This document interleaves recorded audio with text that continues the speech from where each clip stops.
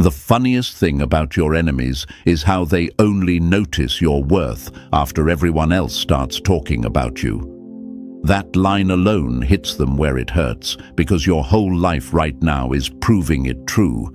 You became the hottie they used to ignore, and now they're panicking like they just realized they tossed away a winning lottery ticket.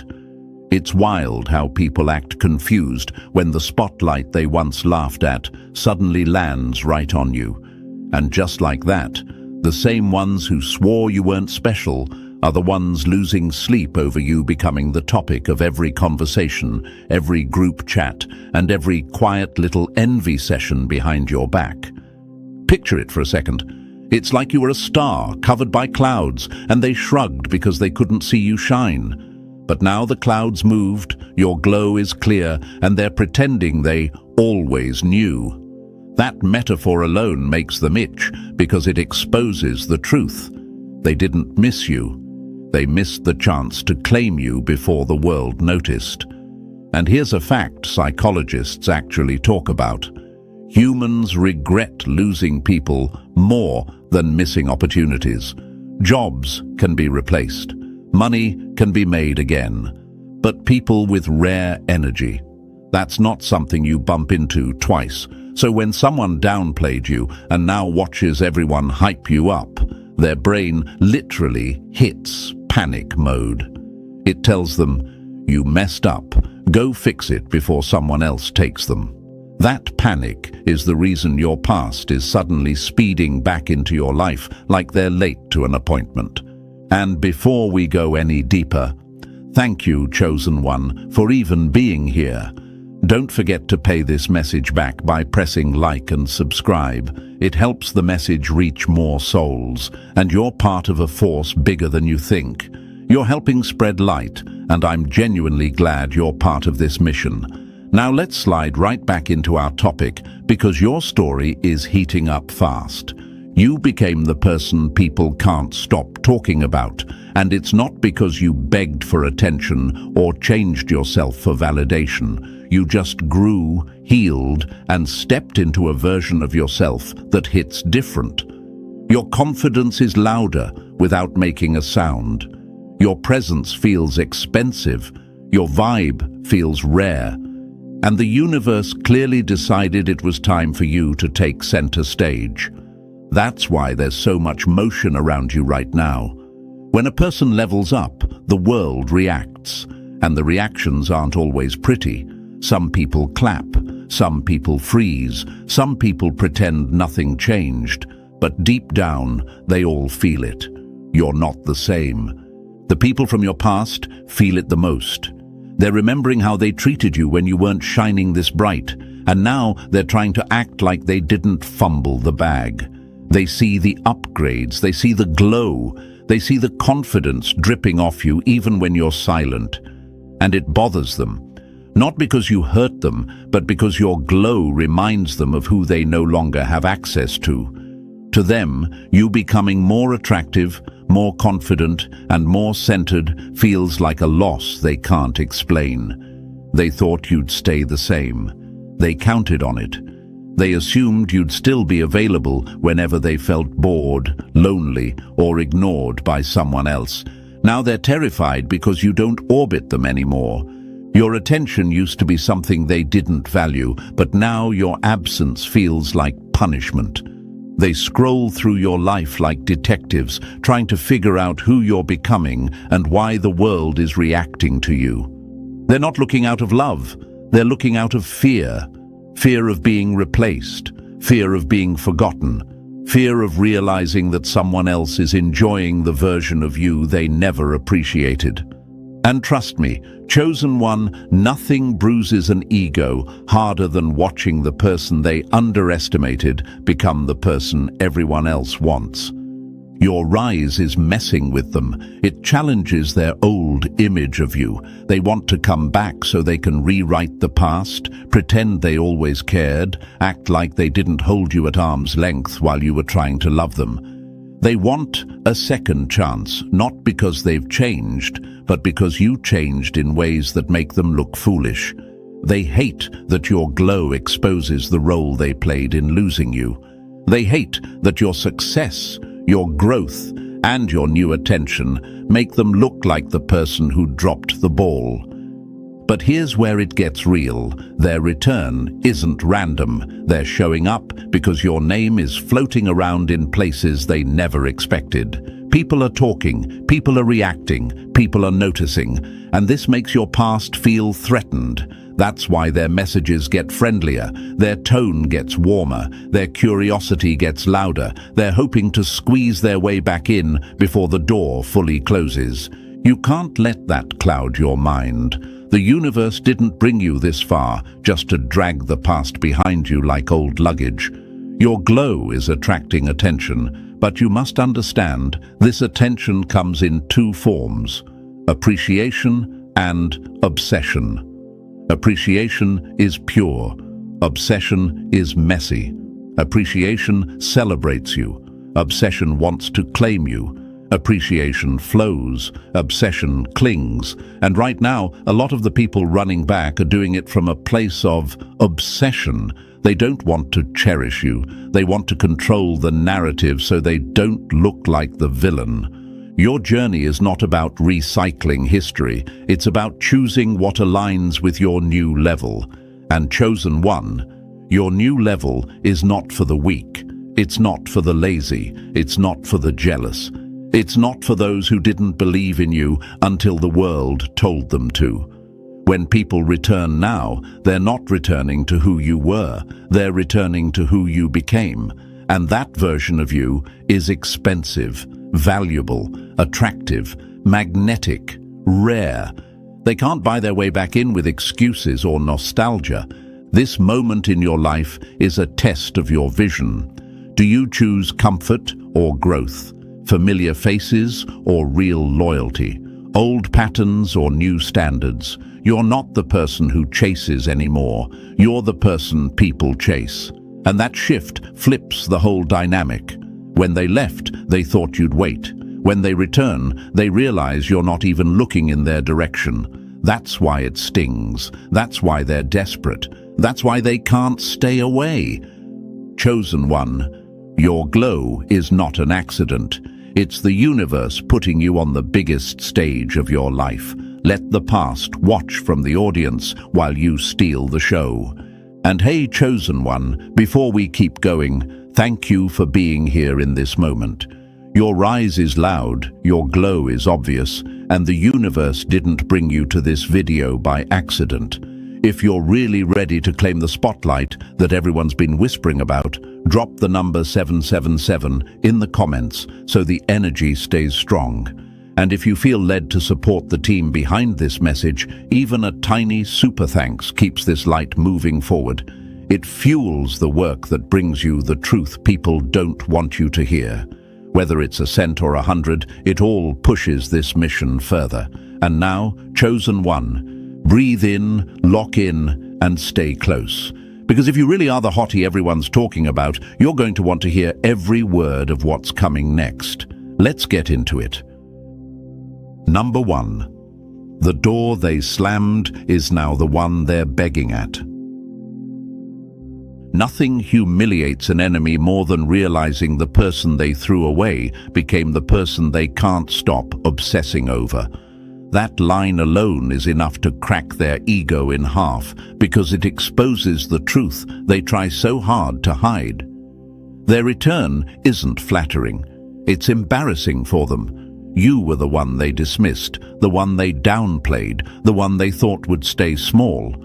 Now, you're the hottie everyone's talking about, the one the universe clearly upgraded, and they can't stand it. Their pride didn't expect this plot twist. They thought walking away put them above you. Watching you glow without them is eating them alive. It's almost funny how their memory suddenly got sharp. When they had access to you, they acted like you were nothing special. They were standing so close to the fire that they couldn't feel its heat. But now that distance pushed them into the cold. Your warmth is all they think about. You turned into the spotlight they never expected to face. And now here they are, crawling back under the excuse of checking in, when the truth is, their mind won't shut up. about you. They're haunted by the question, how did someone I underestimated become the one everyone is chasing? And trust me, chosen one, the answer hurts them more than anything you could say. Think of it like this. When they were in your life, they treated you like a background character. Now the universe handed you the main role, and they're stuck in the audience watching you steal every scene. It messes with their head because they swore you'd crumble without their presence. They imagined you staying the same, waiting, hoping, shrinking. Instead, you grew sharper. Your aura got louder. Your value skyrocketed. You became the name they hear in conversations they're not even part of. Imagine how that feels to someone who bet on your downfall. That's the metaphorical slap that keeps landing on their ego. You might wonder why they're returning now. Why choose this moment? Why act like they suddenly care? Let's be honest. People don't come back because they woke up holy. They come back because reality slapped them with the truth. Losing you was the worst decision they ever made. And yes, they'll pretend they're here with good intentions. But under that mask, desperation, regret, panic. They're hoping your new shine hasn't erased the memories of how badly they treated you. They're hoping there's still a version of you that will open the door out of habit. They want to believe time froze for you the same way it froze for them. But time didn't freeze for you. It elevated you. The universe has a weird sense of humor. It will hide your glow from the wrong people and then reveal it the moment they're no longer allowed near you. That's why their return feels so strange. Their timing is too perfect and too pathetic. They show up right after you start getting noticed, right after you heal, right after they realize you were the real prize. Humans don't regret losing average energy.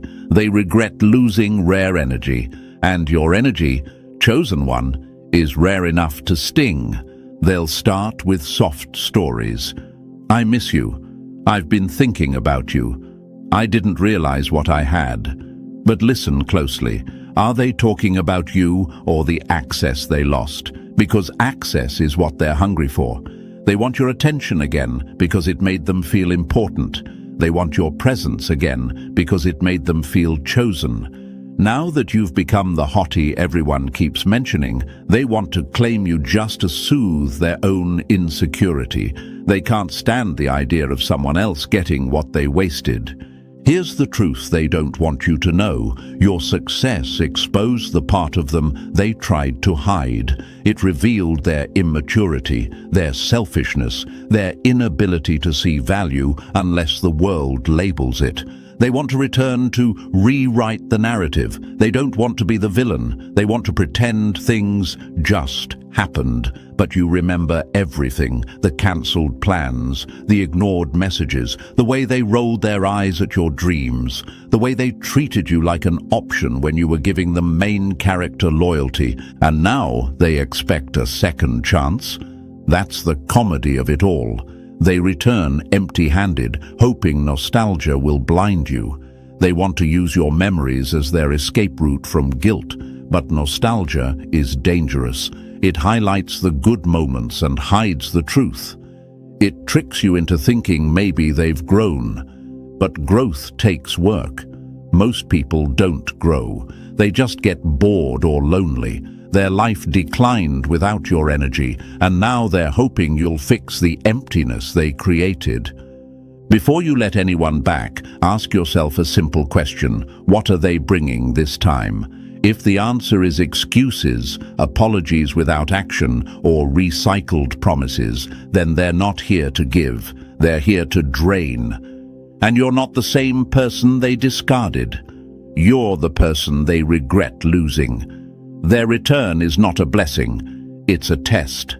The universe is checking if you've learned to protect your throne. When they knock, you don't owe them anything, not your time, not your warmth, not your explanation. Silence is a powerful reply because it tells them what words can't. You outgrew them, and that hurts them deeper than any argument ever could. They wanted to see you struggle. Instead, they're witnessing your rise. They wanted you to chase them. Now they're the ones chasing shadows of the past, hoping you'll pause your progress just to entertain their guilt. But you're done entertaining the past. Your life is moving, your glow is rising, your name is spreading, and the universe didn't elevate you for decoration. It elevated you because you were built for the spotlight. Their regret might drown them, but that's their ocean, not yours. You're not responsible for rescuing people who threw away their lifeline. If they couldn't walk with you in struggle, they don't deserve front row seats to your shine. Their return is proof, not privilege. It confirms your value, it confirms your growth, and it confirms that your presence is unforgettable. But not everyone gets a second chance to win. Keeping the door shut isn't cruelty, it's self-respect. So let them knock, let them wonder, let them feel the weight of their mistake. You're not here to babysit someone's regret, you're here to rise, and chosen one, your rise is only getting started. Number 2, the chase is dead, and so is their control over you. Nothing terrifies an enemy more than a person who no longer needs their attention, approval, or access. That's the punch they feel straight in the ego, because your refusal to chase them anymore is the very thing ripping their power away. They built their whole identity on the idea that you'd always come running, always reach out first, always fight to keep the connection alive. They depended on the version of you that still believed in their potential. Now that version is gone, and they're waking up to the cold truth that you're not playing their game anymore. And here's another line for their bruised pride. The moment you stopped knocking is the moment they realized the door was never theirs to control. You didn't give up. You leveled up. You didn't fold. You finally stopped pouring into a cup that had holes in it. They mistake your silence for anger, but silence isn't anger. Silence is clarity. Silence is power. Silence is you choosing yourself in a way they never expected. Imagine this. For the longest time, they thought you were some endless fountain that would always flow toward them. They believed you'd bend your schedule, shrink your needs, soften your standards, and beg for scraps of attention. But now that fountain dried up, and they're standing there with empty hands, stunned that the river they took for granted no longer runs through their life. Your refusal to chase is the drought their ego can't survive.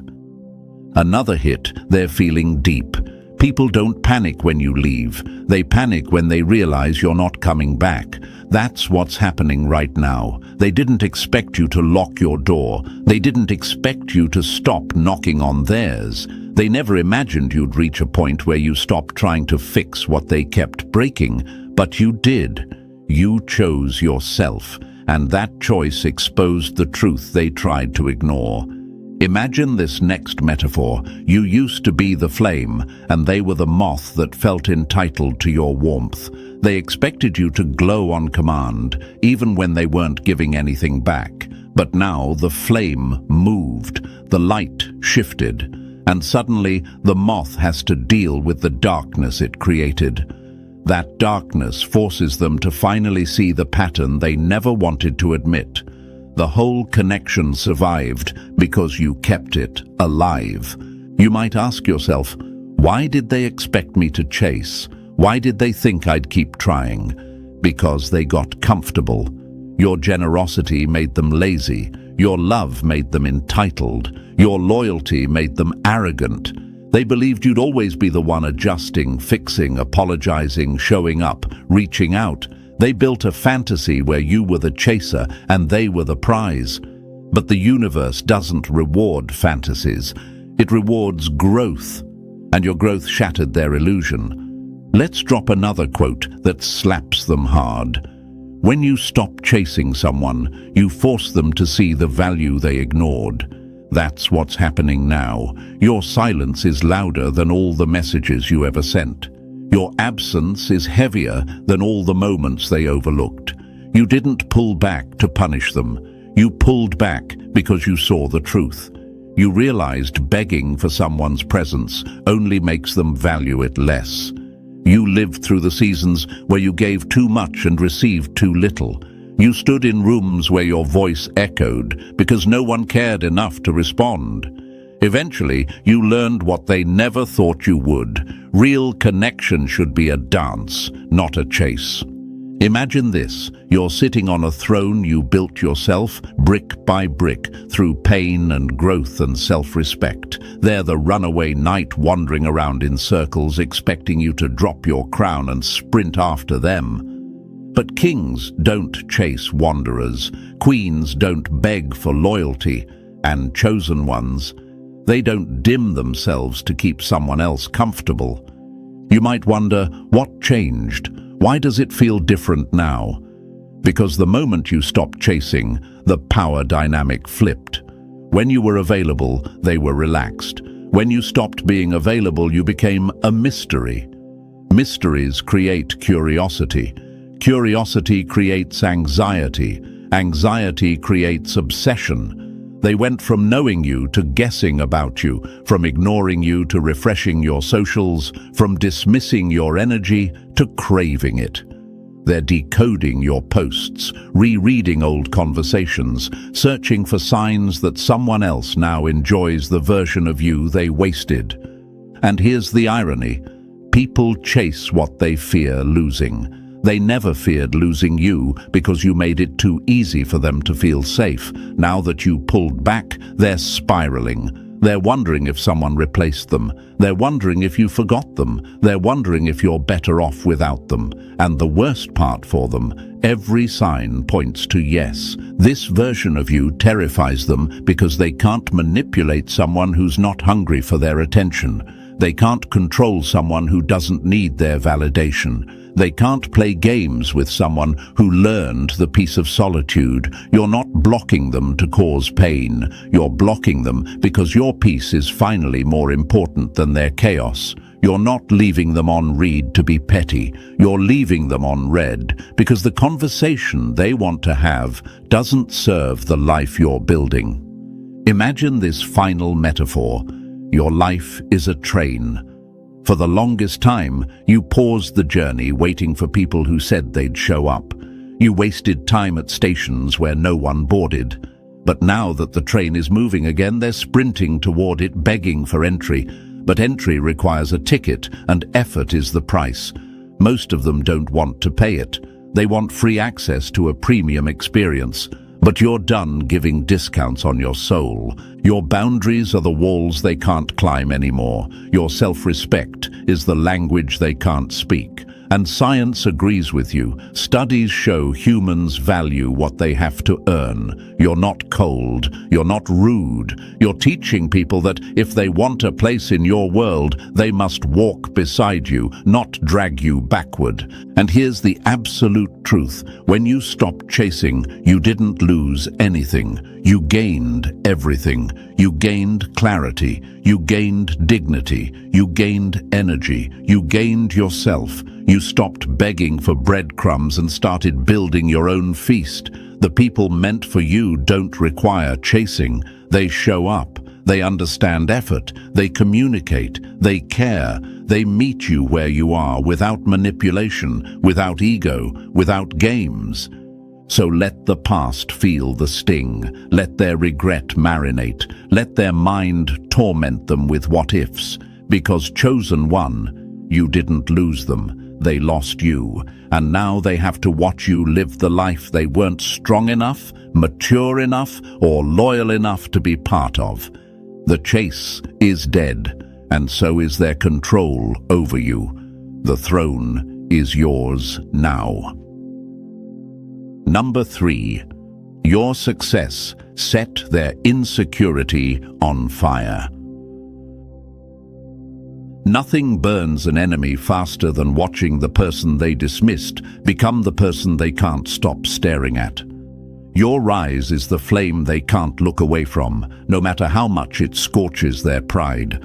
The moment you started winning without their help, you cracked the entire illusion they built about you. They swore you needed them. They swore you'd fall apart without their presence. But the universe had other plans, and your growth is the receipt proving they misjudged you from the start.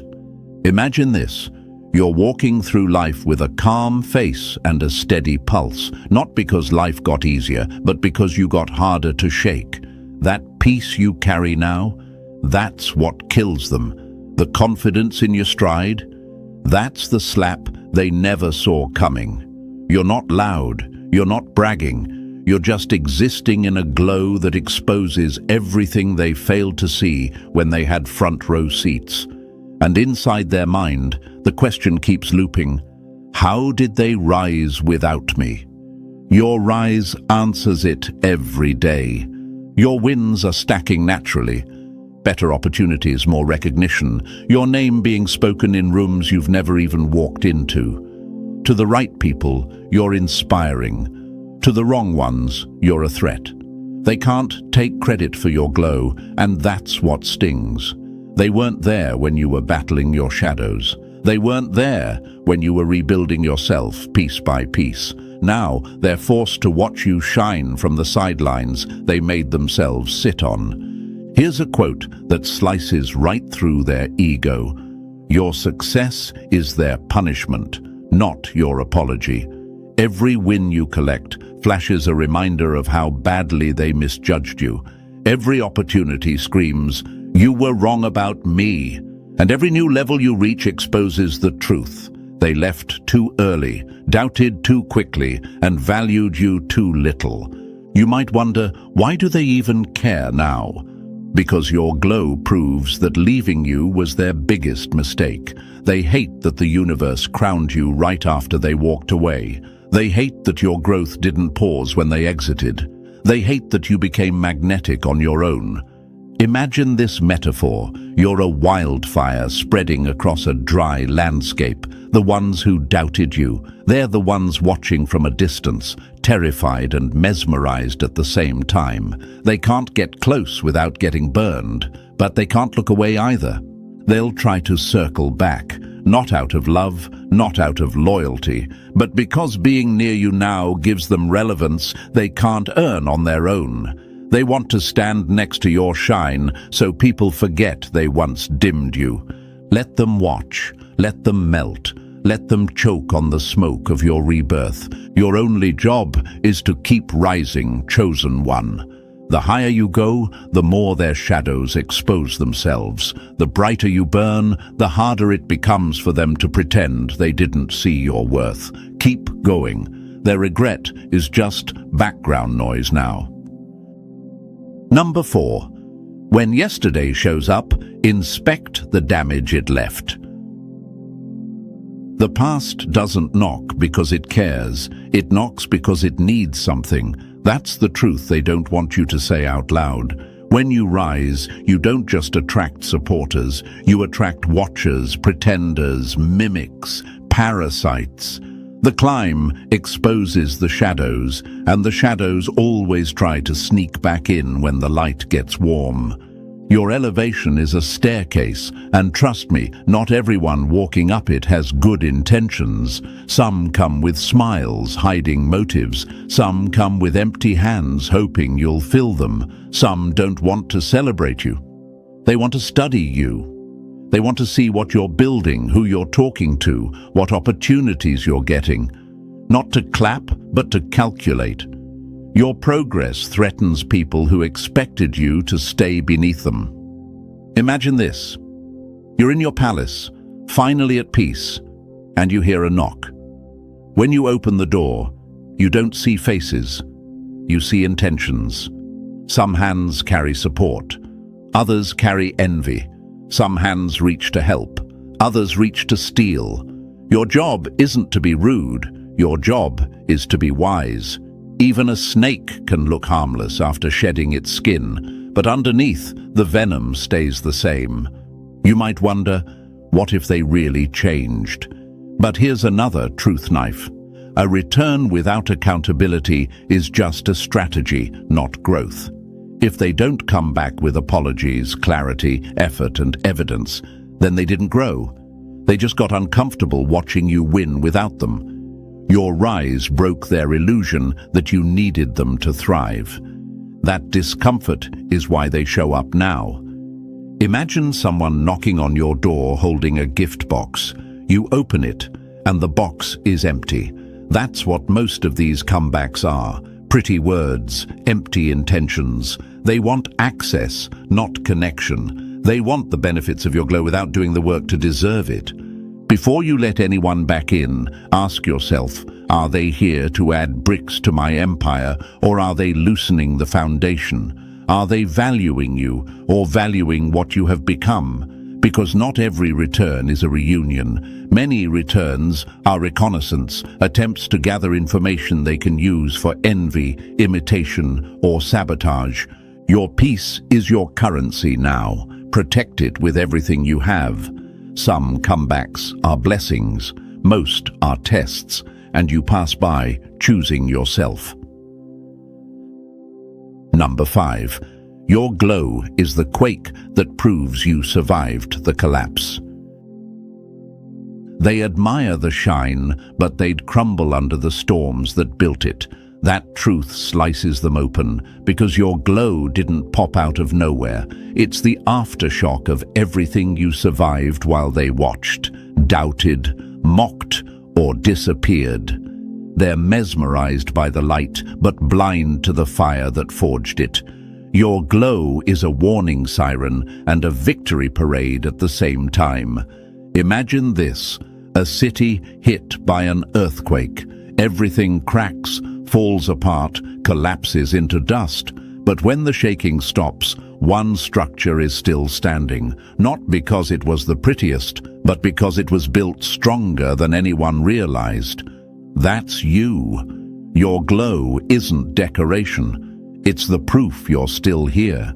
They see the aftershock, not the quake.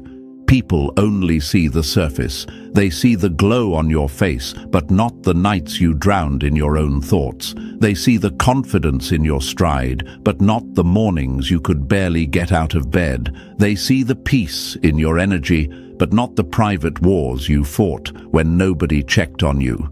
Your glow is the result of battles the enemy would never survive. Here's another truth that punches hard.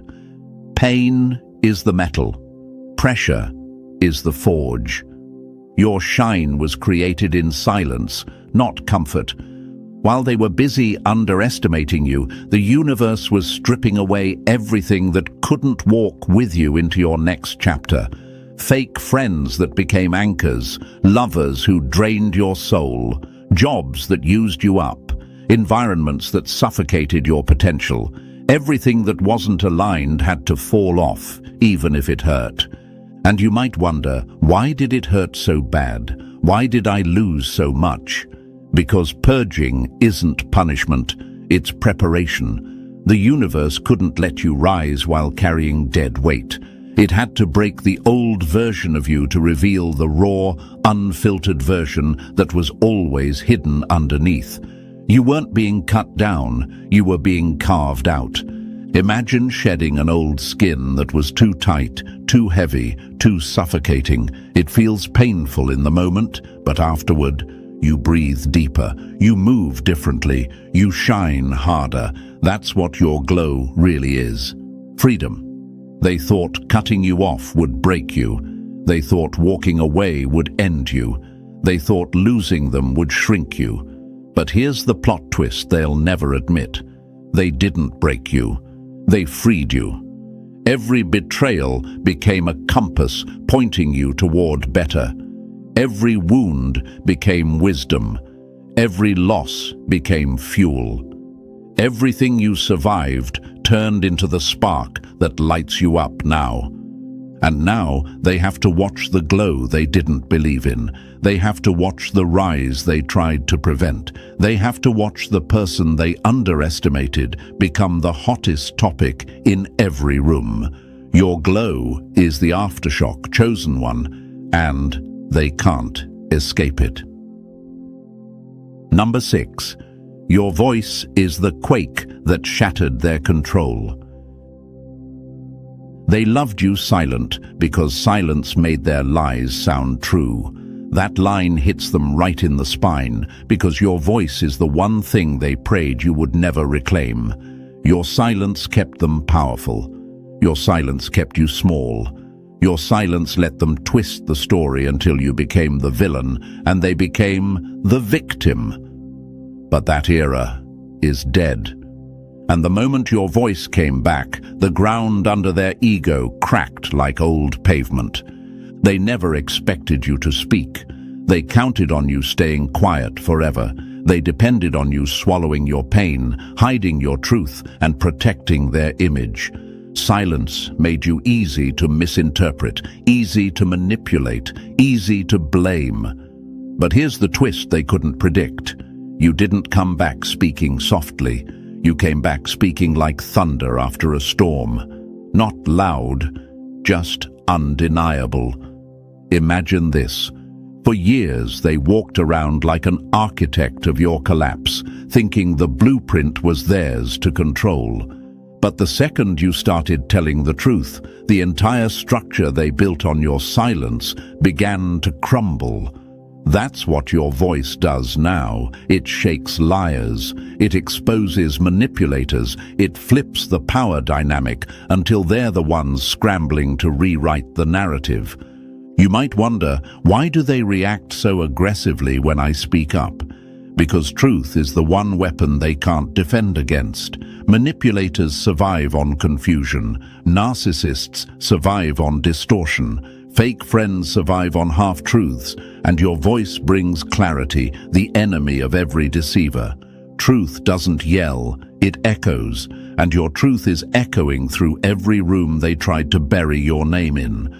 Your voice isn't about arguments, it's about alignment. It's about saying no when they expect silence. It's about saying this is what happened when they expect denial. It's about defending your peace without guilt, fear, or apology. And that terrifies them because they can't twist someone who knows their worth. Imagine your voice like an earthquake beneath a city built on lies. At first, it's a tremor, then a shake, then the whole foundation splits open. That's what you're doing simply by telling the truth. You didn't get louder, their illusions just got weaker. And here's the part that hits hardest. Your voice carries the weight of someone who survived storms most people wouldn't last a week in. They don't want to admit that. They don't want to acknowledge the strength you gained. They hoped your broken phases would silence you permanently. They wanted your fear to stay louder than your truth. But you rose anyway. Your voice returned because you finally realized it was never weakness that kept you quiet. It was loyalty. And now that loyalty is gone, your truth is unstoppable. You've seen too much to stay silent. You've grown too much to shrink. You've healed too much to let lies lead the conversation. They never wanted you to realize how powerful your voice really is. They knew once you spoke, their illusions would collapse.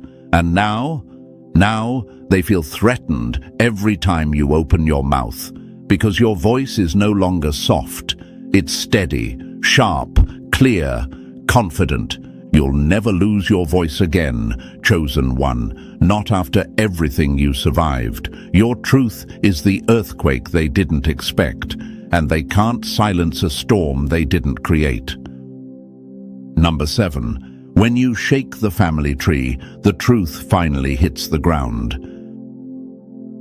Nothing scares a dysfunctional family more than the one member who refuses to stay silent. That's the punch they feel in their chest, because your rise didn't just rattle exes and old friends, it cracked open the whole family system. You weren't supposed to question anything. You were supposed to keep the peace, swallow the disrespect, and pretend the chaos you grew up with was normal. They expected you to inherit the dysfunction and carry it like some twisted family tradition. But you stopped. And that one decision created an earthquake in your bloodline. Imagine the family tree as this old, overgrown monster where all the rotten fruit hides behind leaves, untouched for decades. No one shakes it because shaking it drops truth.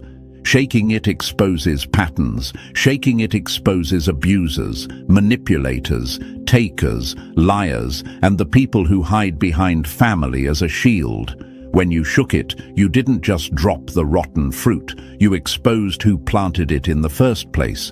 Your boundaries became a threat because they break the cycle. And here's the quote they hate the most. Breaking a generational curse feels like betrayal to those who benefit from it. You weren't rebelling. You were correcting. You weren't attacking. You were healing. But healing in one generation feels like destruction to another. Some family members feel exposed because your growth shows how much they refuse to change. Some feel threatened because your strength reveals their weakness. Some quietly envy you because you did what they were too afraid to attempt. And then there are the ones who feel relieved because someone finally stood up, someone finally broke the silence. Someone finally said, "This stops with me." You might wonder, am I wrong for pulling away? Am I wrong for setting boundaries? No. Boundaries aren't betrayal. Boundaries are protection. Protection for your peace. Protection for your future. Protection for the next generation that deserves better. Imagine standing at the root of the family tree, shaking it until every rotten fruit falls, leaving only what's healthy enough to grow. That's what you're doing, and it's powerful. The universe replaces toxic blood with chosen family, people who match your heart, your growth, your energy. So keep shaking the tree, chosen one. Anyone who falls wasn't meant to stay. Number 8. A lion doesn't roar at every stray dog. The loudest ones in the room are always the weakest. That's why they bark, hoping you'll bark back. That truth slices straight through them because your restraint exposes their desperation. You used to react to everything, every insult, every lie, every shade, every provocation. Back then, they could pull you into chaos because chaos was the only battlefield where they stood a chance against you. Not anymore. You unlocked something lethal, emotional discipline. The old version of you wasted energy trying to defend your character to people who never had any. You used to explain yourself to minds too small to hold the truth. You used to argue with folks who weren't even listening. But now you understand that reacting is expensive, and you're done handing out discounts to fools. Imagine this, a lion walking past a street full of barking dogs. They bark because it's all they can do. They bark because silence from something bigger than them feels like disrespect. They bark because they're trying to provoke a reaction that would make them feel powerful. But the lion doesn't roar back. Why? Because the lion knows a roar is currency, and you don't waste gold on gravel. That's you now. Your enemies bait you because chaos is the only place they feel equal to you. They want you triggered, emotional, loud, out of character. They want you in the mud because mud is home to people who never grew. When you stay calm, when you stay collected, when you stay unbothered, it destroys them. Nothing frustrates an enemy more than realizing they no longer have access to your emotions. Imagine someone lighting a fire, hoping it spreads, only to watch it burn out because you refuse to feed it. Fires die without fuel, and you stopped being fuel a long time ago. Your silence is the new roar. Your indifference is the new dominance. Your walkaway is the new victory. When they expect you to snap, you smile. When they expect you to chase, you turn your back. When they expect drama, you offer peace.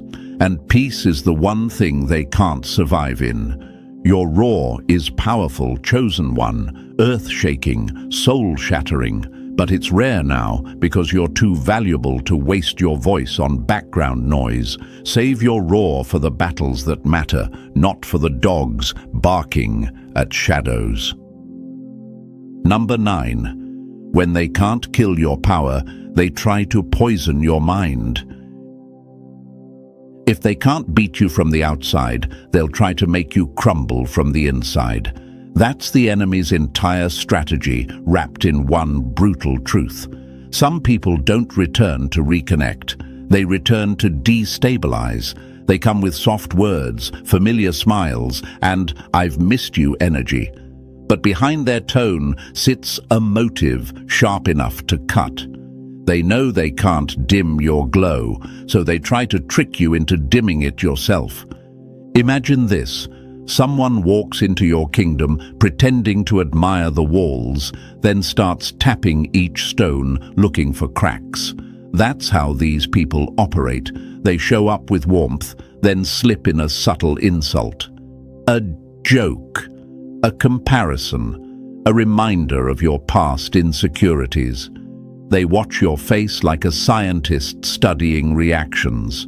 They're hoping one hit lands hard enough to knock you off balance.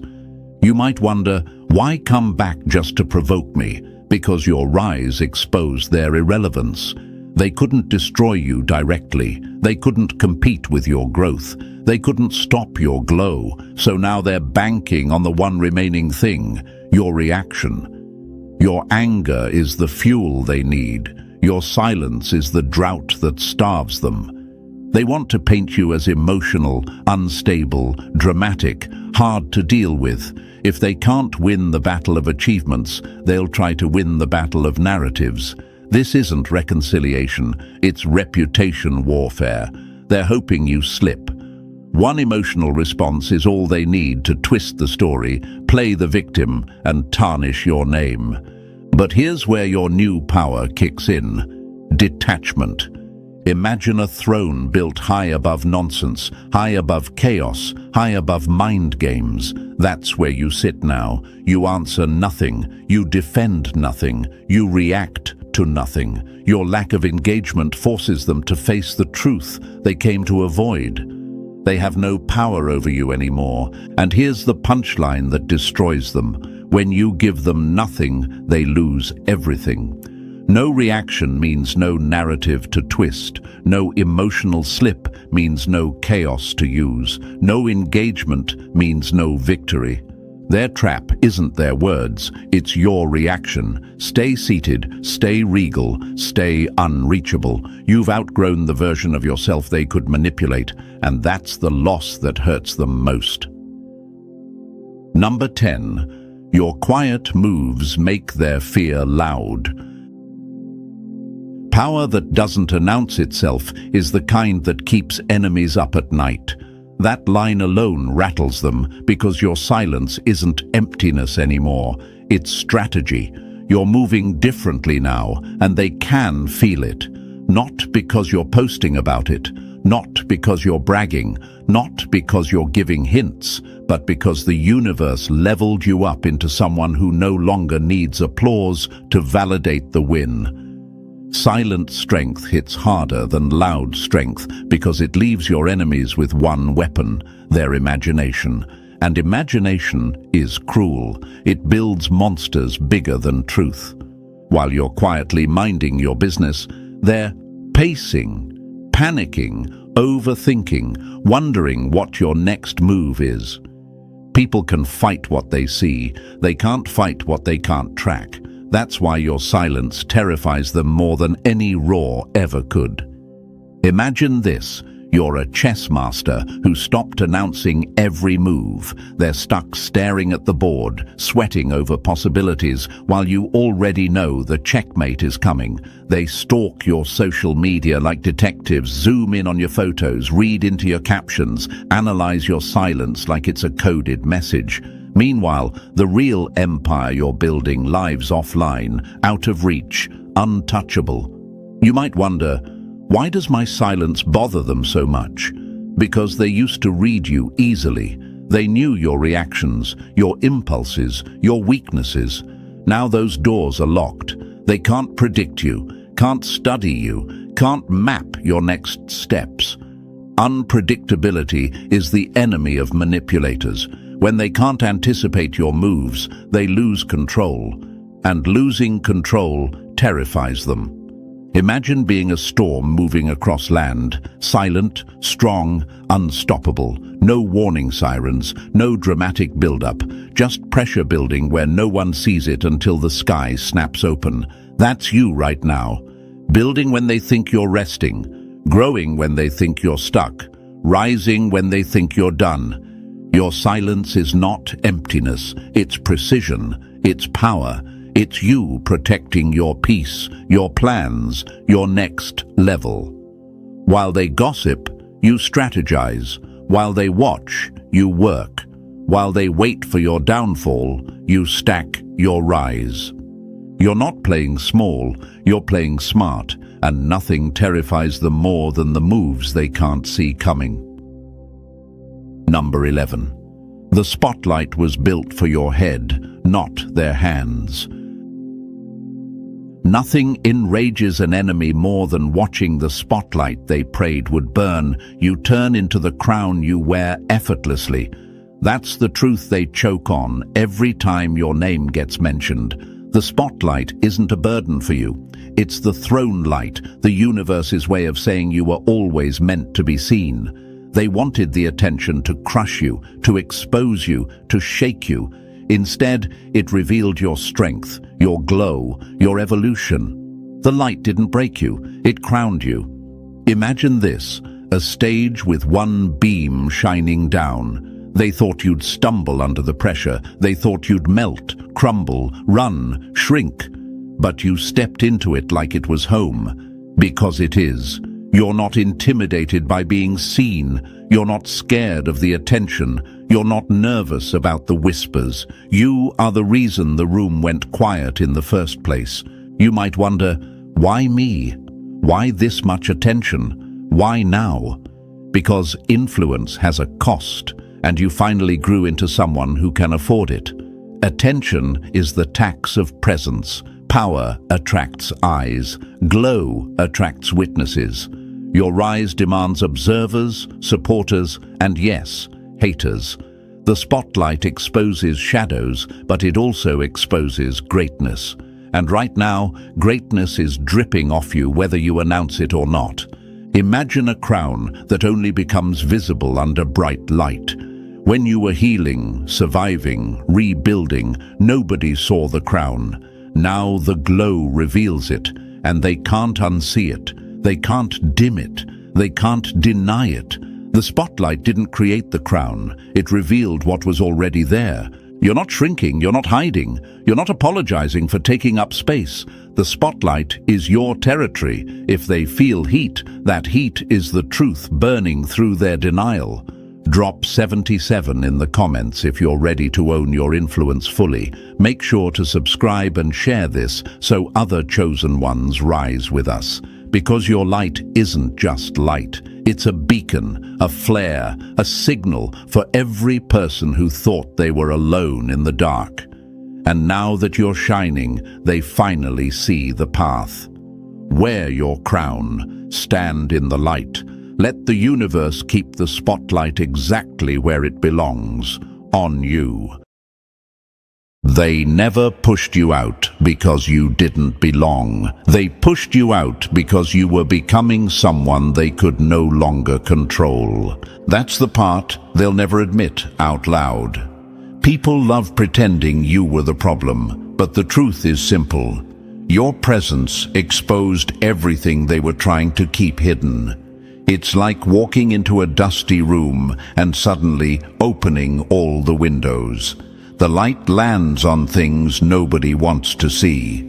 That's what you did to them without even trying. Think about it.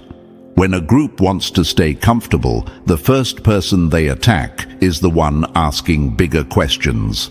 The one who sees deeper, thinks further, and refuses to shrink just to fit in. And here's a fact they hope you never figure out.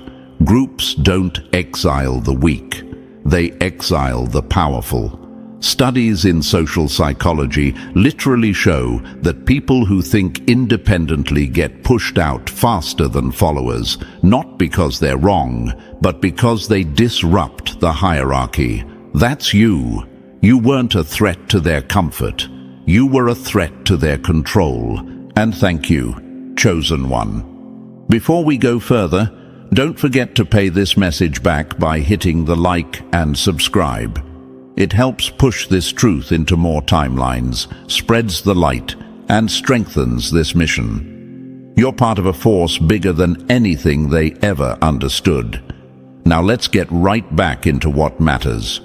You weren't an outcast because you failed. You were an outcast because you were growing past the level they needed you to stay at. All those times they side-eyed you, mocked your ideas, or pretended you were too much. Those were the moments the universe was marking you for something higher. While they were chasing validation, you were building depth. While they needed attention, you needed purpose. And purpose always pulls you away from crowds before it places you above them. Look at your life closely. Every moment you were left out, ignored, doubted, or underestimated didn't break you. It shaped you. Leaders don't grow in comfort. Leaders grow in the quiet corners, far away from applause. Leaders grow when they learn to trust their own mind because nobody else supported them. And the universe does that on purpose. When you're meant to guide people, you can't be raised like everyone else. You need the kind of pressure that builds sharpness. You need the kind of distance that builds vision. The people who tried to dim you weren't dealing with someone ordinary. You were the kid who noticed things others pretended not to see. You were the teen who picked up on energy before people opened their mouth. You were the adult who could feel the truth even when everyone around you was lying to themselves. They didn't hate you for being different. They hated you for being awake. That's why they tried to turn your differences into flaws. They couldn't handle someone who didn't break the way they expected. They couldn't handle the fact that you saw through their games. They couldn't handle someone who wasn't impressed by their surface-level nonsense. Every jab, every insult, every silent treatment was really their fear trying to disguise itself as confidence. But here's the twist they never saw coming. That isolation didn't damage you, it trained you. When you sit alone long enough, you learn to hear your own voice. You develop instincts people in crowds never develop. You turn self-control into a weapon. You turn reflection into power. And by the time you walk back into the world, you're not the same person they threw out. You're someone they're not equipped to handle anymore. There's a reason the universe didn't allow you to blend in. Blending in would have made you ordinary. Ordinary minds can follow. Extraordinary minds lead. And leadership demands things crowds will never understand. Patience, distance, clarity, and resilience. You were forced to collect all four of those without anyone's permission. That's why you stand out now, even when you're silent. That's why people tense up when you walk in. That's why they study you like a threat, even when you haven't said a word. You carry the kind of energy that can shift a room without moving. That's not something you learn. That's something you survive into. And you survived everything designed to shrink you. Every betrayal, every fake friend, every closed door, they all sharpened the edges you're going to need. Isolation taught you how to think for yourself. Betrayal taught you who deserves access. Loneliness taught you how to move without needing approval. And pain taught you how to stand tall even when everything around you collapses. That's leadership training, the real kind, the kind nobody volunteers for, the kind only the chosen survive. You weren't cut out of their world, you outgrew it, and the universe separated you before you dimmed your own power to keep other people comfortable. The loneliness you hated was actually your promotion. The silence you sat in was your transformation. and the outcast label they slapped on you was really your first badge of leadership.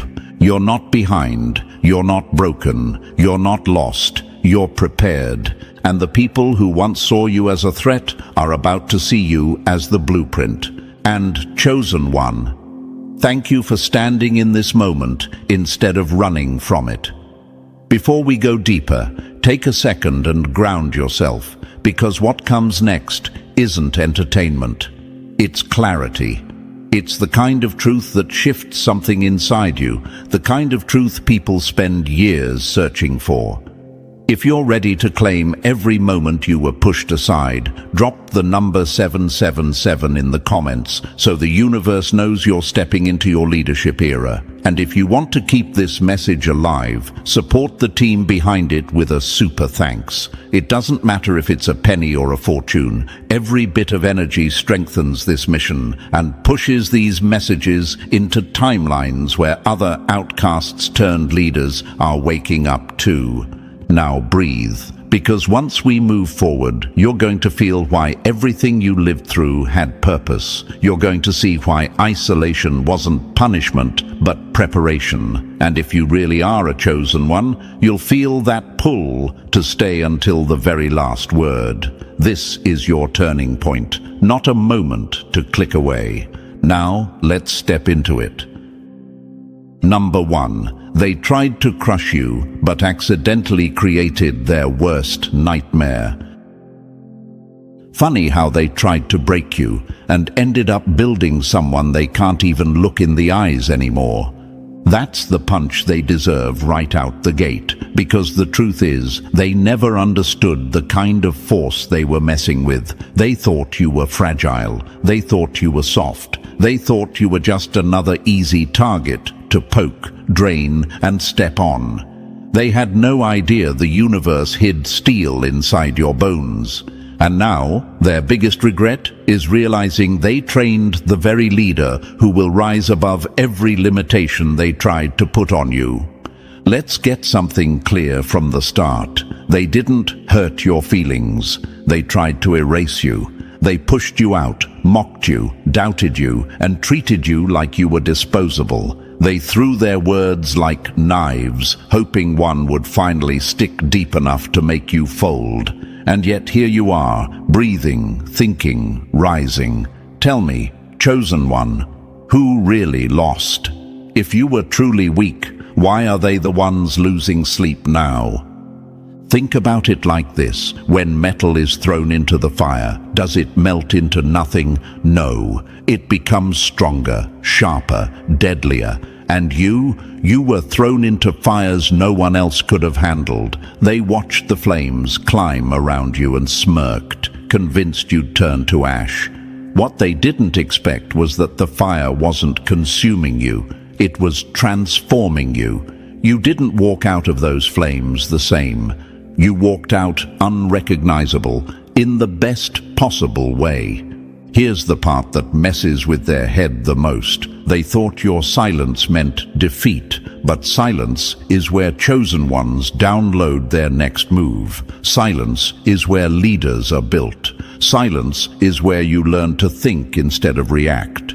While they were busy gossiping, laughing, and dragging your name through mud, you were learning emotional precision. You were learning mental discipline. You were developing the kind of self-control that scares insecure people straight. You ever wonder why they kicked you when you were already down? Because deep down, they knew one truth you didn't know yet. You rise every single time. They were desperate to destroy you before you figured out you weren't just different. You were ahead. You weren't cast out. You were cast forward. They just disguised it as rejection.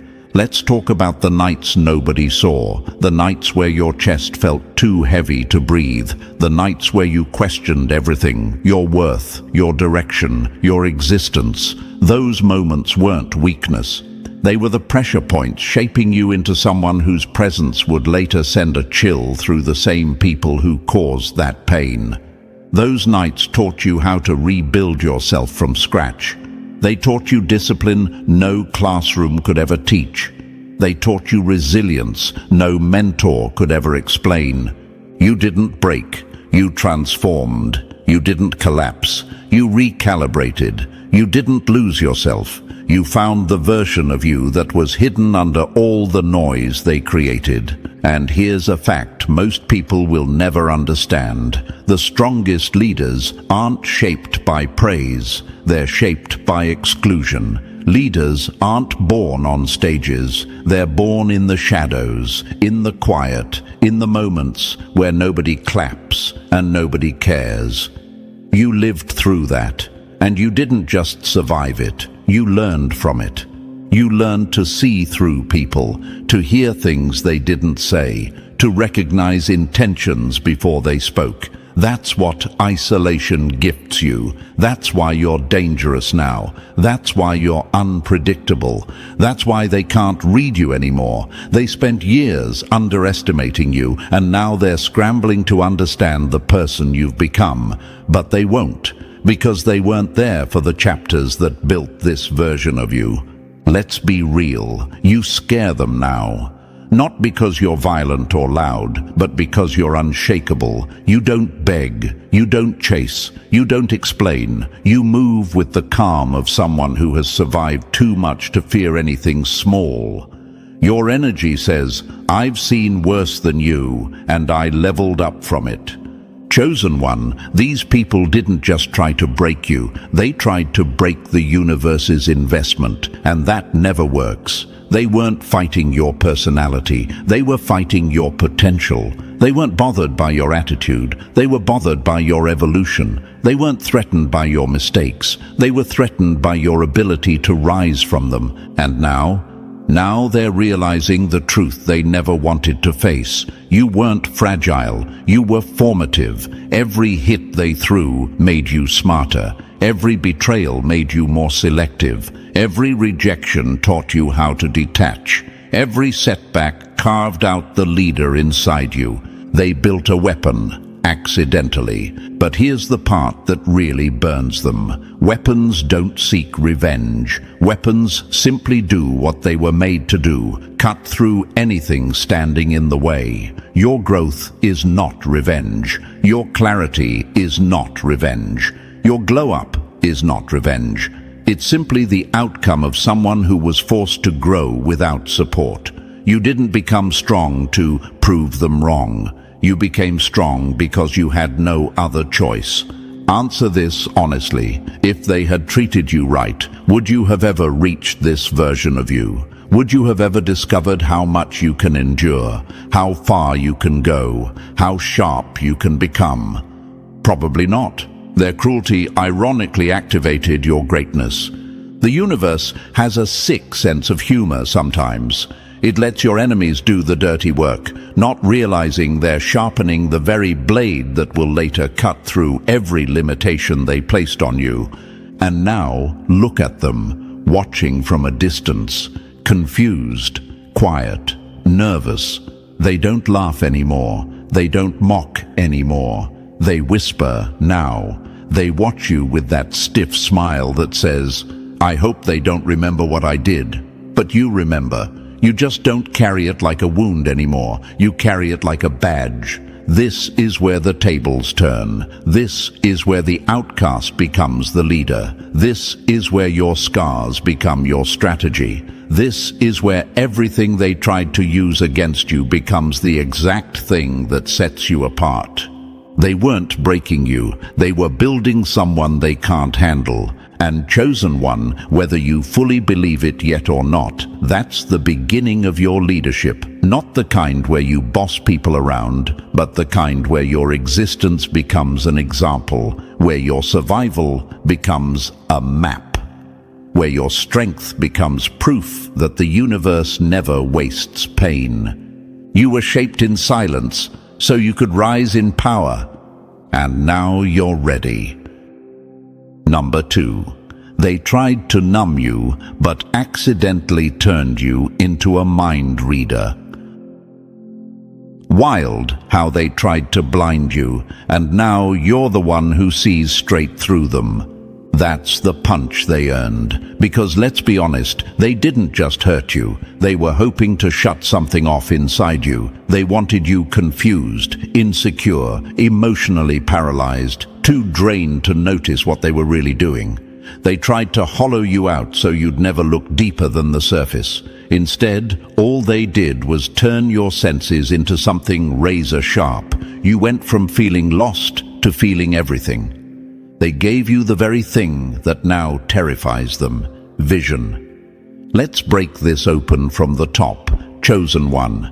When people constantly ignore your pain, dismiss your emotions, or shame you for caring, you start questioning yourself. You wonder, am I actually too much? Am I the problem? Why do I feel everything so deeply? And here's the truth. The universe wasn't breaking you down. It was rewiring you. Every moment of emotional abandonment became a quiet classroom where you learned to understand human behavior on a level most people will never reach.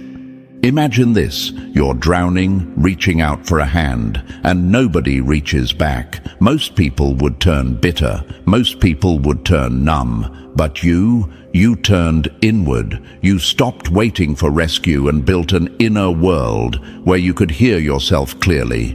That is rare. That is elite. That is the kind of development leaders go through when the universe is preparing them to guide others. Here's another metaphor for you. Imagine your life like a pitch-black room. Everybody else panics in the dark. They scream, they bump into walls, they grab onto anything. But you learned how to walk that room with your eyes closed. You mapped the shape of the shadows by feel.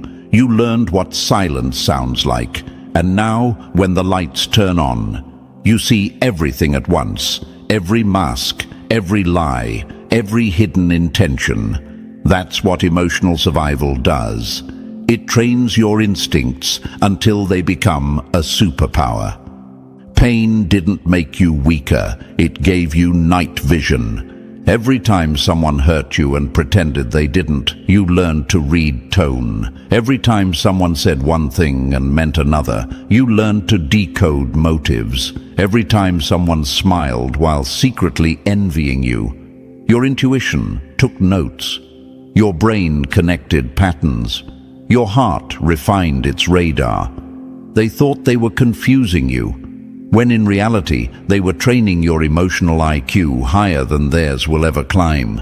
Let's be honest, your empathy scares people, not because it's soft, but because it's accurate.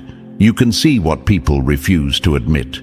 You can feel tension before words even form. You can sense betrayal before the knife shows up. That level of perception makes certain people extremely uncomfortable. They hate that you pick up on the vibrations they try to hide under fake confidence. Here's the third metaphorical example. Imagine you're listening to music. Everyone else only hears the loud instruments, the drums, the vocals, but you hear the faint static in the background. You hear the hidden harmonies. You hear the tiny mistakes the artist made. That's how your emotional radar works. You don't just hear what people say. You hear what they meant, what they avoided, what they feared. You pick up the unspoken. That's X-ray vision disguised as sensitivity, and the enemy hates that most. Your sensitivity isn't a flaw. It's the part of you that refuses to be fooled. Chosen one, you didn't just walk through hell, you studied it. You learned the behavior of liars, manipulators, narcissists, cowards, pretenders. You learned their patterns before you even knew what to call them. You became the kind of person who can look into someone's eyes and tell if they're hiding pain or hiding intentions. People call that overthinking. They only call it that because they've never had to survive what you survived. Let me answer the silent questions that always hit your mind at this point. Why do I feel people so deeply? Because you had to read danger before it arrived. Why do other people stay blind? Because they never had to develop vision. Why do people get uncomfortable around me? Because you notice their truth even when they're trying to hide it. Why do I get tired around fake people? Because your nervous system can't pretend like theirs does. You see how everything suddenly makes sense. They didn't give you scars. They gave you sonar. They didn't make you sensitive. They made you aware. They didn't weaken you. They heightened your perception to a level they'll never reach. You were never too emotional. You were too awake for their comfort. Here's a fourth metaphorical example that fits you perfectly. Imagine a tree standing alone on a cliff. The wind hits it harder than the trees in the forest. The storms tear through it without mercy. But because it stands alone, its roots grow deeper than any other tree around. While everyone else's roots stay shallow, yours drilled into the core of the earth. That's your emotional depth. That's your intuition. That's why you can feel storms before they arrive. That's why you can sense when someone is lying, even if they think they're clever. Your roots are deeper than their entire foundation. Your emotional depth is not a burden, it's a weapon forged in silence. And here's what you must understand. The universe doesn't give X-ray vision to people who haven't survived darkness. It gives it to the ones who were forced to navigate emotional chaos alone. The outcasts, the quiet ones, the misfits, the ones who never got the comfort they gave others. Those are the ones who return with a level of perception that shakes people. That's why you make some people nervous. They feel naked around you, one look from you, and they know you can see straight through their mask. They sense that your intuition doesn't miss. They can't lie around you comfortably. They can't fake feelings without you noticing. They can't hide their jealousy, insecurity, or intentions. You feel the crack before it forms. That's why people either cling to you or run from you. There is no middle ground. You are a mirror, and mirrors make insecure people uncomfortable. You see people so clearly because you once had to see your own pain without anyone helping you understand it. Chosen one, you aren't emotional because you're weak. You're emotional because you're tuned in. Those scars didn't numb your heart. They refined it. Those silent nights didn't turn you cold. They sharpened your senses. That abandonment didn't shut you down. It opened your third, fourth, and fifth layers of awareness. Stop apologizing for feeling deeply. Stop shrinking your perception to make others comfortable. Stop pretending you didn't notice what you noticed. That's your gift. That's your compass. That's the mark of someone who was molded for leadership long before they even knew what leadership meant.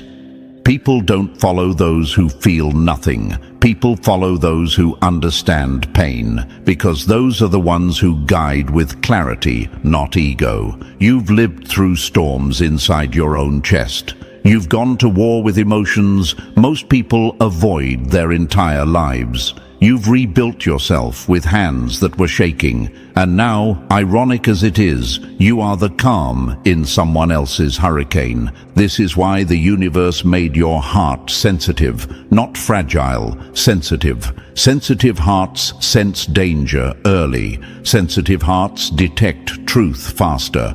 Sensitive hearts love with depth that heals entire rooms. Sensitive hearts become leaders when chaos hits because they understand what others overlook. They thought isolating you would make you numb. Instead, it gave you X-ray vision. They thought hurting you would make you blind. Instead, it taught you to see. They thought making you invisible would erase you. Instead, it made you impossible to deceive.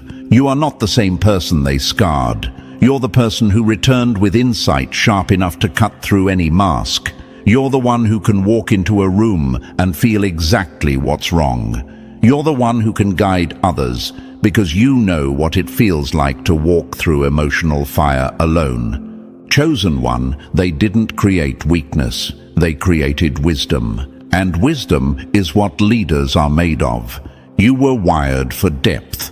wired for truth, wired for awareness.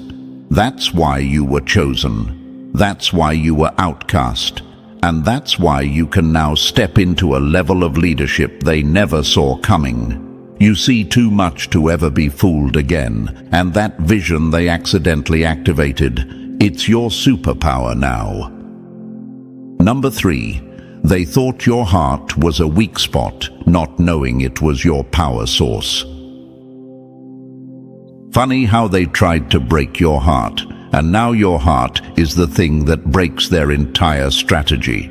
They seriously thought compassion made you soft, that your ability to care, to feel, to forgive somehow meant you were easy to manipulate. They assumed emotions were cracks. They never imagined they were circuits. They didn't realize your heart wasn't a weakness, it was a generator, and every time someone hurt you, it didn't drain you, it upgraded you. Let's rip this open. Imagine someone handing you a glass heart thinking, one fall and it'll shatter.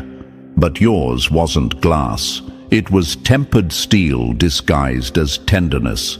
The hits didn't break you, they heat-treated you. That's why your compassion looks different now. It's not naive, it's precise, it's selective. It's the kind that can walk into a room and pick up the pain no one else notices. That's not softness, that's tactical awareness. Your compassion didn't die, it evolved into a force they can't predict. You ever wonder, why do I care so deeply when everyone else seems numb? Simple, you weren't built to be like them. You weren't built to walk past suffering with dead eyes. Leaders don't get their strength from detachment. They get it from understanding what people hide. And you know those hidden places because you've lived there. Here's a fact they'll never accept. Numb people crack under pressure. Sensitive people adapt. They regenerate. They rise. You don't just feel pain, you translate it. You turn it into insight, into strategy, into instinct. That's why people come to you even after mistreating you. Your energy feels like clarity. Your presence feels like a reset. Compassion in the hands of a chosen one is louder than any threat. Imagine two warriors. One fights with muscles, the other fights with purpose. Who wins? Every time, the one with purpose. That's you. You don't fight to hurt people. You fight to wake them, to shift energy, to cut through illusions. That's why fake people panic in your presence. Your calm exposes them. Your silence reads them. Your love outperforms their ego. Your compassion isn't decoration. It's a weapon with perfect aim. It keeps you human in a world full of masks. It keeps you grounded when others collapse. You don't need a throne to lead. You lead by surviving with your heart still intact. And that heart they tried to break, it's the very thing that will crown you. Number 4. They labeled you delusional, not knowing you were thinking in a language they couldn't read. People call you unrealistic when their minds are too small to hold the size of your vision. That's the truth they choke on. They weren't analyzing you. They were projecting their limits onto you. You weren't delusional. You were dreaming in a higher bandwidth, one they simply didn't have the mental hardware to process. While they clung to recycled ideas like security blankets, you were tapping into possibilities that made their world look outdated. Let's drag this into the light. Imagine a kid staring at the ocean and seeing continents no one has mapped yet. The crowd behind him sees water. That's you. They mistake your foresight for fantasy because they're trapped inside their tiny mental boxes. You were never imagining nonsense. You were interpreting data they couldn't decode. Your vision wasn't too big. Their minds were too small. You ever wonder, why do my dreams feel so vivid when everyone else seems satisfied with average? Because you weren't built to repeat the script. You were built to rewrite it. Your ideas didn't come from boredom or desperation. They came from alignment. from observation, from silence that turned into direction. Here's a metaphor that fits you perfectly. Imagine someone looking at a seed and seeing dirt, but you look at the same seed and see a forest, not because you're naive, because you understand growth. You understand potential. You understand unfolding. They call that delusion. Leaders call it vision. And here's a fact. History proves that every innovator, creator, and game changer was mocked first. People laugh at ideas they don't understand until the idea becomes the new standard. Then suddenly everyone claims they always saw it. No, they didn't. They saw nothing. You saw everything. You weren't dreaming too high. You were dreaming too early. Your solitude wasn't punishment. It was incubation. The universe wasn't isolating you to break you. It was protecting your ideas from people who would have crushed them out of fear. You were blueprinting in private so you could build in power. Let's answer the question that's been hitting your mind for years. Why do my dreams feel real, even when no one believes in them? Because they are real. Because they come with direction, clarity, strategy, and that strange pull you can't shake. That isn't delusion. That's intuition tuned to another level. You're not crazy. You're advanced. You're not hallucinating. You're forecasting. You're not daydreaming. You're decoding. And the world that once mocked you, it'll follow you soon enough. Number 5. They tried to delete you, not knowing you'd rise like a flame they couldn't extinguish. Funny how they tried to erase your existence, and now your name burns louder than every lie they whispered. They didn't misunderstand you. They feared you. That's the real story. When people can't define you, they try to confine you. When they can't control you, they try to replace you. When they can't copy your essence, they try to bury it. But chosen one, you were never ink on their pages. You were fire preparing to write your own story on the world's skin.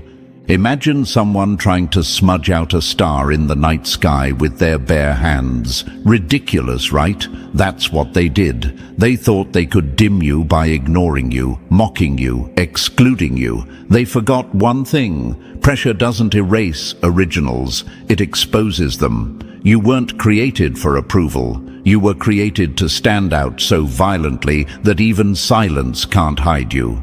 Your authenticity was never a weakness. It was a spark waiting for oxygen. Every time they laughed at you, something inside you sharpened. Every time they shut you out, something inside you expanded. Every rejection became fuel. Every insult became acceleration. You didn't just survive their attempts to erase you.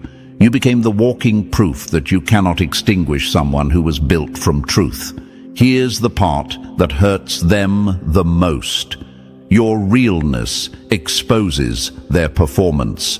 Fake people crumble next to someone who isn't pretending. When you walk into a room with your unfiltered self, masks start slipping. That's why they tried to tone you down, shrink you, blend you into the crowd.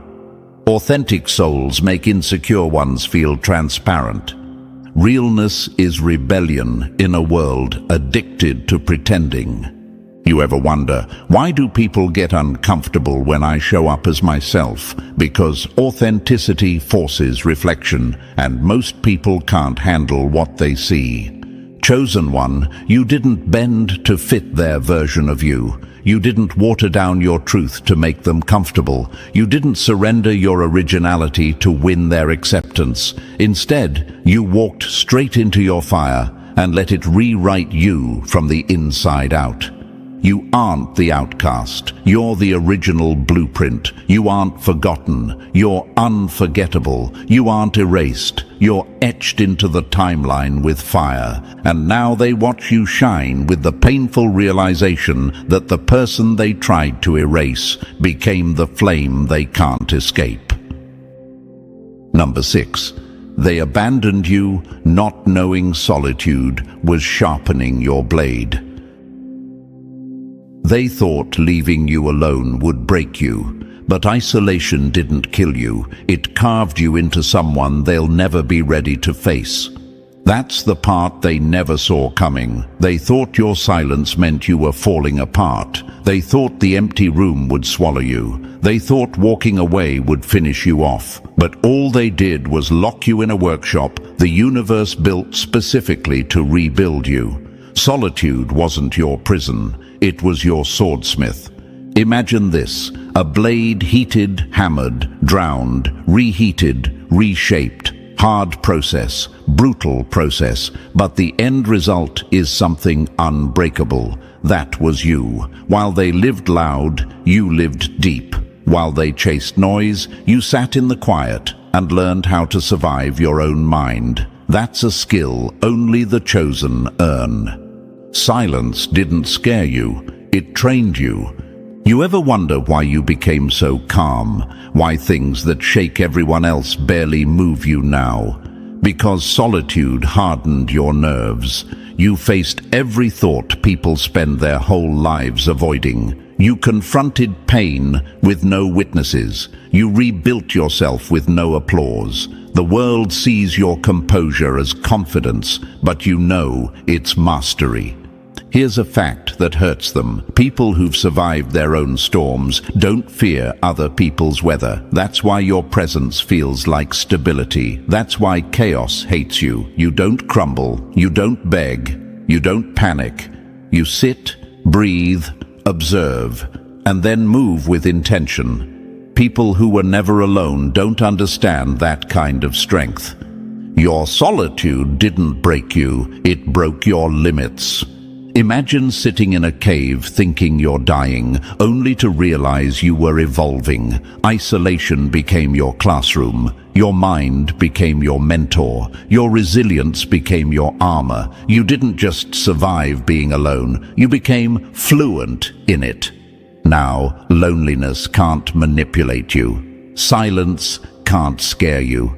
Distance can't disarm you.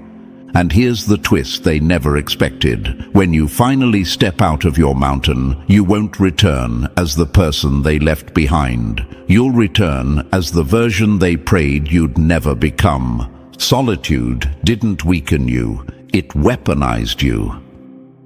Number 7. They mistook your silence for confusion, not realizing you were mapping their every move. They thought you were zoning out, but you were downloading everything they tried to hide. They really believed your quiet was cluelessness. They thought your distance meant you were out of the loop. They saw you sitting still and assumed nothing was happening behind your eyes. Meanwhile, your mind was running laps around theirs. You weren't just watching, you were studying, calculating, analyzing, memorizing. Every lie, every smirk, every shift in tone, every mask that slipped for a split second, nothing went over your head. It went into storage. Silence is the most dangerous position when it belongs to someone who thinks. Imagine a chessboard. They were too busy bragging about how many pieces they captured. You were watching the entire strategy form 3 moves ahead. You didn't need noise. You needed data. You didn't need to speak. You needed clarity. They thought the game was about attention, but you knew it was about observation. Leaders don't flex. Leaders watch. Leaders learn. Leaders wait for the perfect moment to strike. Here's what they never figured out. You weren't antisocial. You were decoding them. Your silence wasn't emptiness. It was precision. You were tracking behavioral patterns like a human lie detector. You noticed the fake laugh. You sensed the hidden envy. You caught the contradiction mid-sentence. You saw what everyone else was too distracted to see. Quiet people aren't slow. They're processing more than loud people can handle.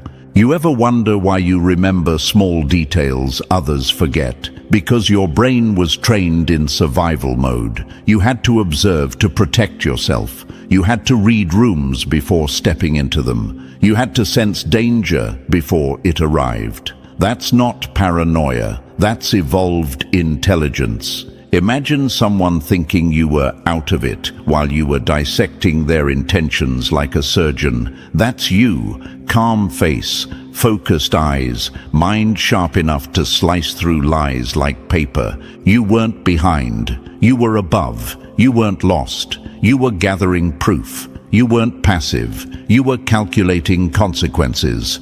And now you see through manipulation before it even starts. You detect fakeness before it fully forms. You can predict reactions like you're reading from a script. They played the game loudly. You learned how it was rigged quietly, and that makes you the most dangerous one in the room. Number 8. They pushed you out, not knowing they were cutting the chains off a giant. Rejection didn't exile you, it unlocked you.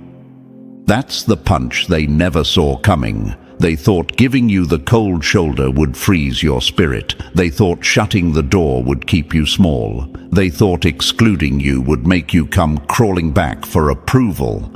Instead, every no, every silent treatment, every dismissal snapped another chain off your potential.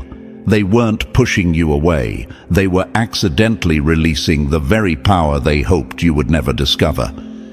Being rejected by people who fear growth is not a loss, it's liberation. Imagine this: a bird trapped in a cage thinks it's broken. Then one day, someone opens the door, not out of kindness, but out of annoyance. They expect it to fall, but instead, it flies.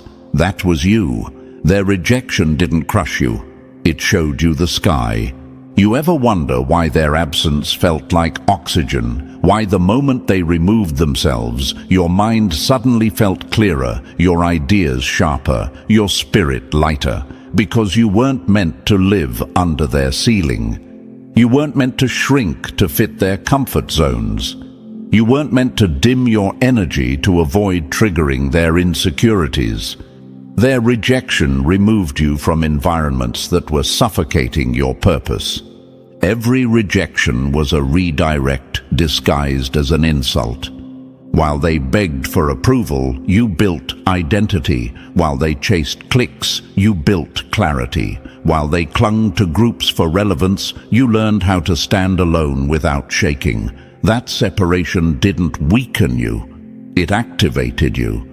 It forced you to hear your own voice without their noise contaminating it. Imagine a plant growing in bad soil. It looks weak. Then someone uproots it thinking they're killing it. But once replanted in real ground, it explodes with growth. That's you. Rejection was your transplant into better ground. And here's a fact that burns them deep. People who reject you don't expect you to rise without them. They expect dependence. They expect collapse. They expect regret. Instead, you became a version of yourself that doesn't even think about them anymore. That's the part that keeps them awake. You didn't lose them. You lost limits. Chosen one, you stopped begging for seats at their tables the moment you realized you could build your own. And your table, it's bigger, stronger, realer, and it doesn't collapse under ego. The truth is, you weren't built to be accepted by the crowd. You were built to lead the crowd once they stopped sleepwalking. They called you an outsider because they didn't know they were standing next to the architect of the next era. They rejected you and set you free. They pushed you out and pushed you forward. They closed doors, and you learned to build walls with windows. When they look back one day, and they will, they won't see an outcast. They'll see the blueprint they should have learned from. Rejection didn't break you, it crowned you. Number 9. They sensed your rise before you even recognized your own power. They weren't reacting to who you were, they were reacting to who you were becoming. That's the part nobody tells you. The resistance you faced wasn't random. The jealousy didn't come out of nowhere. The cold energy, the weird tension, the sudden distance. None of it was about the version of you standing in front of them. It was about the version of you they could feel growing behind you. They sensed your future before you even understood your present. Imagine this, a storm forming miles away, still invisible, but animals already start running for cover. That's how your enemies responded to you. Instinct. They didn't see lightning, but they felt the pressure change. They didn't see your glow up yet, but your energy told them it was inevitable. You confused them because you didn't walk like your circumstances. You walked like someone who had somewhere to go. People don't fear your past. They fear the future they know they can't stop.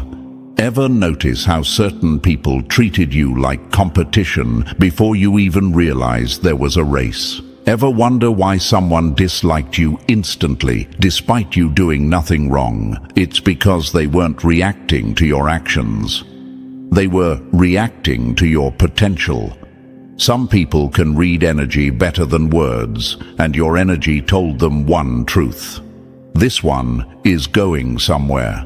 Imagine a seed sitting in dirt. It looks small, powerless, harmless, but even before it breaks the ground, the soil feels the pressure. That's what you were. Pressure, rising, expanding, becoming, and the people around you felt that shift.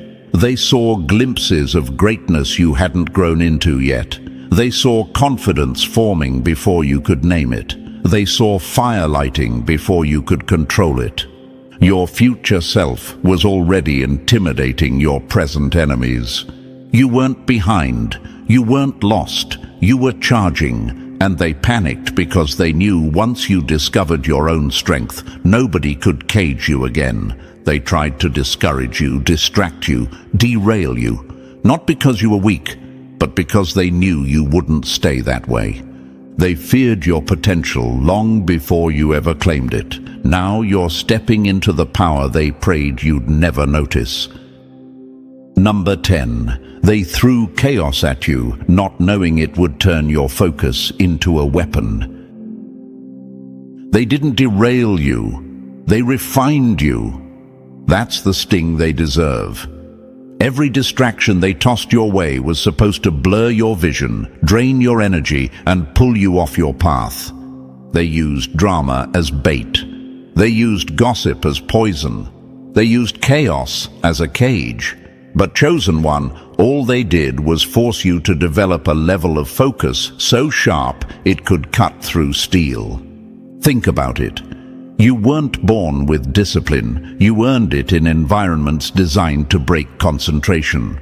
While they were busy stirring nonsense, you were learning how to stay locked in. While they tried to drown you in noise, you learned how to move in silence. You became someone who could work while hurting, think while stressed, observe while attacked. That's elite-level focus created by survival, not motivation. Distraction only destroys people who don't know their mission. Imagine this, someone trying to blindfold a warrior during training, thinking it'll ruin them, only for the warrior to learn how to fight without sight. That's you. Their distractions didn't confuse you. They strengthened your inner compass. They sharpened your ability to filter, to prioritize, to sense what mattered and what was noise. Ever ask yourself, why did the universe let me deal with so much unnecessary chaos? Because the chosen don't build weak focus, they build laser sight. You learned how to tune out nonsense because you were surrounded by it. You learned how to stay committed because people kept trying to knock you off course. You learned how to listen inward because everyone externally was loud and wrong. Here's the truth. Every distraction they threw at you was a test disguised as sabotage, and you passed. You didn't collapse into their chaos, you rose above it. Your mind became disciplined, your energy became guarded, your goals became non-negotiable. People who try to distract you are really trying to delay their own defeat. Now you move differently, calm, unbothered, focused. You see through drama instantly. You don't engage in chaos. You don't chase noise. You don't feed fires. You walk with precision, because you learned early that your time is too valuable to waste. They tried to pull you off your path.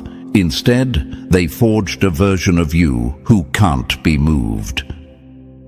Number 11. They laughed at your standards, not knowing they were watching you outgrow their entire reality. They didn't mock your standards because they were unrealistic. They mocked them because they could never reach them. That's the truth they choke on. Every joke, every insult, every eye roll about you being too picky, too protective, or too hard to impress wasn't about your standards being wrong. It was about your evolution making them uncomfortable. People living at the bottom always hate the view from someone climbing out. Your boundaries weren't walls. They were proof your soul refused to stay small. Imagine this. You're climbing a staircase while everyone else is sitting on the floor. They call you dramatic for standing. They call you demanding for wanting higher. They call you difficult because they can't meet you where you're going. That's what standards do. They expose who's rising and who's refusing to move. Ever notice how the wrong people get loud the moment you decide you deserve better? That's because your growth shines a light on their stagnation. It's easier for them to mock your standards than admit they don't meet them. People don't hate your standards. They hate how your standards reveal their lack of depth. Imagine someone living in a cramped room mocking you for wanting a window. That's what happened. You weren't asking for too much. You were asking for what healthy people consider basic: respect, consistency, honesty, peace. But to people who thrive in chaos, your boundaries sounded like demands. Here's the twist. Every time someone said, "Your standards are too high," the universe whispered, "No, they're finally correct." You ever wonder, why does protecting my peace bother people so much? Because some people only liked you when you had none. They could take advantage when your boundaries were soft. They could manipulate when your expectations were low. But the moment you tightened your circle, the parasites panicked. Standards are the security system of the evolved. Chosen one, your standards aren't arrogance. They're evidence. Evidence that you learned. Evidence that you healed. Evidence that you refused to repeat lessons that nearly broke you. Your standards are the blueprint of your evolution. And evolution always offends the unevolved. They mocked you because they knew they couldn't go where you were going. You weren't being picky. You were ascending, and they were never built for the altitude. So, chosen one. Your journey wasn't an accident. Every scar, every exile, every rejection shaped you into a leader who can't be duplicated. You rose from places that should have broken you, and now you carry a power the world can't ignore. If this message hit your spirit, press the like button if you haven't already, and if you're still not part of this family, make sure to hit subscribe. Your rise is just beginning, and this space is built for souls like you. Stay sharp, stay rising, and stay undeniable. The universe has a rule. If you harm a chosen one, you pay with interest. That's the punchline your enemies never saw coming. They thought they could do whatever they wanted and walk away smiling. But this time, they walked straight into a wall they built with their own hands. And the universe isn't offering refunds. This is the part where their story turns dark and the spotlight moves to you. Think of it like this. A person can hide a broken mirror in the closet, but that mirror will still reflect the truth when the door swings open. Your enemies tried to hide every lie, every attack, every fake smile behind their perfect image, but the cracks they created are now cutting them. The reflection they feared is coming out, and it's dragging every buried truth with it. And that's not opinion, that's a fact of life. The universe stores every action like a record, and once the balance tips, the replay is brutal. No escape, no second chances, no oops. You were right the whole time. Thank you, Chosen One, for being here. You're part of a force much bigger than you think. Don't forget to pay this message back by simply pressing like and subscribe so this light reaches more souls. It's everyone's responsibility to push this truth forward. And thank you again for being part of this mission. You are not just a viewer, you are a spark in a much larger shift. Now let's get back into the fire. The universe does not negotiate with liars. It doesn't excuse manipulators.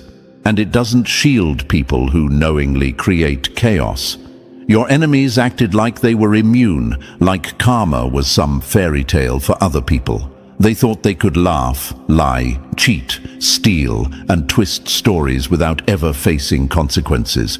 But the funny thing about those who think they're untouchable is that they always forget they're standing on ground that can collapse at any second. And now it's collapsing. They're finally feeling the pressure they tried to put on you.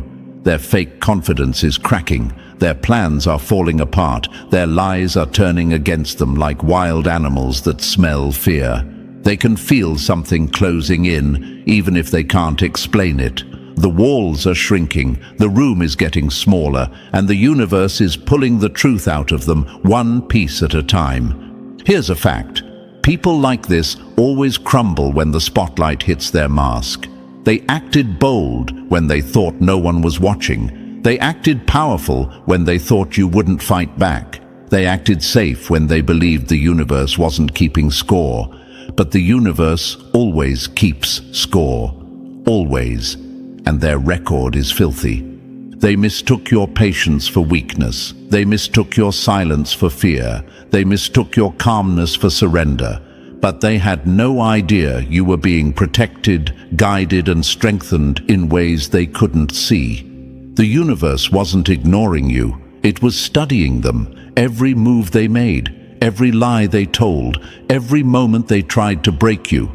They gave themselves a false sense of power while stacking evidence against their own soul. And now the results are in. Their fate is sealed.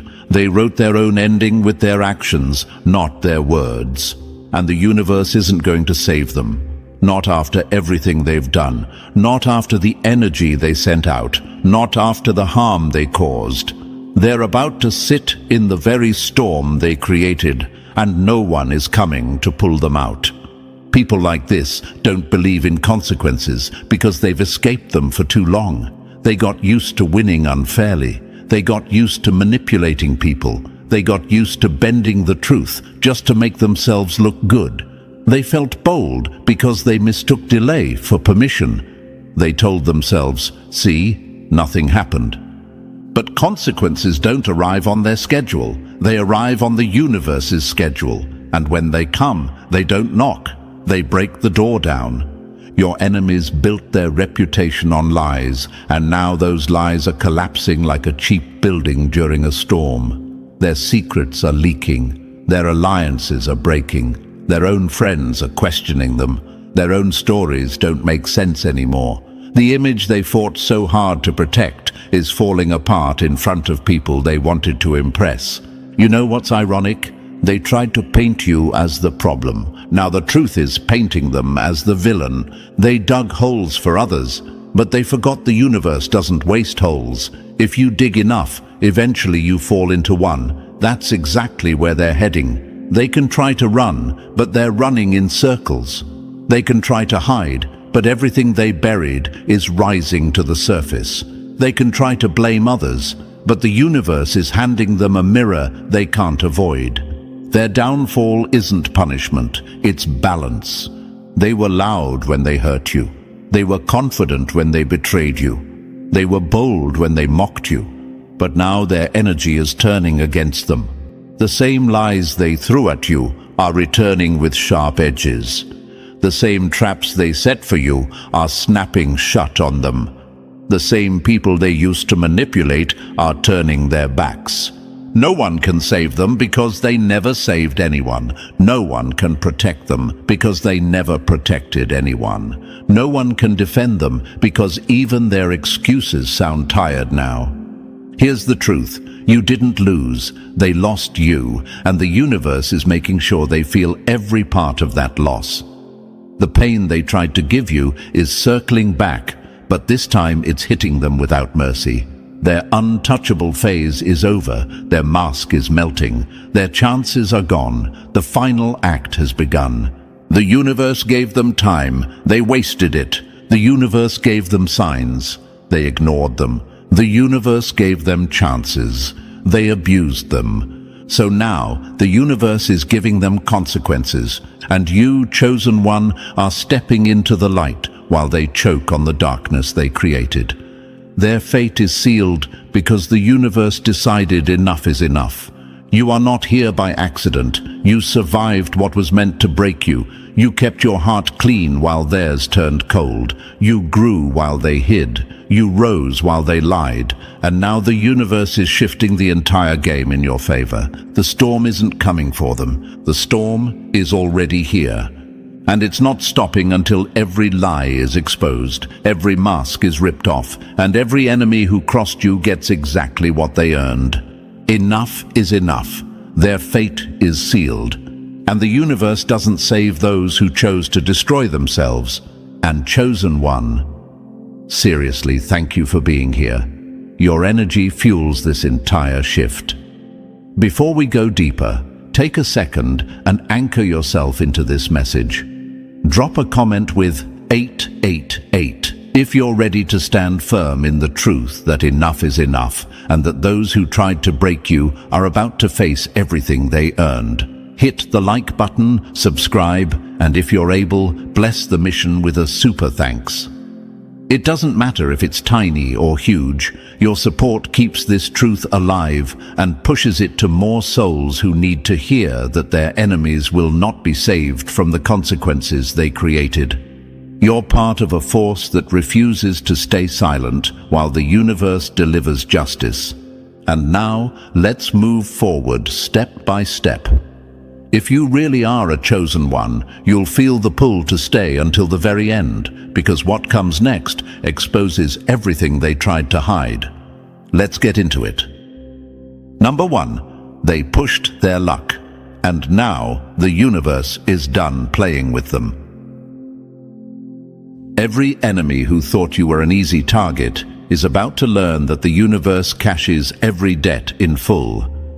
Your enemies thought life was a game where they could cheat the rules, twist the truth, and walk away without paying the bill. They acted like they were above consequences, like they had some magical immunity to everything they caused. But here's the punchline. Nobody escapes the energy they create. Nobody. And the universe is not offering them a refund, a shortcut, or a second chance. That window slammed shut the moment they decided to treat you like you were disposable. Now they're trapped in the mess they created, and the universe is pulling every thread tight. Think of it like a matchstick. They kept striking match after match, trying to burn your peace, burn your name, burn your strength. They believed those tiny flames would scare you.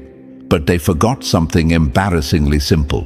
When you play with fire long enough, you stop burning others and start burning yourself. Their matches have turned into a wildfire they can't outrun, can't control, and can't negotiate with. The flames they aimed at you have circled back around, and now they're stuck in the center with no escape route. And here's a fact that hits harder than anything they were ready for. When truth shows up, lies collapse instantly. Every fake story they told, every rumor they tried to spread, every moment they acted superior while hiding their insecurities, all of it is folding in on them like a broken chair. They can't sit on their fake confidence anymore. They can't lean on their lies. They can't hide behind their image. The universe is stripping them down to the reality they tried to bury.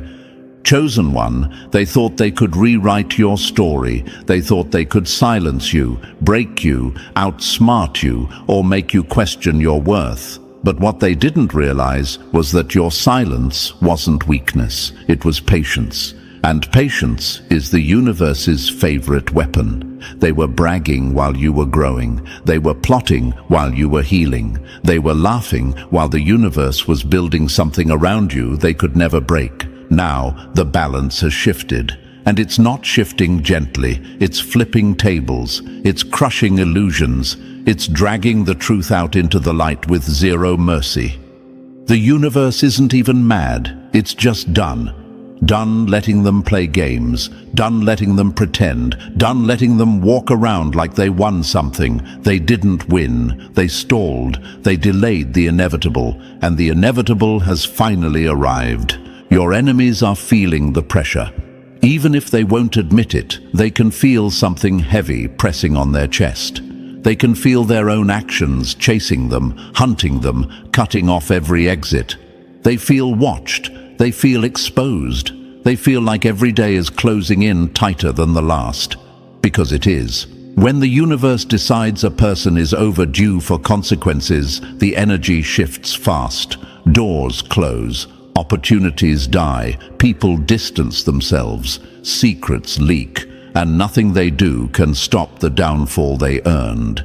They gambled with fate, but they were terrible players. They bet against the universe. They bet against truth. Worst of all, they bet against a chosen one, and that's the one move they should have never made. Because when someone goes against you, they're not just messing with a person, they're messing with the force that protects you. And that force has decided enough is enough. Now they're dealing with a storm they started with their own hands. They planted seeds of chaos and expected flowers. They built networks of lies and expected stability. They tried to control outcomes they had no business controlling. And now the universe is making them taste every ounce of the energy they gave out. That's not revenge. That's alignment. That's balance, finally snapping into place. People like this always think they're winning when they're actually destroying themselves. They brag about their small victories while losing the big picture. They hurt others while pretending they're angels. They hide behind their fake smiles, their fake confidence, their fake charm. But fakeness is brittle. It shatters under pressure. And right now, they're standing on glass floors while the cracks are spreading beneath their feet. You might be asking yourself, why now? Why not earlier? Simple. The universe waits until the perfect moment. It waits until the mask is tight. It waits until the lies stack high. It waits until they're comfortable and blind to their own destruction. Then it hits. And when it hits hard. This is that moment. The scales didn't just tip, they slammed. And there's no coming back from this shift. Chosen one, understand this clearly. Their downfall is not because of you, it's because of their choices. They wrote their own ending, they sealed their own fate, they created their own storm. You just happened to be the target they underestimated. And now the universe is using their own actions as the punishment. They are drowning in the very energy they tried to use against you. Let me give you another metaphor they deserve. Imagine digging a hole every day, trying to bury someone else. You dig and dig and dig. But one day, the dirt shifts and the hole becomes deeper than you expected. And suddenly, you're the one standing at the bottom. That's where your enemies are now, trapped in the pit they created. And there's no ladder left for them. They wanted control. Now they've lost it. They wanted power. Now they're powerless. They wanted to rewrite your story. Now their own story is collapsing. And here's the part that burns them the most. You didn't have to do anything. You didn't have to fight. You didn't have to expose them. You didn't have to lift a finger. The universe handled everything. All you had to do was survive. And you did that with strength they couldn't even understand. They thought you were breakable. Now they're breaking because they finally see you weren't. The universe is not saving them. Not this time. Not after what they did. Not after how they moved. They wasted every warning. They ignored every chance. They mistook grace for weakness. They mistook patience for permission. They mistook silence for submission. Now they're learning painfully that nothing they built was solid. It was all dust, and dust gets blown away. You, on the other hand, are rising. You're stepping into clarity. You're stepping into strength. You're stepping into a version of yourself they hoped you'd never reach. Your enemies didn't just lose the battle. They lost access to your energy forever. That's the true punishment. Watching you elevate while they sink. Watching you glow while they fade. Watching you win while everything they touch falls apart. They wanted you to hurt. Now they're hurting. They wanted your downfall. Now they're experiencing theirs. They wanted you to doubt yourself. Now they're drowning in doubt. The scales have tipped, not gently, but violently. There is no going back, no apologizing, no explaining, no manipulating their way out. Their fate is sealed because the universe decided they're done, and the universe doesn't reconsider decisions like this. Chosen one, understand this final truth. A fool always thinks they're winning while they're digging their own grave, and your enemies have been digging for a long time. Now the dirt is collapsing, and the universe has no intention of pulling them out. Number 2. The final buzzer just went off, and they can't rewind the game. Mercy runs out the moment someone starts treating it like a joke. That's the line your enemies never learned. They confused your patience with weakness. They mistook every chance the universe gave them as some endless supply of grace. They walked around thinking time was their personal shield, that every mistake they made would be forgiven, erased, overlooked. But the clock doesn't tick forever, and for them, the clock has struck zero. Not almost, not soon, zero. Imagine this, someone hanging from a rope over a cliff. The universe hands them the rope to pull themselves back up, but instead of climbing, they swing, kick, brag, and laugh. They cut pieces of the rope off because they think it'll always grow back. They treat the rope like a toy. They forget it's the only thing keeping them alive. Then one day the rope snaps. No warning, no countdown, just silence and gravity. That's where your enemies are now, falling through consequences they created with their own hands. Here's another truth they never took seriously. Grace is a gift, not a loophole. They treated grace like a cheat code. They lied and said, "I'll change." They betrayed people and said, "I deserve another chance." They mocked the very pathway that could have saved them. And now, they're standing on the edge of everything collapsing, shocked that the universe finally said enough. Chosen one, you probably wonder, why didn't the universe stop them earlier? Why did it take this long? Because grace always gives room for transformation. But when someone spits on that chance over and over, grace shifts into justice. And justice doesn't speak with gentle voices. Justice speaks with consequences that cannot be undone, reversed, or escaped. Your enemies ran out of time because they were the ones draining the clock.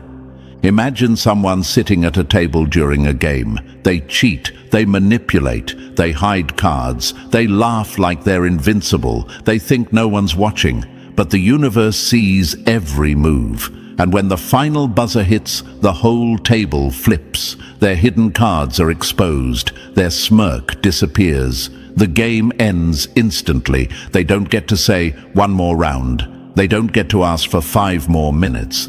The game is over, and they are the losers, permanently. Time isn't infinite, especially for those who abuse it. Your enemies abuse time like it was theirs to control. They wasted opportunities, ignored warnings, doubled down on their arrogance, and treated people like disposable props in their own little drama. They thought consequences were optional, something that happened to other people. But consequences don't care about their ego. The universe isn't impressed by their fake confidence or their loud mouth. Once the clock hit zero, every mask they wore shattered. They're looking around now, confused, scared, trying to understand why everything is falling apart so fast. They're wondering why the people who once tolerated them are suddenly done. They're wondering why the situations they used to control are flipping against them. They're wondering why the universe feels so cold and unforgiving. Because they earned this coldness. They built their own winter. Imagine this scenario. Someone keeps lighting little fires in other people's lives. Tiny flames they think are harmless. They think the flames will always stay small. But one day, all those little sparks connect into a giant blaze, and the blaze turns toward them. They scream, "I didn't mean for this to happen." But fires don't care about intentions. Fires care about fuel. And your enemies poured fuel on every situation they touched. Now the fire they created is the fire that teaches them. Regret is not redemption. They'll regret what they did. Oh, they'll regret it deeply. But regret is a feeling, not a solution. Regret doesn't rebuild burned bridges. Regret doesn't rewind time. Regret doesn't erase lies. Regret doesn't heal the wounds they caused. Regret is only good for one thing, reminding them of what they destroyed. And for them, regret is all that's left. Chosen one, you don't need to worry about them anymore. Their time is up. The universe gave them more chances than they deserved. They cut every lifeline. They ignored every sign. They ran past every warning. They laughed at the idea of consequences. Now those consequences are the only thing left standing in front of them. You might ask, should I feel bad? Should I help them? Should I wait for them to change? No. Their chapter is closed. The grace that was once extended to them is gone. The universe has withdrawn its protection from them. And when the universe withdraws protection, people face the raw truth of who they are and what they've done. It's not pretty, it's not gentle, and it's not something you can stop. Imagine them standing in a hallway with doors on every side. These doors once led to healing, forgiveness, reconciliation, maturity, growth. But they slammed every door shut with their own choices. They walked past every chance. They mocked the possibility of change, and now every door behind them has locked. All they're left with is a hallway that leads one direction: consequences. They'll try to blame you. They'll try to blame others. They'll try to rewrite history. They'll act shocked that life isn't bending in their favor anymore. But deep down, even they know the truth. This is their doing. They built the mess. They ignored the warnings. They drained the grace. They destroyed the bridges. They burned the timelines. They wasted the chances. Grace is not endless. Patience is not eternal. Time is not infinite. And for them, the countdown hits zero the moment they chose pride over accountability. Chosen one, your job is not to rescue them. Your job is not to rewind the clock for them. Your job is not to feel guilt for their downfall. Your energy is too valuable to pour into those who mistreated you. The universe isn't punishing them on your behalf. The universe is simply aligning cause with effect. Their fate is sealed not because you asked for it, but because they insisted on earning it. They thought they had time to play, time to manipulate, time to twist narratives, time to fix things later. But later never comes for people who abuse the present. The clock struck zero the moment they crossed the final line. And now the universe is treating them the same way they treated everyone else, without mercy. Let them face what they created. Let them feel the weight of their choices. Let them deal with the echo of their actions. You're stepping forward. They're stuck. You're rising. They're sinking. You're chosen. They're exposed. And the universe has made its final decision. They will not be saved. Not from the truth. Not from the consequences. Not from the storm they created. Their time is up, and there are no second chances left. Number 3. They tried to plant your ending. Instead, they grew their own nightmare. They tried to bury you, but they forgot seeds don't die, they multiply. They thought covering you in lies, pressure, and humiliation would erase you. In their twisted mind, burying you meant winning. But here's the brutal truth they never understood. Only something alive can be buried and rise stronger. Dirt only kills what has no roots. You were rooted in truth, alignment, and resilience they never had. That's why they're scared now. They can feel the ground shaking because what they tried to bury is rising above them. Imagine this. They shove a seed underground thinking they've destroyed it. But the darkness they sent you into became your training ground. The weight they threw on top of you just forced your roots deeper, and now you're breaking through the surface with a strength they can't compete with. They didn't know they were watering you with every betrayal. They didn't know their attacks were sunlight. They didn't know their lies were fertilizer. Now they're watching you grow past the limits they tried to set for you, and it terrifies them. Nothing scares a coward more than the person they tried to destroy becoming unstoppable. And that's the fear you're triggering in them right now. They're looking back at everything they did, realizing nothing worked. Their sabotage failed. Their rumors crumbled. Their manipulation backfired.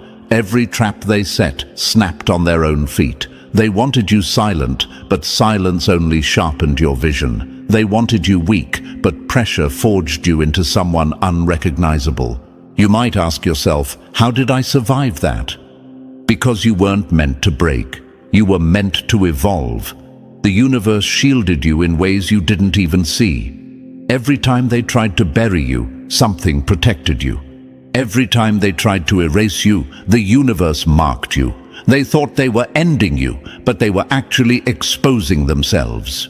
Now they fear you, not because you're loud, but because you're undeniable. They see your rise, they see your glow, they see the strength they accidentally built, and the truth burns them. They didn't bury you, they planted their own downfall. Number 4, they swung the shovel and hit their own future. Every enemy who comes for a chosen one ends up tripping into the hole they dug for you. Your enemies were never strategic geniuses, they were emotional gamblers. They saw your light and panicked because standing next to you exposed everything hollow inside them. Instead of fixing themselves, they decided you were the problem. They assigned themselves to a war that you never even entered. They confused your purpose with an attack, your growth with a threat, and your existence with a competition. That insecurity, that was their curse long before they ever spoke your name. Imagine this. Someone so desperate to see you fall that they start digging a pit in the dark. They're sweating, rushing, obsessed. But while they're digging, you're not even standing near them. You're walking forward, minding your business, glowing up. They dig deeper, thinking they're being clever. They don't notice the dirt crumbling under their own feet, and one day, without warning, the edge gives out. They fall straight into the grave they created. That's the story of your enemies, self-inflicted karma. Jealousy makes people do the work of their own destruction. They weren't fighting you, they were fighting their reflection. They were trying to run from the emptiness they felt every time they compared themselves to you. They thought hurting you would fill the hole inside them, but hurting you only widened the cracks in their own soul. Their envy became acid, their arrogance made them blind, and now they're standing in the ruins of everything they sabotaged with their own hands. You might wonder, why didn't they just stop? Why didn't they grow? Because growth requires accountability, and accountability requires honesty. They chose neither. They kept lying, plotting, pretending, hoping one more attack would finally make them feel powerful. But every attack drained them, not you. Every lie weakened them, not you. Every move they made against you tightened the noose around their own life. You didn't have to fight back. You didn't even have to speak. You just kept moving forward, and your progress exposed them. Regret can't rebuild what they destroyed. Apologies can't fix what they poisoned. And the universe won't save someone from a grave they dug willingly. The only enemy left in their story is the one staring back at them in the mirror. Number 5. They built the trap. then stepped in it like fools. Every lie is a shovel, and they swung it until the dirt swallowed them whole. Your enemies love to pretend they were victims of bad luck or unfair timing. But let's drop the fantasy. They weren't destroyed by destiny. They weren't ruined by you. They weren't cursed by some invisible force. They were buried by their own hands. Every lie they whispered, every betrayal they planned, every mask they wore, those were bricks in the coffin they built for themselves. Imagine someone bragging while tightening their own chains. That's exactly what they did. They strutted around like winners, acting untouchable, acting clever, acting invincible. But the whole time, their ego was pushing them closer to the edge. They mocked consequences because they thought they were above them. They laughed at warnings because they thought time was infinite. They ignored every sign the universe threw their way, thinking the rules didn't apply to them.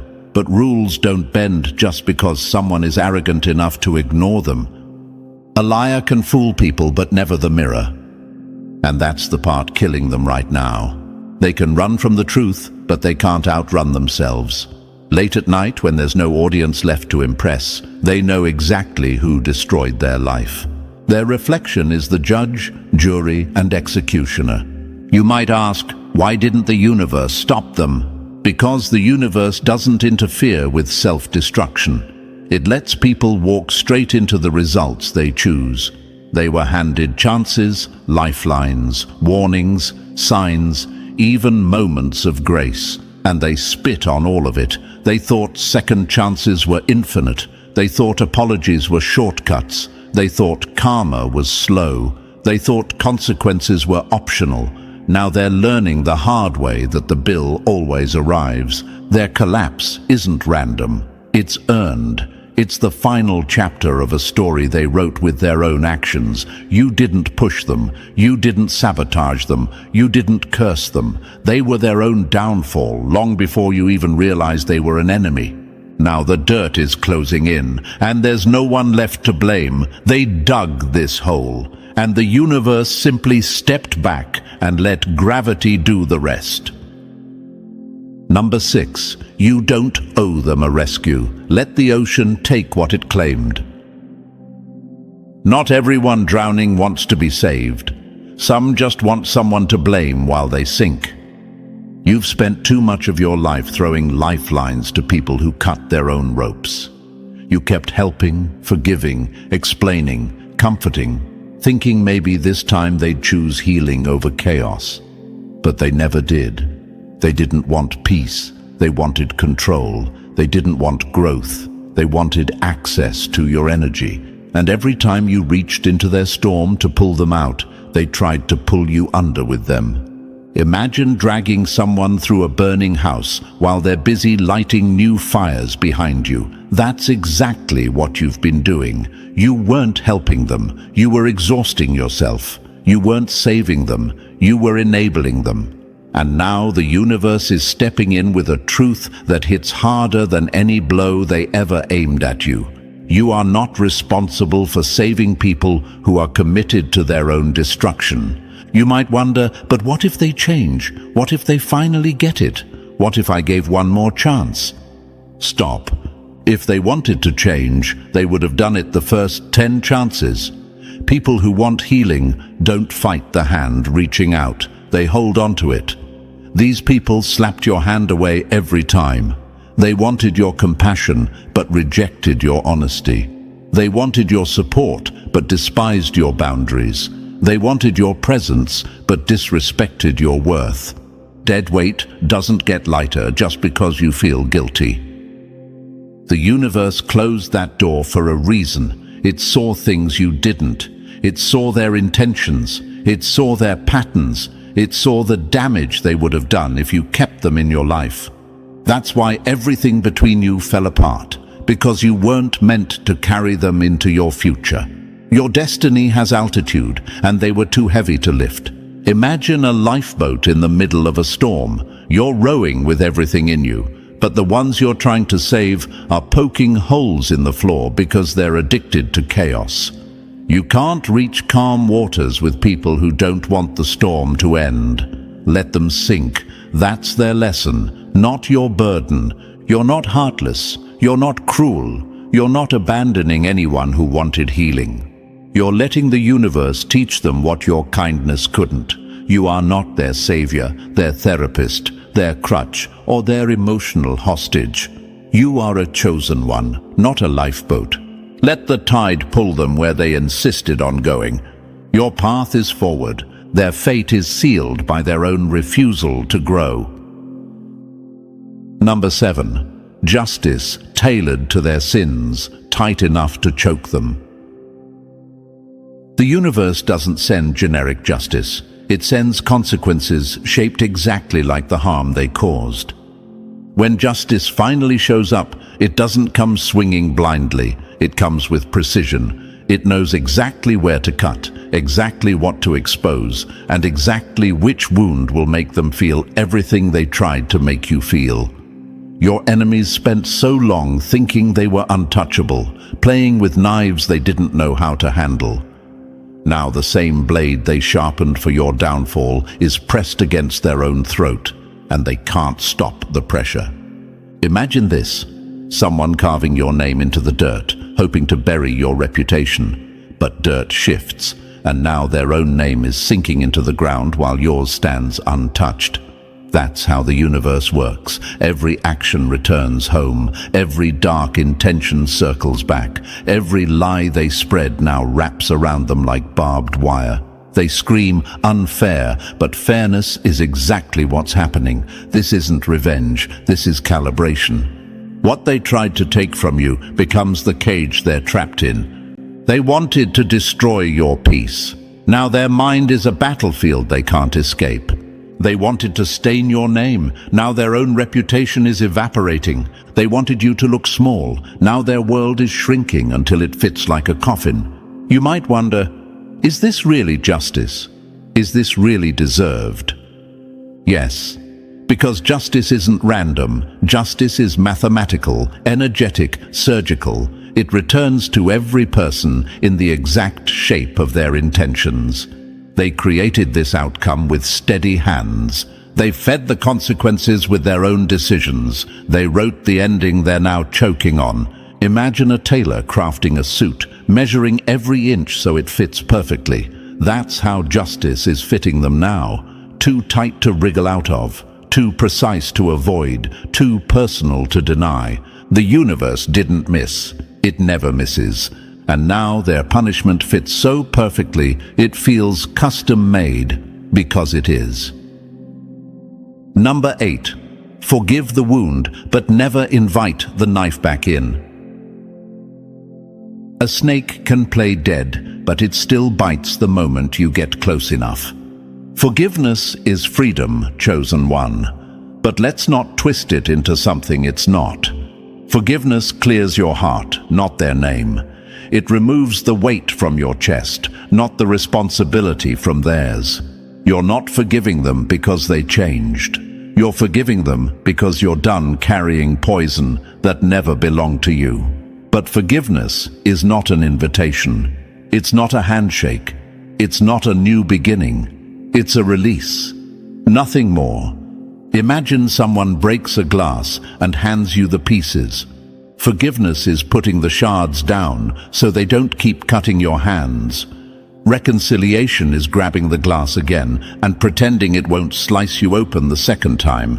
That's why so many people stay hurt, because they confuse healing with letting the same person reload the weapon. A changed tone isn't a changed character. Your enemies will try to appear different. They'll soften their voice. They'll act calm. They'll pretend to reflect. They'll say things like, "I've grown, I understand now," or "Let's start fresh." But fresh for them means give me access again. And access is what they lost the moment they betrayed you. You might be asking, but what if they really changed? If they did, they'd respect your distance. They wouldn't beg to re-enter the space they destroyed. True growth doesn't demand a reunion, it accepts accountability. And people like this, the ones who hurt you intentionally, They don't want accountability, they want opportunity. Opportunity to try again, opportunity to reclaim control, opportunity to test your boundaries. Imagine a locked door. Forgiveness is removing your emotional chains from it, but the lock stays. Because they already proved what they do when they get inside. They made your trust an open wound. They turned your kindness into a playground. They treated your love like a weapon they could swing whenever they felt insecure. You can forgive them, but only from a distance, safe enough that they can never reach you again. Forgiveness frees you from the past. Staying away protects your future. Release them, but never ever reopen the door they poisoned. Number 9. Your presence is the thing that breaks them, without you lifting a finger. Nothing torments a guilty soul more than the person who survived their attempts to destroy them. Your enemies aren't just bothered by you, they're haunted by you. Your existence is the reminder they spend every day trying to outrun. You don't even have to speak. You don't have to retaliate. You don't have to flex. Just breathing in the same world as them is enough to make their insecurities scream. That's because you don't simply exist. You disrupt their delusions. Imagine a broken mirror taped together. It looks fine from far away, but the second a real reflection walks past, every crack shows. That's what you are to them, the real reflection. The truth they avoided, the standard they couldn't reach, the reminder of everything they failed to become. They don't hate you because you hurt them. They hate you because you expose them. Your light doesn't burn them. What burns them is realizing they never had any light to begin with. Their anger isn't about you. It's about the emptiness they carry inside. Every time they see you move forward, they're forced to face the parts of themselves they tried to hide. Every time you rise, they're reminded of the choices that destroyed their own path. They treated you like competition, but how do you compete with someone who isn't even playing the same game? You might wonder, why do they still obsess? Why can't they just let go? Because letting go would mean facing themselves, and facing themselves is the one battle they can't win.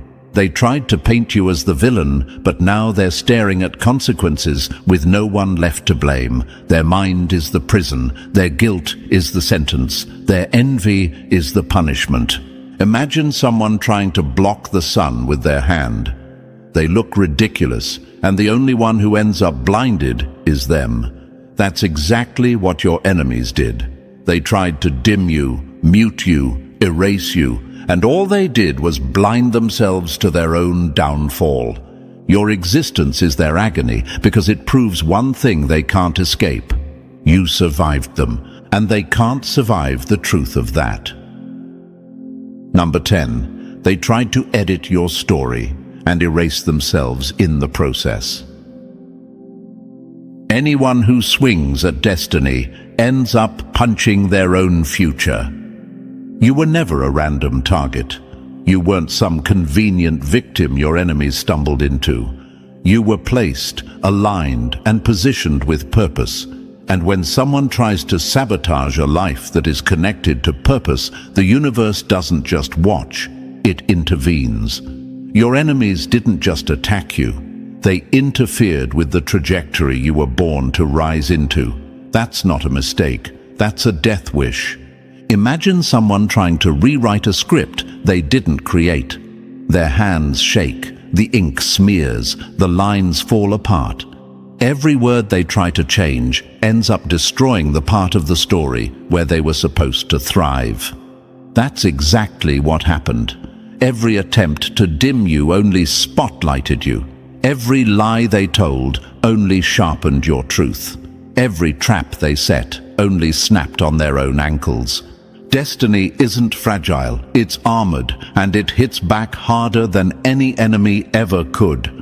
They tried to block your path, not knowing that your path is protected in ways they can't even imagine. They thought they could delay you, derail you, or redefine you. Instead, they signed their own downfall. They weren't fighting you, they were fighting the universe that backs you, and nobody wins a war against something that powerful. You might ask, why did they even try? Why risk everything? Because arrogance makes people believe they can outsmart fate. They saw your potential and panicked. They thought if they clipped your wings early enough, they could stop the flight. But destiny isn't optional.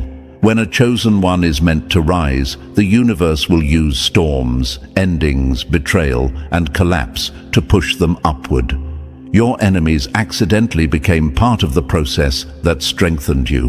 Imagine someone trying to stand in front of a tidal wave, arms out, chest puffed, pretending to be unstoppable. And in the next second, they get torn apart by a force they never understood. That's them right now, facing the storm they summoned. Destiny doesn't tolerate interference, sabotage, or manipulation. Their war was unwinnable from the start. Their price is the collapse they're drowning in now. You rise because destiny never loses its favorites. Number 11. Your rise is the one loss they can never recover from. The moment you survived what was designed to break you, their entire war collapsed. Your enemies aren't scared of your anger. They aren't scared of your voice. They aren't even scared of your power. What terrifies them is something far simpler and far deadlier. You survived. You're still here, still breathing, still moving, still leveling up. Your existence is the one piece of evidence they can't argue with, can't deny, can't rewrite. Every day you stand tall is another day their schemes rot in the grave they dug. Imagine someone pouring poison into your water, hoping it'll end you. You drink it, it burns, you hurt. But you don't die. You get stronger. Meanwhile, the poison leaks back into their own cup. They watch you rising while their life collapses from the inside out. That feeling in their chest? That's the panic of realizing the attack missed and boomeranged. Your survival is their defeat. Your glow is their punishment. Every step forward you take slaps their ego. Every win you collect drains what little confidence they had. Every dream you manifest shatters the illusion of control they once bragged about. They didn't just fail to destroy you, they destroyed themselves trying. Their obsession became their downfall. Their envy poisoned their own path. Their desperation blinded them to the simple truth. You can't beat someone who's protected by purpose. You might wonder, why are they still bothered? Why can't they move on? Because your victory exposes their failure. Your growth reveals their stagnation. Your survival highlights their weakness. You're the walking reminder that they lost the war they started. They tried to dim you, bury you, silence you, rewrite you, and all they managed to do was prove how untouchable you really are. Imagine a candle they tried to blow out. Every breath they used only made the flame stronger. Now you're not just a candle, you're a wildfire they can't hide from. Their fear isn't about the past, it's about the future. A future where you thrive while they're stuck in the ruins of the choices they made. So stand tall, chosen one. The shift isn't coming, it's here. Their fate is sealed. Your survival is the victory. And this time the universe isn't offering them mercy. So, your story is the proof, chosen one. You survived every attack, every lie, every storm they sent your way, and now your rise speaks louder than anything they ever tried to do. Their fate is sealed, and your victory is already echoing through the universe. Walk forward with your head high. You earned every ounce of this power, and if you haven't already, press the like button and show your energy. And if you still aren't part of this family, hit subscribe so you never miss the messages built for chosen ones like you. The mission continues. If you weren't dangerous, they wouldn't be digging into your life. People don't investigate the ordinary. They investigate the threat. That's the part they hate the most about you. Your existence doesn't fit their little system, and nothing irritates insecure people more than someone they can't predict, control, or decode. You walk through life with this silent power, and the universe wrapped you in a kind of mystery that makes the weak lose their balance. Someone out there is watching you way too closely, trying too hard to figure you out, because you've become the puzzle their mind can't solve. They stare at you like you're a locked file they weren't cleared to access. It's funny, honestly. It's like watching someone tap their screen over and over, thinking the password will magically reveal itself. They follow you because you don't behave the way they expect. You don't react the way they planned. You don't fall apart on schedule. Your energy throws their expectations in the trash, and that alone feels like an attack to people who live off control. Psychologists say the human brain panics when it can't categorize something, and that's basically your whole existence to them, uncategorized, unboxed, undefined. They think studying you will give them clarity, but every time they look, they just get more confused. Before we go deeper, thank you, Chosen One, for even being here. Don't forget to pay this message back by pressing like and subscribe so it reaches more souls. It's our shared mission to spread the light and break the traps built around people like us. Thanks for being part of this force. Now, let's get back to the truth they don't want to hear. You are the most mysterious existence they've ever come across, and it's driving them insane. The universe didn't build you to be a plain, readable blueprint. You're more like encrypted code that reacts differently depending on who tries to access it. That's why some people feel inspired around you, while others feel threatened. You expose who they are without saying a word. You make the insecure feel smaller. You make the fake feel seen. You make the weak feel exposed. And they deal with that exposure the only way they know how, by trying to study you like a suspicious signal on a radar that won't stop blinking. The truth is, your silence is louder than their noise, your calm is more confusing than their chaos, and your mystery is the exact reason they can't stop investigating you. You break their patterns, you ruin their assumptions. You are the glitch in the system that reminds them the universe still produces uncopyable originals. They watch you like you're an unsolved case file that keeps getting reopened because nobody can figure out what you'll do next. Every move you make adds new pages to the report they're mentally writing about you. They don't even realize how obvious they look. People pretend to be uninterested, but they track your every step like a detective trying to catch a ghost. They ask about you behind your back. They scroll through your profiles more times than you'd imagine. They watch your stories within seconds. They overthink your silence. They replay your conversations in their mind like analysts reviewing footage. If they could install cameras in your shadow, they would. They're obsessed, but obsession sounds too flattering for them, so they call it concern, curiosity, just checking, or whatever excuse makes them feel less desperate. The funniest part? They assume watching you will give them power, but it only proves how much power you have over them. When someone feels the need to investigate you, it means you're unpredictable. When they stalk, study, or track you, it means you shook something inside them that they can't put back together. You turned into that unsettling variable they can't delete. You force them to question themselves, their confidence, and even their decisions. They wonder why you move like you know something they don't. And honestly, you do.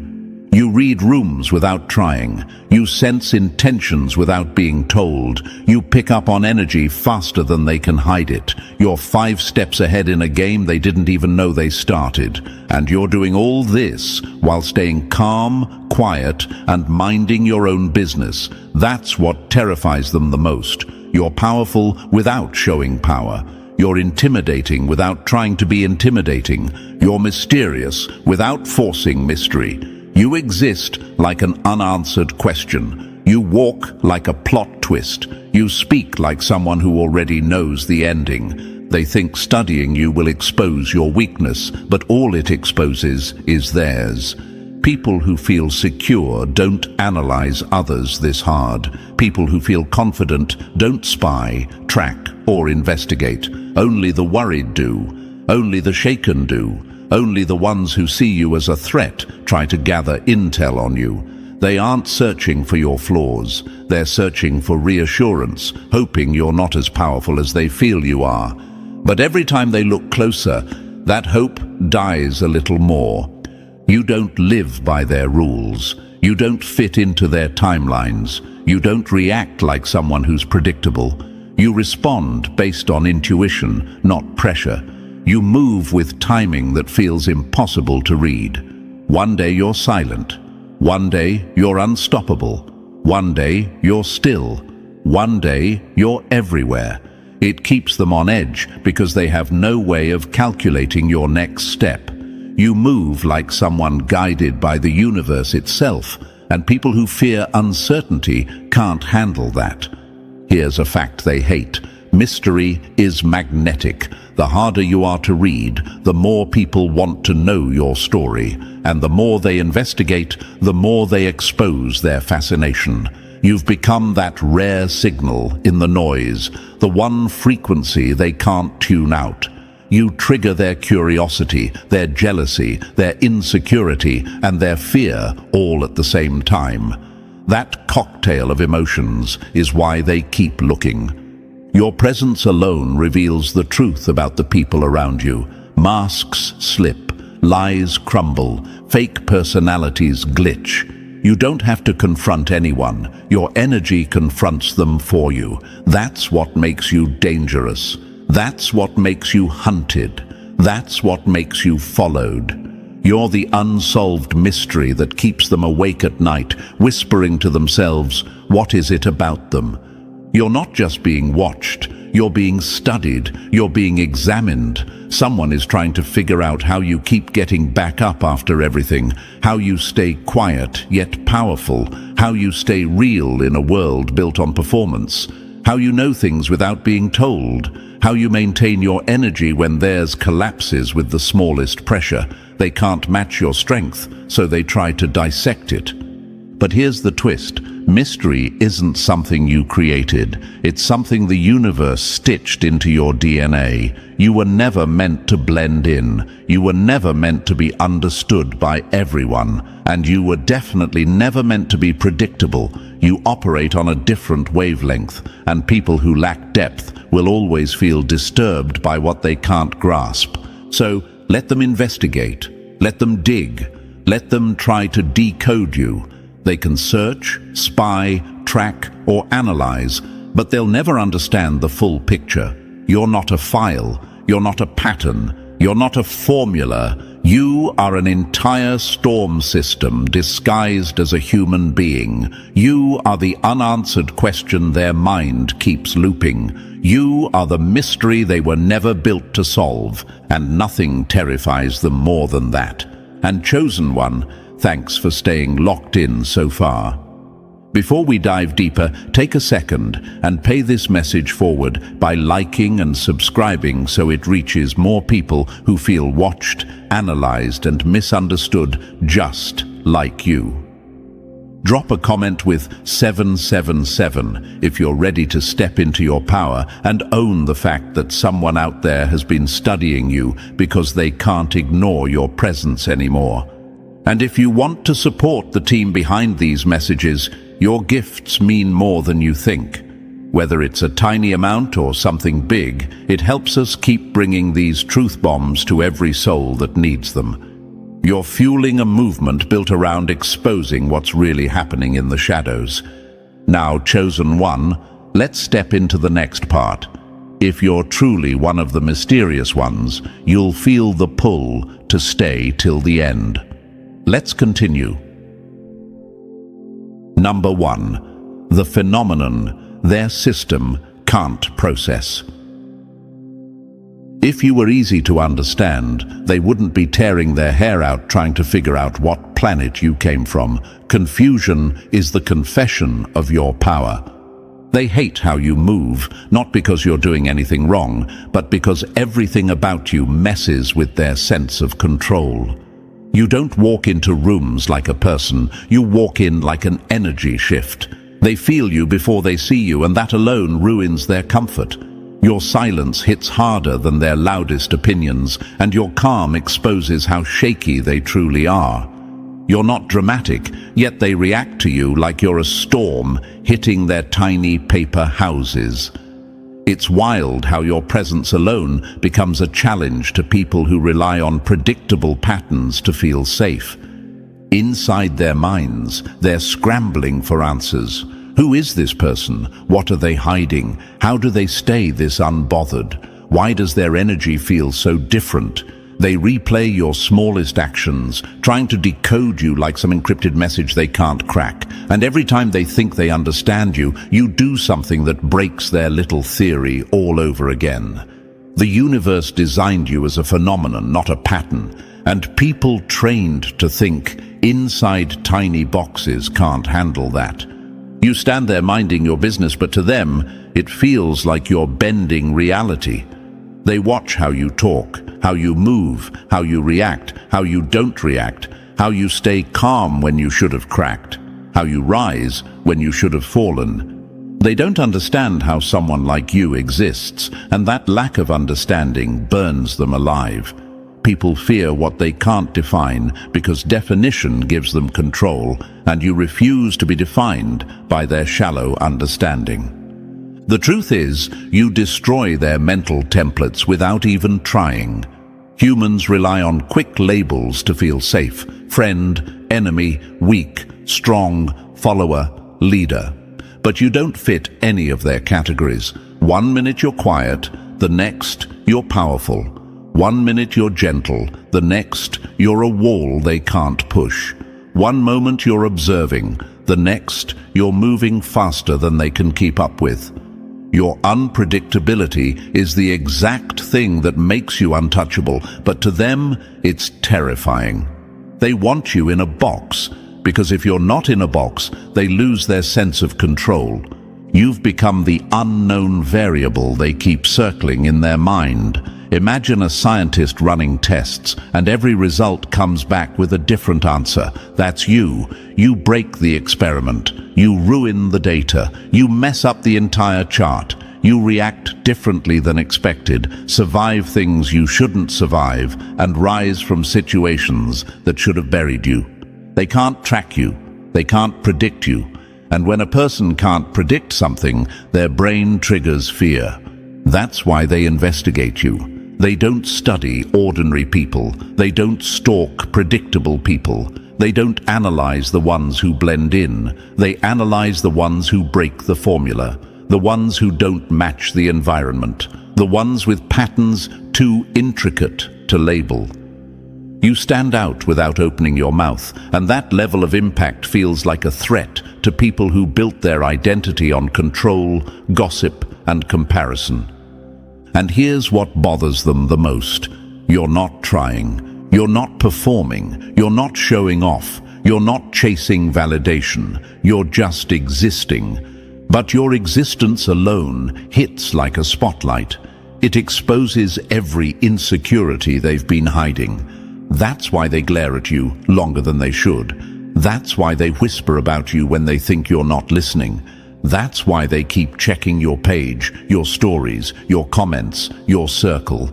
People pretend they're unbothered, but investigation is the loudest confession of obsession. Have you ever noticed how someone looks away when you catch them staring?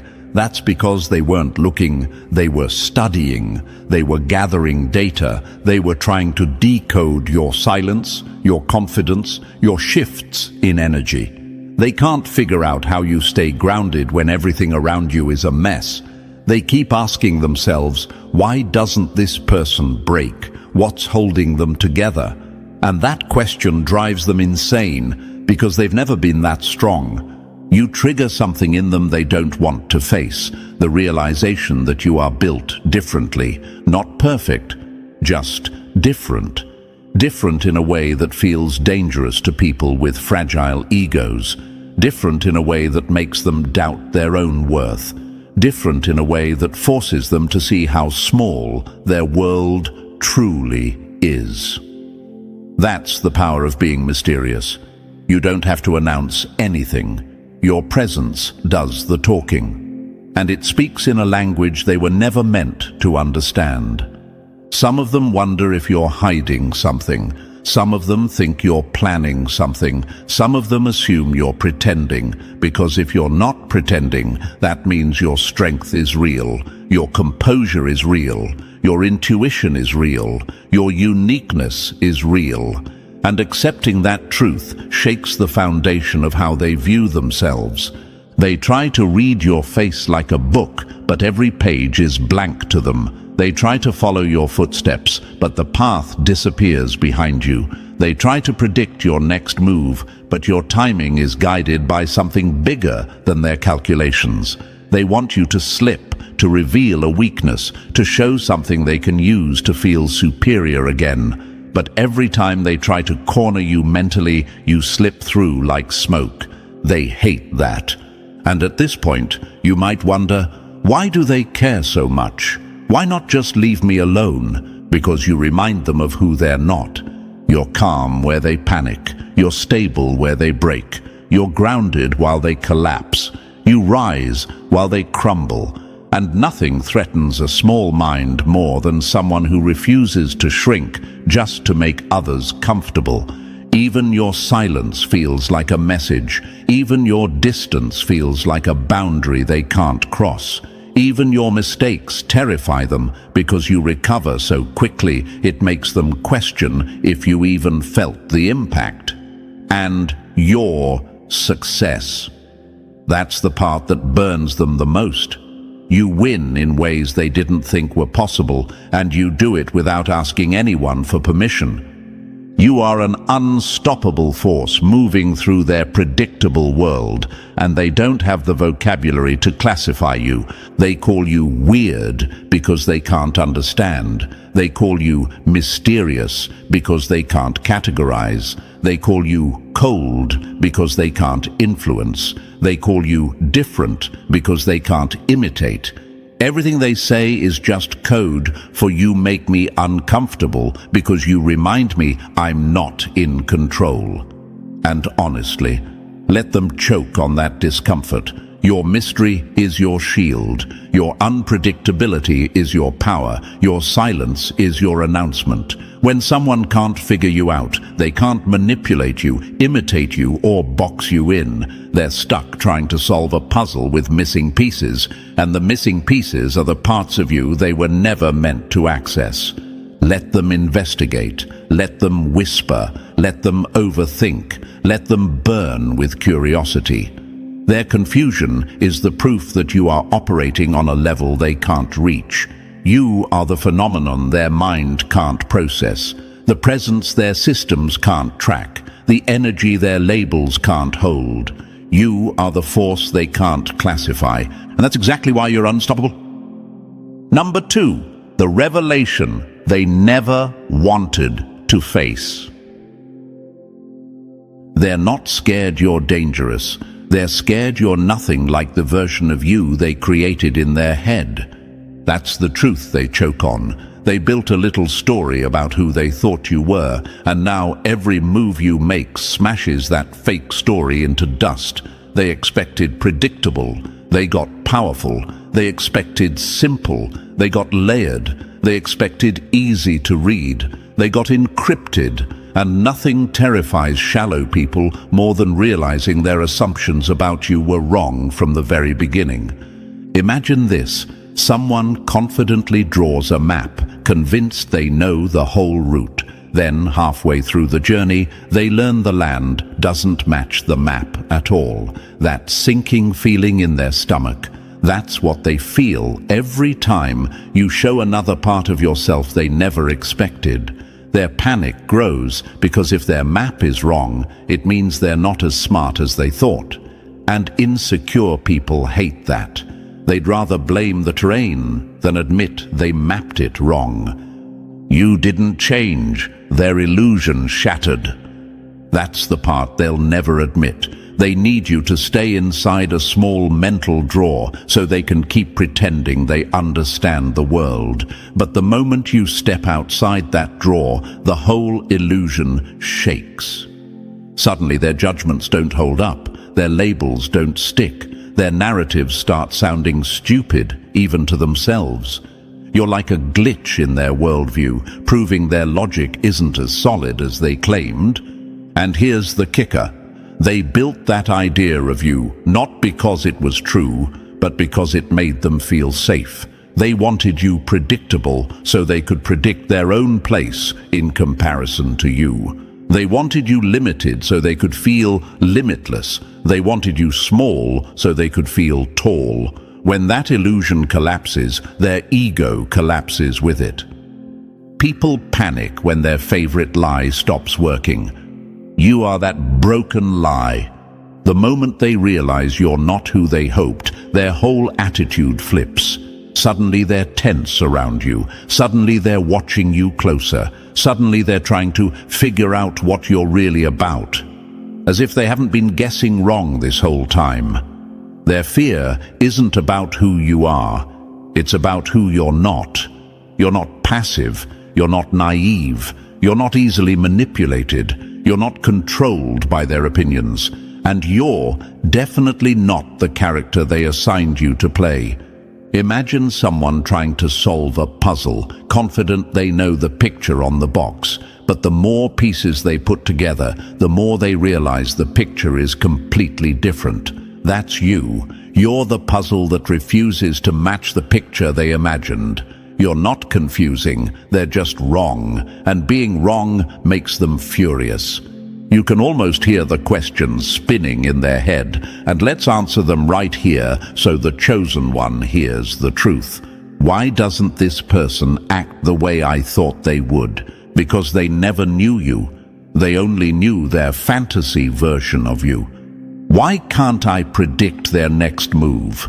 Because you're not running on fear or validation like they are. You move with purpose, not panic. Why does their confidence feel so real? Because it is real. You built yours from pain and growth, not ego. Why do I feel so off around them? Because being near someone authentic exposes everything fake inside you. You see, their questions reveal everything. They didn't want you to be strong. They wanted you to be convenient. But strength has a way of ruining convenience. When you rise beyond their expectation, they lose the leverage they thought they had over you. And that loss triggers fear. Their biggest fear? If I can't define them, I can't control them. That's the heart of it. That's why they investigate you. That's why they watch your every move. That's why they stalk your reactions like detectives analyzing evidence. They're terrified that the real you is far more powerful than the version they imagined. They wanted you boxed in so they could predict you, manipulate you, and stay comfortable in their superiority. But you didn't stay in the box. You broke the whole box apart. Imagine standing in front of a mirror that suddenly starts reflecting truths instead of appearances. Every time they face you, they see the truth about themselves, their insecurities, their lies, their fakeness, their limitations. Your presence doesn't change them, it reveals them, and nobody likes seeing their reflection when they've spent years avoiding it.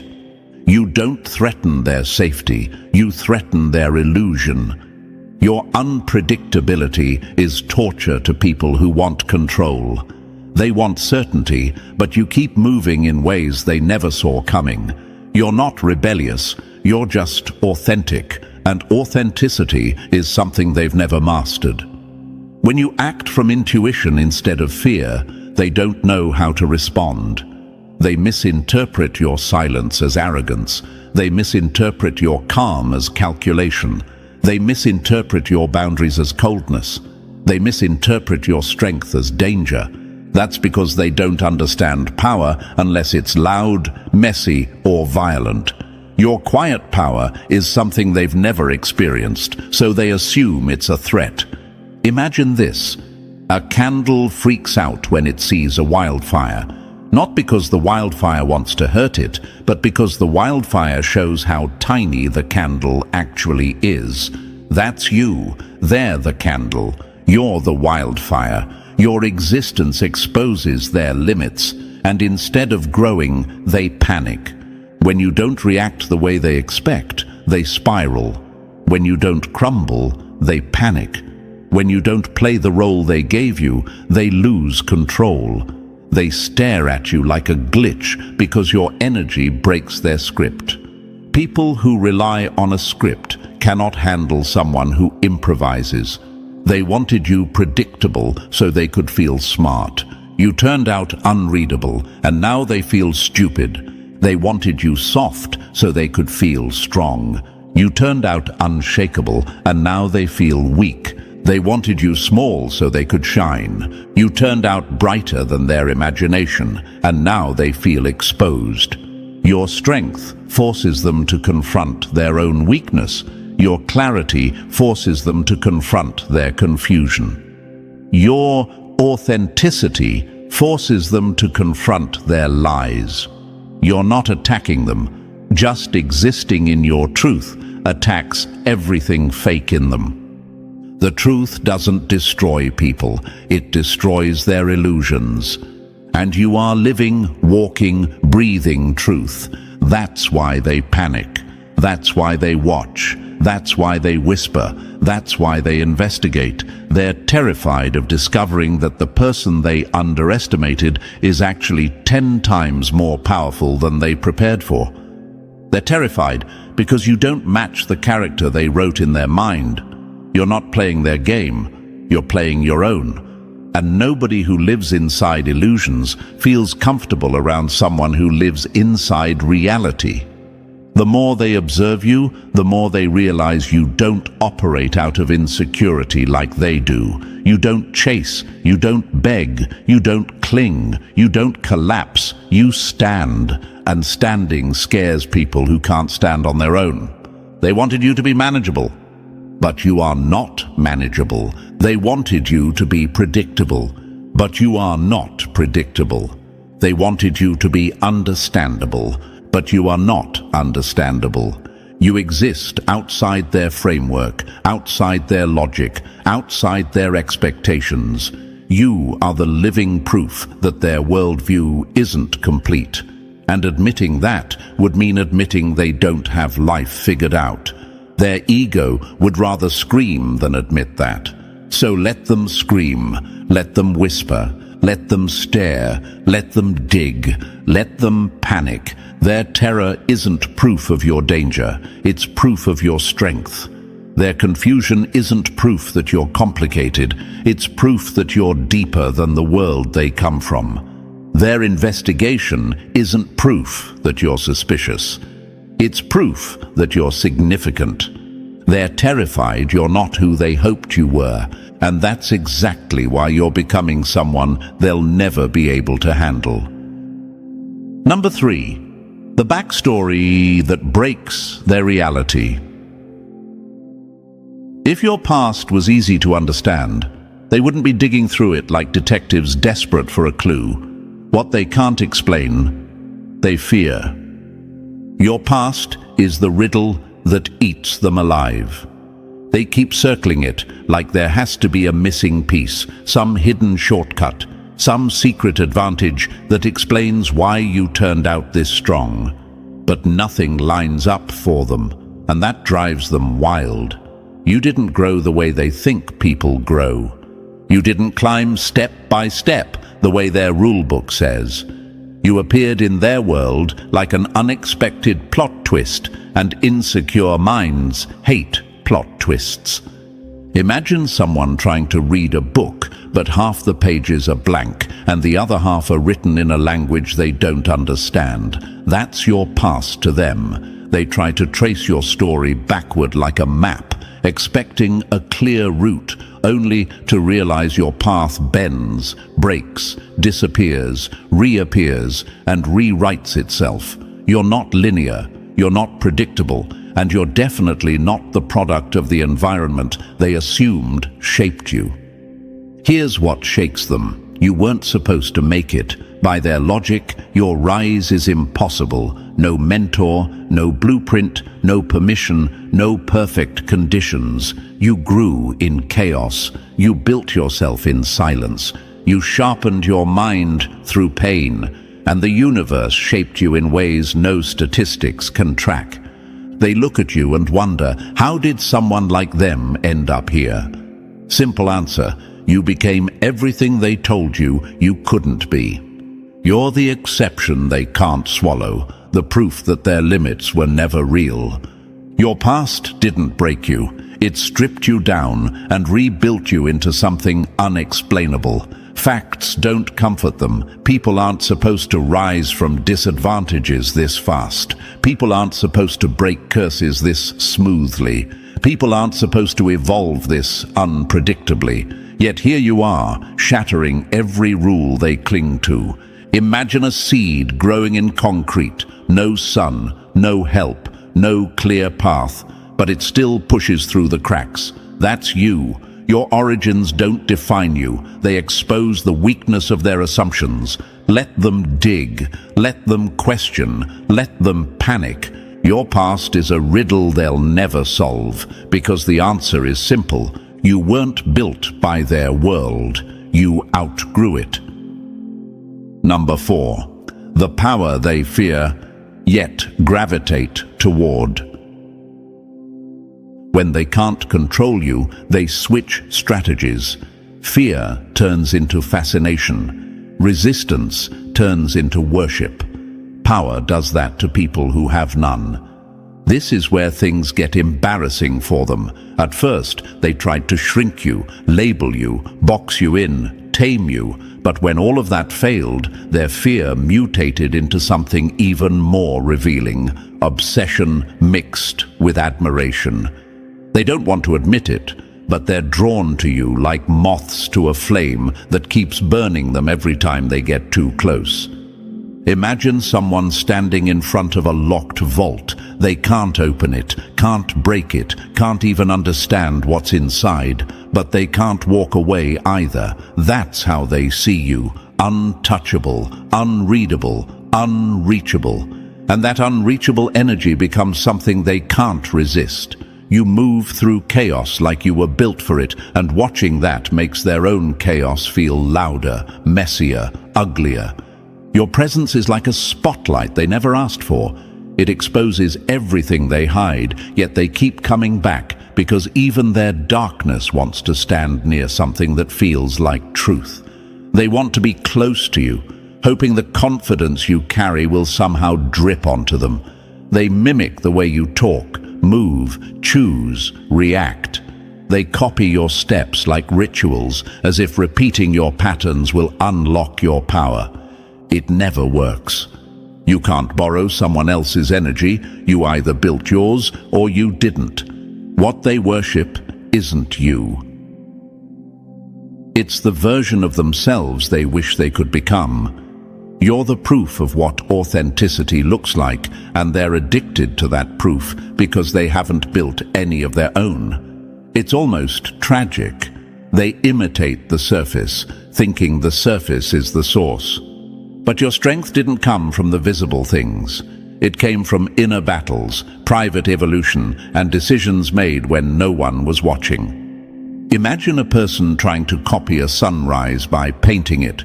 The painting might look similar, but it will never produce light.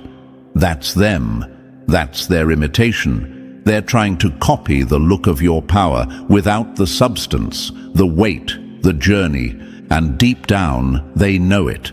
They don't want to admit that you're the standard they measure themselves against. They don't want to admit that your calm embarrasses their chaos, your strength exposes their fragility, your growth highlights their stagnation. Yet they orbit around you, unable to distance themselves because something in you makes them feel small but hopeful at the same time. They study you not to understand you, but to escape themselves.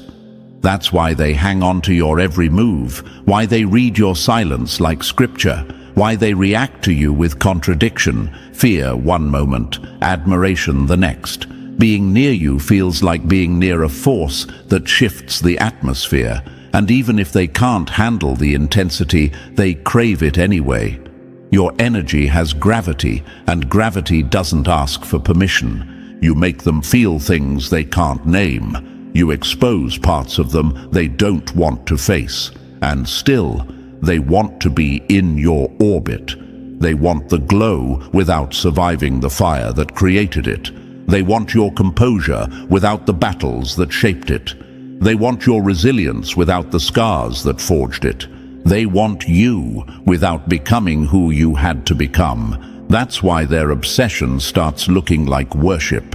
They don't praise you openly, but their behavior reveals everything. Watching, copying, studying, orbiting. They don't want to lose control, but the truth is, they never had control in the first place.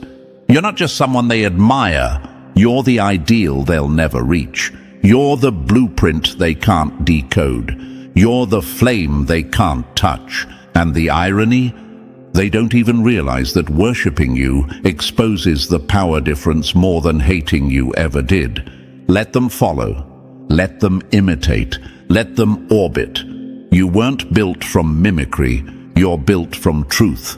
And truth is the one thing they can never replicate. Number 5. The storm. Their little maps can't forecast. If they could predict you, they'd relax. But storms aren't meant to comfort people who built their confidence on sunny weather.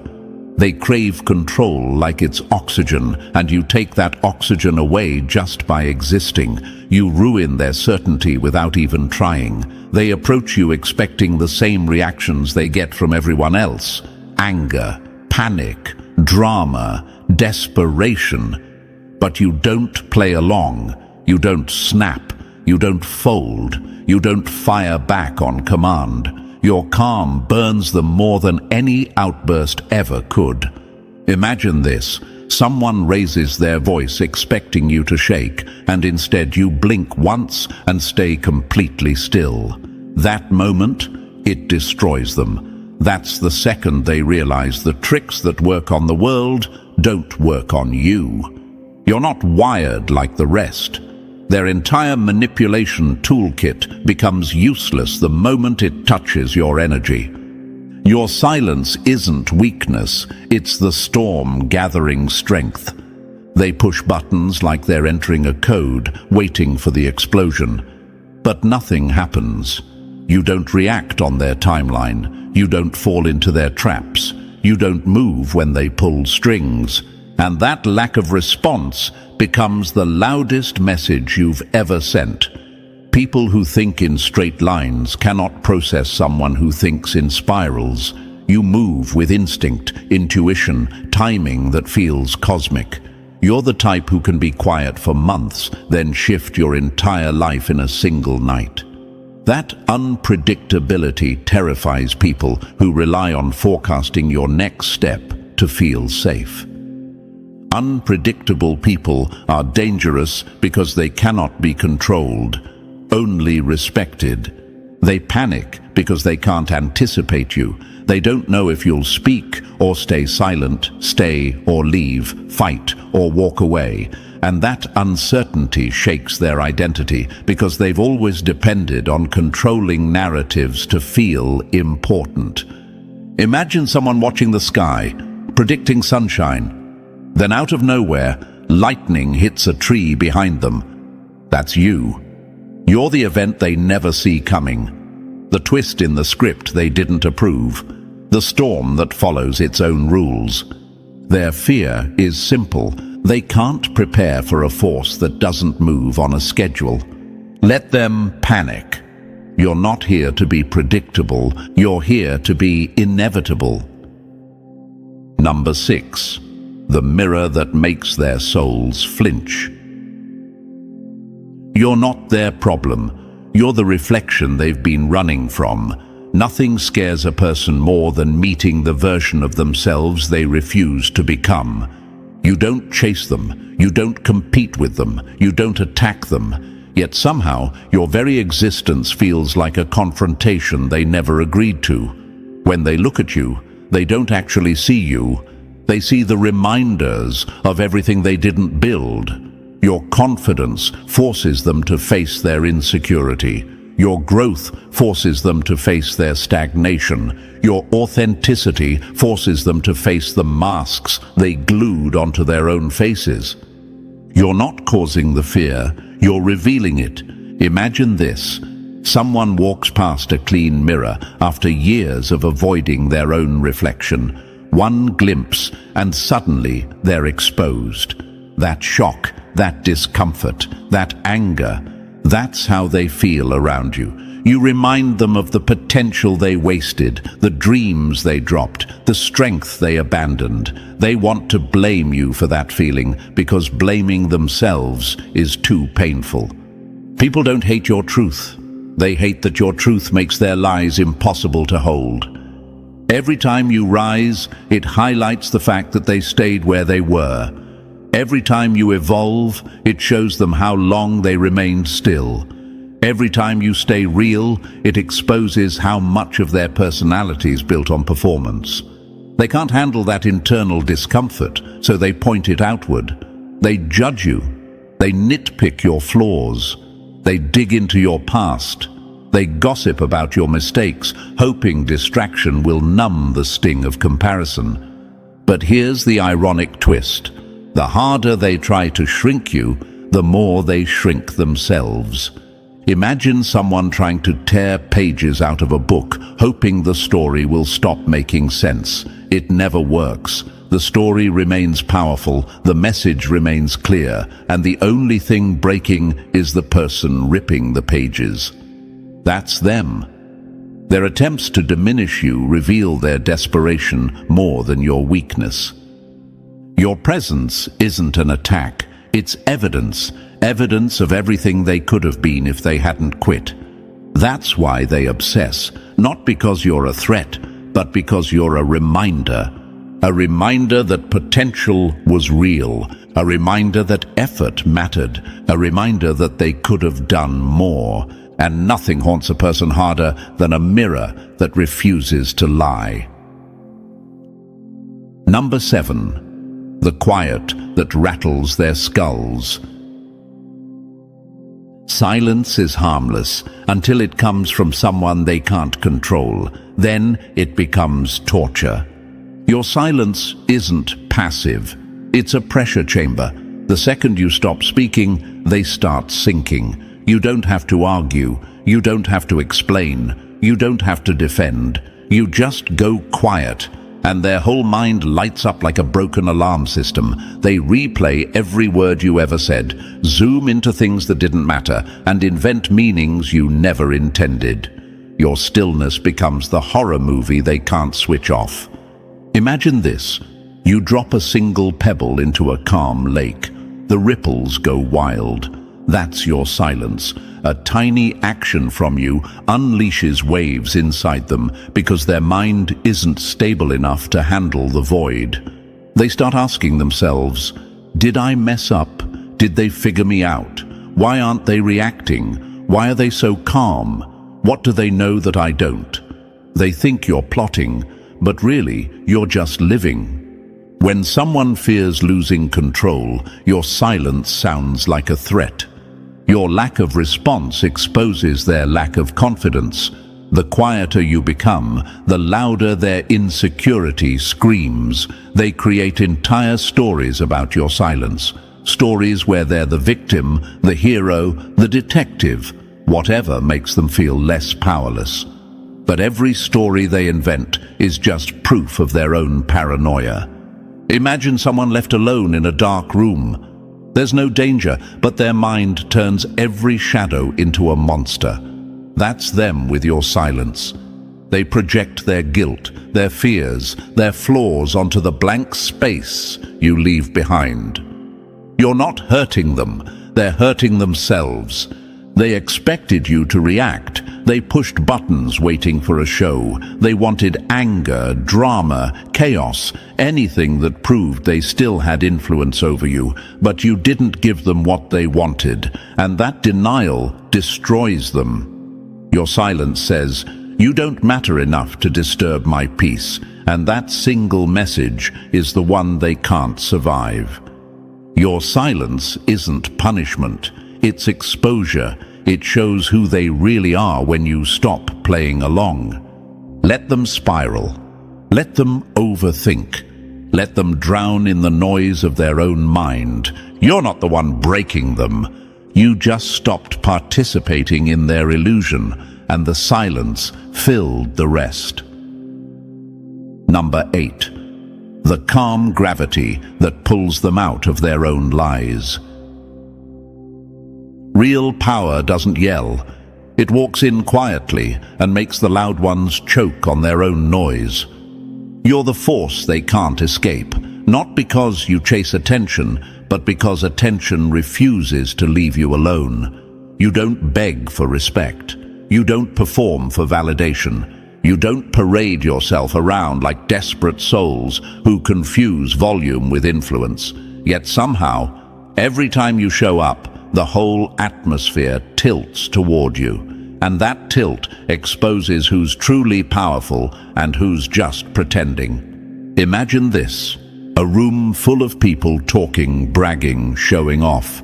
Then you walk in, calm, grounded, not trying to impress a single soul, and suddenly the noise feels embarrassing. That's your effect. You don't overpower the room, you reset it. People who need applause hate those who don't need an audience. Your quiet confidence challenges everything their ego relies on. They don't understand how someone can move with so much presence without putting on a show. They don't understand how you get noticed without lifting a finger. They don't understand how respect seems to meet you halfway, like the universe is whispering your name before you even speak. And that confusion, that's where their fear begins. They study you because you break their logic. They hover around you because they want to know how you move without chasing. They monitor you because you threaten the fake status they built on noise. How can someone so silent command more gravity than people who've spent their whole lives shouting? Imagine a candle screaming to be seen and a full moon rising without saying a word. They're the candle, you're the moon, and deep down, they know it. Some people have influence, others are influence. You're the second type. You walk like you're connected to something bigger. You speak only when you need to. You move with purpose instead of panic. And people who rely on drama to feel alive can't handle that kind of self-control. They need noise to feel relevant. You need nothing. Your silence pulls them. Your aura disarms them. Your presence unmasks them. They try to escape your gravity, but they can't, because what they're running from isn't you. It's the truth that your quiet strength exposes about their fake confidence. Let them shake. Let them talk. Let them stare. You're the quiet force their world will never outrun. Number 9. The enigma. Their minds weren't built to solve.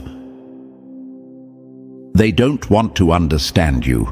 They want to extract you, and that's exactly why they'll fail. People like them study others the way thieves study vaults, not out of curiosity, but out of hunger. They analyze your wisdom, your moves, your silence, hoping they can steal whatever force you carry.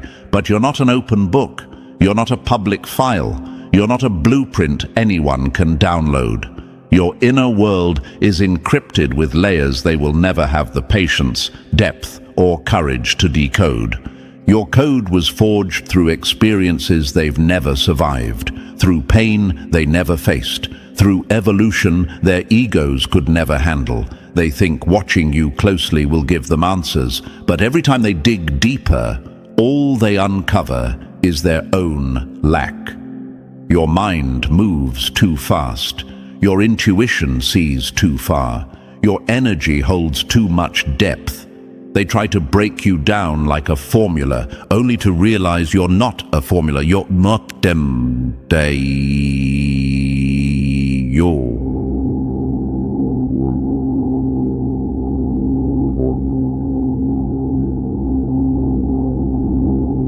Imagine someone trying to hack a system that upgrades itself every time they touch it. That's you. The second they think they've figured you out, you grow in a new direction. You shift, you evolve, you unlock another part of yourself they didn't even know existed. You are always 10 steps ahead because your growth is internal, not performative. They're decoding a language their soul was never meant to speak. You don't overshare. You don't hand out your secrets. You don't reveal your blueprint just because someone is curious. Your boundaries are tight. Your privacy is intentional, and your silence is reinforced like armor. The more they try to analyze you, the more insecure they become, because every failed attempt to understand you reminds them that you are not like them. You are not predictable. You are not exposed. You are not accessible. Imagine someone trying to read a locked journal with a flashlight that keeps dying. They see flashes, glimpses, pieces, but never the whole page. That's all they will ever get from you. Flashlight-level access to a universe-level soul. You can't crack what wasn't built for public access. They'll never decode your wisdom. They'll never gain control over your spirit. They'll never understand the current running through your existence. They can only watch. Watch you rise. Watch you shift. Watch you evolve into something even more untouchable and chosen one. If you're ready to claim that mystery fully, hit like, subscribe, drop 77, and share this message with those who walk the same path. This mission grows through you. Your mystery is the blade they can't defend against, and every day it cuts deeper. The funniest thing about all of this is that they thought they were using you, when the whole time the universe was using them to sharpen you. That's the slap they never saw coming, chosen one.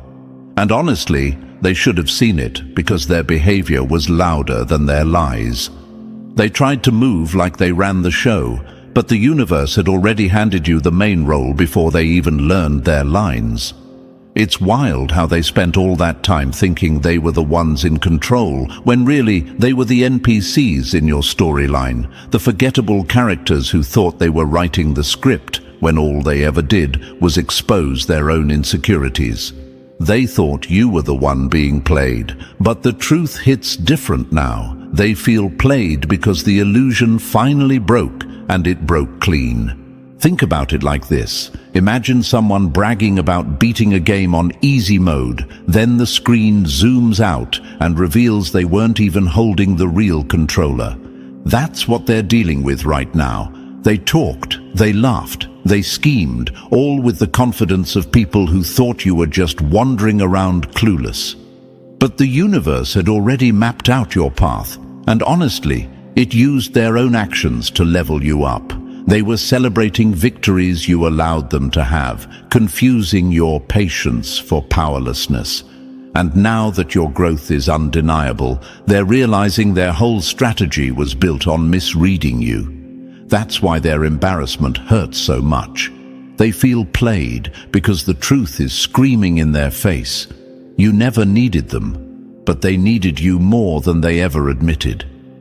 Before we go deeper into what's really happening here, Chosen One, take a second to show some love. And thank you, Chosen One. Don't forget to pay this message back by simply pressing the like and subscribe button to help spread this message to more souls, because it's on all of us to push this light into the shadows where people need it most. Thanks for being part of this mission. You're part of a force, whether they like it or not. Now let's get back to the reality they can't run from. Chosen One, now they feel played, and it's not because you said anything, exposed anything, or tried to get revenge. You didn't have to.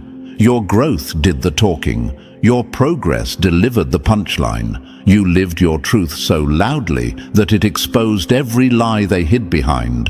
You didn't clap back. You evolved. You didn't argue. You elevated. You didn't break. You built.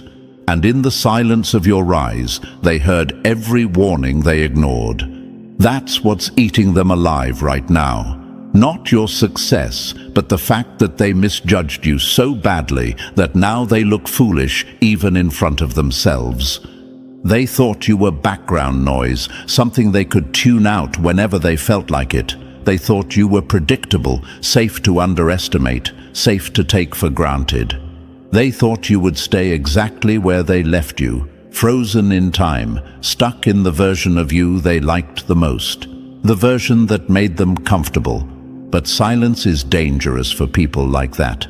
Every time you went quiet, you were upgrading. Every time you stepped back, you were collecting data. Every time you disappeared, you were reinventing yourself. And now that you've come back stronger, calmer, smarter, they can't handle it. Their confusion is loud. Their insecurity is louder. They feel played because you weren't the character they built in their heads. You were the plot twist. What's funny is how they're acting normal right now. Still posting like everything is fine, still smiling like their confidence hasn't cracked, still pretending they aren't bothered. But their energy isn't lying. They scroll through your progress with shaky hands. They replay old conversations trying to figure out the moment you slipped through their grip. They stalk your moves like researchers trying to understand a species they didn't know existed. You ever notice how some people go silent the moment you start winning? That's them trying to control the story in their heads. They can't stand the fact that their whole narrative about you fell apart. They feel played because the universe revealed what was always true. You were the real one, and they were the ones performing. Here's the part they're scared to acknowledge.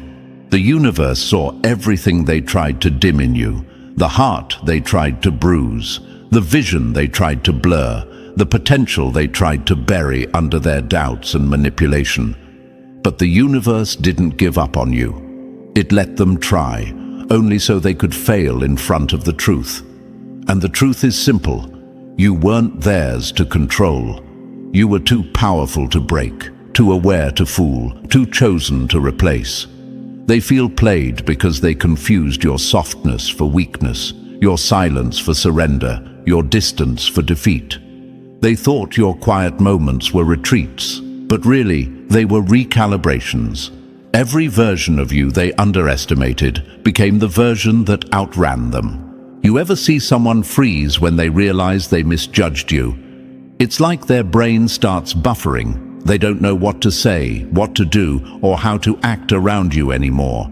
Your presence exposes everything they didn't fix in themselves. Your peace clashes with their chaos. Your growth pushes against their laziness. Your confidence highlights their doubts. You're not threatening them on purpose. Your existence just illuminates everything they've been running from. And instead of fixing themselves, they project. They get weird. They get distant. They get petty. But beneath all that noise is one feeling: regret. Loud, bitter, undeniable regret. The kind that makes them feel played by their own ego. The universe didn't choose you by accident. Your rise is not luck. Your glow is not random. You earned your energy through pain, patience, and presence. They tried to dim you because your shine reminded them of their own shadows. They tried to slow you down because they couldn't keep up. They tried to distract you because they knew you'd surpass them if you ever took yourself seriously. And guess what? You did. That's why they feel played. Because the person they tried to break is the one rising above them. The person they counted out is the one rewriting the narrative. The person they underestimated is the one they can't stop watching now. Don't ever let their old perception of you limit your new reality. You're not the version they remember. You're not the version they tried to use. You're not the version they mocked. You're the version the universe has been shaping through every moment they tried to sabotage. You're walking with a clarity they can't fake, a strength they can't copy, and a purpose they can't interrupt. They feel played because they thought they were ahead of you. They didn't realize you were the one the universe was preparing in silence. They didn't realize you were the one with the endurance. They didn't realize they were temporary in your storyline, but you were permanent in your destiny. If this message is hitting something real inside you, don't just listen. Lock in. Drop the number 77 in the comments if you know they played themselves trying to play you. That energy they tried to drain. You're about to flip it back on them. This isn't just another video. This is a signal for the real ones, a mirror for your strength, a reminder that your rise is not a coincidence. And now, chosen one, let's break this down step by step.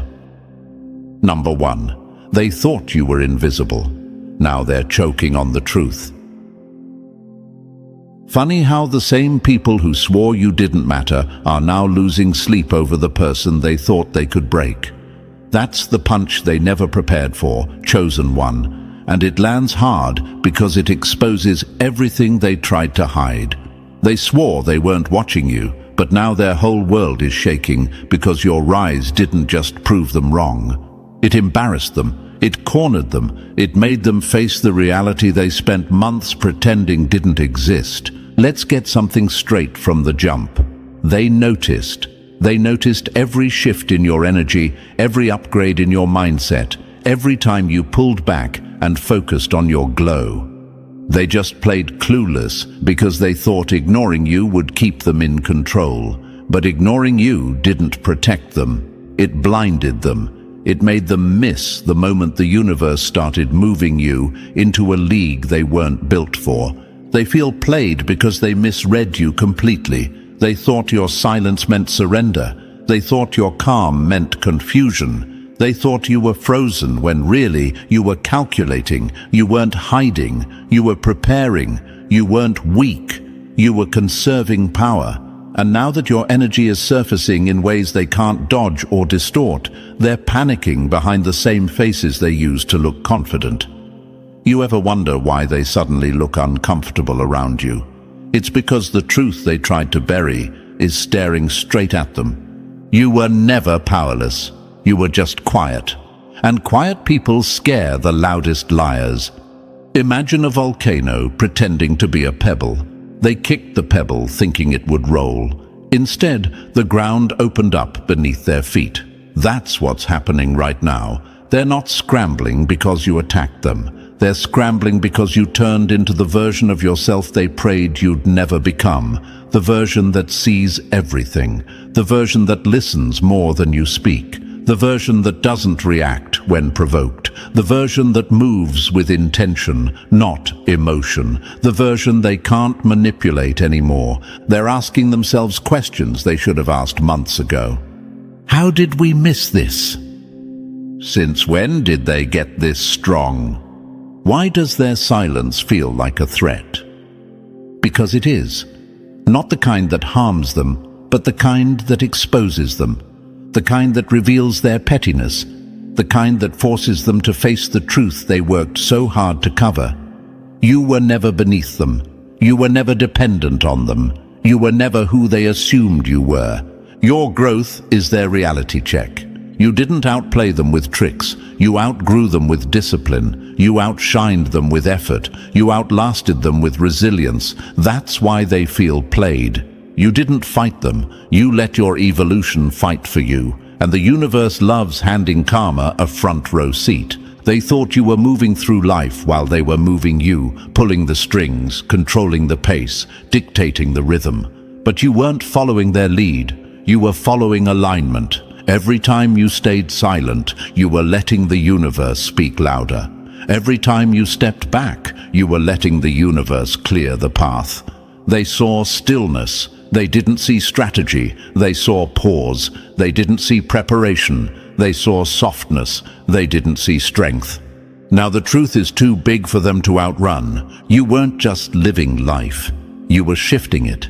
And here's what really terrifies them. You didn't need revenge. You didn't need proof. You didn't need validation. You didn't need permission. Your existence alone was enough to expose them. When someone who underestimated you suddenly sees the real you, their entire ego collapses.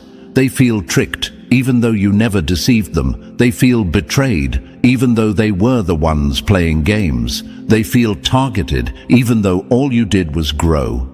Growth feels like violence to people who hate accountability.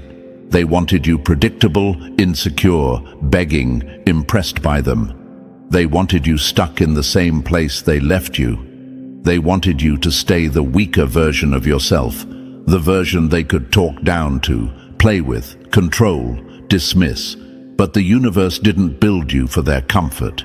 It built you for your calling. And now that you're stepping into it, they're losing their grip on the fantasy they created. You ever notice how people suddenly get confused when you stop playing small? How they act shocked when you start moving without explaining yourself? That's because they thought your identity belonged to them. They thought they defined you. They thought they shaped you. They thought their opinion mattered more than your destiny. Now that you've stepped out of the box they forced you into, they don't know how to respond. Their confusion is your confirmation. You evolved past every trap they set. They prepared attacks for the version of you that no longer exists. They aimed at who you were, not who you are, and that's why they missed every shot. They were fighting a ghost, chasing an old version of you that died the moment you chose yourself. The moment you stopped arguing, the moment you stopped explaining, the moment you stopped shrinking, the moment you stopped letting their noise dictate your value. Now they're scrambling because they can't predict you anymore. They don't know your next move. They don't know your mindset. They don't know your plans. And nothing scares fake people more than losing the ability to read someone they used to control. The universe didn't just choose you, it equipped you. It armed you with observation, patience, intuition, resilience, and that quiet confidence that makes insecure people sweat. You're not walking blind, you're walking aligned. And their voices, their opinions, their gossip, none of it can compete with someone who moves with clarity. When you understand your power, doubt dies. When you understand your path, fear fades. When you understand your worth, their noise becomes irrelevant. They're scrambling to catch up, but they can't. They're scrambling to undo their mistakes, but they won't. They're scrambling to regain control, but that chapter is closed. You're too far ahead. You're too aware. You're too evolved. You're too chosen. They're not dealing with the old you. They're dealing with the version the universe sculpted when nobody was watching. So don't shrink. Don't apologize. Don't question your glow. You are the quiet storm that moves without warning, the calm presence that disrupts their chaos, the force they underestimated until it was too late. They thought you were invisible. Now they're choking on the truth. You were the one in control the entire time. Number 2, they wanted you broken. You turned into something they can't handle. Wild how they prayed for your downfall, and all they ended up doing was sponsoring your evolution. That's the punchline life just delivered straight to their ego. And honestly, chosen one, it's poetic. They thought putting pressure on you would make you collapse, but instead, the pressure exposed who they really were and who you were always becoming. They thought pain would break you. It built you. They thought betrayal would silence you. It sharpened you. They thought loss would weaken you. It weaponized you. Every move they made against you backfired in the most embarrassing way possible. And now your evolution is the mirror they can't stop avoiding. The storm they sent to drown you ended up teaching you how to breathe underwater. That's what they're struggling to process.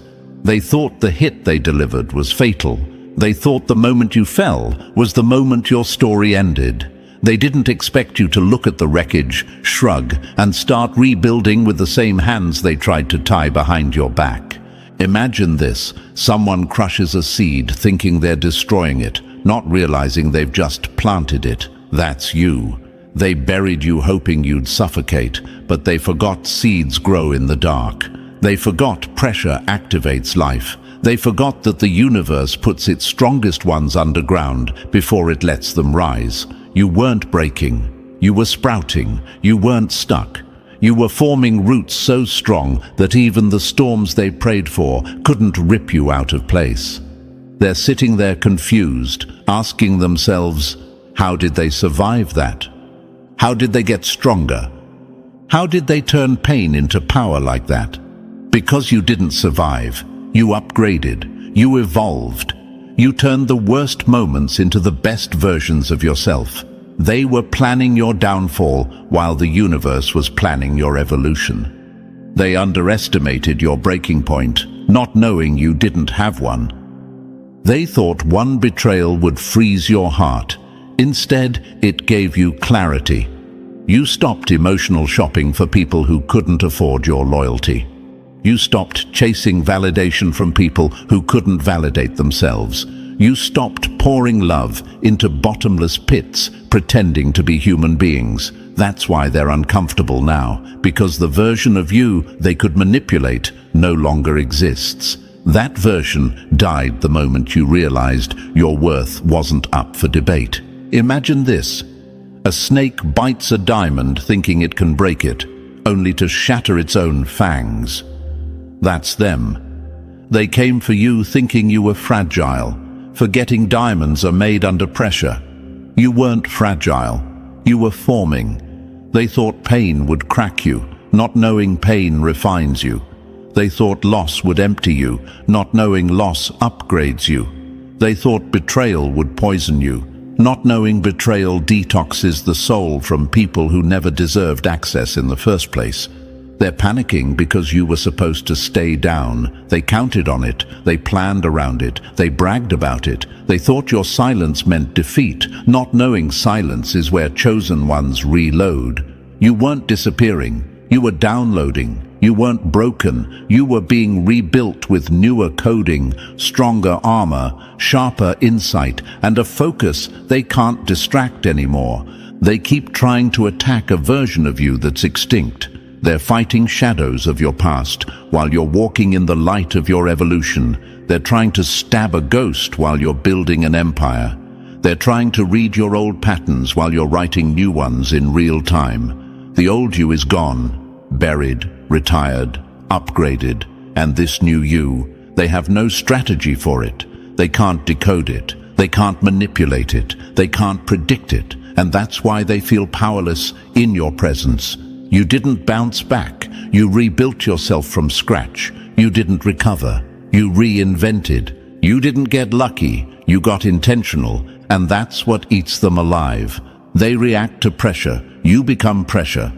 That's the part they didn't calculate. They crumble under weight. You transform under it. They run from challenges. You evolve through them. They cling to comfort. You chase growth with both hands. They stay stagnant because movement scares them. You move forward because staying still scares you. They're stuck repeating their same old cycles while you break every cycle that tried to chain you. Imagine this. Someone tries to trap a butterfly in the same box they trapped the caterpillar in. That's them. They're panicking because the version of you they tried to control doesn't fit in their box anymore. You grew wings while they were celebrating your downfall. They thought they buried you. You were becoming. They told you setbacks meant failure. They told you losses meant unworthiness. They told you isolation meant abandonment. But your setbacks were training. Your losses were clearing space. Your isolation was the universe saying, "Watch how high we're about to take you." Everything they tried to use to break you became the exact thing the universe used to build you. They didn't count on your resilience. They didn't count on your adaptability. They didn't count on your ability to turn pain into fuel. They didn't expect you to rise without warning. They didn't expect you to evolve faster than they could sabotage. They didn't expect your silence to be a strategy. They didn't expect your patience to be a weapon. They thought you were done. They thought you were out. They thought you were defeated. They thought wrong. You shed versions of yourself the way snakes shed skin, quietly, naturally, without asking permission. You evolve past situations that once held you hostage. You walk away from people who drain you without second-guessing yourself. You release old identities like outdated software. You load new strengths like upgrades. That's why they're so thrown off. They don't know who they're dealing with anymore. Reinvention isn't your hobby. It's your survival instinct. They stay the same because growth terrifies them. You evolve because stagnation terrifies you. They cling to whatever feels familiar. You run toward whatever feels aligned. They only change when forced. You change by choice. That's why they feel inferior in your presence. Not because you're arrogant, but because your evolution forces them to look at their own stagnation. Imagine this: two people fall into the same pit. One sits there crying. The other builds a ladder out of the debris. You're the ladder builder. You use every hit, every heartbreak, every rejection as a resource. You turn storms into strength. You turn endings into beginnings. You turn wounds into wisdom. They thought breaking you would stop you. They didn't realize breaking you only releases your next form. They're witnessing your evolution now, and it's hitting them harder than any revenge ever could. Your glow exposes their guilt. Your rise exposes their pettiness. Your confidence exposes their insecurity. Your healed version exposes the brokenness they never confronted. They didn't expect to be this wrong about you. They didn't expect to watch you rise from the ashes they thought would bury you. Pressure doesn't break chosen ones. Pressure activates them. Pressure awakens them. Pressure transforms them. Pressure reveals their final form. So keep evolving, keep shedding, keep rising, keep breaking molds they built to contain you. Let them watch while you transform into something they'll never understand. They wanted you broken. They needed you broken. But you turned into something they can't handle, can't predict, and can't replace. And the best part, you're just getting started. Number 3, they thought you were waiting. You were winding up. The loud ones always think they're winning until the quiet one moves. That's the gut punch they earned, chosen one. They thought your stillness meant you fell off. They didn't realize you were the moment everyone else was orbiting around. They misread your silence because insecure people always assume lack of noise means lack of power. Meanwhile, you were learning the art that scares every enemy alive. The art of moving at the exact second the universe says move. They were sprinting for attention like it was oxygen. You were studying angles, patterns, motives. You weren't behind. You were calculating. Imagine a bow being pulled back so far it looks motionless. That was you. They didn't understand that stillness before impact is where the real force is created. They thought the arrow wasn't going anywhere. Now they're watching it fly straight through every illusion they built. Patience hits harder than pressure when it drops at the right time. They rushed. They bragged. They celebrated victories you never even competed for. They thought you missed your shot.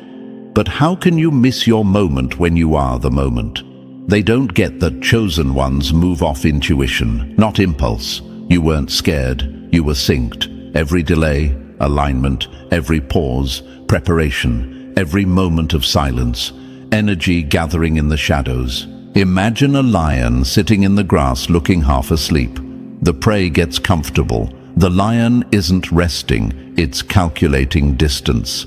That was you. They thought you were out of the game, but you were simply waiting for the exact second their mask slipped, their ego cracked, and their foundation tilted. Timing exposes people long before action does. They're asking themselves now, why did their silence feel so heavy? Why did their presence get louder without saying anything? Why does their move hit harder than anything we planned? Because restraint is a weapon, and you mastered it. You didn't announce your comeback. You didn't drop hints. You didn't warn them. You let them dig their own hole while you sharpened your strategy. Real power doesn't rush. Real power arrives when it chooses to. They feared your voice, but your timing. That's what breaks them. You're not late. You're not behind. You're not overlooked. You're perfectly aligned. Your next move isn't just a step forward. It's the shift that shakes everything they built on arrogance. The wave you've been holding back is rising, and when it hits, every person who doubted your timing will finally understand the truth. They weren't waiting for your moment. Your moment was waiting for you. Number 4, they wanted you shattered. The universe reinforced you instead. The funniest part is they aimed to break you, and all they did was expose how unbreakable you really are. That's the punch to their ego they didn't budget for. They threw storms at you expecting to watch you drown. They didn't realize you weren't the one sinking. You were the force holding the whole ocean steady. They came with chaos, hoping you'd collapse. Instead, you got quieter, stronger, heavier in ways they can't measure or mimic. They still don't understand what held you up when everything around you was falling apart. They saw you take hits that should have erased you. They saw you lose people, lose places, lose versions of yourself. They saw nights where anyone else would have snapped, but you didn't, and it haunts them, because if they had lived even one chapter of your story, they would have folded. Meanwhile, you kept standing like nothing could drag you under. Imagine this. A building gets hit by earthquakes again and again, and everyone swears it'll collapse. But every time the dust settles, it's somehow stronger, reinforced, rebuilt, without anyone seeing the work happen. That's you. They were waiting for the moment you crumbled. The universe was fortifying you behind the scenes. Your strength didn't come from applause, validation, or support. It came from surviving moments you never talked about. Your calm isn't weakness, it's the proof you already lived through worse. They panic when life gets messy. You anchor yourself. They scream, they scatter, they blame. You breathe. You move slow. You react like someone who already knows the universe will sort what needs to be sorted. That stillness of yours? It scares them. Because stillness under pressure is something only the built-for-impact ones possess. They tried to damage your name, your confidence, your direction. They whispered, they lied, they hoped you'd drown in confusion. But the universe had you on a path they couldn't interfere with. You weren't surviving off luck. You were surviving off alignment, off remembering every fire you already walked through. Imagine a sword that gets sharper every time someone tries to snap it. They hit it, expecting it to break. It only becomes more lethal. That's the evolution they didn't plan for. They're asking themselves now, how did they stay so composed? How did they survive that hit? How are they still standing when we tried everything? Because they weren't fighting you. They were fighting someone the universe kept rebuilding.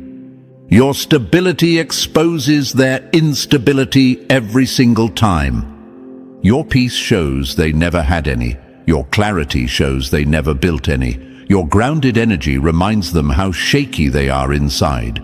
They know they couldn't survive what you survived, and that's why your existence bothers them. They didn't just fail to break you, they proved they were never strong enough to damage you in the first place.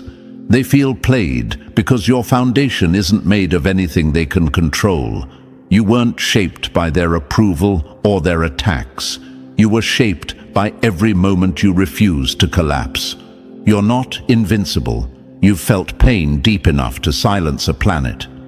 But you kept getting up, not because you were smiling through it, but because something inside you refused to let the story end there. That inner knowing, the one that kept pulling you forward when everything else was falling apart, that's your anchor. That's your power. Imagine someone trying to break a mountain. They use storms, fire, pressure, and the mountain stays. That's you, standing, unmoved, unreachable in ways they can't explain. Keep your inner strength close. Let them wonder how you survived. Let them wonder why you keep rising. They'll never understand what holds you up. And honestly, that confusion is part of their punishment. You weren't built to break. You were built to outlast, and you did. Number 5. They wanted you contained. You became the system reset. They tried to box you in, not realizing you were the reason the box collapsed. That's the sting burning them right now. They wanted you predictable, shrinkable, forgettable. They couldn't handle that you were never designed to blend into their tired little patterns. You were designed to break them. They expected a spark they could snuff out. Instead, they got a wildfire that rewrote the landscape. They keep asking themselves, why can't we control them? Why do they make everything shift just by existing? Because you weren't built to adapt to the system. You were built to expose its cracks. You're the glitch they assumed was a malfunction, but you were actually the update that forces everything to reboot. Imagine this. A single loose thread in a fabric starts unraveling the entire design. That's you. You pull truth out of places people worked hard to hide. Your presence alone makes weak foundations tremble. You're not loud, you're not dramatic, you're just real in a world addicted to performative stability, and that alone is enough to trigger panic. Your authenticity feels like an earthquake to people who built their identity on lies. They liked you better before you figured out who you were, back when you shrunk yourself, back when you questioned your own power, back when you tried to make yourself digestible. But the second you stopped tiptoeing around your potential, the entire system around you started glitching. Their illusions cracked, their masks slipped, their comfort zones shook. You don't fit in because you weren't created for comfort. You were created for disruption. You're the type of person who walks into a room and instantly shifts the temperature. You speak and suddenly people rethink themselves. You move and things break, rearrange, reconstruct. Imagine someone trying to patch a software bug, only to realize the bug was actually the upgrade that forces everything to evolve. That's what your existence does. Your growth exposes their stagnation. Your direction exposes their drifting. Your honesty exposes their pretending. They're not mad at you. They're mad at what you reveal about them. Real ones don't blend in. They break ceilings just by breathing. Your influence is bigger than you realize. People you've never spoken to feel the shift you create. You've changed people's lives without even knowing it. That's why they tried to contain you. Not because you were weak, but because you were too strong for their limited world. They thought you were just another piece on the board. They didn't know you were the redesign. You were never here to repeat patterns. You were here to end them. Don't dim yourself. Don't soften your edges. You weren't made to fit in. You were made to reset the system. Number 6. They tried to shame your shadow. It became your superpower. They weren't scared of your light. They were terrified of the parts of you that survived the dark. That's the punch that hits them every time they see you now. They thought exposing your flaws, your wounds, your messy chapters would weaken you. They didn't realize you had already walked through your own darkness long before they tried to use it against you. You didn't run from your shadow. You sat with it, learned from it, and forged yourself into someone they can't play with anymore. People love the idea of strength, but they only respect the clean parts. You didn't get your power from clean places. You got it from the nights you didn't know how to keep going but kept going anyway. They chased perfection like it would save them. You walked straight into your chaos because you understood something they never will. Darkness is not the opposite of power. It's where power is born. Imagine this. 2 people fall into the same pit. One screams because it's dark. The other feels the walls, learns the space, and starts carving stairs out of the stone. That second person was you. You didn't freeze. You adapted. You didn't numb your pain. You listened to it until it became your guide. You're dangerous because you healed the parts they hoped would destroy you. They tried to shame your intensity, your ambition, your anger, your depth. But those were the exact edges that kept you alive. They thought your darkness made you unstable. Instead, it made you unstoppable. They tried to turn your past into a prison, but you used it as a blueprint. Every wound became knowledge. Every mistake became armor. Every heartbreak became strategy. You know what shakes people the most? Someone who faced every demon inside themselves and came back whole. They can't blackmail you with your past. They can't intimidate you with your pain. They can't embarrass someone who already sat in their own fire. Imagine a sword being forged. Fire doesn't scare it. Fire shapes it. That's you. They thought your darkness would bury you, but it crowned you. You're not dangerous because you're perfect. You're dangerous because you're real.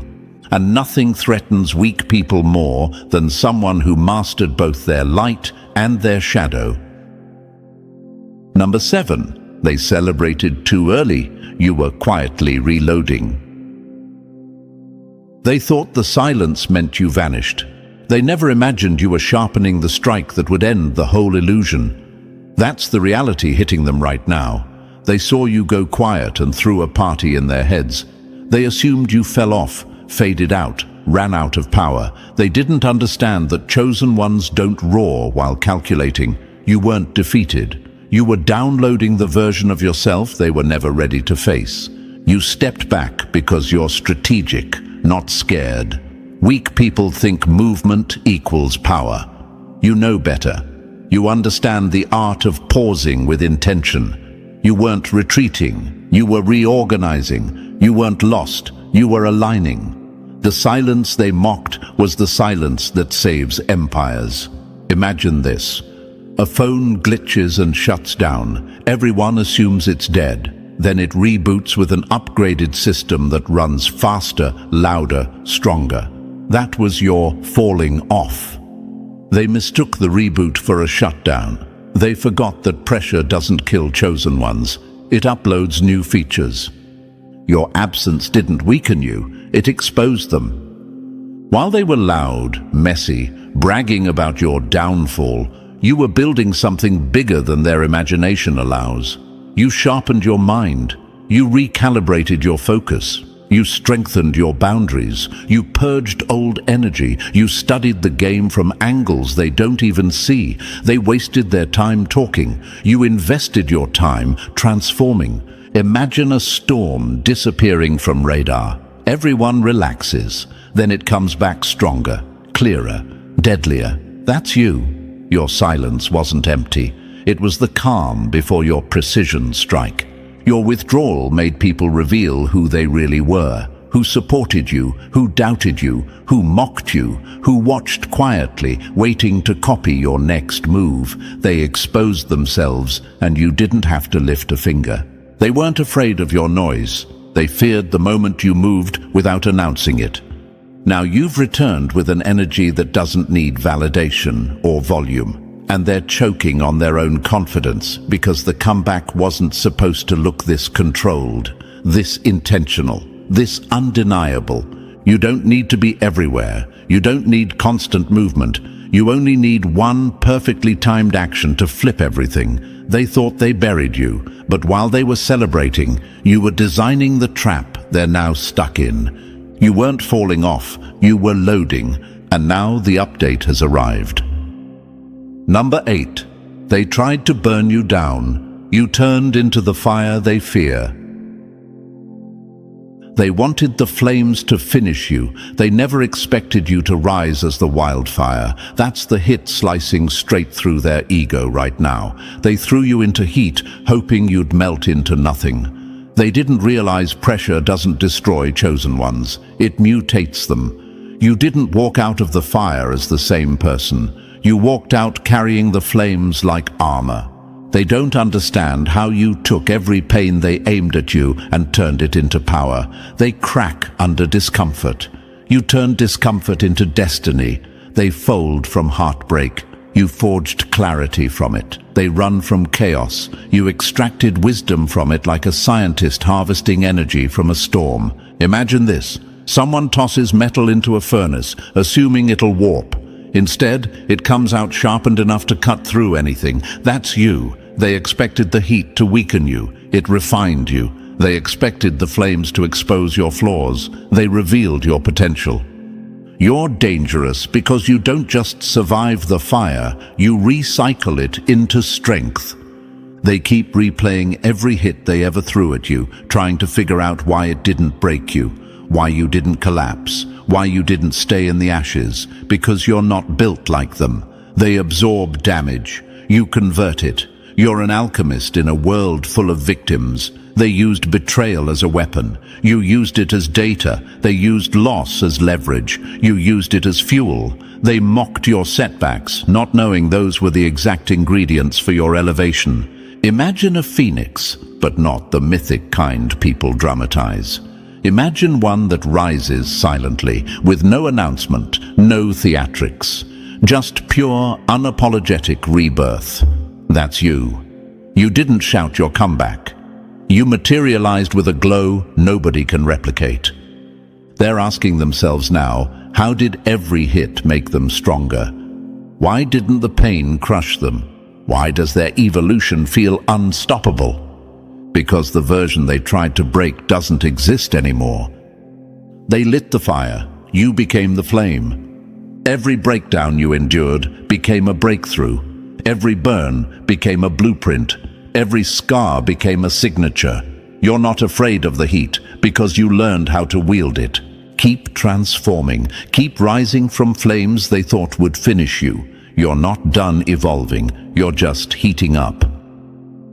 Number 9. They tried to box you in. You rewrote the whole blueprint.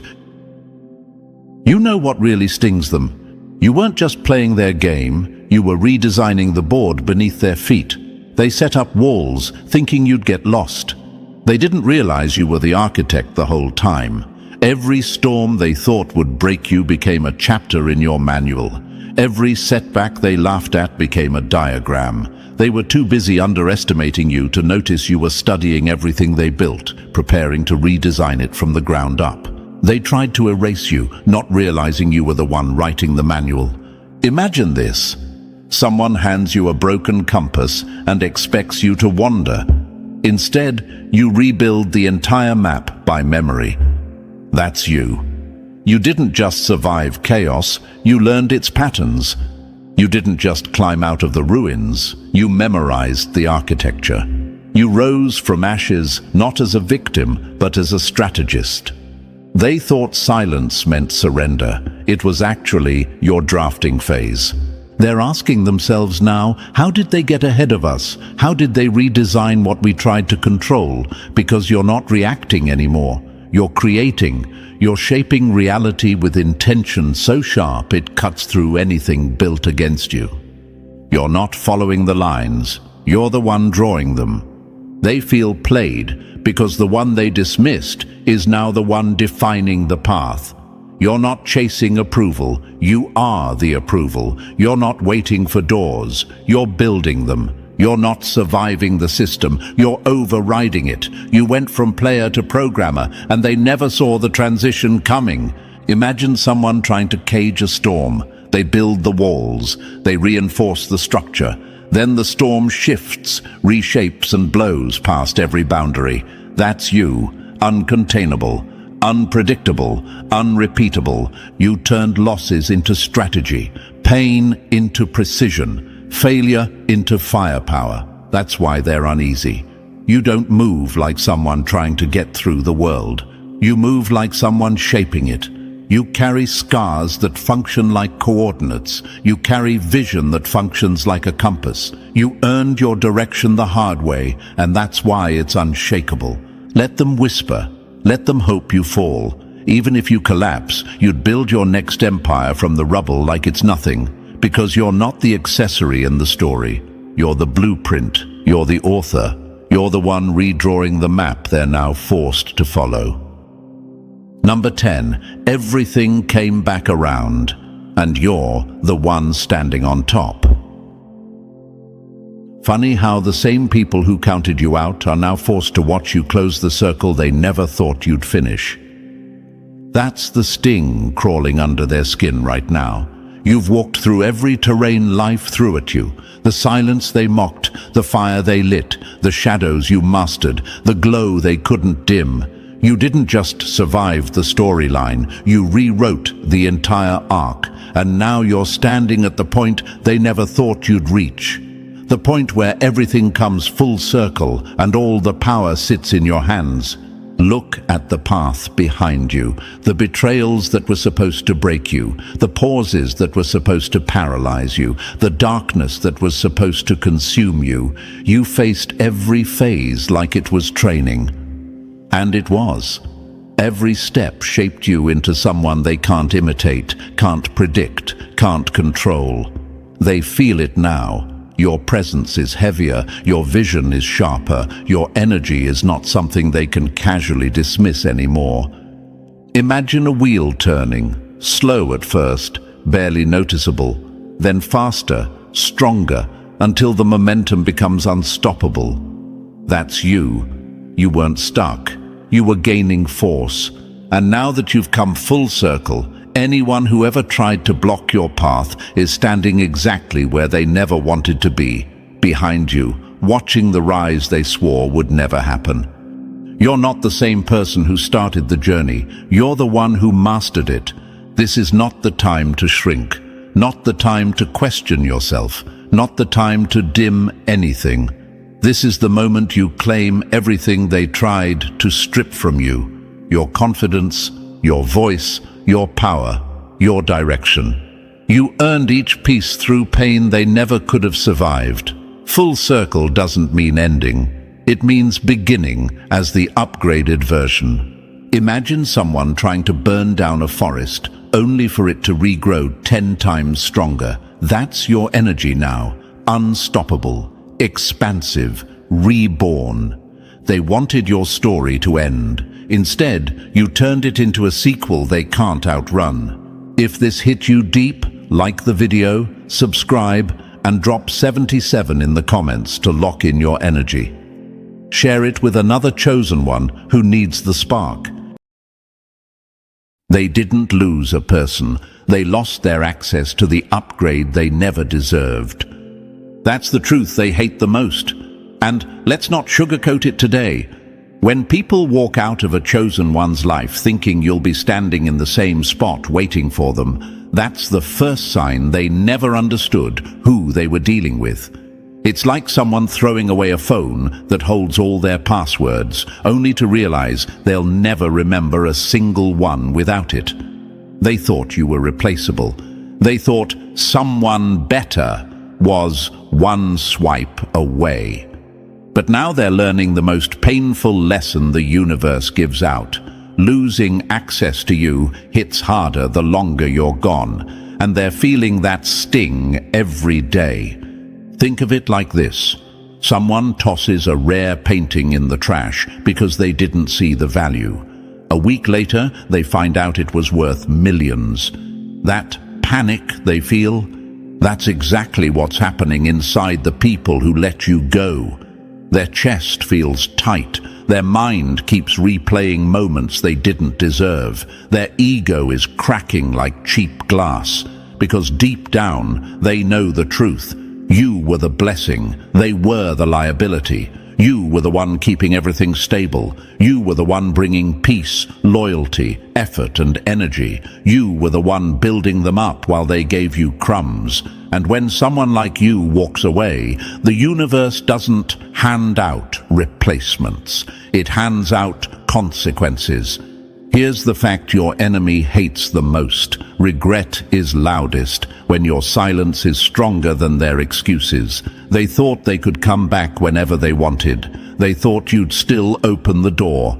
But you didn't pause your growth. You didn't wait. You didn't shrink. You elevated.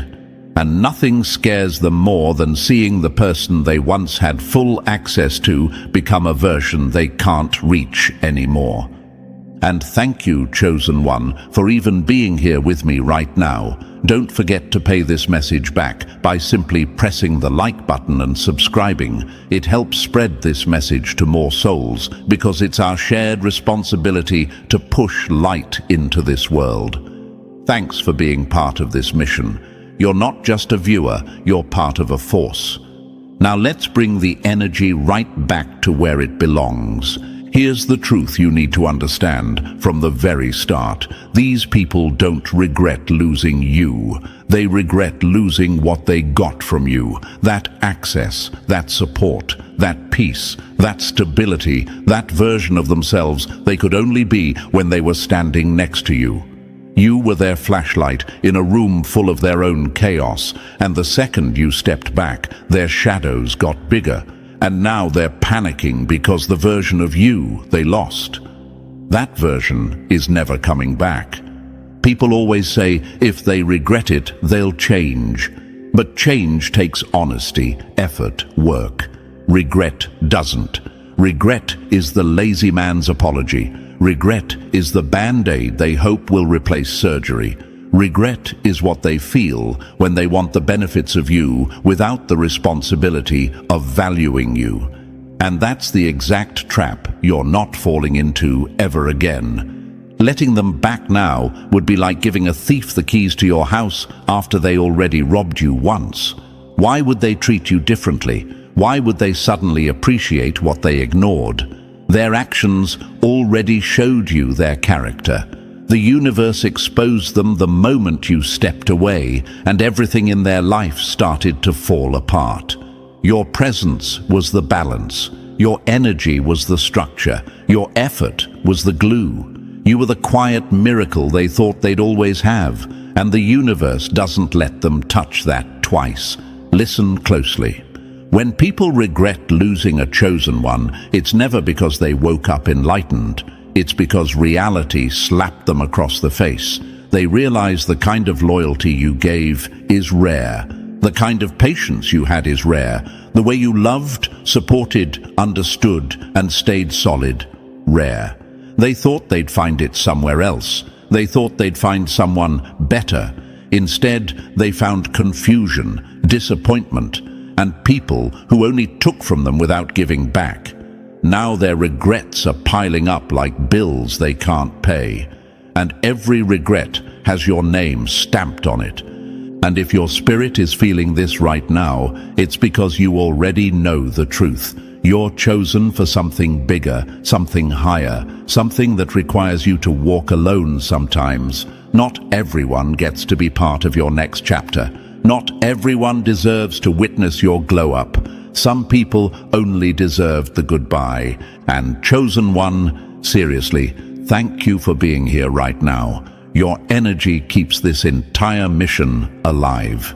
Before we go any further, take a second to lock in with me. If this message is hitting your chest, if you can feel the truth of it in your bones, press like and subscribe so this reality reaches more souls who need to hear it. Drop 777 in the comments if you're ready to stop letting people who wasted their chance circle back into your life like nothing happened. And if you feel called to support the team behind this message with a super thanks, know that even the smallest contribution keeps this work alive. Every bit of support pushes this movement forward and helps spread the truth. Your access is valuable, and not everyone deserves it. Now take a breath, chosen one. We're about to break this down step by step, and if you're truly stepping into your worth, you're going to feel pulled to stay until the very last word. Let's get into it.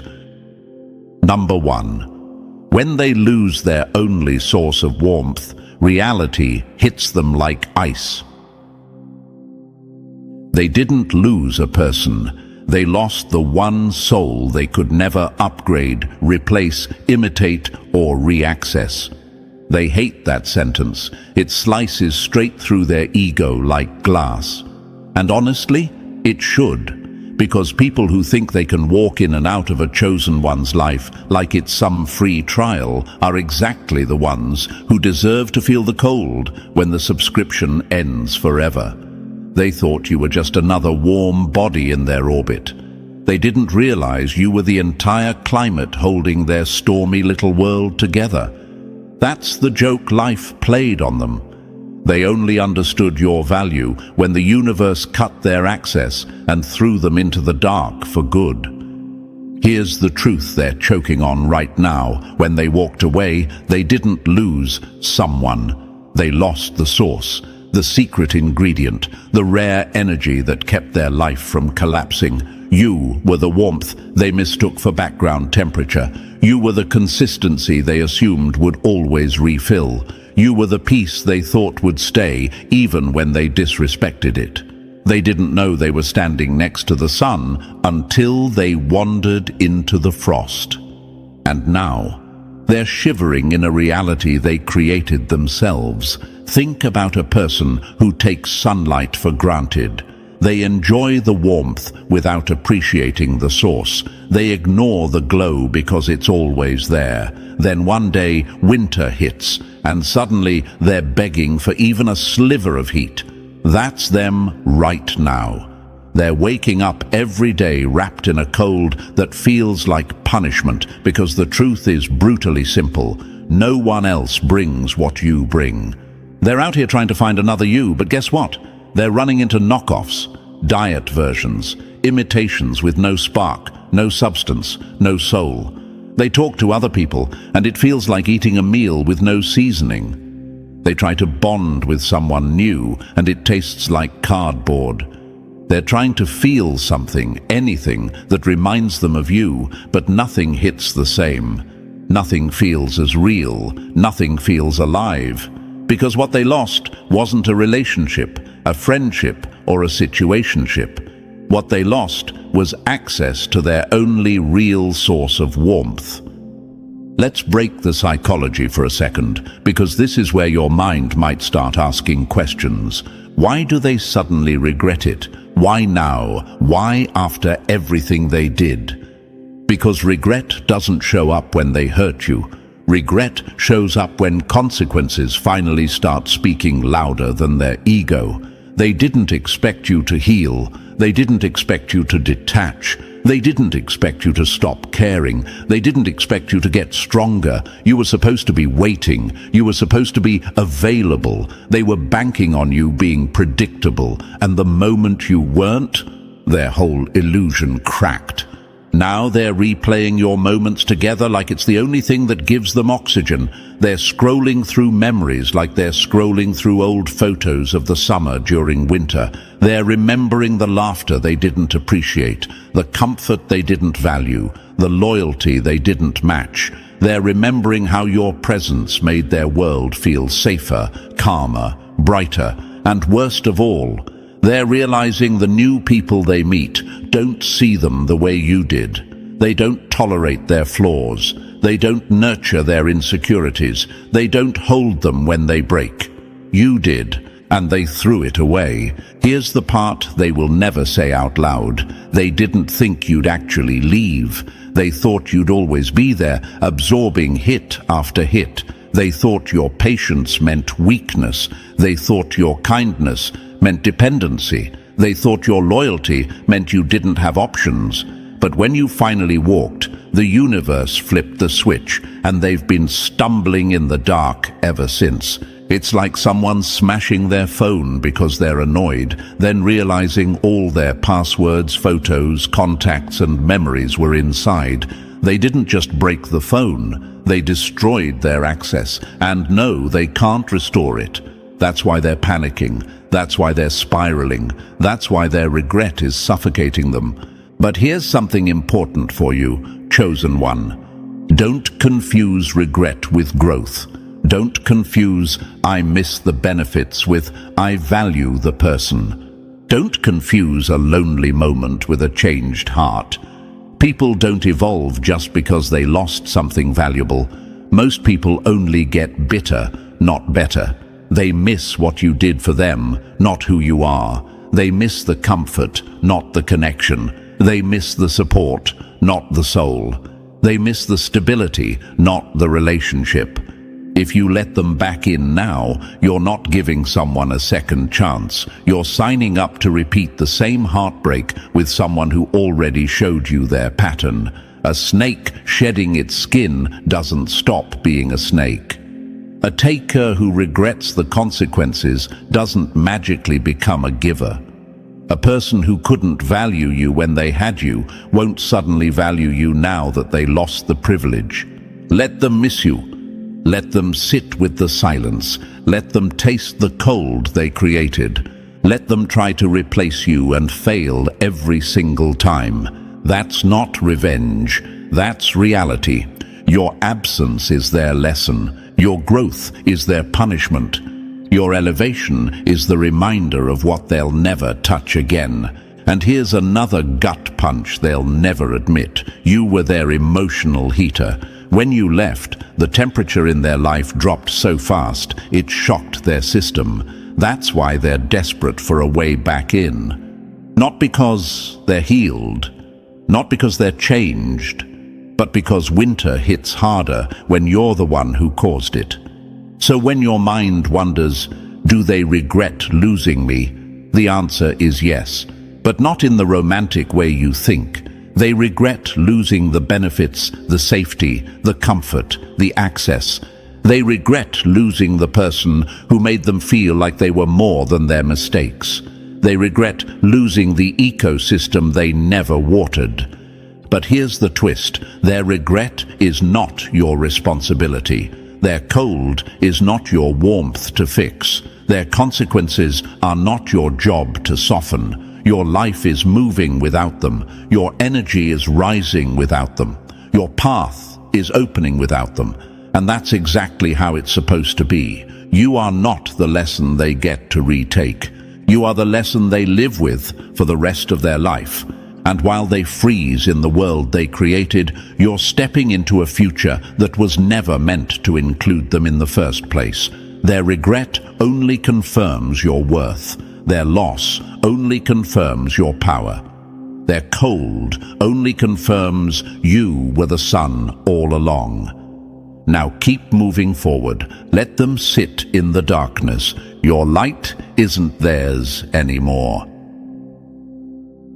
Number 2. When they lose the fire that held their world together, the cold feels like punishment. They didn't just lose warmth, they lost the only flame that ever cared enough to keep them alive. People don't miss you. They miss the version of themselves they could only be when you were holding their world together. Regret doesn't mean they've changed. It means the cold finally slapped them with the truth. They thought your fire was infinite. The universe showed them it wasn't. They're not just missing you, they're freezing because the fire they depended on is gone. And here's the part that hits them like a brick to the face. You were the one keeping their entire internal climate stable. And they never realized it until the universe yanked you out of their reach. They treated you like a fireplace they could walk away from and return to whenever their life got cold again. They thought your warmth was automatic, effortless, guaranteed. They never stopped to think that even fire has limits, and even warmth can burn out when someone refuses to appreciate it. Imagine this. Someone builds their life around a campfire, but never bothers to add wood. They enjoy the heat, sit close, stretch out their hands, get comfortable, but they don't contribute a single branch. Then one day, they look up, and the flame is dying. Instead of feeding it, they walk away, assuming the fire will magically fix itself. By the time they return, the fire is gone. The ashes are cold, and the night is freezing. That's exactly what they did to you. They enjoyed your warmth. They loved the comfort. But they didn't add anything. Not effort, not care, not consistency. Nothing. And now they're out in the cold, trembling, confused and angry at themselves because the fire they betrayed will never light for them again. Let's bring this even closer. Imagine someone having a heated room in the middle of winter, cozy, safe, secure, but they get bored. They open the door, wander outside, and explore the snow like they're invincible. They tell themselves they'll come back whenever they feel like it, but when they try to return, the door is locked. The room is no longer theirs. They're stuck in the cold they chose. That's them right now, wandering in a winter they created, shivering because they miscalculated your value. And I know what might be running through your mind right now. Do they miss me, or just what I did for them? Would they be acting this way if they truly cared? Why are they suddenly popping up now that I'm gone? Let's answer it plainly. They miss the warmth, not the relationship, not the bond, not the deeper parts of you. They miss the benefits you carried, your emotional fuel, your reassurance, your comfort, your effort, your guidance, your steady presence. They miss how you made their world feel less chaotic. They miss how you made them feel like they mattered. They miss how your energy made their life easier. Not because they've grown, but because they're struggling in the cold and you're the only fire they've ever known. They were never standing strong on their own 2 feet. You were the support beam they leaned on while pretending they were balanced. They were the dead battery you kept jump-starting. They were the house you kept patching up even while it was falling apart from the inside. They didn't want to fix themselves. They wanted you to keep carrying them. Imagine a person whose entire phone is dead, but instead of buying a charger, they keep borrowing yours. They drain your battery, drain your energy, drain your peace, and then act confused when your phone dies too. That's what they did. They kept plugging into you like you were some renewable resource. They didn't notice the toll it took. They didn't notice your flame flickering. They didn't notice your energy wearing thin. They only noticed when you unplugged them for good. And here's the part that really exposes their truth. Their "I miss you" isn't love. It's panic. It's dependency. It's survival mode disguised as affection. They're not crawling back because they value you. They're crawling back because they need you. And those two things are not the same. Dependency is not devotion. Regret is not growth. Loneliness is not love. They want to come back now because they're desperate. They want access because their life is a mess without your fire holding it together. They want your warmth because the cold hurts more than they expected. But think about this. Why didn't they treat your warmth with respect when they had it? Why didn't they protect your flame? Why didn't they match your energy? Why didn't they give back even a fraction of what they took? You already know the answer. They thought your fire was endless. They thought you'd always stay warm. They thought you'd always be available. They thought wrong. They will extinguish your flame again if you let them close. That is the part you must understand with your whole chest.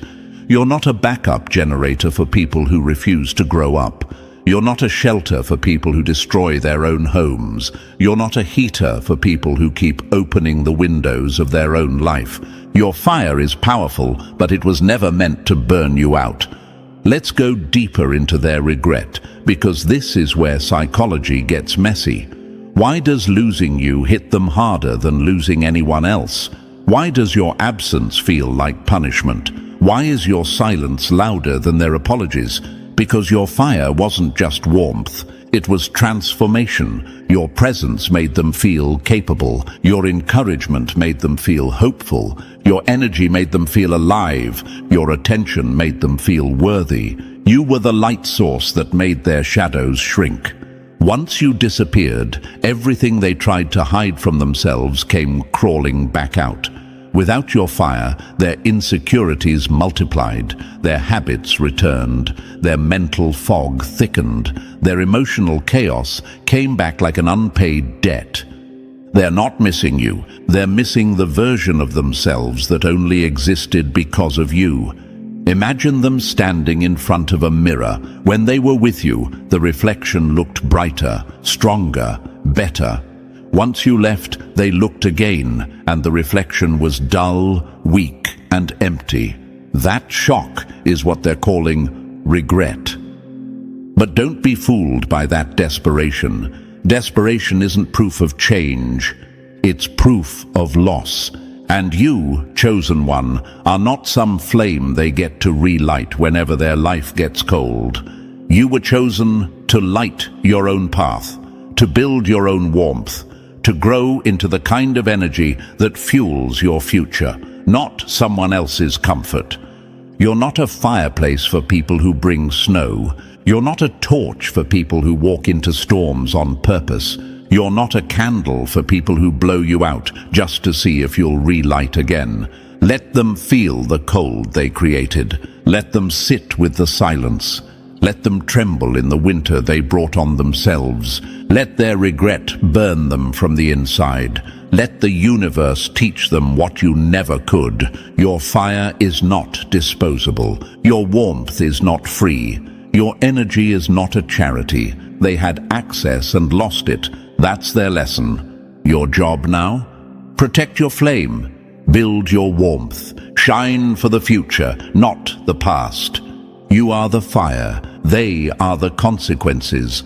Let them freeze. You have rising to do. Number 3.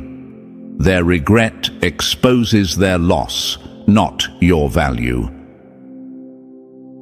A thief never cries over the crime, only over the treasure they can't steal anymore. That's exactly what their regret is, a confession of what they lost, not who you are. When they say they miss you, don't get it twisted. They miss the comfort, they miss the stability, they miss the emotional security blanket you wrapped around their chaos. They miss the version of themselves they could only maintain because you kept cleaning up their storms. Their regret isn't love, it's withdrawal. Imagine someone who lived off free electricity for years, thinking the power would never shut off. They plug in every device, waste energy, take it all for granted. Then one day, the universe flips the breaker. Suddenly, the house is dark, cold, silent. Do they miss the electricity itself? Or do they miss everything it powered for them? That's them right now, sitting in the dark, looking for a switch that no longer exists. And I know the question creeping into your mind: did they ever actually care about me? Here's the truth. If they did, you would have felt it. Respect isn't silent. Value isn't invisible. Appreciation isn't something you have to beg for. If they truly cherished you, they would have shown it when they had full access, not after they destroyed it. Their regret comes from discomfort, not transformation. It's not a spiritual awakening. It's not accountability. It's not growth. It's the universe letting them taste life without the person who made everything easier. Regret doesn't fix patterns. Regret doesn't erase disrespect. Regret doesn't rewrite history. Imagine someone who only stops speeding after crashing the car. They're not suddenly responsible. They're scared of the consequences. Same energy here. They're not sorry. They're uncomfortable. They'll come back with sweet lines. I realized your worth. I've changed. I'm not the same person. But here's a fact. Change without accountability is just manipulation wearing perfume. You don't owe them closure. You don't owe them comfort. You don't owe them access. Their regret is theirs to carry. Their loss is theirs to feel. And your worth? Untouched, unshaken, unaffected. Let their regret be the weight on their back. You keep walking forward, whole, rising, and permanently out of reach. Number 4. They crave the benefits but refuse the work. Everyone wants the glow, but almost no one wants to stand in the heat that creates it. Let's stop pretending their regret is some grand emotional breakthrough. It's not. What they really want is access to the perks they once enjoyed without ever doing the work required to stand beside you. They want your wisdom when their mind is chaotic. They want your loyalty when the world stops clapping for them. They want your steady presence when their life collapses again. But rise to your standard, match your effort, show actual consistency.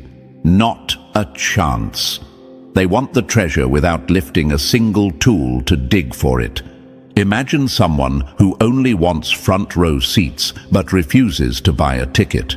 That's them. They want the experience but not the cost. They want the light, but they won't take a single step toward becoming someone who can hold it. They want first-class treatment while offering economy-level effort. And when they say, "I miss you," what they really mean is, "I miss the benefits package I didn't earn."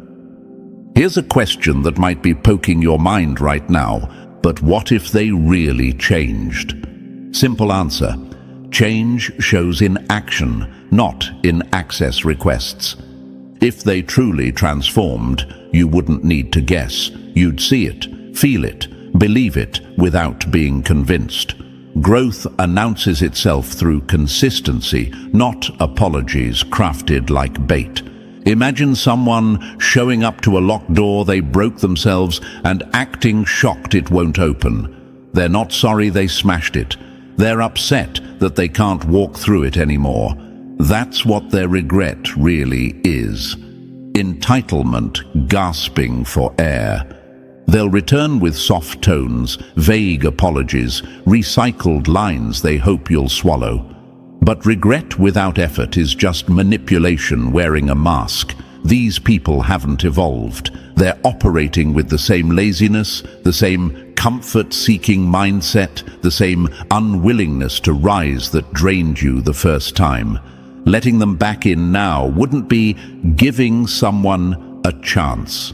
It would be betraying the self-respect you fought like hell to build. If they want access, they have to elevate. They have to meet your energy. They have to rise to your level, not pull you down to theirs. Those who value you will climb. The rest will stay behind, staring at the life they could have had, regretting the access they will never touch again. Number 5. You were their life support, not their free pass to greatness. People don't cling to you because they love you. They cling because without your energy, their life flatlines. Let's cut straight through the noise. You weren't a friend, a partner, or a companion to them. You were their oxygen mask, their safety net, their emotional first aid kit. You kept their spirit alive when they had nothing left in them. You believed in their potential when they didn't even believe in their next breath. And the worst part, they took all that power from you like it was some bottomless dispenser they could refill from whenever life punched them in the face. Imagine someone drowning, and instead of learning how to swim, they just grab your neck and pull you under with them. That's exactly how these people operated. They didn't want to grow. They didn't want to elevate. They didn't want to match your effort. They wanted a shortcut, and you were the shortcut. They wanted your fire without building one of their own. They wanted your strength without developing any. They wanted your support while giving back nothing except excuses, laziness, and emotional baggage wrapped in a smile. And I know the question sliding into your mind: was I too kind, too patient, too giving? Here's the truth. Your kindness was never the problem. Their entitlement was. You weren't a free ride. You weren't a step stool. You weren't a ladder for someone who refused to climb. You were the one doing the heavy lifting while they dangled off you like dead weight, expecting you to drag them into a future they never planned to contribute to. Letting people like this stay isn't compassion. It's sabotage. Every time you carry someone who refuses to walk, you slow your own elevation. Every time you lower your standards to keep someone comfortable, you shrink your destiny to fit their limitations. And you didn't survive what you survived just to be someone's emotional Uber driver. Elevation isn't just about going up. It's about choosing who gets to ride with you. Those who belong in your future will rise on their own legs. The rest can stay behind. Your energy is sacred. Protect it like your life depends on it, because it does. Number 6. They can search every corner of this earth. They'll never find another you. People only realize you were rare after life hands them a collection of cheap replacements. They really believed you were replaceable. They walked away thinking the universe had a whole lineup of people just like you. They assumed your depth was common, your loyalty was standard, and your energy was something they could snag from the next person who smiled their way. Now reality is smacking them in the face, because the deeper they search, the clearer the truth becomes. You aren't a type, you're a one-time phenomenon, and losing you wasn't a mistake. They detonated their own blessing. Imagine someone tossing away a rare masterpiece because they thought they could buy another version at the dollar store. That's exactly how they treated you. They didn't understand the value of authenticity, so they went out collecting counterfeits. And every person they meet now feels thinner, duller, weaker. The conversations don't hit. The energy doesn't feel safe. The connection doesn't reach their soul. Everything feels watered down compared to what you gave effortlessly. And I know the question that slips into your mind. Do they regret losing me or just the feeling they got from me? Here's the truth. They regret losing the experience of you because no one else gives what you naturally give.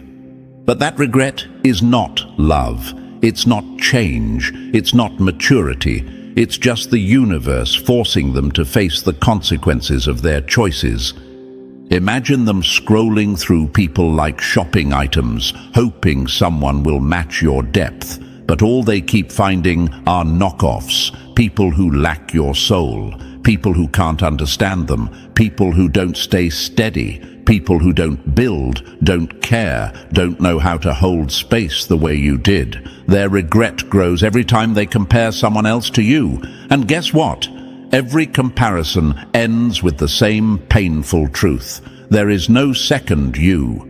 But their searching isn't your responsibility. Their loneliness isn't your invitation. Their regret isn't your cue to return. They didn't value you when you were accessible. They won't magically value you now that you're gone. Let them wander. Let them compare. Let them miss you. Their regret is their burden. Your worth remains untouched. You're one of one, and that's why they'll never find your replacement. Number 7. Their apology is a temporary patch on a permanent problem. A guilty conscience doesn't create change, it just creates prettier lies. Their apology isn't healing. It isn't growth. It isn't accountability. It's a reflex, a reaction, a panic button they hit now that the comfort you once provided is gone. When people lose access to a chosen one, they don't suddenly evolve, they scramble. They reach for whatever words sound soft enough, sweet enough, emotional enough to slip past your boundaries and get them back into the position they already mishandled. But an apology is cheap. Transformation? That costs work. And work is exactly what they've always avoided. Imagine someone breaking a vase, gluing it back together and acting like it's brand new. That's their apology. A cosmetic fix to a structural problem, a bandage slapped on the same wound they keep reopening. The words sound nice, genuine, even, but there's no foundation underneath, no changed behavior, no accountability, no repair, just fear of losing what made their life easier. And I know the question that hits your mind, what if they really mean it this time? Here's the reality. If they meant it, they wouldn't have waited for the loss to speak. Respect speaks before damage. Accountability shows up during the relationship, not after the exit. Think of someone who only decides to value their health after collapsing. Their panic isn't discipline, it's fear. Same exact logic here. Their apology isn't an awakening, it's discomfort. They're not sorry for how they treated you. They're sorry they're suffering the consequences. Imagine a tree that looks solid from the outside but is hollow on the inside. Lean on it and it snaps instantly. That's their "I'm sorry." It can stand in a sentence, but not in real life. The moment weight is placed on it, the moment responsibility or effort is required, it collapses back into the same patterns that pushed you away. And here's a hard truth. People don't transform just because they lost access. They transform when they face their flaws. And they haven't. Unless they've done the inner work, confronted the behaviors they denied, and rebuilt themselves from the inside out, their apology is nothing but a pause button, a temporary silence, a reload of the same cycle. They don't want growth. They want comfort. They want the safety you provided, not the accountability you require. They want back into your life because you were their emotional cushion, not because they became someone deserving of your presence. Letting them back in without proof is not compassion, it's self-harm. It sets the stage for the same disappointment, same betrayal, same emotional wounds, same exhausting loops that drained you before. Your kindness shouldn't be used like a weakness. Your heart shouldn't be treated like a doormat. Your peace was earned, not borrowed. So let them carry their regret like a weight. Let them sit with the silence you left. Let them face the reality they created. Their apology is theirs. Their discomfort is theirs. Their consequences are theirs. You move forward, untouched, unbothered, and unavailable. Their regret changes nothing. Your evolution changes everything. Number 8. You were their emotional backup plan, not their equal. People don't miss you. They miss the emotional stability they stole from you.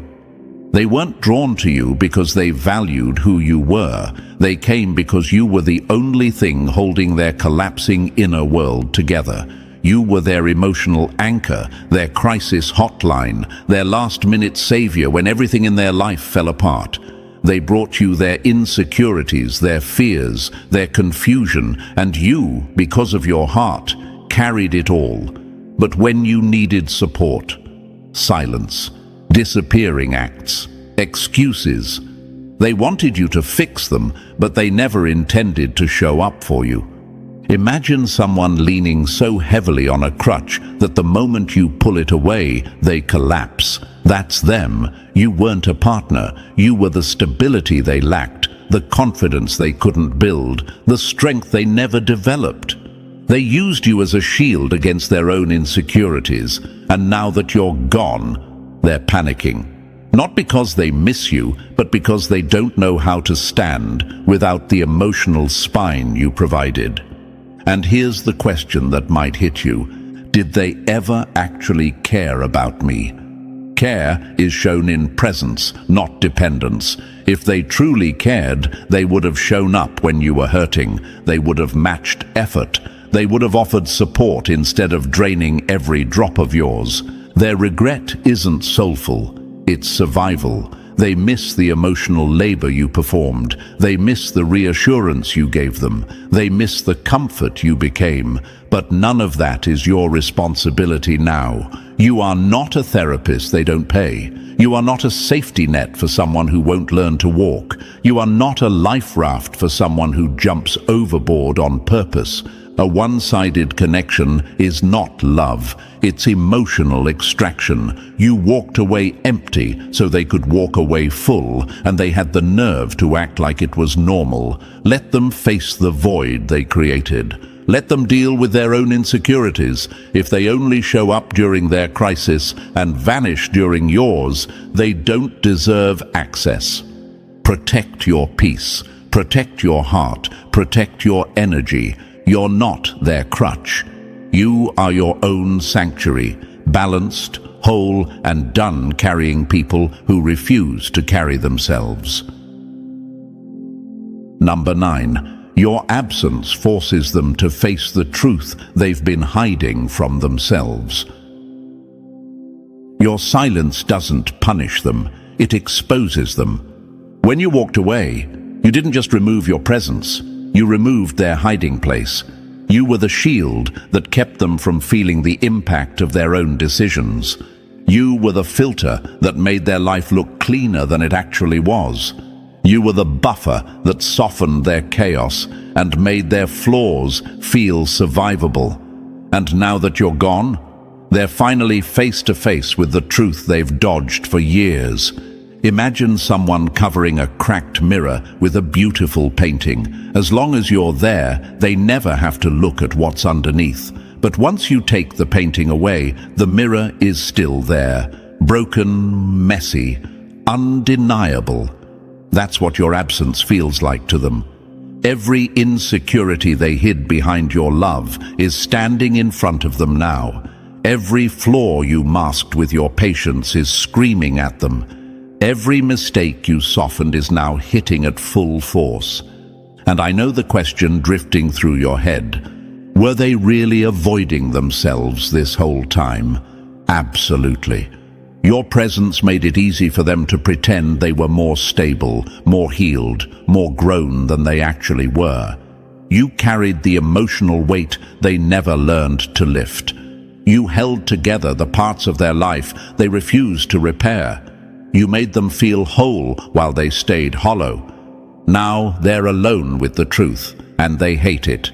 Their regret isn't romantic, it's survival. They're not missing your soul, they're missing the protection you provided from their own inner mess. You were their emotional escape route. Without you, they're stuck in a room filled with problems they can't blame on anyone else. That's why they're circling back, not to love you better, but to run from themselves again. But here's the gut punch. Your absence is their chance to grow, not your obligation to return.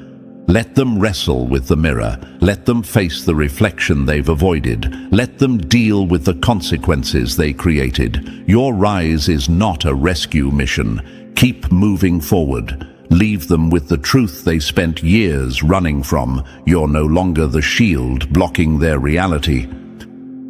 Number 10. They counted on your forever until you proved you weren't the fool they thought you were. They didn't think you'd leave because they were too used to you swallowing pain just to keep the peace. People who take you for granted build their entire personality around the lie that you'll never walk away. They convince themselves your kindness has no limit, your patience has no end, and your loyalty is some lifetime contract they never have to earn. They get comfortable, too comfortable. They get reckless, they get entitled, they start treating your heart like a doormat and your presence like a given, and the cruel joke the universe played on them. They really believed you'd stay forever. Imagine someone living in a house with free electricity. They leave every light on, waste power all day, and never once think about the bill, because they assume someone else will always pay it. Then one night, everything shuts off.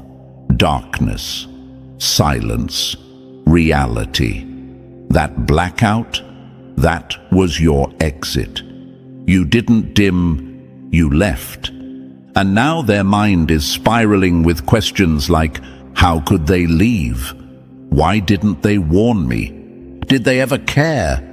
But here's the truth they never saw coming. You didn't walk away because you stopped caring.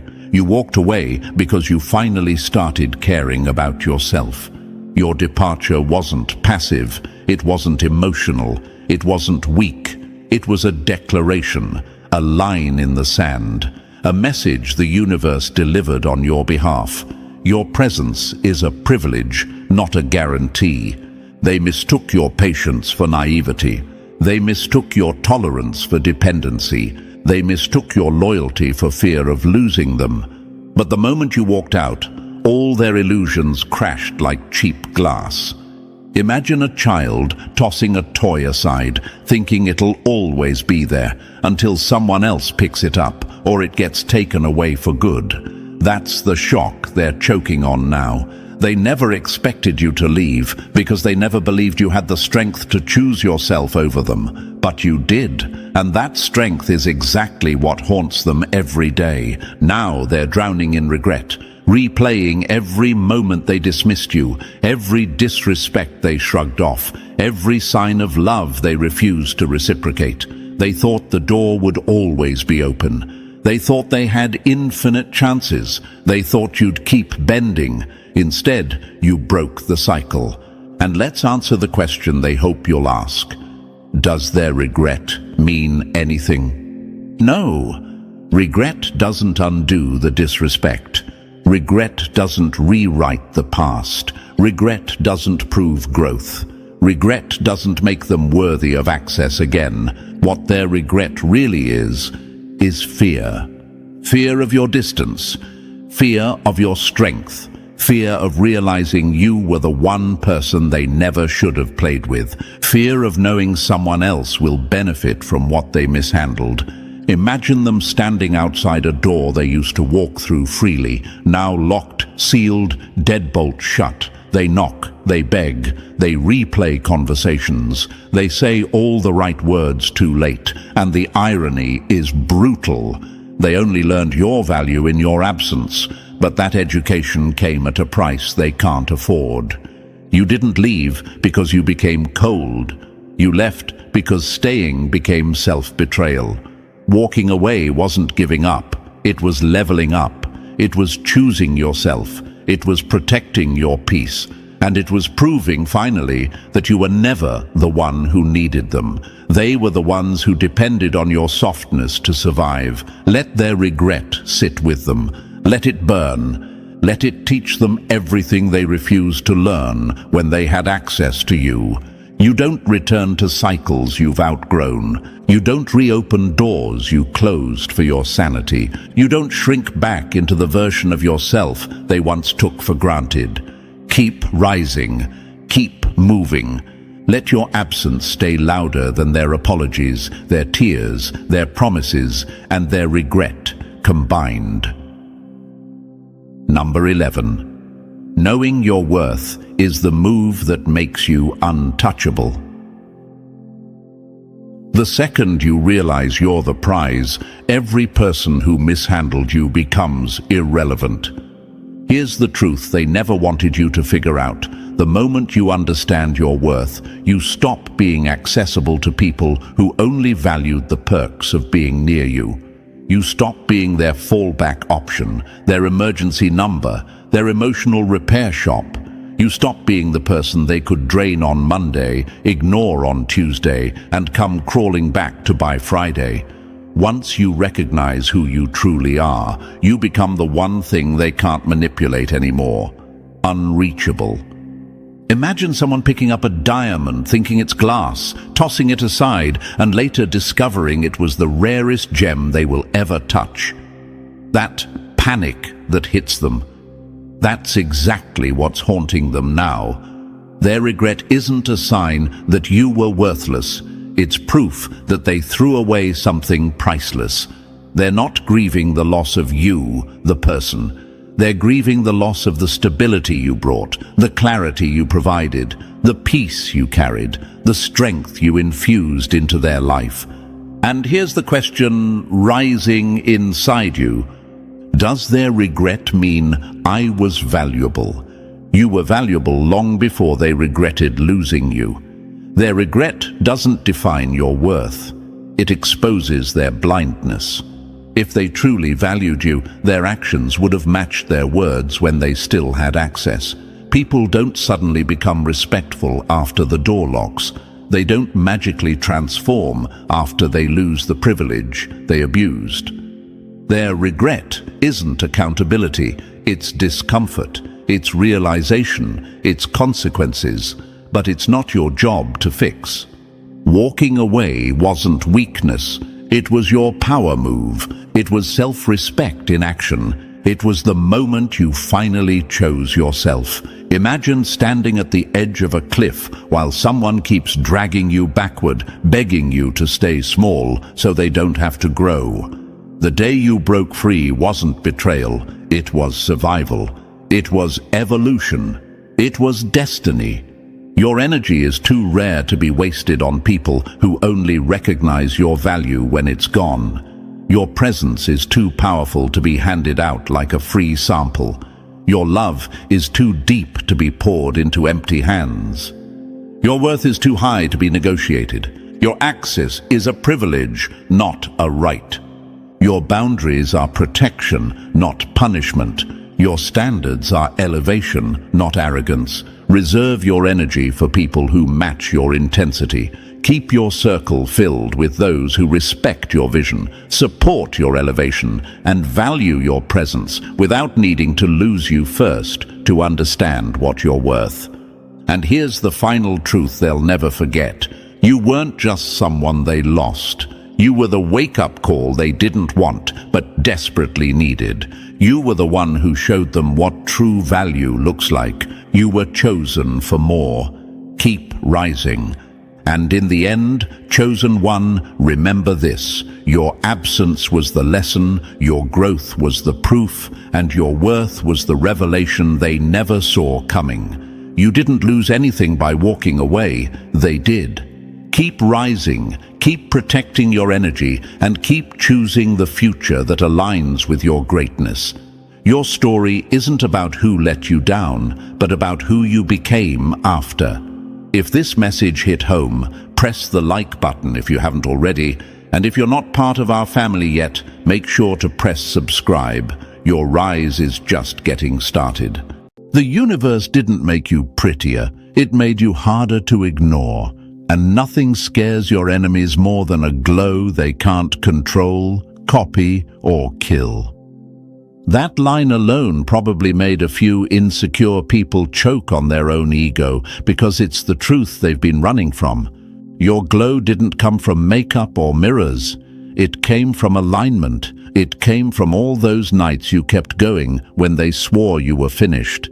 Think about it like this. A cracked phone screen can still light up a whole room, but a perfect phone with no battery is just a useless piece of glass. That's them, battery dead, no signal. Meanwhile, you turned your pain into power, and now the universe is boosting your brightness like it's tired of you being underestimated. And here's the fact they hate the most. Beauty born from inner alignment makes every fake thing around you look cheap. That's why they're squirming. That's why their masks look crooked next to you. That's why they suddenly feel less. You didn't even try, you just evolved. And thank you, chosen one. Don't forget to pay this message back by pressing like and subscribe so this message reaches more souls. It's on all of us to spread the light.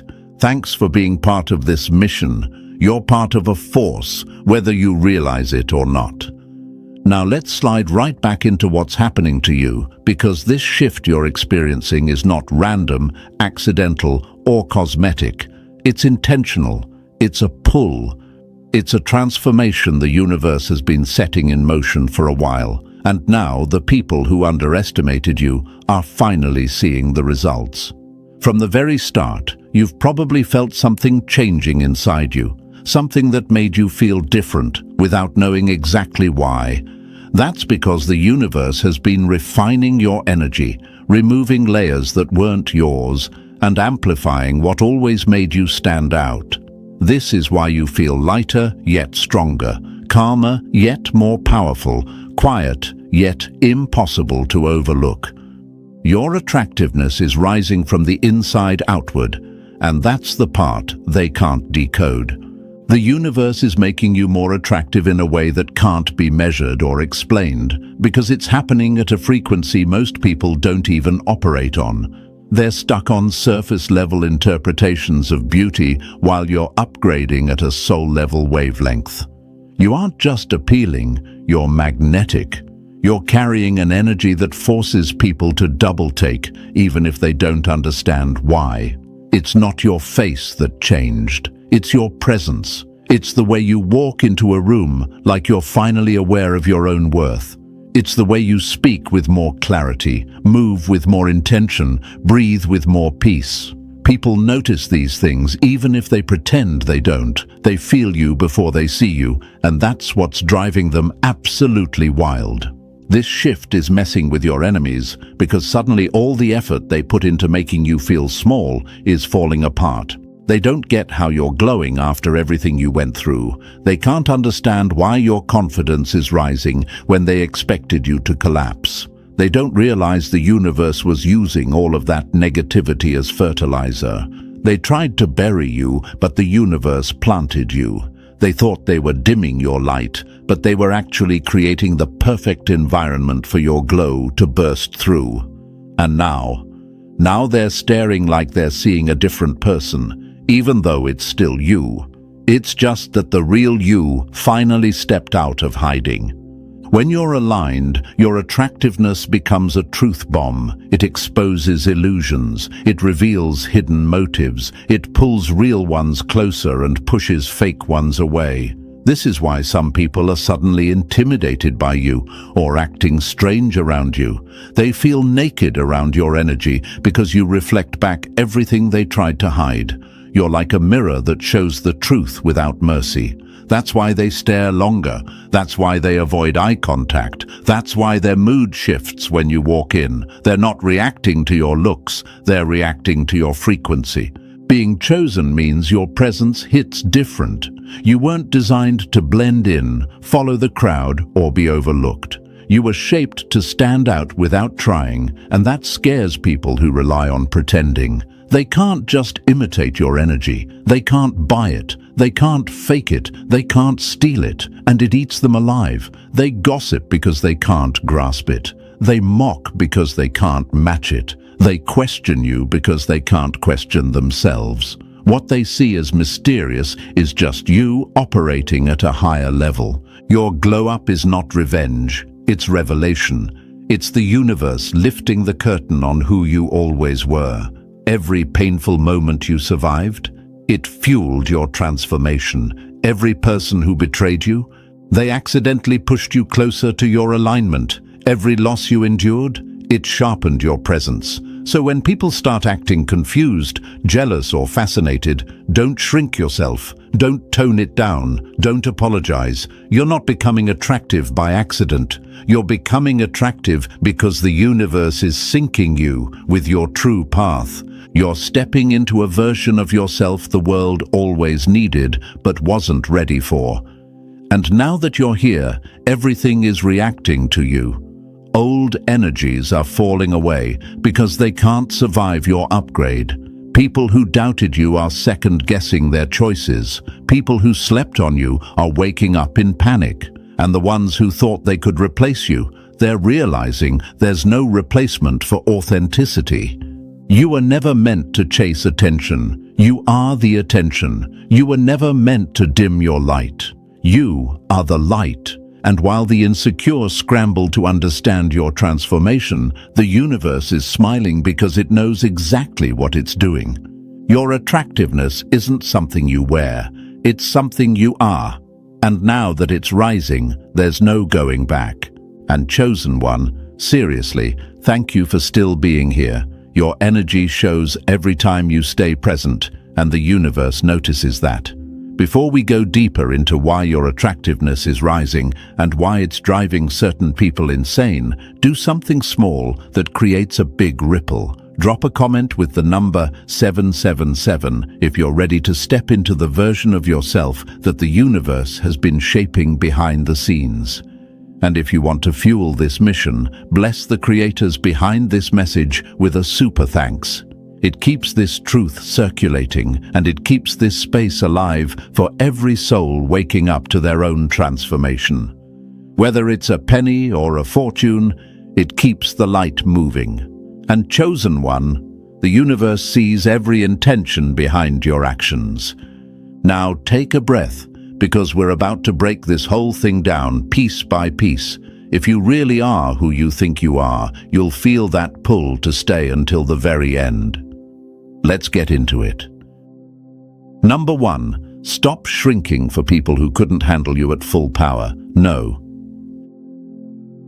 They didn't break you, they calibrated you. And now your existence is the reminder they never wanted. You shine without their permission. That line alone probably burned a hole straight through the ego of anyone who ever tried to keep you small. Because let's be real, your enemies were never afraid of you failing. They were terrified of you realizing you were never meant to sit in the background in the first place. They hoped you'd stay quiet, stay unsure, stay confused about your worth. They wanted you operating on airplane mode energy while they pretended to be the main character. Meanwhile, the universe kept running silent updates on you, leveling you up when no one was watching. You're not becoming attractive because of trends or looks.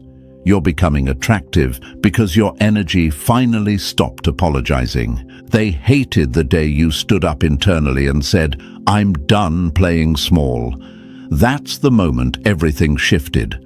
Think about it like a slingshot. The more they pulled you back with disrespect, doubt, and manipulation, the further forward the universe planned to launch you. They thought they were controlling you. They were powering you. And now that you're flying past them, they're acting confused, like they didn't spend years dragging you back. Typical.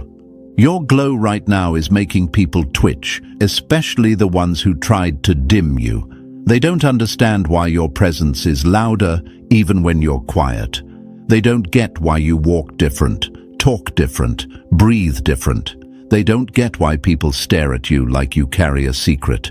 Here's the truth. Your energy has matured.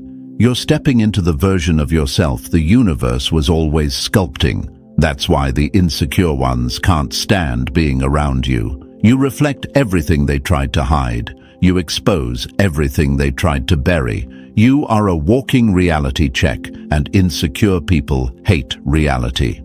Let's tear open the question that's probably floating in your mind. Why did they make me feel like I had to shrink in the first place? Was I really that threatening? Yes, you were, and you still are. Not because you were trying to outshine them, but because your natural light made their artificial confidence glitch.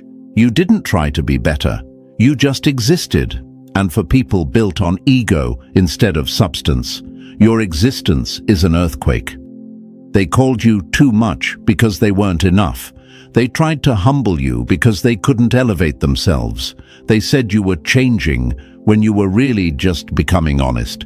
You were never built for the background. You were built to be undeniable.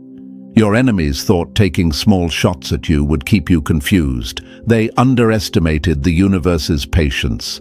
Energy always returns to sender. Every joke, every insult, every dismissal, they're choking on it now. Your glow is their karma. Your rise is their reminder. Your confidence is their consequence. And the best part? You're not even trying to flex. You just stopped dimming your own greatness. When the universe chooses someone, it doesn't come with fireworks or announcements. It comes through pressure, through isolation, through the kind of growth that breaks old identities. You didn't rise because life was easy. You rose because life forced you to discover what you're made of. And now that you've mastered the art of surviving, you're naturally becoming magnetic.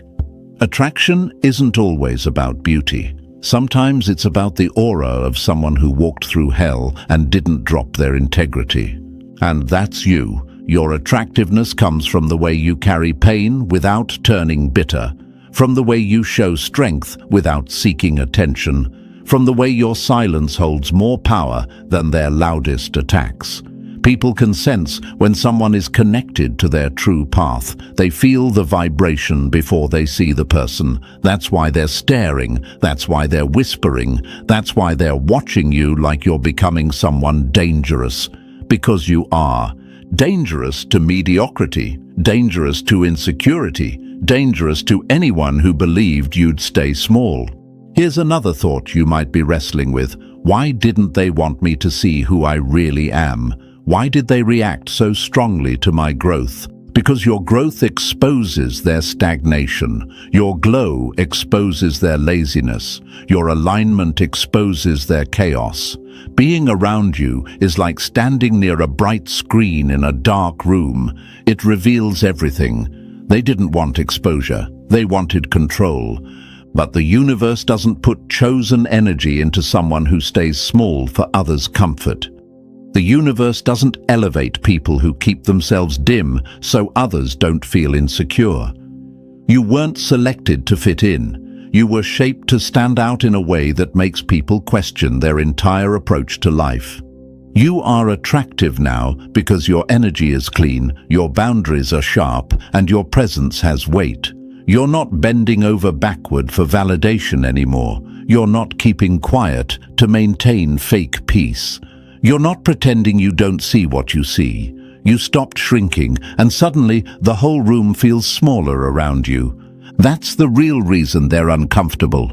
You stopped hiding. Let's break it down even deeper. Imagine a room full of dusty light bulbs that flicker on and off with excuses. Then imagine one bulb, bright, steady, unbothered, lighting up the entire space. That's you. They're the dusty ones. They're annoyed not because you're shining, but because your clarity exposes their haze. They weren't prepared for someone who could outgrow their manipulation. They weren't ready for someone who could heal the wounds they caused. They weren't expecting someone who could rise without stepping on anyone. Your glow is hurting the eyes of people who chose not to grow.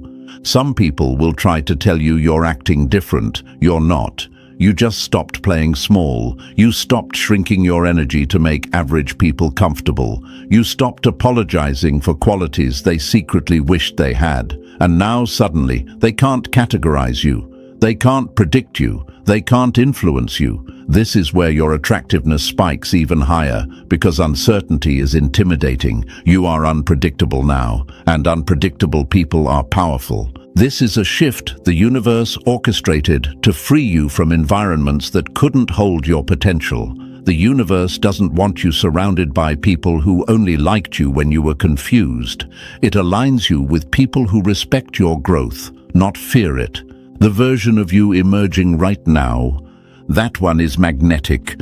That one is noticeable. That one is unforgettable. You didn't become attractive overnight. You became attractive the moment you stopped confusing humility with hiding. You became attractive the moment you realized that shrinking yourself wasn't kindness, it was self-betrayal. And now the universe is amplifying the real you, the version that was always meant to stand out. So let them stare, let them whisper, let them wonder how you did it. Because the truth is simple. You didn't change, you stopped pretending, and once a chosen one stops pretending, the whole world feels the shift. Number 2. You turned into the storm they hoped you'd never survive. They wanted you predictable so they could control you. Instead, you became the kind of force they can't forecast, measure, or outrun. Let that sink in for a second. That one sentence alone is probably enough to make every insecure person who used to underestimate you feel their stomach drop. Because for the longest time, they counted on you being soft, unsure, apologetic, and desperate for their approval. They counted on you bending so they could stay comfortable. They counted on you trying to win them over while they sat there pretending to be unbothered. What they didn't know was that the universe was using every moment of your confusion, every crack in your heart, every night you questioned your worth to turn you into something they never planned for, unpredictable power. Here's the first truth bomb. You didn't change, you evolved, and evolution terrifies the stagnant.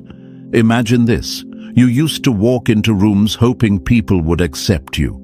Now you walk in and the energy shifts like a sudden temperature drop before a storm hits.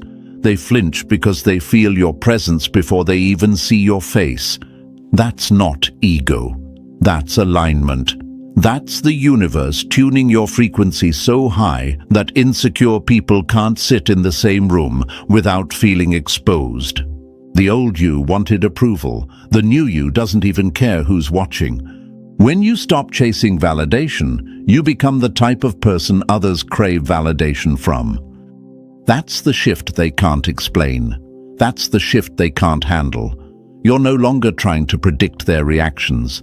Instead, they're losing sleep, trying to predict yours. They don't know what version of you they'll encounter anymore, the calm storm, the silent storm, or the storm that exposes every hidden truth in the room. And that unpredictability scares them in a way your softness never did. Here's a question you might be asking yourself. Why does my growth make them so uncomfortable? Why does my independence bother people who barely cared about me before? Because predictable people make others feel safe. Evolving people make others feel insecure. Think about it. They were comfortable when your self-esteem was fragile. They liked you better when you doubted yourself. They felt bigger when you felt smaller. They felt smarter when you stayed quiet. But you didn't glow up. You grew through everything they threw at you. That's why your presence hits like thunder now. That's why people who once dismissed you are suddenly watching you like you're a storm forming on the horizon. Your silence used to mean confusion. Now it means power.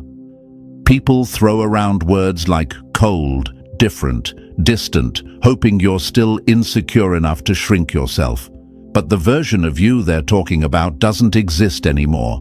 You're not distant. You're selective. You're not cold. You're clear-minded. You're not arrogant. You're aware.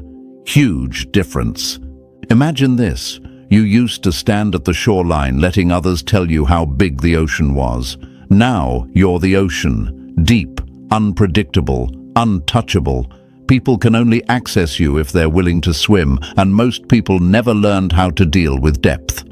They preferred when you were shallow enough for them to stand comfortably.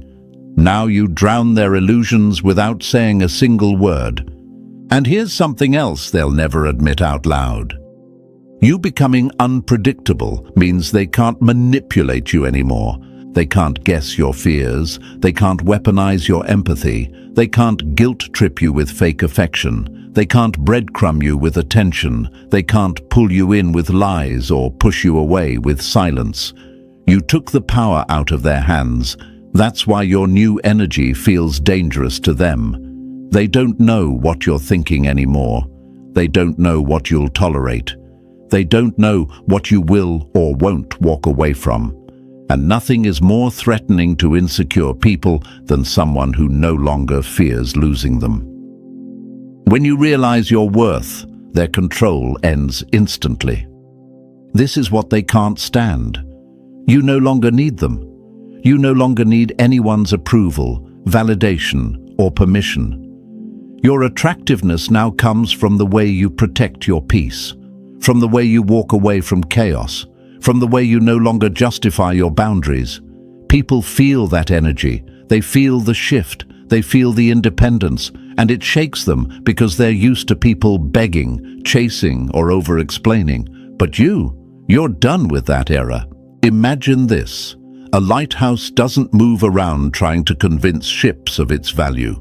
It stands firm, shines bright, and lets everything else navigate around it. You are that lighthouse now, and the people who once laughed at your confusion are now blinded by your clarity. And here's another question you might be thinking. Why do they talk more now that I speak less? Why are their eyes on me when I'm not even trying to get attention? Because mystery is magnetic, and you've become the kind of mystery that rattles shallow minds. Your silence makes them nervous. Your growth makes them paranoid. Your boundaries make them insecure. They're not watching you out of admiration, even though some secretly are. They're watching because your evolution exposes their lack of evolution. You are the storm that forces them to look at their own unfinished work. Imagine this. When you were soft, they treated you like a breeze they could ignore. Now you're the kind of storm that makes people close windows and pray they're prepared. They see the transformation, and even if they pretend they don't, their reactions give them away. Their sudden distance, their awkward compliments, their passive-aggressive questions, their fake concern, their weird tension. All of that is just code for, I didn't expect you to become this. Your attractiveness now isn't about your face or body or style. It's the intensity of someone who's walked through the fire and didn't lose their identity. It's the mystery of someone who's no longer readable. It's the calm of someone who trusts the universe more than people. It's the strength of someone who stopped overgiving. It's the confidence of someone who finally sees their own worth. People can sense this level of energy before you even speak. They feel it in the way you walk, in the way you hold eye contact, in the way you don't rush, in the way you don't explain. Your presence hits like pressure in the air right before a storm, that quiet heaviness that lets everyone know something powerful is approaching. You're not intimidating, they're intimidated. Big difference. No matter what they say, no matter what rumors they spread, no matter how they spin the story, one thing stays true. They can't predict you anymore. They can't place you in a box, label you, or shrink you into the version they preferred. You've outgrown every expectation they put on your name. You're the storm they never prepared for, the unexpected shift, the force they underestimated, the energy they can't copy, the presence they can't ignore. Your unpredictability isn't chaos, it's evolution. It's what happens when a chosen one finally realizes they were never meant to seek permission from people who were threatened by their potential. You've become attractive in a way that can't be faked, copied, or imitated. Your glow is not cosmetic, it's cosmic, and now the universe moves with you. While they talk, your energy expands. While they watch, your light rises. While they try to figure you out, you keep evolving. They wanted you predictable. The universe made you powerful, and now you're the storm they can't outrun. Number 3. Real power doesn't chase anyone, it pulls everything. They wanted you begging for a seat at their table. Instead, you became the reason their whole room feels cheap. You didn't get here by trying to impress anyone. You got here by refusing to dim yourself just to make insecure people feel taller. While everyone else is bending into shapes that don't fit them, you walk in as you are. And that's exactly why people can't stop staring. They're so used to masks that when someone shows up real, it hits like a shockwave. You don't need to pretend. You don't need to perform. And the wild part? That's what makes you shine without even trying. Imagine this: a crowd full of echoes, and you're the only voice. A room full of painted smiles, and you're the one with real eyes. A sea of copy-paste personalities, and you're the only original. Of course they feel a type of way about you. Of course they whisper. Of course they watch. Realness exposes everything fake around it. Here's the question boiling in your mind. Why do people who never valued me suddenly act like I've unlocked some secret? Because authenticity ages like gold, while their masks are peeling like cheap stickers. You didn't become better, you just stopped betraying yourself. And nothing is more attractive than a person who refuses to shrink for applause. You went from too much to teach me how. Funny how truth flips the script. People admire you publicly but envy you privately, because deep down they know they can copy your style but never your spirit. They can steal your phrases but not your alignment. They can mimic your confidence, but not the journey that forged it. Imagine walking through life like a lit match in a room full of paper. Your presence alone makes people nervous. Not because you're threatening, but because you can't be controlled. You're not chasing validation anymore. You're sparking awakenings. You're triggering self-reflection. You're making people question why they ever settled for fake when the real thing was standing right here. You didn't survive everything just to fit in. You survived so you could stand out without apology. Real doesn't beg. Real radiates. And right now, your glow is the blueprint they wish they had the courage to follow. Number 4. Your energy exposes everything they tried to hide. They didn't freeze because you're intimidating. They froze because you showed them who they really are, without saying a single word. You don't walk into rooms trying to flex. You don't rehearse lines. You don't strategize how to impress anybody. You just exist, and somehow that alone throws people off their script. It's almost funny how fast the air shifts. 1 minute, everyone is comfortable in their little performances, and the second you step in, the whole vibe glitches like a system hit with a virus. They're not reacting to your looks. They're reacting to your presence. That's what they can't handle. Imagine a mirror being carried into a room full of people who didn't know the lights were about to turn on. That's you. Your presence forces people to see the truth they've been dodging for years. Some love you for it. Some hate you for it. Either way, no one leaves unchanged. Here's the question that hits you sometimes. Why do people get awkward, weird, or defensive when I didn't even say anything? Because real energy exposes fake intentions. Your aura interrupts their illusion. You don't even try to heal anyone. You just show up aligned, and alignment is disruptive for the unaligned.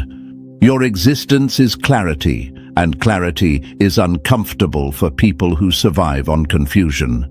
You've become the reminder of everything they buried, ignored, or lied about. You don't fix people.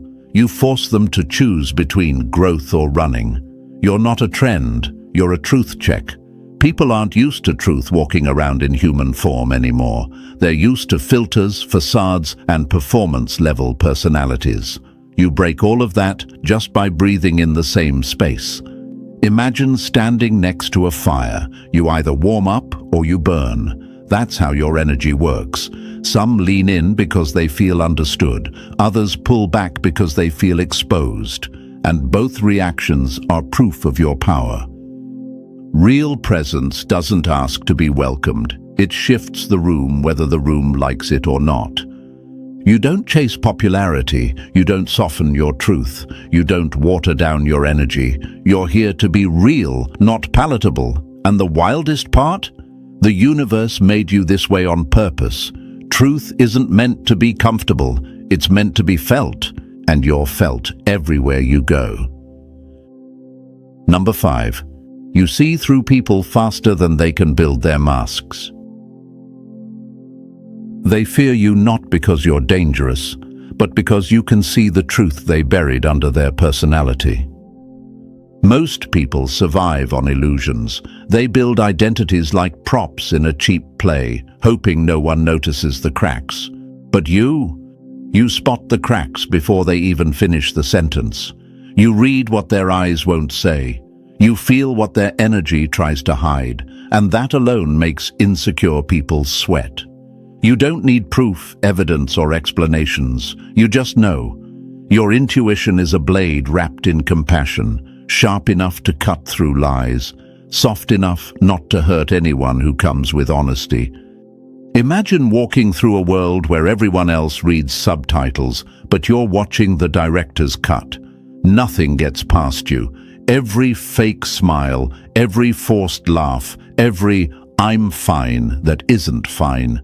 You sense it before they admit it. That's not overthinking, that's alignment. Here's the question that hits you sometimes. Why do people tell me their secrets when I didn't even ask? Why do they look exposed around me? What did I do?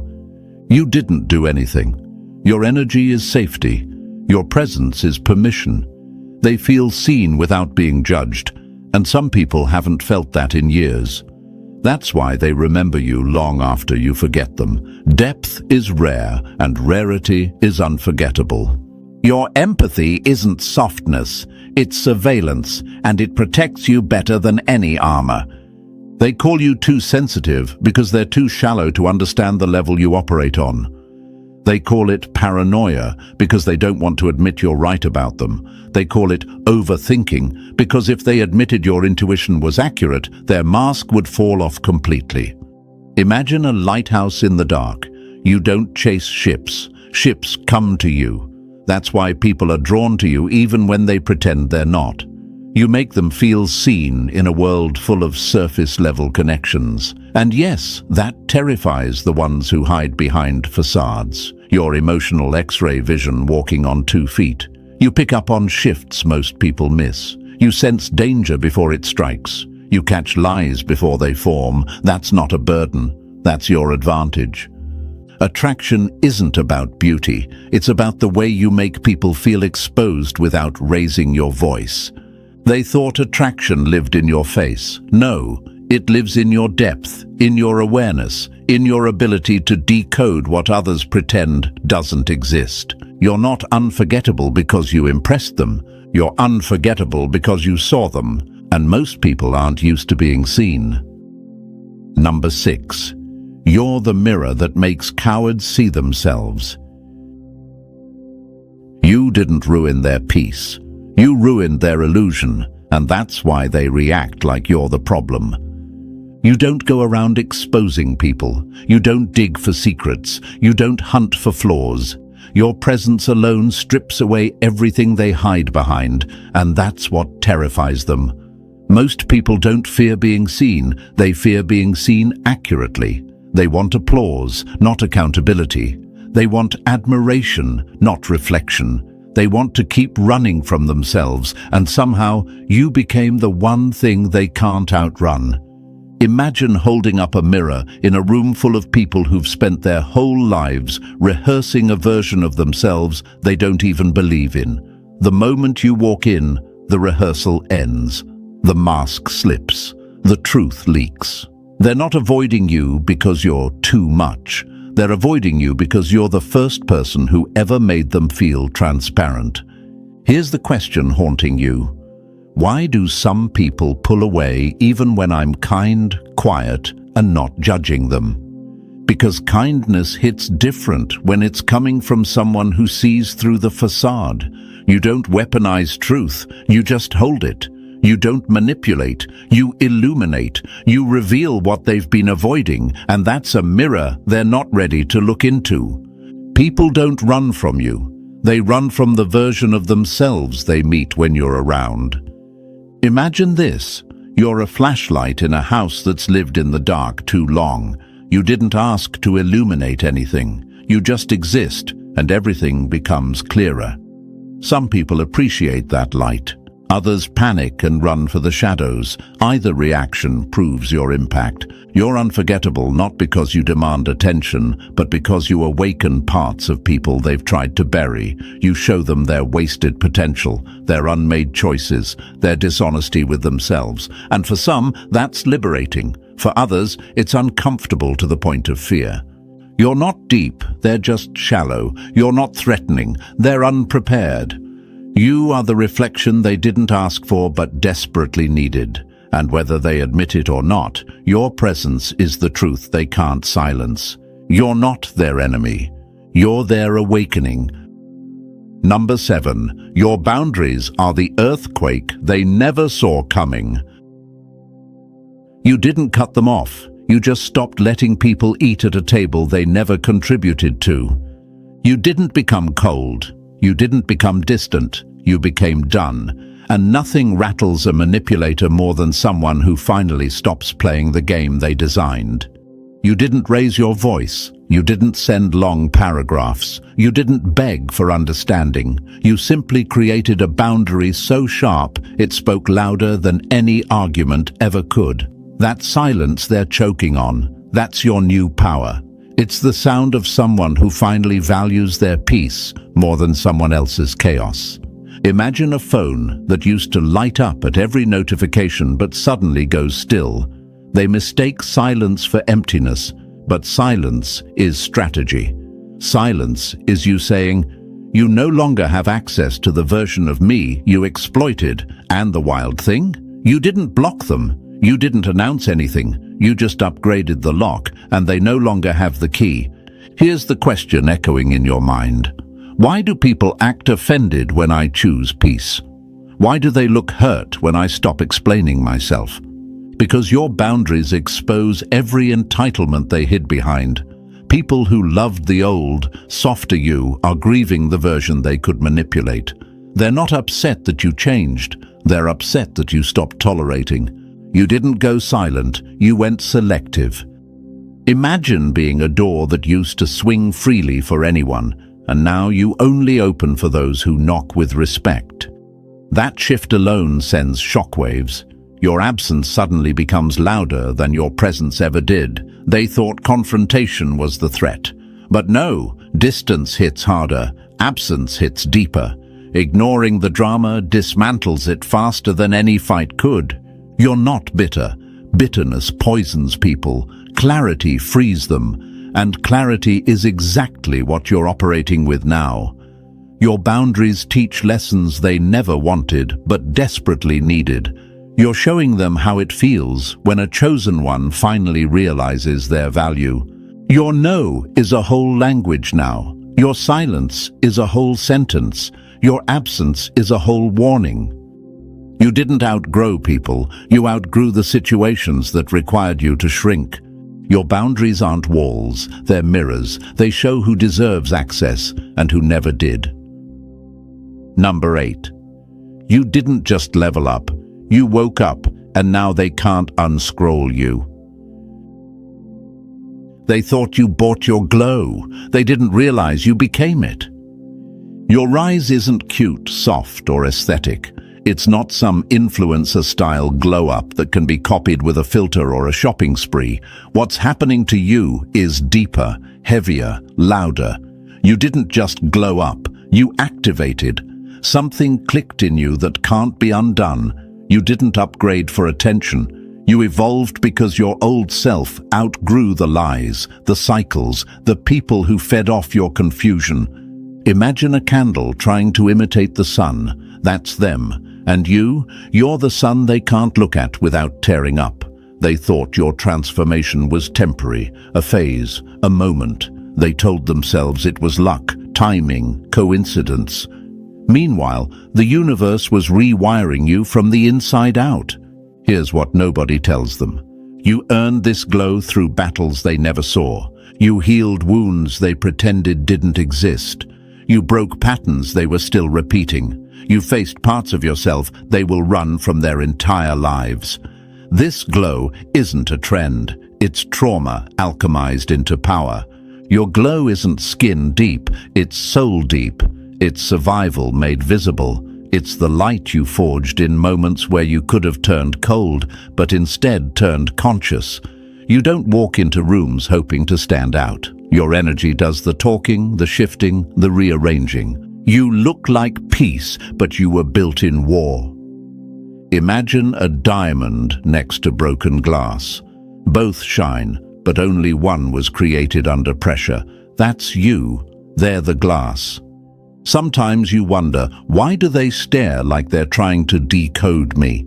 Why do people look shocked when I speak? Why are the ones who underestimated me suddenly obsessed?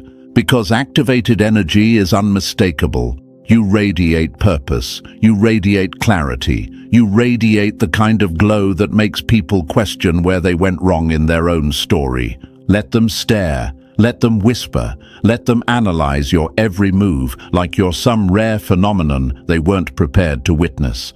They'll never find the source, because the source lives inside you. And the universe upgraded that source for a reason. You're not here to blend in. You're not here to be copied. You're here to be remembered.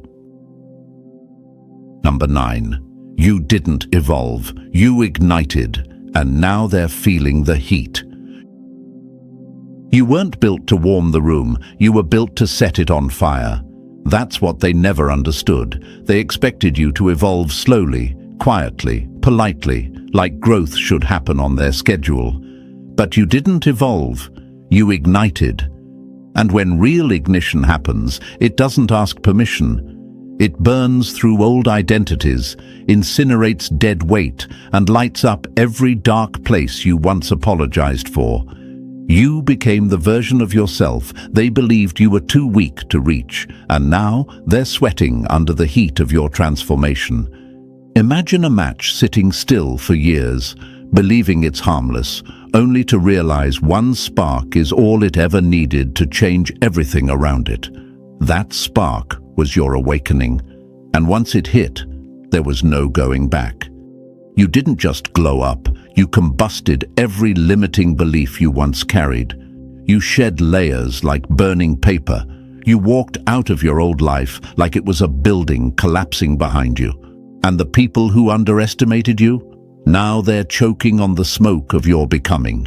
Here's the question that's been haunting you. Why do people act nervous around me now? Why do they change their behavior when I walk in? Because fire exposes everything that can't withstand heat. Your presence reveals their insecurities. Your confidence exposes their weakness. Your clarity destroys their illusions. They feel the heat because they were never built for this level of intensity. You didn't rise gently. You erupted. You didn't shift softly. You transformed like a wildfire that refused to die out. Your glow isn't cute. It's powerful. It's the kind of radiance that forces people to ask themselves why they stayed the same while you evolved into something untouchable. Imagine standing next to a volcano. Whether people admire it or fear it, one thing's guaranteed: they feel it. That's you. Your activation created pressure they can't survive, light they can't copy, and heat they can't handle. Let them feel the burn. Let them feel the discomfort. They had every chance to rise with you, but you were born to ignite, and they weren't built for your fire. Number 10. You didn't transform. You ascended, and they can't reach your altitude. You didn't just improve. You didn't just change. You ascended. You climbed out of levels people were comfortable rotting in. You rose into a version of yourself that operates in thinner air, higher truth, and cleaner energy. And now they're gasping around you, not because you did anything wrong, but because they can't breathe where you exist. Your glow isn't brighter, it's higher. They can't stand the altitude. Imagine this. Everyone else is living on the ground floor, trading shallow comfort for cheap validation. Meanwhile, you kept climbing, up the mountains of self-respect, up the cliffs of healing, through the storms of your own shadows. Each step took pieces of the old you and burned them like dead branches, holding you down. Now you're standing at an elevation where the light is clearer, the noise is gone, and the view is something they'll never see unless they grow. And here's the question that keeps picking at your mind. Why do some people get weird, jealous, or distant when all I did was work on myself? Because your altitude exposes their laziness. Your elevation highlights their stagnation. When you rise, people have two choices: climb or complain. Most complain. They stay on the ground, pointing up, trying to drag you down with their opinions because they know they'll never reach where you've risen. It's not that you're too much. You're just above the level where petty energy survives. You stopped matching their vibe, so they decided you changed. No, you just climbed higher. Your aura shifted because your environment changed. You think clearer. You move slower. You choose better. That's altitude. That's what happens when you stop surviving and start ascending. Your glow hits different because it's not made in the mirror, it's made in the climb. Imagine a bird soaring above a city. People on the ground debate its direction, its speed, its purpose, but none of them can join it unless they learn to fly.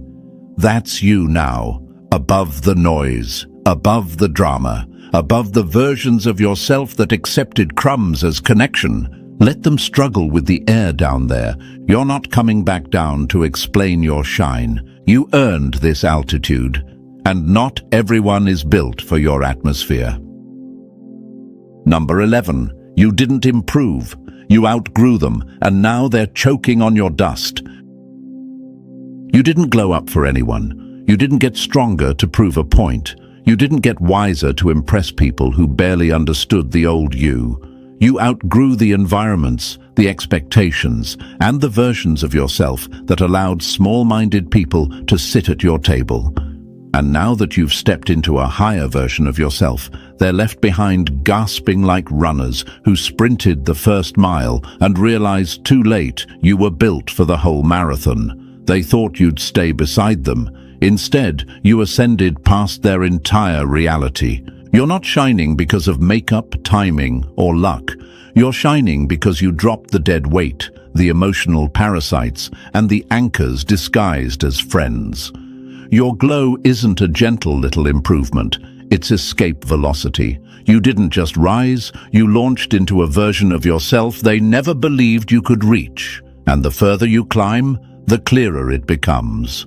They were never meant to breathe the air at your new altitude.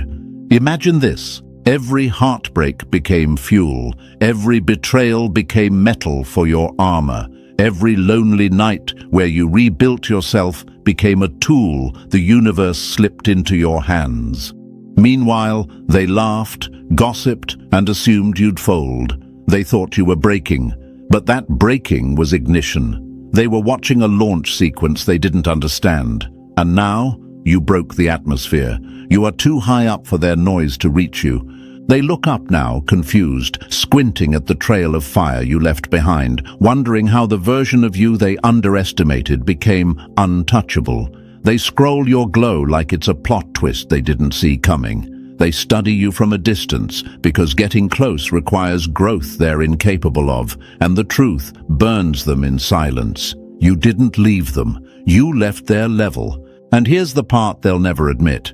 Because admitting it would crush their ego, they didn't lose you. They lost access to the upgraded version of themselves they pretended to be around you. You were the blueprint. You were the inspiration. You were the mirror showing them who they could be if they weren't so committed to staying basic. You didn't change too much. They stayed the same for too long. You didn't become distant. You became disciplined. You didn't think you're better now. You simply realized you were never meant to crawl just because they refused to stand. Your shine is too fast for them. Your growth is too real for them. Your energy is too rare for them. They want the new you without doing the inner work that created it. They want proximity without responsibility. They want the glow without surviving the fire. Imagine a rocket and the dust cloud it leaves behind. The rocket doesn't apologize for rising. The dust doesn't follow, it settles. That's them, settling, complaining, watching, while you're out here rewriting your entire destiny. Let this be the final slap to their delusion. They were never competition. They were never equals. They were background noise in the story you were meant to outgrow. And the most beautiful part? You're not even looking back to check who's watching. Because when a chosen one truly outgrows a level, the only direction that exists is up. And now, chosen one, as we close this chapter, take a second to breathe in the truth you just unlocked. You didn't rise by accident. You rose because the universe is done letting you play small. If this message hit you where it needed to, press that like button if you haven't already, and if you're still not part of this family, make sure to smash that subscribe button. Your journey isn't ending, it's leveling up. People love to laugh at someone they think is beneath them, until the universe shows them they were actually laughing at the wrong person. That's the punch they never see coming. And it hits harder when the truth finally snaps back at them. Because here's the thing, the person acting loud, arrogant, and full of fake confidence had no clue who they were messing with. They didn't know the silent one in the room was the one the universe actually pays attention to. They didn't know mocking you was basically signing their own warning letter. Picture this. There's a loud kid on a playground kicking sand everywhere, bragging about things nobody cares about. Everyone claps for him because they're scared of him or need him. Meanwhile, there's you, quiet, watching, minding your business. You barely speak because you don't need to. But what they never learned is this. The kid kicking sand always slips first. And the one who stays grounded ends up standing taller without even trying. That's the kind of reversal the universe loves. It's not magic, it's balance. Here's a fact most people ignore. When someone laughs at you for no reason, it's never about you. It's their insecurity screaming. It's their fear showing. It's their mind telling them this person threatens you without even speaking. That's why arrogant people target the quiet ones. They feel the pressure even when you're doing nothing. And that pressure It comes from the universe shifting in your favor. And thank you, Chosen One, for being here. Don't forget to pay this message back by pressing like and subscribe so it reaches more souls who need this reminder. We're all responsible for spreading the light. Thank you for being part of this mission with me. You are part of a force much bigger than you think. Now let's get right back to the truth they tried to hide. The intro you're hearing exists for one reason, to show you exactly why arrogant people think they can laugh at you, and why that laugh always comes back around. They thought you were the easy target, the quiet one, the one who wouldn't clap back. They thought your silence meant fear, that your calm was weakness, that your humility was a sign that they could walk all over you. But the universe watches silence more than noise. It watches action more than bragging. It watches intention more than the show. Arrogant people always assume the universe is on their side because they're used to getting attention. They think attention equals power. They think loud equals strong. They think putting others down makes them important. But there's something they always miss. The universe moves for the ones who stay honest, real, humble, and aligned, not the ones who fake strength with noise. The irony is painful. They laughed at you because they thought you had nothing behind you, no squad, no backup, no energy supporting you. What they didn't realize is that the universe supports you quietly. It doesn't clap, it doesn't shout, it doesn't post about what it's doing. It just shifts things behind the scenes, and when it moves, the people who mocked you suddenly stop laughing. That arrogant person never knew what happens when they cross someone protected by universal timing. They never knew that mocking someone aligned with their purpose comes with consequences. They never knew that disrespecting someone who minds their own business is a dangerous game. They thought you were ordinary. They didn't understand what they were dealing with. The universe has this strange way of checking people who think they can look down on others. It exposes them. It removes their mask. It flips their plans. It empties their pride. Slowly, quietly, right when they think they're winning. They don't realize the universe doesn't like arrogance that harms others. It doesn't like people who laugh at the wrong souls. It's always the same story. They mock you because they think you're weak. Then something in their life starts collapsing and they don't connect the dots. They think it's bad luck. They think it's just life. They think it's random. Meanwhile, the universe is basically telling them, this is what happens when you laugh at someone who was never meant to be stepped on. Every chosen one knows this pattern. People try to embarrass you, then end up embarrassing themselves. They try to pull you down, then fall into their own hole. They try to use you, then get used by the very people they trusted. That's the cycle arrogance always creates. And the funniest part? They're confused.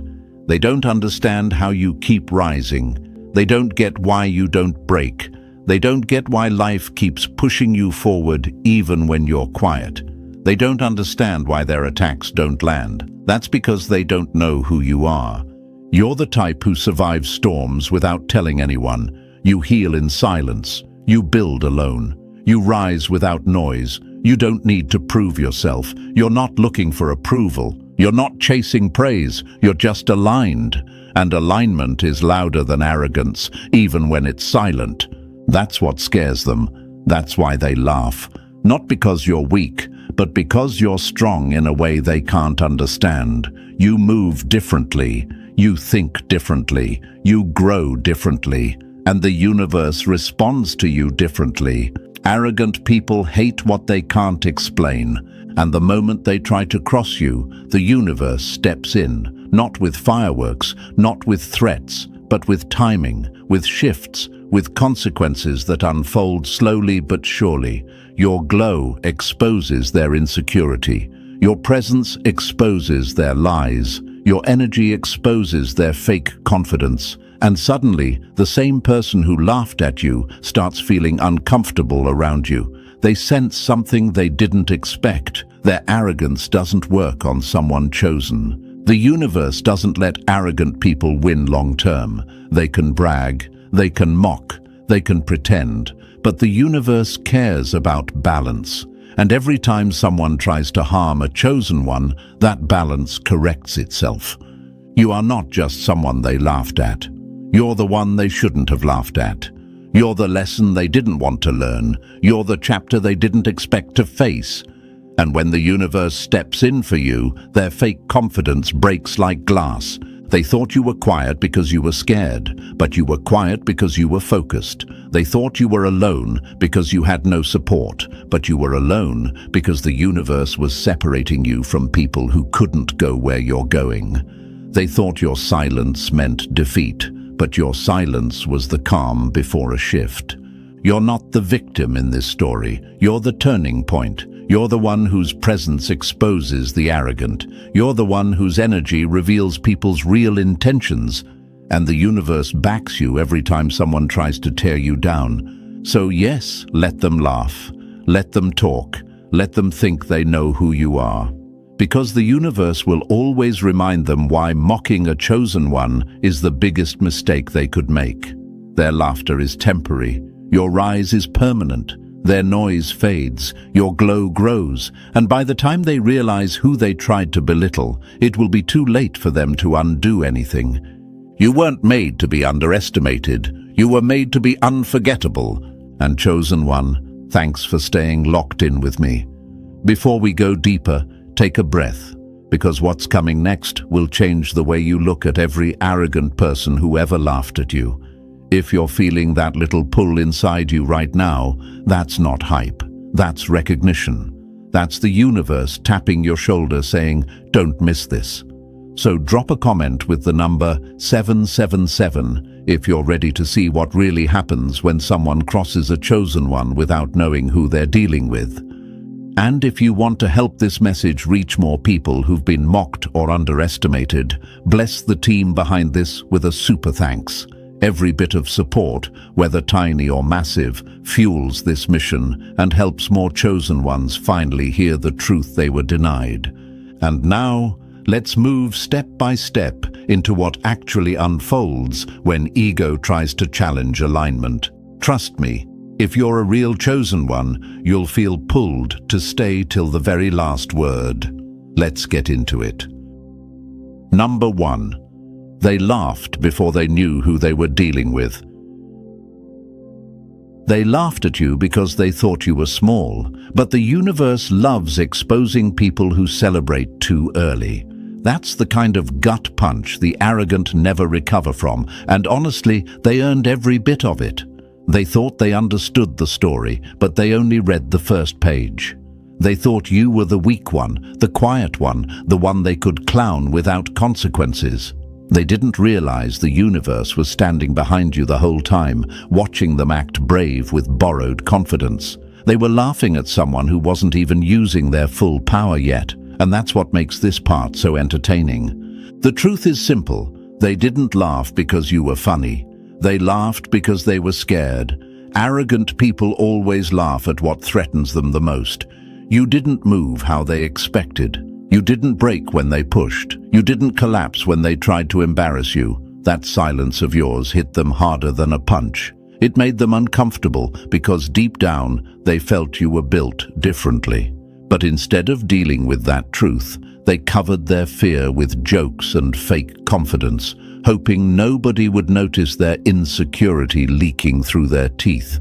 Imagine someone dancing around a fire they don't understand, bragging about how untouchable they are, while not realizing the flames are slowly creeping toward their own feet. That's exactly what these people did. They played with heat they weren't prepared for.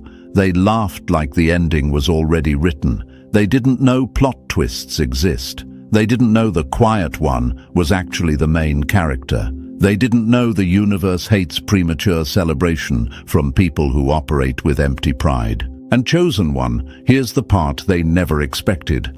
You weren't the joke. You were the test. You were the mirror. And mirrors don't lie. You didn't expose them with your words. They exposed themselves trying to break you. They attacked you because they wanted to prove to themselves that they were above you. But when you crack a mirror out of anger, the shards cut the hand that strikes it. That's exactly what happened. The moment they tried to break you, the universe flipped the energy back on them. They're bleeding from their own arrogance, and they're confused why everything is collapsing all at once. Ever wonder why they always attack you first? Why you're always the one they try to humble? Why they need an audience to laugh at you? It's because they sense your potential before you even embrace it. Arrogant people can smell greatness, the way animals sense earthquakes before they hit. They feel the shift in your energy, even if you haven't spoken a word. And since they can't match your energy, they try to mock it. They think if they laugh early, they can control the narrative. But that's exactly how they lose every time. Here's a fact the universe proves again and again. Laughing at a chosen one too soon is the fastest way to embarrass yourself later. They thought they were the storm, but you were the lightning strike waiting in silence. They thought they could bend your reality, but you were aligned with something they couldn't even see. They thought your warnings were paranoia, but your instincts were accurate enough to make their future look like reruns. Everything you said, everything you sensed, everything they dismissed is now happening in real time, and they're panicking. The arrogant always fall into the same trap. They confuse being loud with being right. They confuse attention with authority. They confuse mockery with power. But power isn't in the noise. Power is in alignment. Power is in awareness. Power is in the calm you carry while they perform for claps. And what they didn't know is that the universe sides with calm truth, not loud ego. So when they mocked you, they weren't just mocking you, they were mocking universal timing, and that's a fight nobody wins.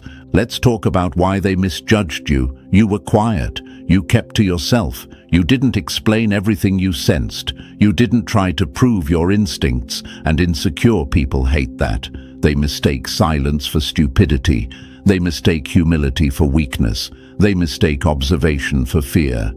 But you weren't silent because you were scared. You were silent because you already knew the ending. You could see the patterns forming. You could feel the shift in people's intentions. You noticed the red flags long before they exploded. They called you dramatic, crazy, paranoid. But now they're living inside the consequences you predicted. The universe kept receipts. Every lie they told, every smirk they flashed, every joke they made at your expense, every time they tried to make you question your own intuition. They thought there would be no consequences for humiliating someone the universe was protecting.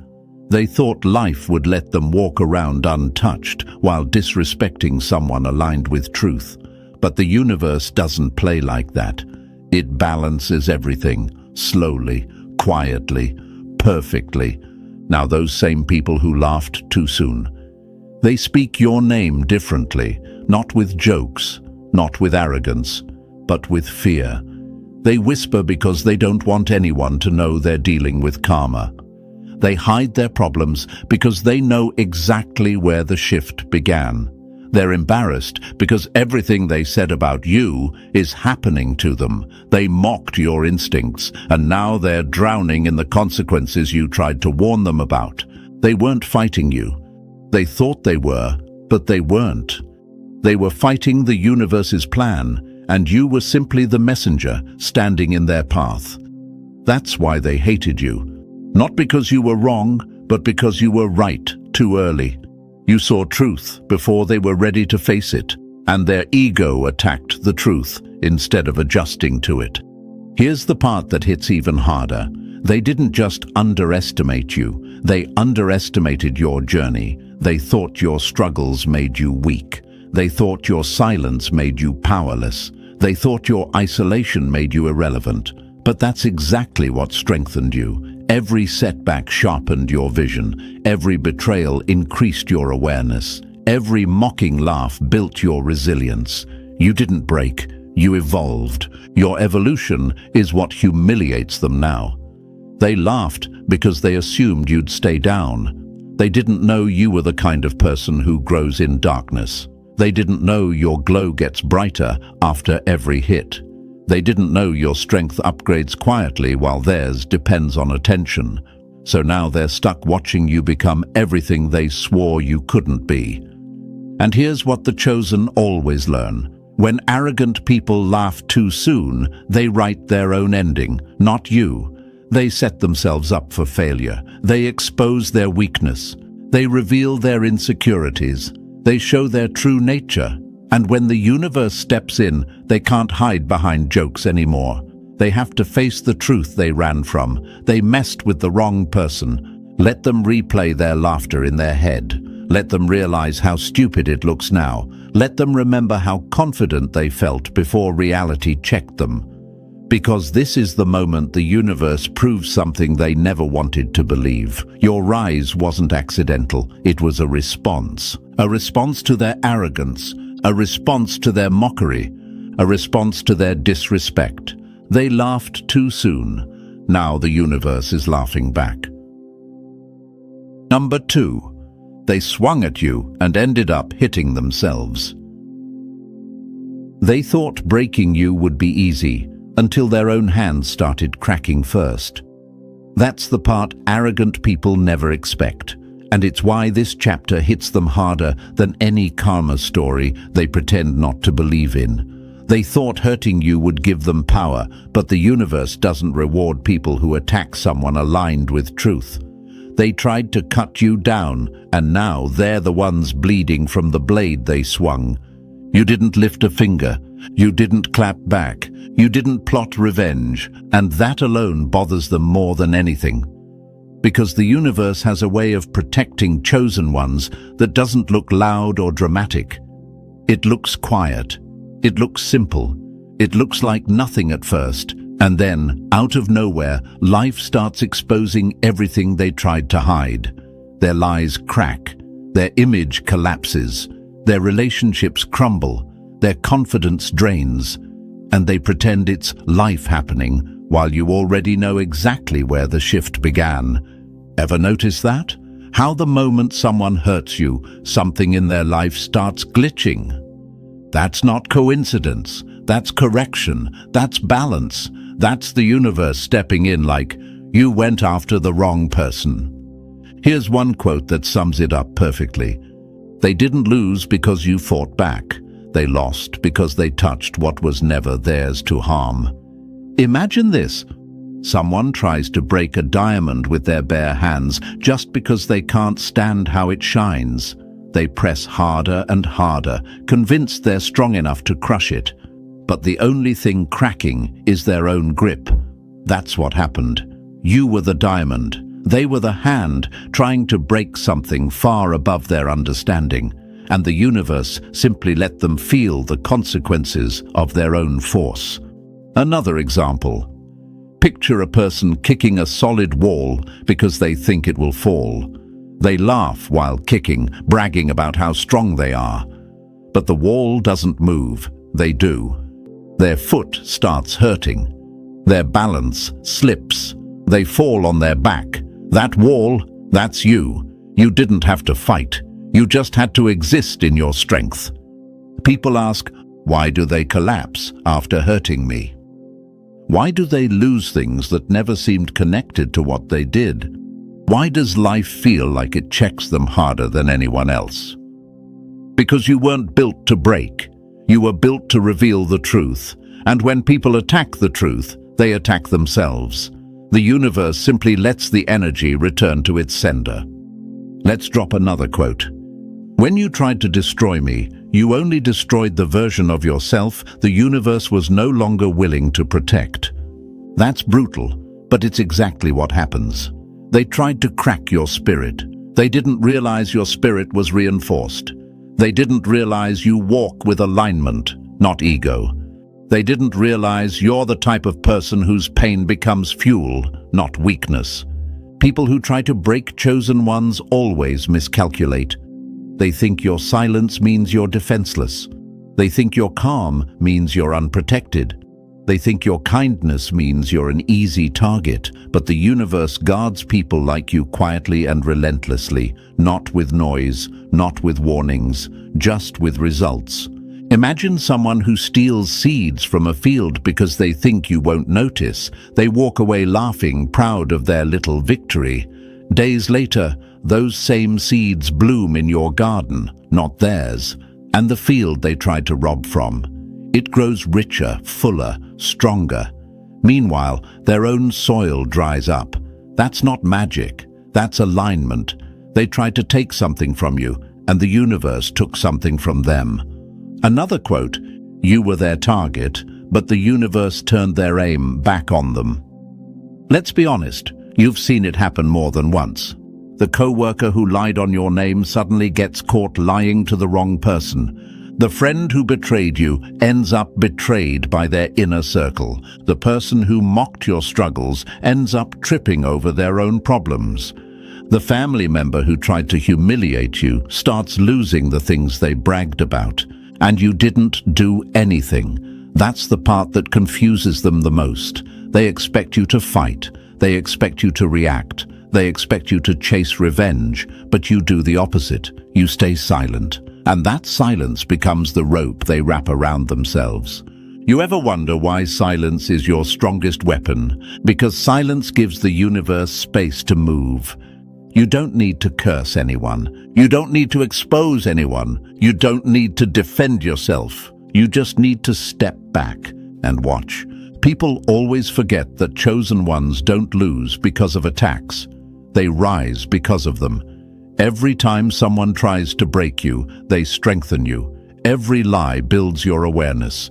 Every betrayal sharpens your instincts. Every disrespect clears out the people who were not meant to stay. And the universe sees every hit you take and pays it back with precision. Your enemies aren't fighting you. They think they are, but they're fighting a system that protects you. They're fighting balance. They're fighting alignment, and nobody wins against that. Here's the question you might be thinking: why me? Why am I always the one they try to break? Because you're the one they can't figure out. You're the one whose quiet confidence scares them. You're the one whose energy exposes people without them realizing it. You're the one who holds strength without forcing it. And insecure people cannot stand being around someone who reflects their weakness back at them. That's why they target you, not because you're weak, but because you're strong in ways they can't copy. They tried to break you to prove something to themselves. They tried to shake you to feel powerful. They tried to hurt you because your existence bothers their ego. But look at what they ended up breaking. Their own peace, their own image, their own support system, their own opportunities. The universe doesn't let chosen ones fall without purpose, and it doesn't let enemies win without consequences. What you lost, you'll replace with better. What they lost, they'll feel for a long time. That's the difference. Let me drop one last quote. The moment they chose to hurt you was the moment the universe chose to teach them. And the teaching doesn't stop quickly. It unfolds slowly, piece by piece, in ways they can't hide or escape. That's why you see them crumble in areas that seem unrelated. Arrogant people never connect their downfall to their behavior, but you can see the pattern clearly. Every time someone tried to break you, something in their life got stripped away. Not because you wished it, not because you wanted it, but because the universe protects chosen ones with ruthless accuracy. You're not fragile, you're not weak, you're not unprotected, you're surrounded by a force that doesn't lose. And the people who tried to break you, they ended up breaking themselves, piece by piece, mistake by mistake, lie by lie, until they realized the one thing they never wanted to admit: they messed with the wrong soul. Number 3. The traps they set became their own burial grounds.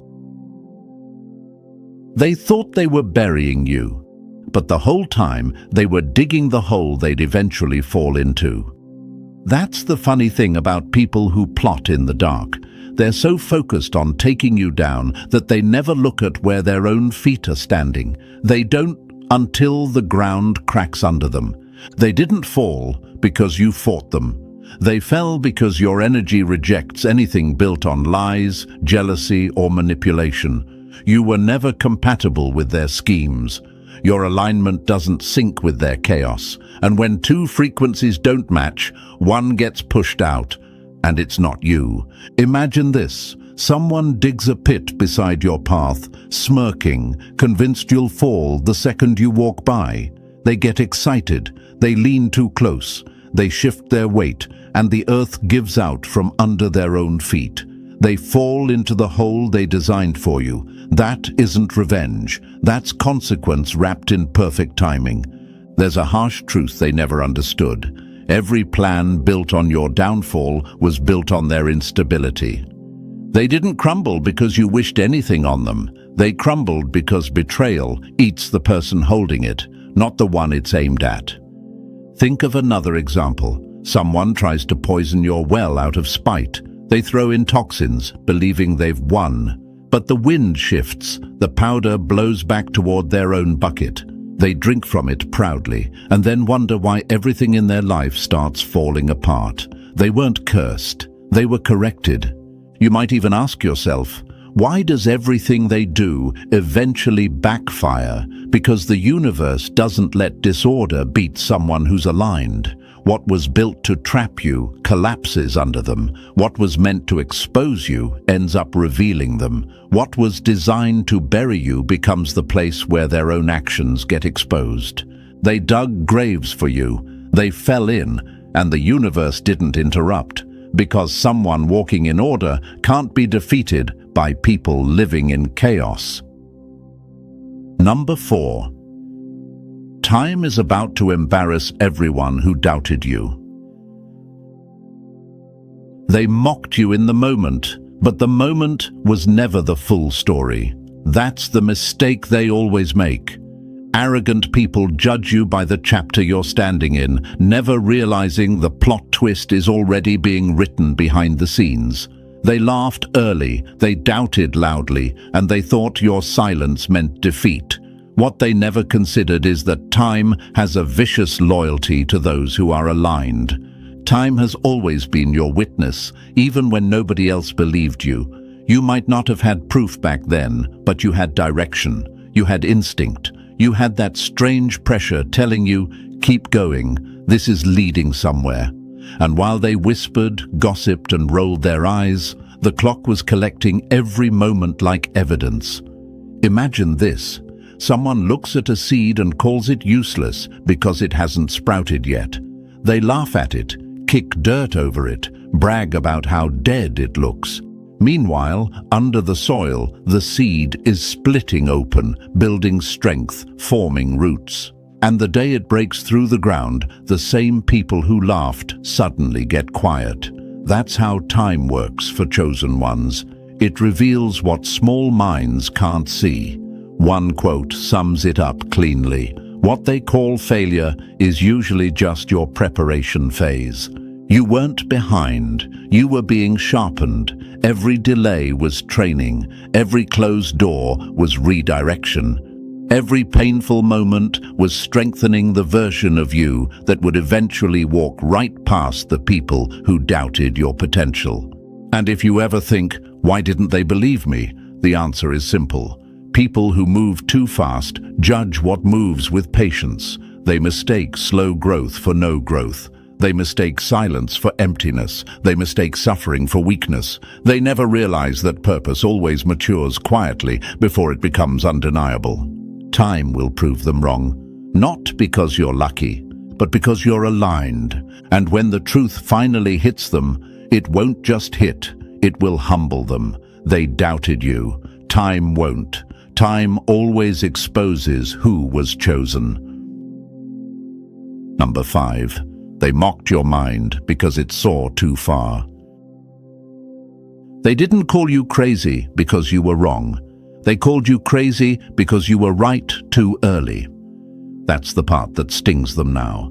Back then, they laughed at your warnings, your instincts, your reactions. But you weren't reacting. You were reading the future before they even understood the present.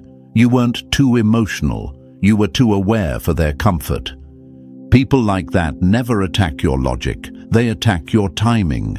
You spoke truth while they were still living in denial, and nothing threatens a fragile ego more than someone who sees the storm before the clouds even show. They wanted you quiet. They wanted you confused. They wanted you doubting yourself so they didn't have to face the truth sitting right in front of them. Imagine this. You see a bridge cracking long before anyone else notices. You point it out. You warn them. You beg them to pay attention. They roll their eyes, whisper to each other, and call you dramatic.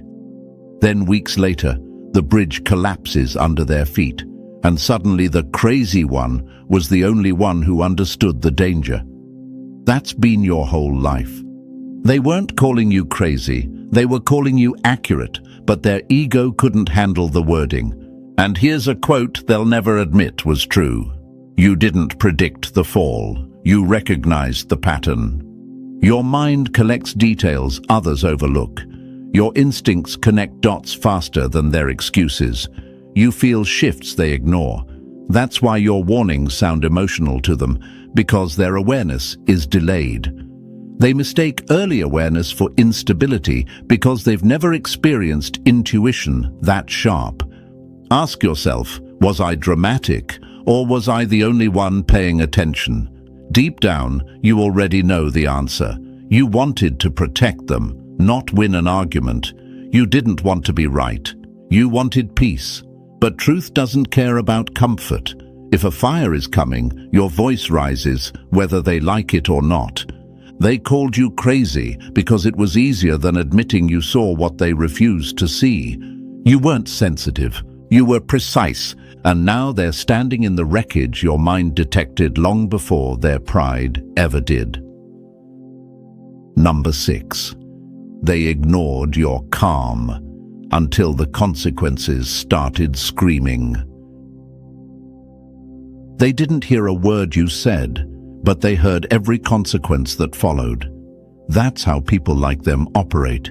They don't listen to warnings. They only listen to the aftermath. They brush off every sign, every shift, every quiet message life tries to send them, until the fire finally touches their skin. And suddenly you're not crazy, you're not dramatic, you're not doing too much. You're right, you always were. They laughed at your silence, thinking it meant you were done fighting. But your silence wasn't surrender, it was your final warning.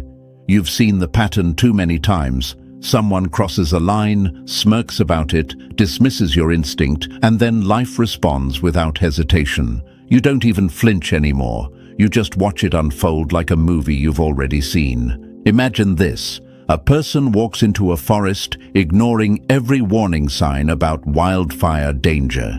You try to tell them the wind feels wrong, the air feels heavy, the land feels unstable.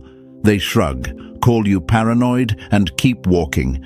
Minutes later, the blaze hits, and that same person sprints back screaming for help. They didn't listen to you. They listened to the fire. That's how it always works. Here's a truth they'll never admit. You weren't being dramatic. You were giving them a chance to avoid consequences they created. Your kindness was never weakness. It was restraint. You were giving them an exit before life closed the door. You were giving them space to fix their behavior before the universe corrected them for you. You were offering peace even when they didn't deserve it. That's strength, not softness.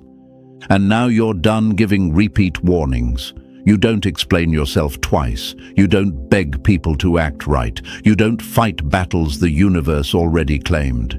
You step aside, and the system handles the rest with perfect accuracy. If they won't respect your voice, they will respect the consequences that follow it. They never listen until they feel the fire. And by then, the lesson is already burning their ego to ashes.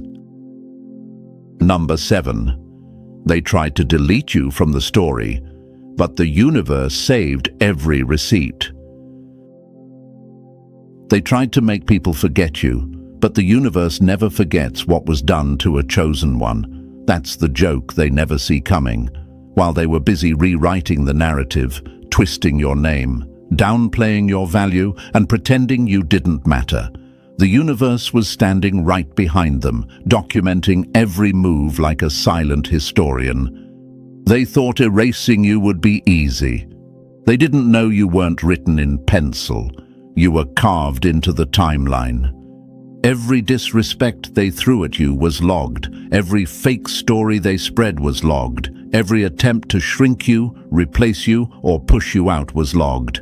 People forget. People get distracted. People believe the loudest voice in the room. But the universe doesn't operate on rumors. It operates on truth. And truth doesn't disappear because someone doesn't like your existence. Imagine this. Someone tries to scratch your name off a stone, convinced they can chip away your impact. They scrape and scrape until their hands bleed, but the stone doesn't break. Their effort does. They walk away thinking they almost erased you, not realizing the engraving only got deeper with every strike. That's how your story works. Here's a truth they'll choke on later. What they tried to erase became the very thing the universe amplified. You're not outside the tradition of the misunderstood. You're part of the lineage. Every powerful soul gets erased before they rise. Every chosen one gets mislabeled before they're recognized. Every trailblazer gets mocked before they're remembered. You're not the exception, you're the pattern. And those delays you faced, they weren't punishment, they were construction. The universe was recalibrating your path every time someone tried to block it. It was clearing out people who couldn't go where you're going. It was reshaping your route so your rise would hit harder.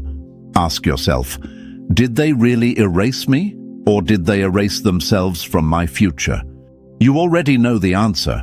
When your moment arrives, and it will, there won't be a single doubt left.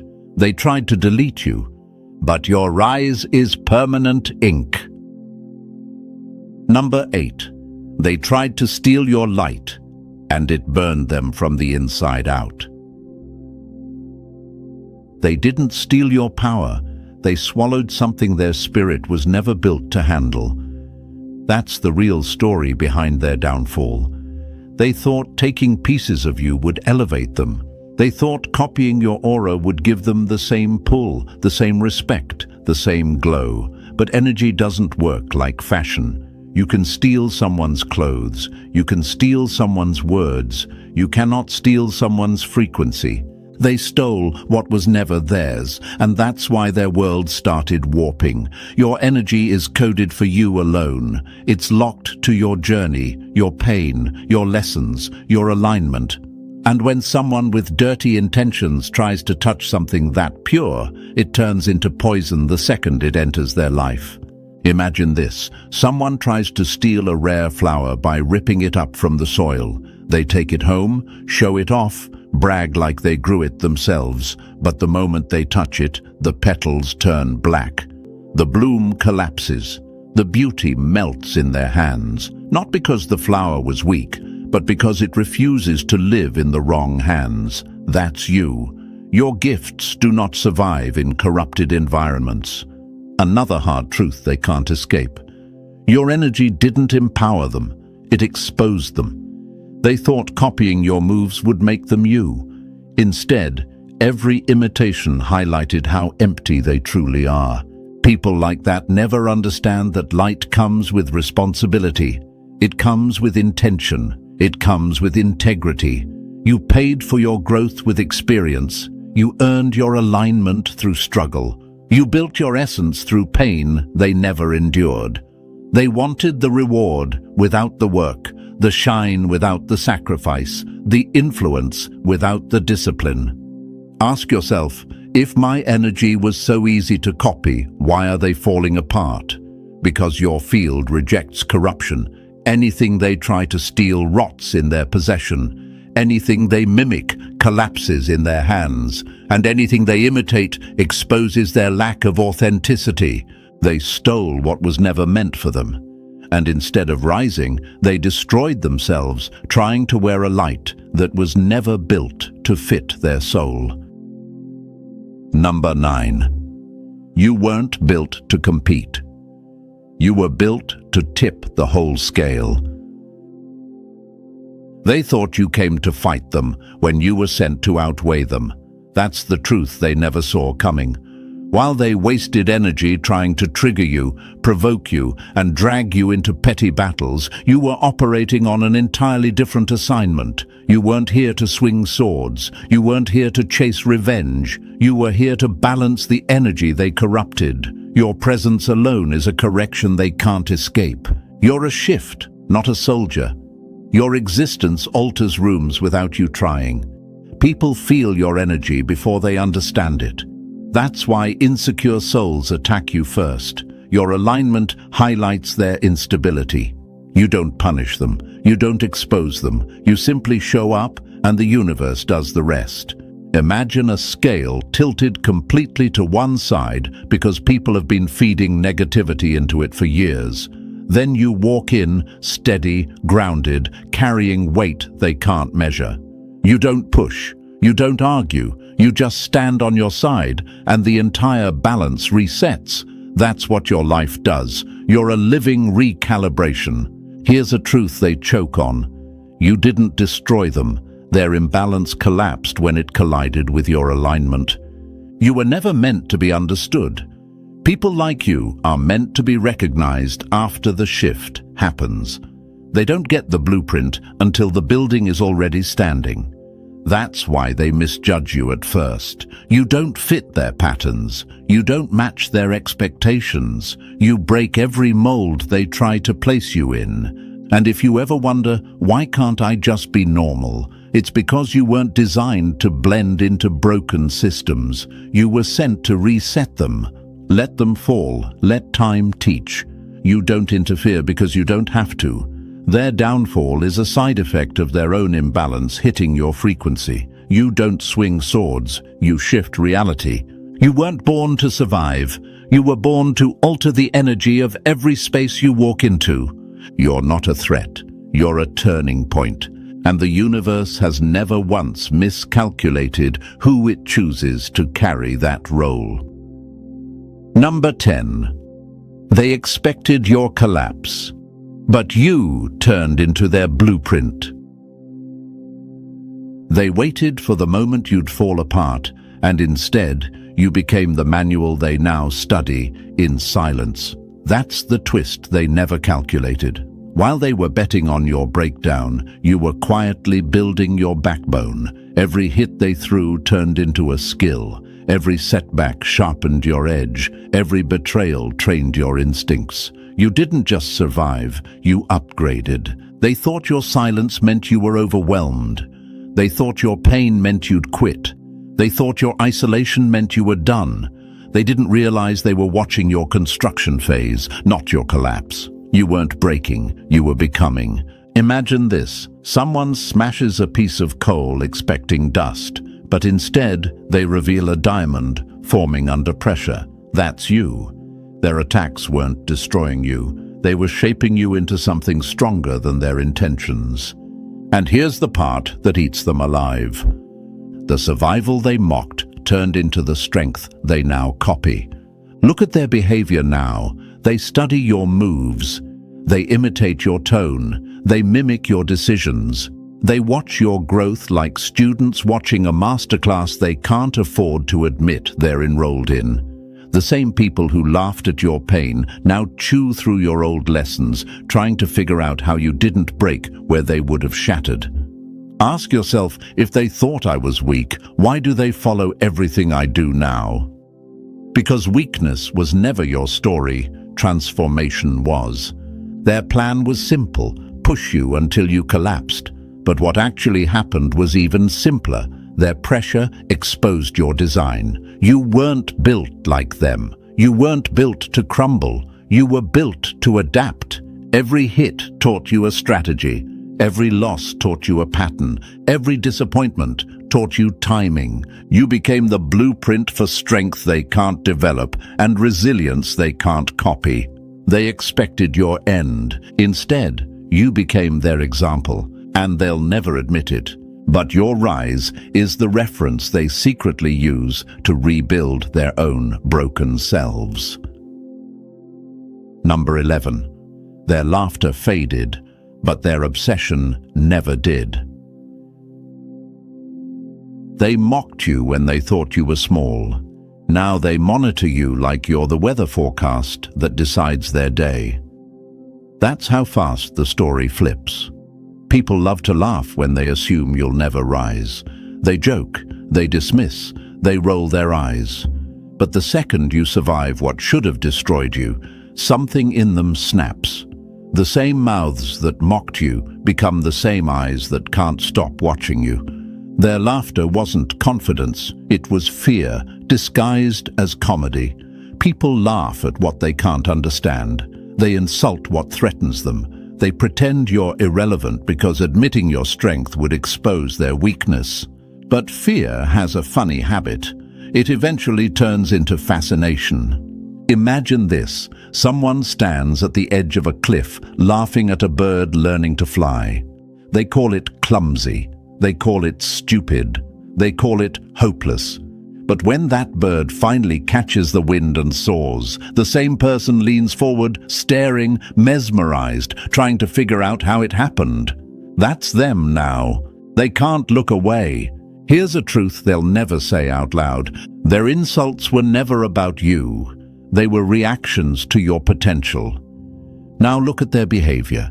They check your social media before they check their messages. They pretend not to care, but replay your wins in their head. They compare their progress to yours silently. They stalk your growth, hoping to find the trick behind your resilience. You became the metric they measure themselves against, even though they once claimed you didn't matter. Ask yourself this. If I was so unimportant, why do they keep coming back to study me? Because your rise exposes their stagnation. Your progress highlights their excuses. Your strength destroys the identity they built on being above you. Their mockery was temporary. Their obsession is permanent. They laughed when they thought you'd stay small. They stare now because you got too big to ignore. And the best part? They'll choke before admitting the truth. The person they once dismissed became the person they can't stop watching. So, chosen one, they laughed, doubted, mocked, plotted, and still couldn't stop what the universe already decided for you. Every attack made you sharper. Every setback pushed you higher. Every insult revealed who they were, not who you are. You weren't built to break. You were built to rise in ways they never saw coming. And this journey you're on, it's only getting louder from here. If this message hit you, press the like button if you haven't already. And if you're not part of our family yet, make sure to subscribe. Your presence keeps this mission alive. The loudest critics always seem to forget one thing. Brilliance doesn't ask for permission before it exposes weakness. That's really the painful part for your enemies. They keep trying to act unbothered, but every time you take one simple step, it reminds them of everything they never had the courage to become. It's like your existence is a spotlight they never asked for, shining directly on the lies they built their confidence on. And the funniest part is that you're not even trying. The universe wrapped your mind in this quiet sharpness, this natural glow, and people who rely on pretending can't stand when someone real walks into the room. Imagine a knife so clean it reflects the truth back at whoever looks into it. Your presence works the same way. That reflection hits them in their ego, not their eyes. And here's a fact that should make you smirk.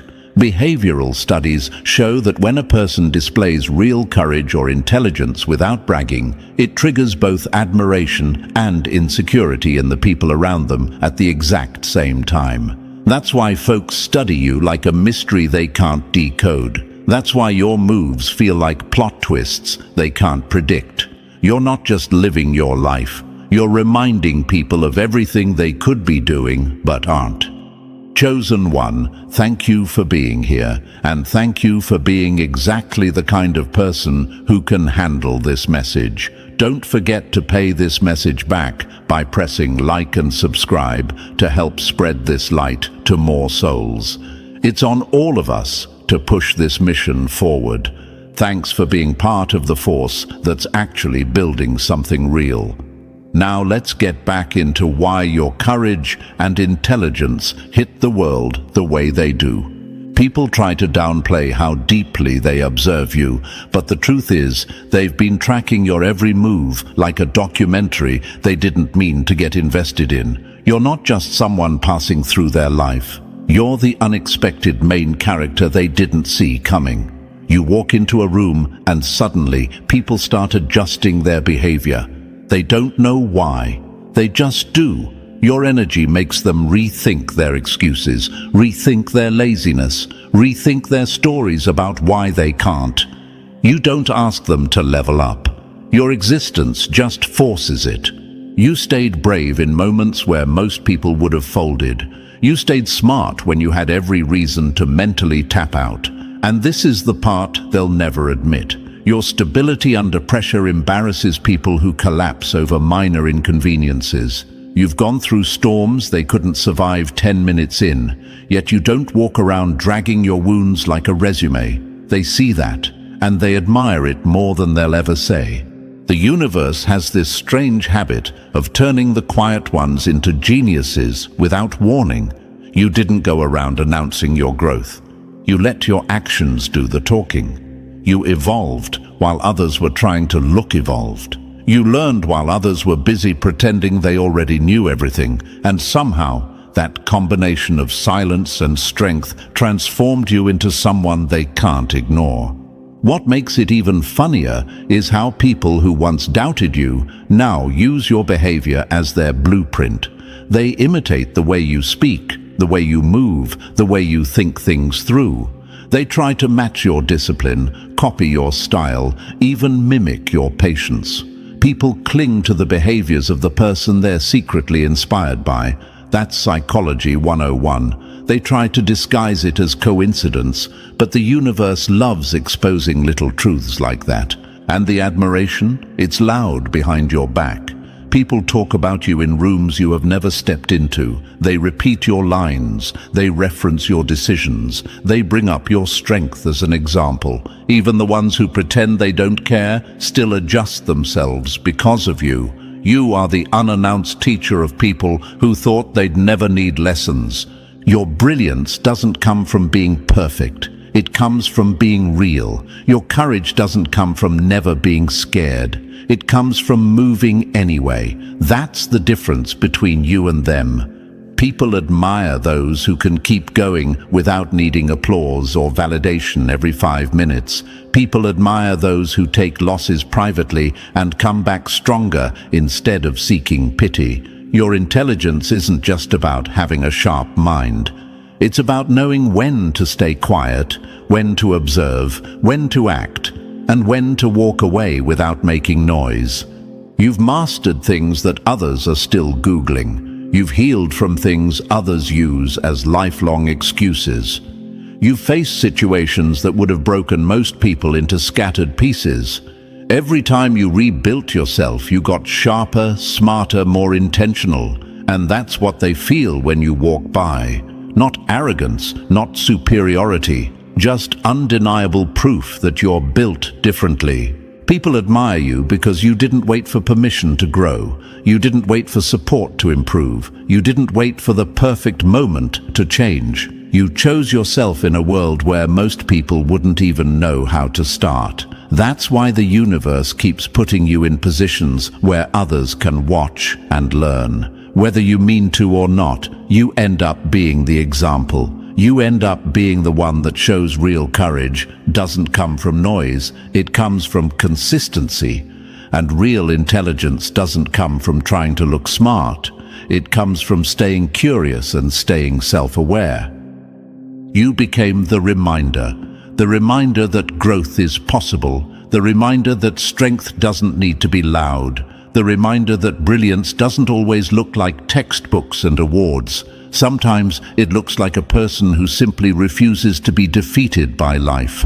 And that's you. Today, we're diving into why your presence feels like a shockwave, why people admire your courage even when they pretend they don't, and why your intelligence is something they try to decode like a puzzle they can't put down. You didn't become brilliant by accident. You became brilliant because you refused to stay the same. You refused to let pain freeze you. You refused to let fear shrink you. And now, the whole world is paying attention, whether they admit it or not. Chosen one, before we go any further, I need you to take a second and ground yourself in what you're about to hear. Your brilliance isn't some random accident, and your courage didn't just appear out of nowhere. People admire you because you've earned that admiration, one silent battle at a time. So if you're here right now, stay here. Don't drift. Don't click away. Let the universe pull you into this message the same way people get pulled into your energy without even meaning to. And if this message already feels like it's speaking directly to you, then pay it forward by pressing like and subscribe so this light reaches more souls who need it. Drop the number 777 in the comments if you're ready to own the courage and intelligence that already set you apart. And if you want to help keep this mission moving, feel free to show love to the team behind the scenes. Whether it's a penny or a fortune, it pushes this truth further. Now breathe in, lock in, and let's slide into the next part, because what's coming will explain exactly why the world watches you the way it does. Number 1. The way you think rebuilds every room you touch. Weak minds fear loud power, but terrified minds fear quiet brilliance. That line alone is enough to make your enemies flinch, because nothing exposes a pretender faster than someone who doesn't need to brag to dominate the atmosphere. You don't walk around trying to shine. You just exist, and somehow their whole world starts glitching like a cheap app running on an outdated phone. That's what gets under their skin. Your brilliance isn't loud, it's structural. It rewires the entire environment without asking for permission, without announcing itself, without flexing for attention. And the people who rely on noise to seem important can't stand when someone like you walks in and rearranges the entire energy without saying a word. Think of it like this: a poorly built house shakes when someone slams a door. But a strong foundation doesn't move no matter how much chaos surrounds it. That's you. Your presence is the foundation that upgrades the whole structure. And here's a psychological fact to back it. Humans pick up on stability faster than intelligence. It's instinctive. People don't admire you just because you're smart. They admire you because you're internally put together in a world where most people are held together by temporary fixes. Your stability forces them to confront their own instability, and that confrontation is what hits the enemy right in their ego. People try to pretend they don't notice you, but the moment you step into a room, there's a tiny shift. Maybe in how someone speaks, in how someone sits, in how someone suddenly becomes more aware of their own behavior. Why does that happen? Why do people straighten up around you? Why do they rethink what they were about to say? Why do they suddenly choose their words more carefully? It's because your presence is a silent checkmate. You don't overpower them. They overpower themselves in response to you. They feel the need to elevate because you walk in already elevated. And here's the part your enemies hate the most. You don't do anything special to create this effect. You just think differently. Your thought process is cleaner, sharper, more grounded. You see through situations quicker, you catch details they miss, and your intuition hits like a spotlight shining on what others try to hide. People come to you with confusion and walk away feeling clarity. They don't even realize you weren't trying to guide them. You were just being yourself. Your brilliance doesn't sit on the surface like decoration. It works underneath everything, like the wiring that powers a whole building. That's why people feel calmer around you. That's why they feel safer telling you things they don't say to others. That's why they treat your sentences like anchors. Your intelligence holds shape. It has weight, it has structure, it gives direction, even when you're not trying to direct anything. Enemies can't compete with that because it's not something they can copy. They can imitate your style, your words, your behavior, but they can't replicate the foundation. They don't have the mental architecture you have. That's why they get frustrated. That's why they feel exposed. That's why being in the same space as you makes them nervous, even if they pretend it doesn't. You don't have to speak loudly for your value to be felt. You just have to breathe. People admire the subtle way you shift things. They admire how you listen before you speak. They admire how your words land with intention, not impulse. And they admire how you stay calm when the room feels chaotic. Your brilliance isn't loud because it doesn't need to be. It's not an announcement, it's an influence. It works from the inside out, not the outside in. And think about the conversations you've had. How many times has someone been rambling about their problem and you say one sentence, just one, and suddenly everything clicks for them? You're not casting spells. You're not trying to impress anyone. That's just how someone with a strong internal structure speaks. It's the natural impact of having a mind that's organized when other people's thoughts look like tangled wires. People don't admire you because you're trying to be impressive. They admire you because you reveal the truth without trying. Your existence quietly removes the fog from the air. People walk away from you seeing their situation more clearly because you bring clarity without forcing it on them. And yes, this is exactly why you leave such a deep impression. They may not tell you, they may not admit it, but they feel it. Even the ones who compete with you feel it. Even the ones who pretend not to notice you feel it. Even the ones who talk behind your back feel it. You're unforgettable because your presence interacts with the room like gravity. People shift around you the way objects shift around a strong force. You don't change the vibe. You reveal the truth inside it.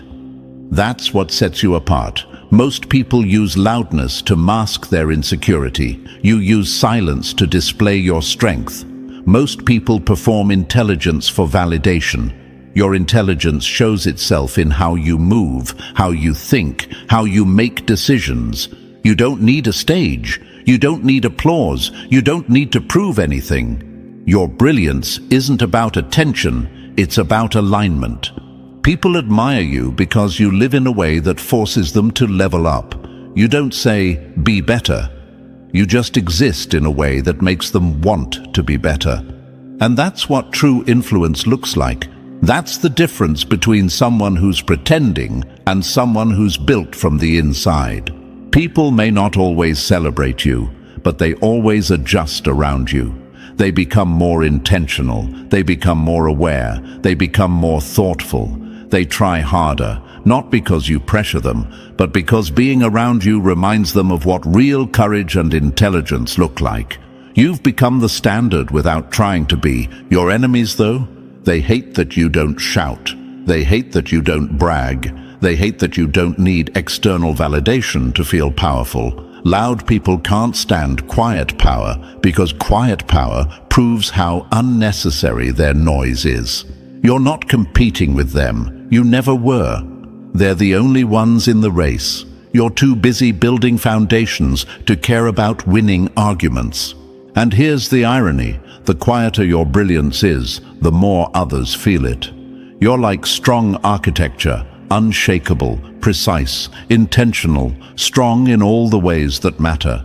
And people admire architecture not because it screams, but because it stands. They admire your courage because they've seen you stay calm when things were falling apart. They admire your intelligence because they've watched you solve things without drama. They admire your strength because you turned pain into focus instead of excuses.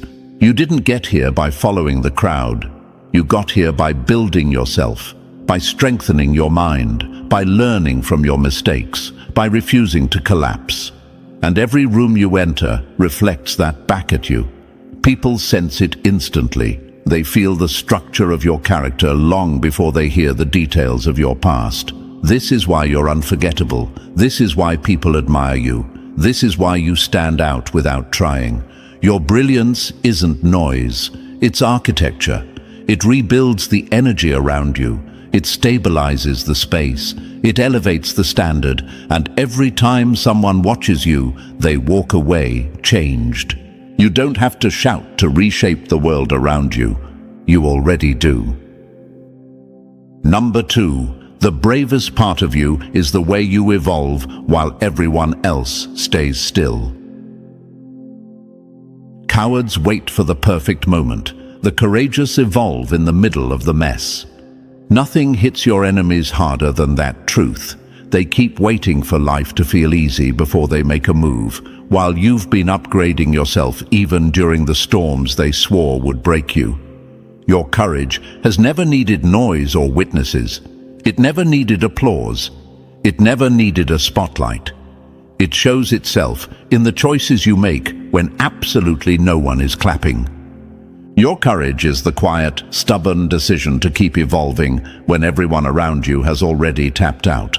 That's what burns them. They're still recycling the same excuses, the same habits, the same mindset, while you've turned growth into your default mode. You don't announce your upgrades, you just show up as a new version of yourself, and suddenly people who thought they outgrew you don't even recognize you anymore.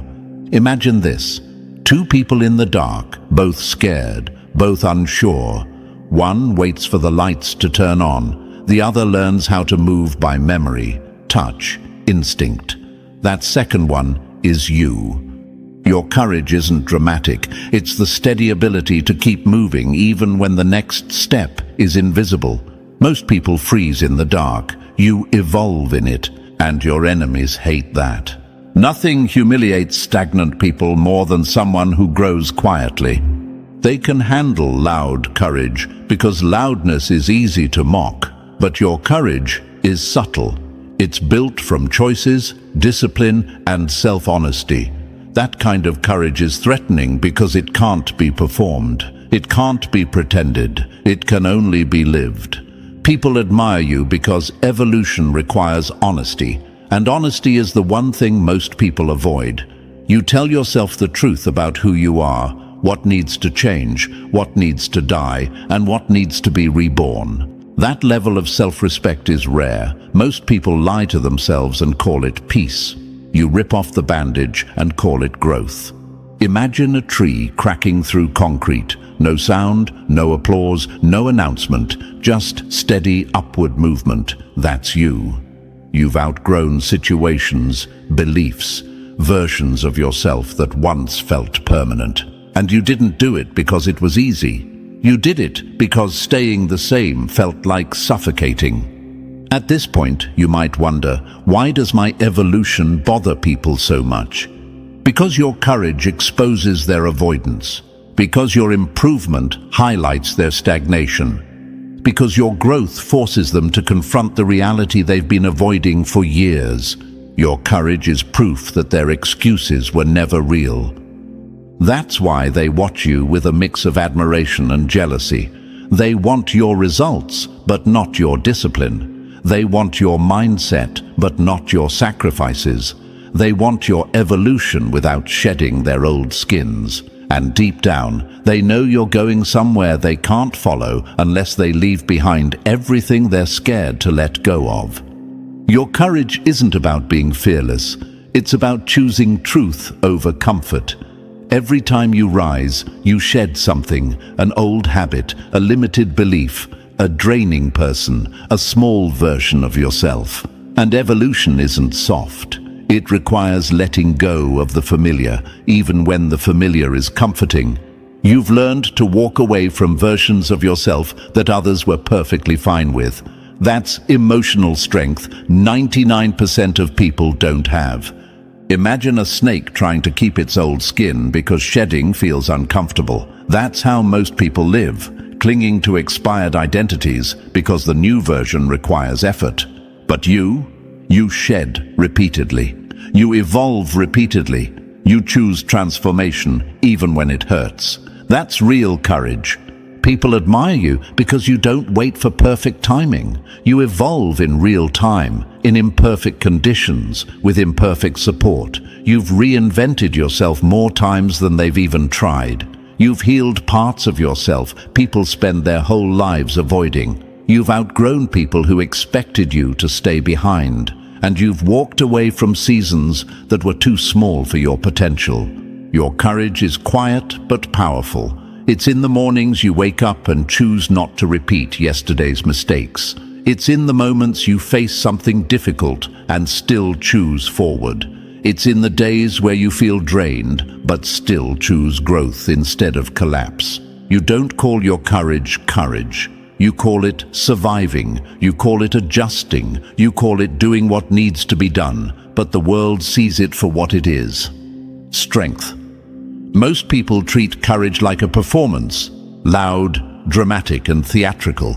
They want to look brave instead of being brave.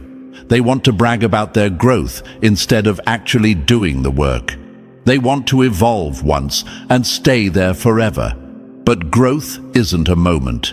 It's a lifestyle, a decision you make again and again. And you've been making that decision even when no one gave you credit for it. And your enemies, they've been studying your upgrades like they're trying to decode a system they don't understand. They can't grasp how someone with your obstacles ended up with your courage. They can't understand how you kept evolving through situations that would have broken them. They don't get how you keep rising even when life keeps throwing you curveballs. They want to believe you're lucky. They want to believe you had help. They want to believe you didn't earn it.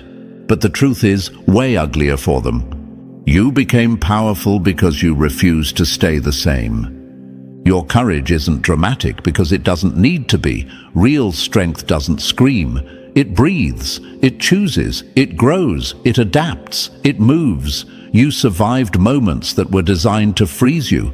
You rebuilt yourself after chapters that were meant to destroy you. You healed from wounds people would have used as lifelong excuses.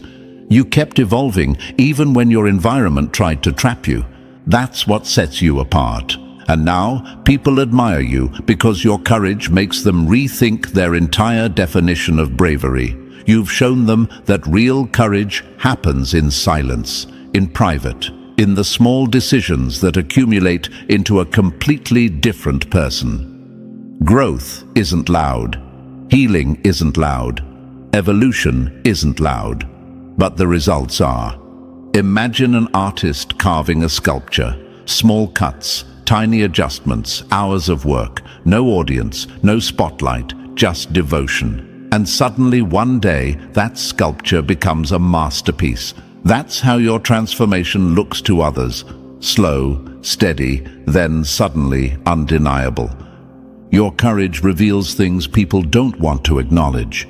That they had time to change. That they had chances to grow. That they had opportunities to evolve.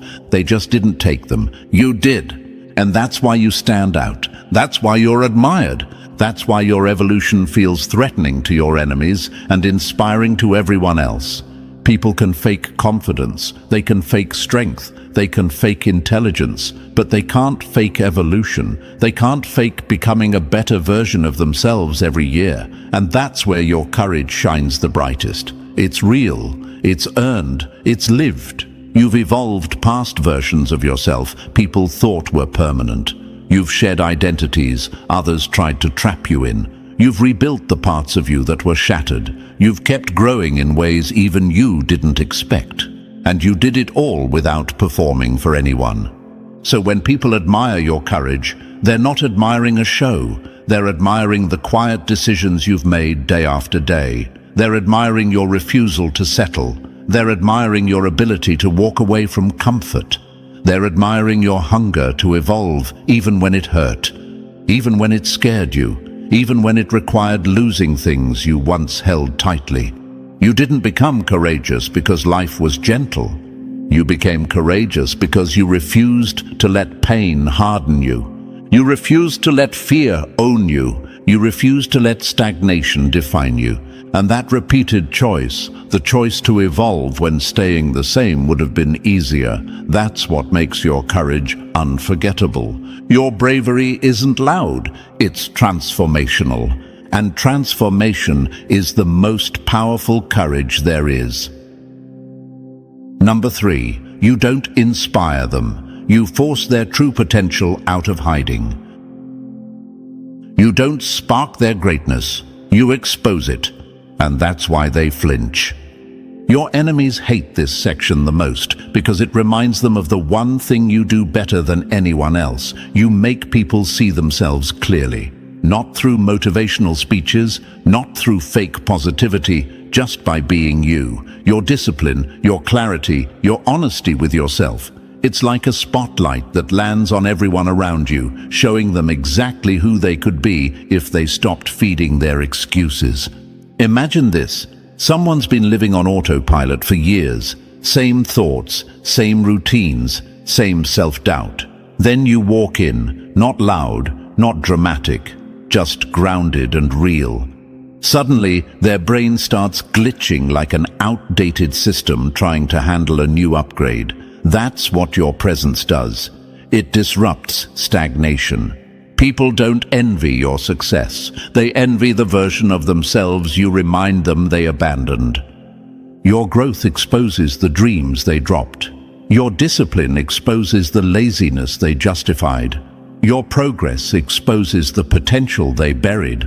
And the universe has a funny way of using you as the reminder they needed but never asked for. They look at you and think, "Why am I not there?" Then comes the second punch.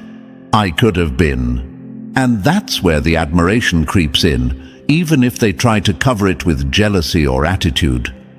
Imagine someone looking into a clean mirror after years of avoiding their reflection. It stings, it shocks, it wakes them up. That's you.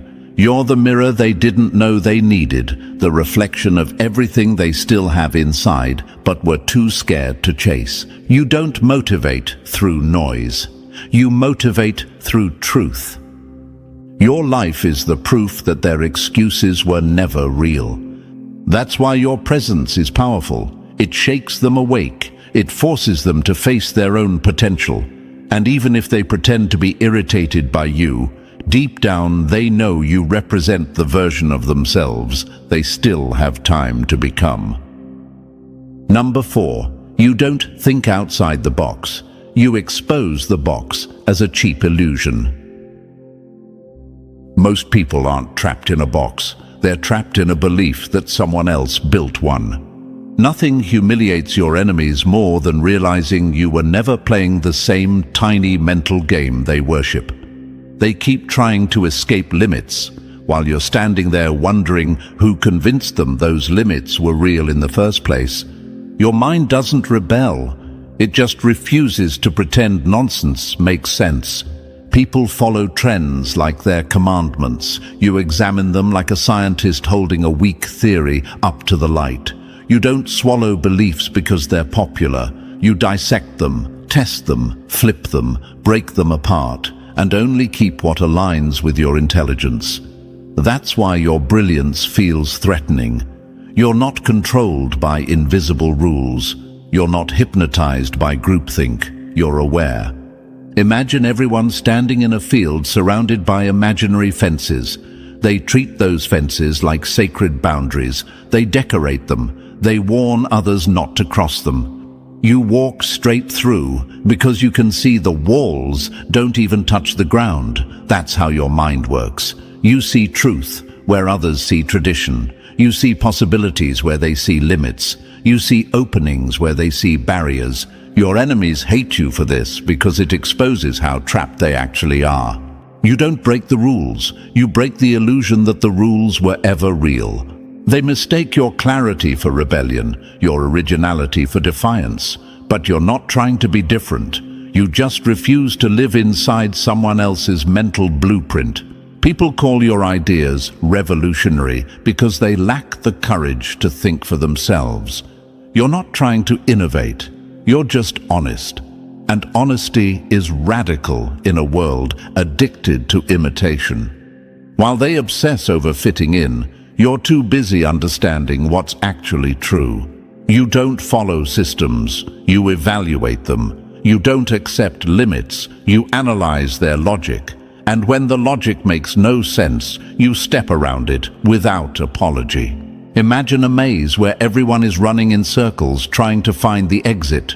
You climb one step up, see the entire layout, and walk away. That's why you're unstoppable. Your awareness isn't boxed in by conditioning. You don't let fear shrink your thinking. You don't let comfort cage your mind. You think freely because you dare to. And that's exactly why people admire you, even if they never say it out loud. Number 5. Your courage didn't come from heroics. It came from war you never talk about. People admire your strength, but they'd panic if they had to survive what built it. That's the truth your enemies choke on. They think your courage is some aesthetic, some vibe, some natural talent. They have no idea it was hammered into you by nights that felt like they would never end. You didn't become brave because it looked cool. You became brave because collapsing simply wasn't an option. Your courage wasn't learned from speeches, quotes, or motivational garbage. It was carved out of survival. Imagine someone learning to swim because the boat suddenly sank. That's you. You didn't choose courage because you wanted to be impressive. You chose it because life shoved you into deep water again and again. And somehow you kept resurfacing when everyone expected you to drown. Your confidence isn't confidence. It's muscle memory from surviving things that should have destroyed you. People admire you because your strength has a texture. It's lived in. It's real. It carries the weight of someone who endured storms without witnesses, heartbreak without help, pressure without a safety net. They see the calm you have now, but they don't know what it cost. They don't understand that your courage is a collection of decisions you made in silence. Don't break, don't fold, don't quit. Imagine a blade that only became sharp because it was forced against stone over and over. That's why your bravery cuts differently. It's functional, not decorative. You didn't perform strength, you survived into it. And when you walk into a room with that unshakable presence, people feel it before you speak. They can't explain it, but they sense the weight behind your composure.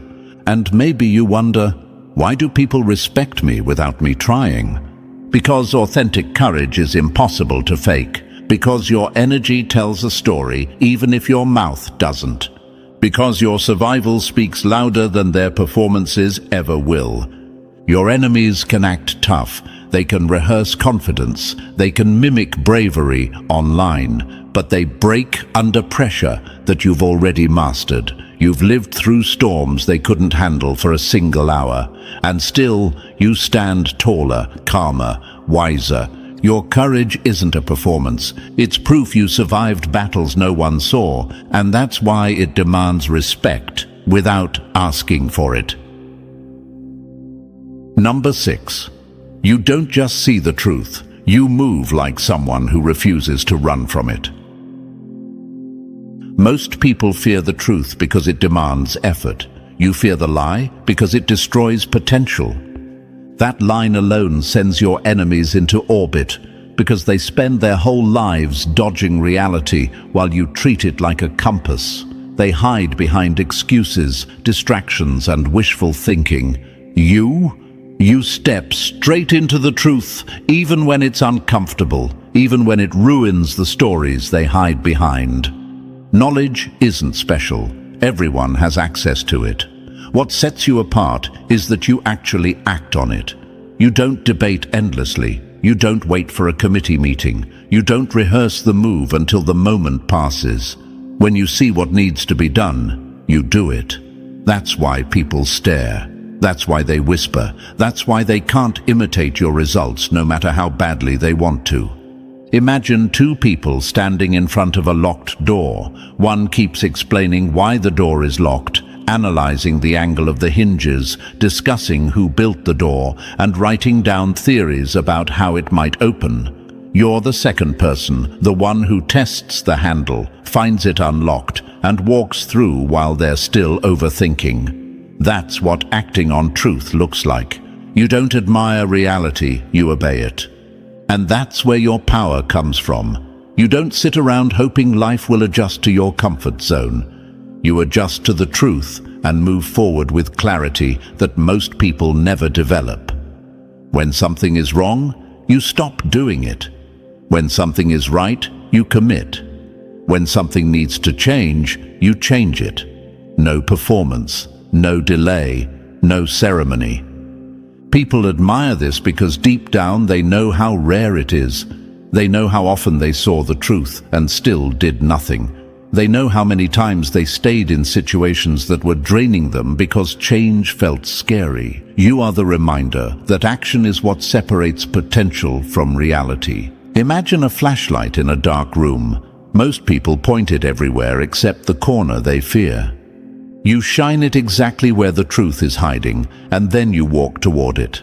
That's why your presence feels powerful. You don't run, you don't hide, you don't lie to yourself. Your life proves something simple and brutal. Truth becomes power only when someone brave enough decides to act on it. And that someone is you. Number 7. Your presence shakes them because you move like someone who doesn't need a single witness. Nothing scares a fragile ego more than someone who doesn't need applause to know who they are. That's why your presence makes people tense up before you even speak. They're used to dealing with individuals who perform confidence like it's a costume. Then you walk in, calm, grounded, unbothered, and suddenly their entire personality starts glitching. You don't chase validation. You don't beg for permission. You act from an internal authority they've never developed, and it exposes just how hollow their confidence truly is. You don't move loudly, but you move decisively, and people can feel the difference. Nothing about you asks, "Is this okay?" You carry this subtle certainty, like someone who has fought enough battles within themselves that outside opinions barely register anymore. That's the part that intimidates them. You don't wobble. You don't shrink. You don't adjust yourself to make insecure people comfortable. Imagine two individuals walking into a room. One scans every face, waiting to be accepted. The other knows who they are before the door even closes behind them. You are the second one. Your presence hits like gravity, quiet but undeniable. People automatically adjust around you, straighten up around you, rethink their tone around you. Not because you threaten them, but because your internal authority highlights how little power they hold within themselves. You don't dominate the room, you dominate your mind. The room just reacts to it. That's the truth they don't want to admit. Your calm exposes their chaos, your composure exposes their performance, your certainty exposes their insecurity. You don't swing your confidence around like a weapon. It's simply there, and that stability feels dangerous to people who were never taught how to build their own. And maybe you've wondered, why do people act weird around me? Why do they get quiet? Why do they stare? Because you exist with a level of self-trust they can't fake. Because your presence reminds them of the authority they never developed. Because your conviction feels like freedom, and freedom scares people who depend on approval to function. Imagine a lion resting in the sun, no roaring, no flexing, just existing. Every animal nearby moves differently, not because the lion is aggressive, but because its presence carries undeniable truth. That's you. Your quiet self-assurance forces people to reveal who they really are around you. Your presence doesn't intimidate because you're loud. It intimidates because you're free. And freedom is the rarest power of all. Number 8. You don't follow the pattern. You're the reason a new one exists. They don't echo you because they admire you. They echo you because you said it first. That's the punch that knocks the enemy off their high horse every single time. They try to act like you're just like everyone else, but your mind keeps exposing the truth. You don't follow paths, you generate them. You don't mimic ideas, you build structures other people eventually climb. Your thinking isn't borrowed, it's born, and that alone is enough to rattle people who rely on imitation to survive socially. While they cling to trends like life rafts, you're designing currents. You don't ask, what are others doing? You ask, what actually makes sense? And that simple shift turns you into someone whose ideas feel like upgrades to everyone else's outdated software. Imagine a group of people staring at a constellation trying to guess its meaning. They squint, argue, and point fingers. Then you show up and instantly see the pattern no one else saw. You connect the stars differently, and suddenly their entire perspective flips. That's how your mind works, clear, intuitive, ahead. You don't follow the rhythm, you set the tempo. People repeat your sentences months later because your thoughts carry clarity before the world is ready to acknowledge them. You'll say something simple, truthful, real, and it grows inside their mind like a seed until it becomes their new standard.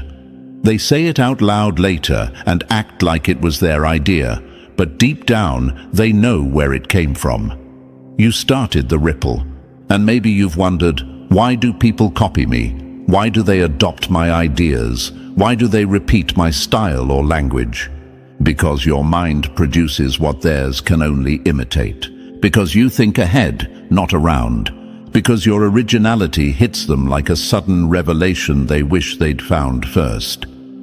Imagine someone sketching buildings from templates while you're drawing skylines from your imagination. They study patterns, you architect them. They memorize what already exists, you innovate what never did. They follow footsteps, you make footprints. And this is why your intelligence stands out even to people who pretend not to notice. They can't explain it, but they feel it. Your thoughts have structure, they have direction, they have force. You don't try to be unique, you simply refuse to think with borrowed logic. Your mind doesn't follow patterns, it creates them, and that's why every room eventually adjusts to the way you think. Number 9, you don't run from reality, you stare it down until it breaks first. Most people hide from truth like it's a monster. You walk toward it and ask why it's knocking. That sentence alone makes your enemies swallow hard because they've built their whole identity around avoiding the very truths you handle with steady hands. They escape into distractions, noise, fake confidence, shallow routines. You face the thing they fear. You sit with the discomfort they dodge. You confront the reality they pretend doesn't exist. Your courage isn't loud, it's surgical. You look at the pain, the confusion, the uncertainty, and you say, "Show me what you're trying to teach." That's the difference. While others repeat the same patterns for years, you grow because you're willing to confront the lessons they refuse to learn. That's why your evolution feels so dramatic to them. You're not getting lucky, you're getting honest. Imagine two people dealing with the same heartbreak. One numbs it with distractions, scrolling, noise, fake happiness. The other sits with the wound, studies it, learns from it. That second person turns pain into wisdom. That's you. You're not addicted to escaping reality. You're addicted to understanding it. You don't fear the truth. You fear what happens when you ignore it. That's why you move differently. You don't bargain with reality or try to negotiate softer versions of it. You face it head-on, and the universe rewards that kind of bravery with growth that shocks people watching from the sidelines. People around you try to avoid their flaws because facing them feels like humiliation. You face yours because facing them feels like freedom. And that's the psychological punch they can't handle. Your courage exposes how much running they still do. Maybe you've wondered, Why do people respect me more than I expect? Why do they call me strong even when I'm struggling? Because they know they wouldn't survive the truths you're willing to confront. Because they see you doing emotional heavy lifting they've avoided for years. Because your growth reminds them of their own avoidance. Imagine a warrior sharpening their blade while others are pretending there's no battle coming. When the moment arrives, everyone knows who's ready. That's why your courage stands out. You don't wait for life to soften the truth. You strengthen yourself to meet it. Your courage is unforgettable because it's rooted in honesty, not performance. You don't hide from reality. You study it. You master it. And that's why you rise while everyone else repeats the same cycles in denial. Number 10. You don't wake people up. Your existence breaks their autopilot in half. You don't disturb their peace. You disturb the sleep they mistake for peace. That line hits your enemies right where it hurts, because deep down they know the truth. You don't go around preaching, lecturing, or demanding people change. You just show up, and suddenly their entire comfort zone starts trembling like a cheap alarm clock they've been trying to ignore for years. Your consciousness shakes them without a single word. Your presence forces an update on minds that have been running outdated software. You don't live life half asleep, drifting through routines like a ghost in your own story. You're awake, aware, tuned in. And when people who've been numbing themselves meet someone who's fully conscious, it shocks their system. They feel exposed, called out, awakened, and not because you tried to inspire them, but because your very existence shows them what paying attention actually looks like. Imagine a room where everyone is sitting in dim light, eyes adjusted, comfortable, thinking that's normal. Then someone opens the curtains. No speech, no announcement, just light. That's you. Your brilliance doesn't yell. It illuminates. It makes people see how small they've been living. It makes them question their autopilot routines, their repetitive thoughts, their lazy patterns. Your awareness is a disruption, not a decoration. That's why people react to you so strongly, even when you haven't done anything. You're the reminder that life is happening in real time, not later, not someday, not after things magically improve. You're proof that consciousness is a choice, not an accident. And when people sense that in you, it shakes them awake in ways they didn't sign up for. Maybe you've wondered, why do people suddenly rethink their life decisions around me? Why do they pause, over-explain themselves, or even act defensive? Because you don't let them stay asleep. Because your clarity highlights their avoidance. Because your presence forces them to ask, what am I actually doing with my life? Imagine a GPS recalculating someone's path as soon as you enter the conversation. That's the effect you have. You don't push them. You interrupt the autopilot they've been hiding in. You bring reality back into focus. You bring consciousness back into the room. Your brilliance isn't loud, it's disruptive. It shakes people awake without effort. And that's exactly why they can't forget you, even if they pretend they can. And now, Chosen One, as we wrap this up, take a moment to breathe in everything you just absorbed. You're not here by accident. You're here because your brilliance, courage, and intelligence are already rewriting your life in ways most people can't comprehend. If you haven't already, press that like button. It keeps this message alive and moving. And if you're still not part of the family, hit subscribe so you never miss the truth that's meant for you. Your evolution is in motion, and this journey is only getting started. Losing you wasn't a mistake for them, it was a punishment. Let that sit in their chest like a brick, because Chosen One, your absence didn't just create silence. It created a curse that has wrapped around their life and squeezed everything they thought they controlled. They thought they could survive without you. They thought they could replace you. They thought you were forgettable. Now the universe is laughing in their face, reminding them that losing someone like you is the kind of loss you don't recover from. Think of it like this. Imagine someone smashing their own oxygen tank because they thought the air outside was better. Bold move, right? Until the tank shatters and suddenly they're clawing at the ground for breath they can't find. That's exactly what happened when they let you go. They weren't just wrong, they were stupid, bold wrong. And the universe doesn't let that slide. Your absence hit them like a blackout in a city that depends on one power source. Everything went dark at once. And here's a fact that screams you were right all along. Studies show that when people lose someone who gave them emotional stability, their brain reacts like it's going through withdrawal, real withdrawal, same stress systems, same panic, same crash, no dramatic language needed. Science already exposes how badly they're doing without you.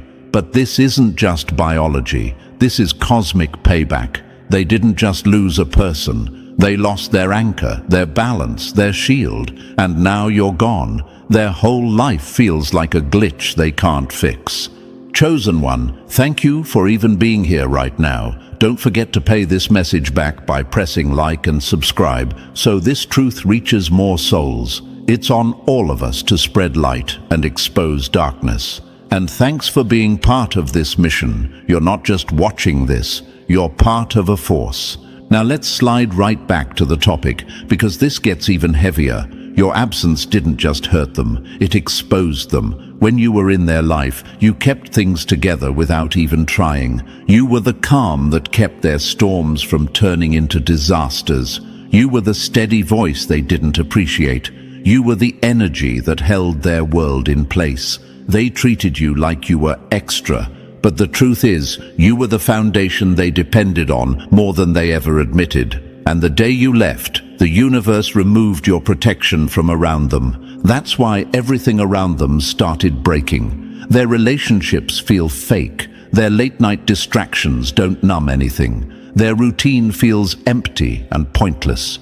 They wake up with regret in their throat and go to sleep with guilt crawling under their skin. They pretend to be fine for strangers, but the moment they're alone, they crumble. That's the curse your absence planted, and they earned it.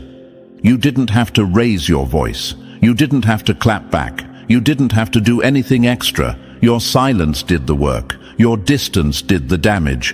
You stepping back created the storm they're trapped in. And here's the funny part. They still don't know how to escape it because they were used to you fixing their problems before they became disasters. Without your presence, they're exposed like a phone with no screen protector. One drop and everything shatters. The universe works in patterns, and one of them is simple. Lose a chosen one, and everything you built on lies collapses. The people they ran to can't help them. The people they tried to replace you with have no soul. The compliments they chase feel empty. The attention they seek doesn't hit. Nothing tastes right. Nothing feels right. Nothing sits right. Because once someone has tasted the energy of someone rare, average becomes poison. The curse they feel isn't magic, it's reality. When they lost you, they lost the only person who actually cared. When they disrespected you, they disrespected the very energy that kept their life from falling apart. You were the light in their dark room. You were the warmth in their frozen world. You were the balance they took for granted. Their arrogance made them believe they could live without you.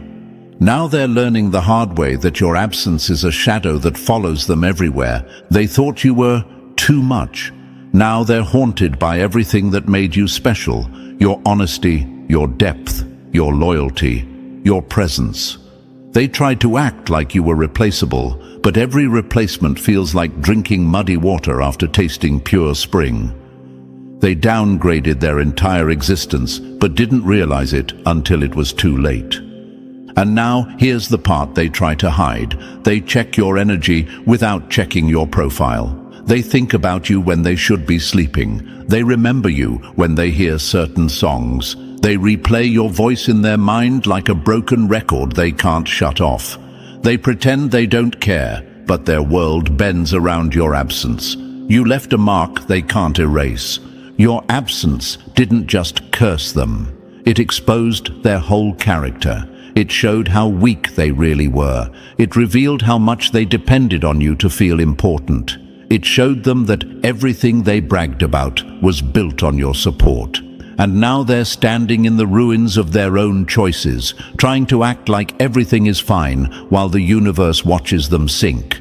And you're rising. Your peace returned. Your clarity grew. Your blessings started flowing because you removed the blockage. Their energy was a chain around your neck, and the moment you cut it, your whole life shifted. You glow in ways you didn't before. You move lighter. You think clearer. You attract better. The universe opened doors that were stuck shut when they were in your life. Losing them wasn't a loss.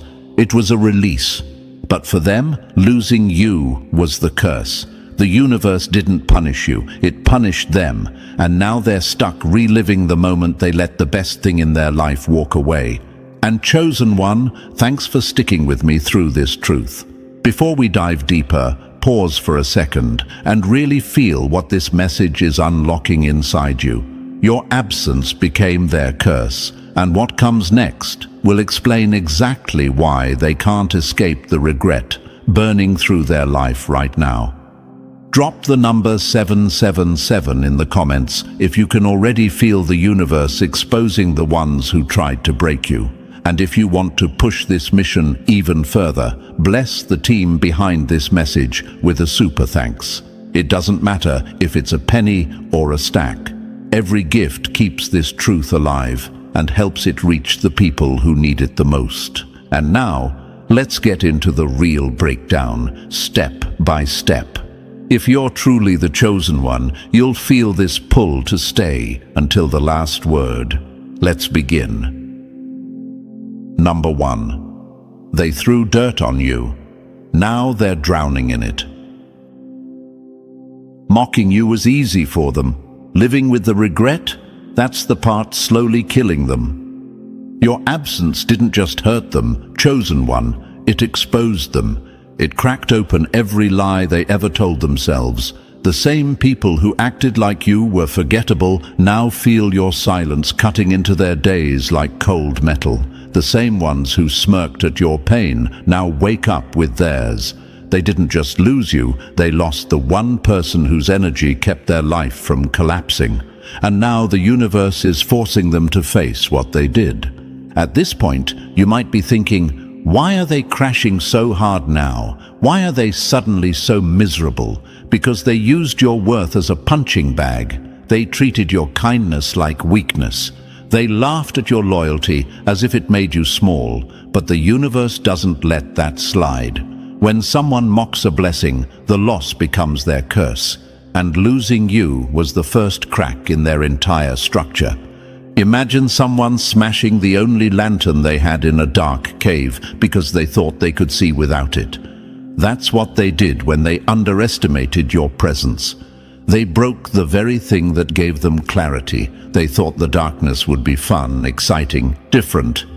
But now they're bumping into walls, tripping on every mistake, terrified of their own thoughts, because without you, their world went pitch black. They didn't just mock your worth, they depended on it.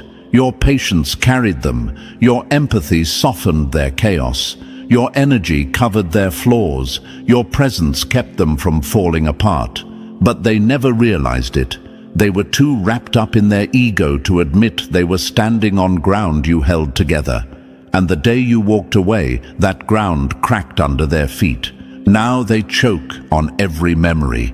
Every moment you gave, every truth you spoke, every small kindness they ignored. They replay the things they said, the disrespect they showed, the jokes they made at your expense. They thought it was harmless. Now those same jokes feel like ropes tightening around their chest. They can't escape the weight of their own actions because the universe won't let them forget what they did to someone rare. The people they ran to?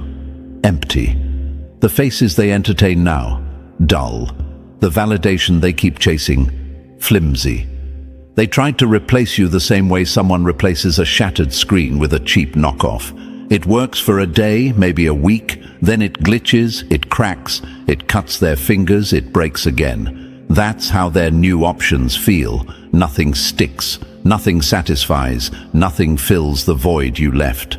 And let's be real, you were the one they didn't deserve. You were the one who showed up. You were the one with real depth, real warmth, real loyalty. They mocked what they didn't understand. They laughed at what they couldn't match. Their insults weren't about you. They were about their insecurity. Your glow reminded them how dull they were. Your heart reminded them how hollow they felt. So they tried to tear you down to feel taller. But here's the plot twist they never saw coming. Your absence became their karma. Every time they feel that emptiness in their chest, that's your silence working. Every time they try to connect with someone new and it falls flat, that's the universe reminding them what they threw away. Every time they scroll through their phone and feel the urge to reach out but can't, that's the curse settling in deeper. You didn't have to speak a word. You didn't have to seek revenge. The lack of you is doing everything. They mocked your worth, but now they're addicted to your memory. They once acted like they could live without you, but now they can't even enjoy a full day without being triggered by something that reminds them of you. Even the things they thought they liked now taste like cardboard. Their laughter sounds forced. Their relationships feel shallow. Their peace is gone. Your absence flipped their whole reality upside down. Think of them like someone who tossed away a seed because it looked small. They didn't realize it was the seed of a massive tree that would have given them shade, protection, fruit, and stability. They spat on it and walked away. Now they sit under a burning sun, starving, thirsty, miserable, looking at the empty ground where that tree should have been. That emptiness is your absence. That regret is their new shadow. And here's what will really sting them if they ever hear this truth. They didn't just lose someone good. They lost a turning point in their life. Someone who wanted to see them win. Someone who gave them comfort they never earned. Someone who made life easier without even trying. You were their peace in a world that constantly attacked them. Their ego convinced them to disrespect you. Their ego is now the reason they suffer. Your absence isn't just a bruise, it's a lifelong scar. They might move on physically, but mentally, emotionally, energetically, they're nowhere near healed. People can pretend online, pretend to friends, pretend to replacements. But regret is a shadow that doesn't go away. It follows them into every conversation, into every quiet moment, into every failed attempt at connection. They lost you in the name of pride, and now that same pride keeps them from admitting how much they want you back. But the universe sees everything, and it has a funny way of balancing the scales. When someone mocks the chosen one, the universe marks them. And when you leave, life pulls the curtain back on them. All the things you protected them from finally reach them. All the chaos you held back now floods their world. They thought you were the weak one. Now they're on their knees, praying for the peace they only had when you were around. Meanwhile, you rise, you heal, you grow, and every step you take forward feels like another weight tightening around their regret. They watch from afar, pretending they don't care, pretending they've moved on, pretending you never mattered. But their soul knows the truth. Their life knows the truth. The universe knows the truth. They mocked your worth. Now they choke on it. And chosen one, here's the part that should give you strength. Their regret isn't a compliment. It's confirmation. Confirmation that you were never the problem. Confirmation that your heart was real. Confirmation that your energy was rare. Confirmation that your absence is powerful enough to shake an entire life. You don't rise because they regret losing you. You rise because you finally see your own worth without needing their approval. Their regret is just the echo of their own mistake. It's the sound of karma doing exactly what it's supposed to do. So as they sit in the ruins of their choices, remember this: you were never forgettable. You were never replaceable. You were never weak. They threw dirt on you thinking it would bury you. Instead, you used it to grow roots. And now, they're the ones drowning in the very dirt they threw. Your worth didn't change. Their perception did. And now that perception is destroying them from the inside out. Chosen one, this chapter is yours. Their regret is just background noise. Your rise is the real story. Number 2. When you cut them off, their whole system crashed. Taking you for granted was their choice. Losing you forever was their punishment. Your energy was their shelter. Now they're standing in the storm with no roof. They didn't miss you first. They missed the power you gave them. You weren't their partner. You were their life support they thought would never unplug. Chosen one, the moment you pulled your energy back, their world didn't just shift, it collapsed. People like them always pretend strong until you take away the one thing keeping them alive, your presence. They thought losing you meant losing a person, but losing you meant losing their entire source of emotional oxygen. They weren't ready. They never are, because parasites never expect the host to wake up. You might be wondering right now, were they really that dependent on me? Was I truly their lifeline? And the hard truth is, yes. Yes, you were. Everything about their life was wired into your energy, your patience, your support, your stability. They fed on it like it was unlimited, like you'd never walk away, like you were stuck to them out of obligation. They confused your loyalty for weakness. They mistook your giving nature for a permanent supply. But the universe eventually opens the host's eyes, and the moment yours opened, theirs closed to darkness. Imagine this. Someone standing in the cold, shivering, holding a warm jacket they didn't appreciate, and tossing it aside because they claimed they didn't need it.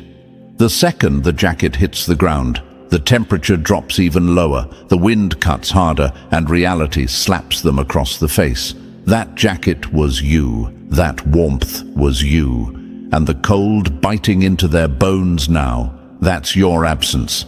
Here's another one. Picture a phone at 1% battery, desperate for a charger, but still pretending everything is fine. That was them, and you were the charger. Your energy kept them functioning, kept their emotions steady, kept their insecurities from swallowing them whole. They mocked you while draining the last bits of your power. But when you unplugged yourself, the screen blacked out. No more fake brightness, no more forced stability. Just a dead system staring back at them. And the most brutal example? Imagine a plant that keeps growing only because someone waters it every day. The plant never thanks the one who waters it. It just takes and takes, until one day the watering stops. Suddenly the leaves dry, the color fades, and the roots panic. Not because the sun changed, not because the soil changed, but because the source was cut off. That's them. You were the water. They were only surviving because of your effort. They weren't partners. They were parasites dressed as partners. They took your peace and gave you confusion. They took your time and gave you stress. They took your emotional stability and gave you chaos. They drained you and still had the nerve to act like you weren't enough. But parasites only thrive when the host forgets its power. And chosen one, the moment you remembered who you were, the moment you realized your worth, the parasite lost access to the one thing it can't live without, your energy. They didn't love you. They needed you. Big difference. Love grows with care. Need grows with desperation. And now their desperation is eating them alive. Let's answer something your mind might still whisper. Why are they struggling so badly now? Why can't they function without me? Why does my absence still haunt them? Because every single thing they pretended to be came from the energy you provided. You kept them grounded, you kept them calm, you kept them balanced. You were the emotional shield they never acknowledged. Without you, the insecurity they buried breaks out. The loneliness they ran from catches them. The truth they avoided stares them in the face. They're not in heartbreak. They're in withdrawal, real withdrawal. The kind that makes the body panic and the mind spiral. The kind that hits when someone loses their source of emotional regulation. They weren't addicted to your face. They were addicted to what being around you made them feel. Safe, important, validated, whole. But they never admitted that because parasites never thank the host. They expect the host to serve. Here's another imagine this. Picture someone with a broken boat bragging that the water won't sink them. They laugh at the cracks. They ignore the leaks. They brag about freedom. But the moment the person who was quietly patching the holes steps off the boat, the whole thing goes under. That person patching the holes was you. They thought they were floating on their own. Turns out they were floating on your efforts. Chosen one, your energy was their stability. When they lost it, their whole inner world turned into chaos. They now wake up heavy. Their thoughts race. Their sleep is broken. Their emotions swing out of control. That isn't coincidence. That's the effect you had on them. Without your light, their world is cold and colorless. Without your presence, their life feels like a glitchy, broken system they can't reboot. And here's the irony. They spent so much time trying to look powerful in front of you, but now they realize the only time they were ever strong was when they were feeding on your strength. They didn't outgrow you. They outgrew access to the energy they stole. Their mask is slipping. Their confidence is shaking. Their new connections feel empty. Their distractions don't hit. Their ego is cracking. They are starving for energy they will never taste again, because you didn't just walk away. You closed the gate. You locked the door. You unplugged the cord they depended on, and the universe made sure they felt every second of that loss. Let's address the question some chosen ones ask. Did they ever care? If everything was a lie, why did they act attached sometimes? Because parasites cling hardest when they feel the host waking up. When they sensed you gaining clarity, they held you tighter. Not out of love, but out of fear. Fear of losing the system keeping them alive.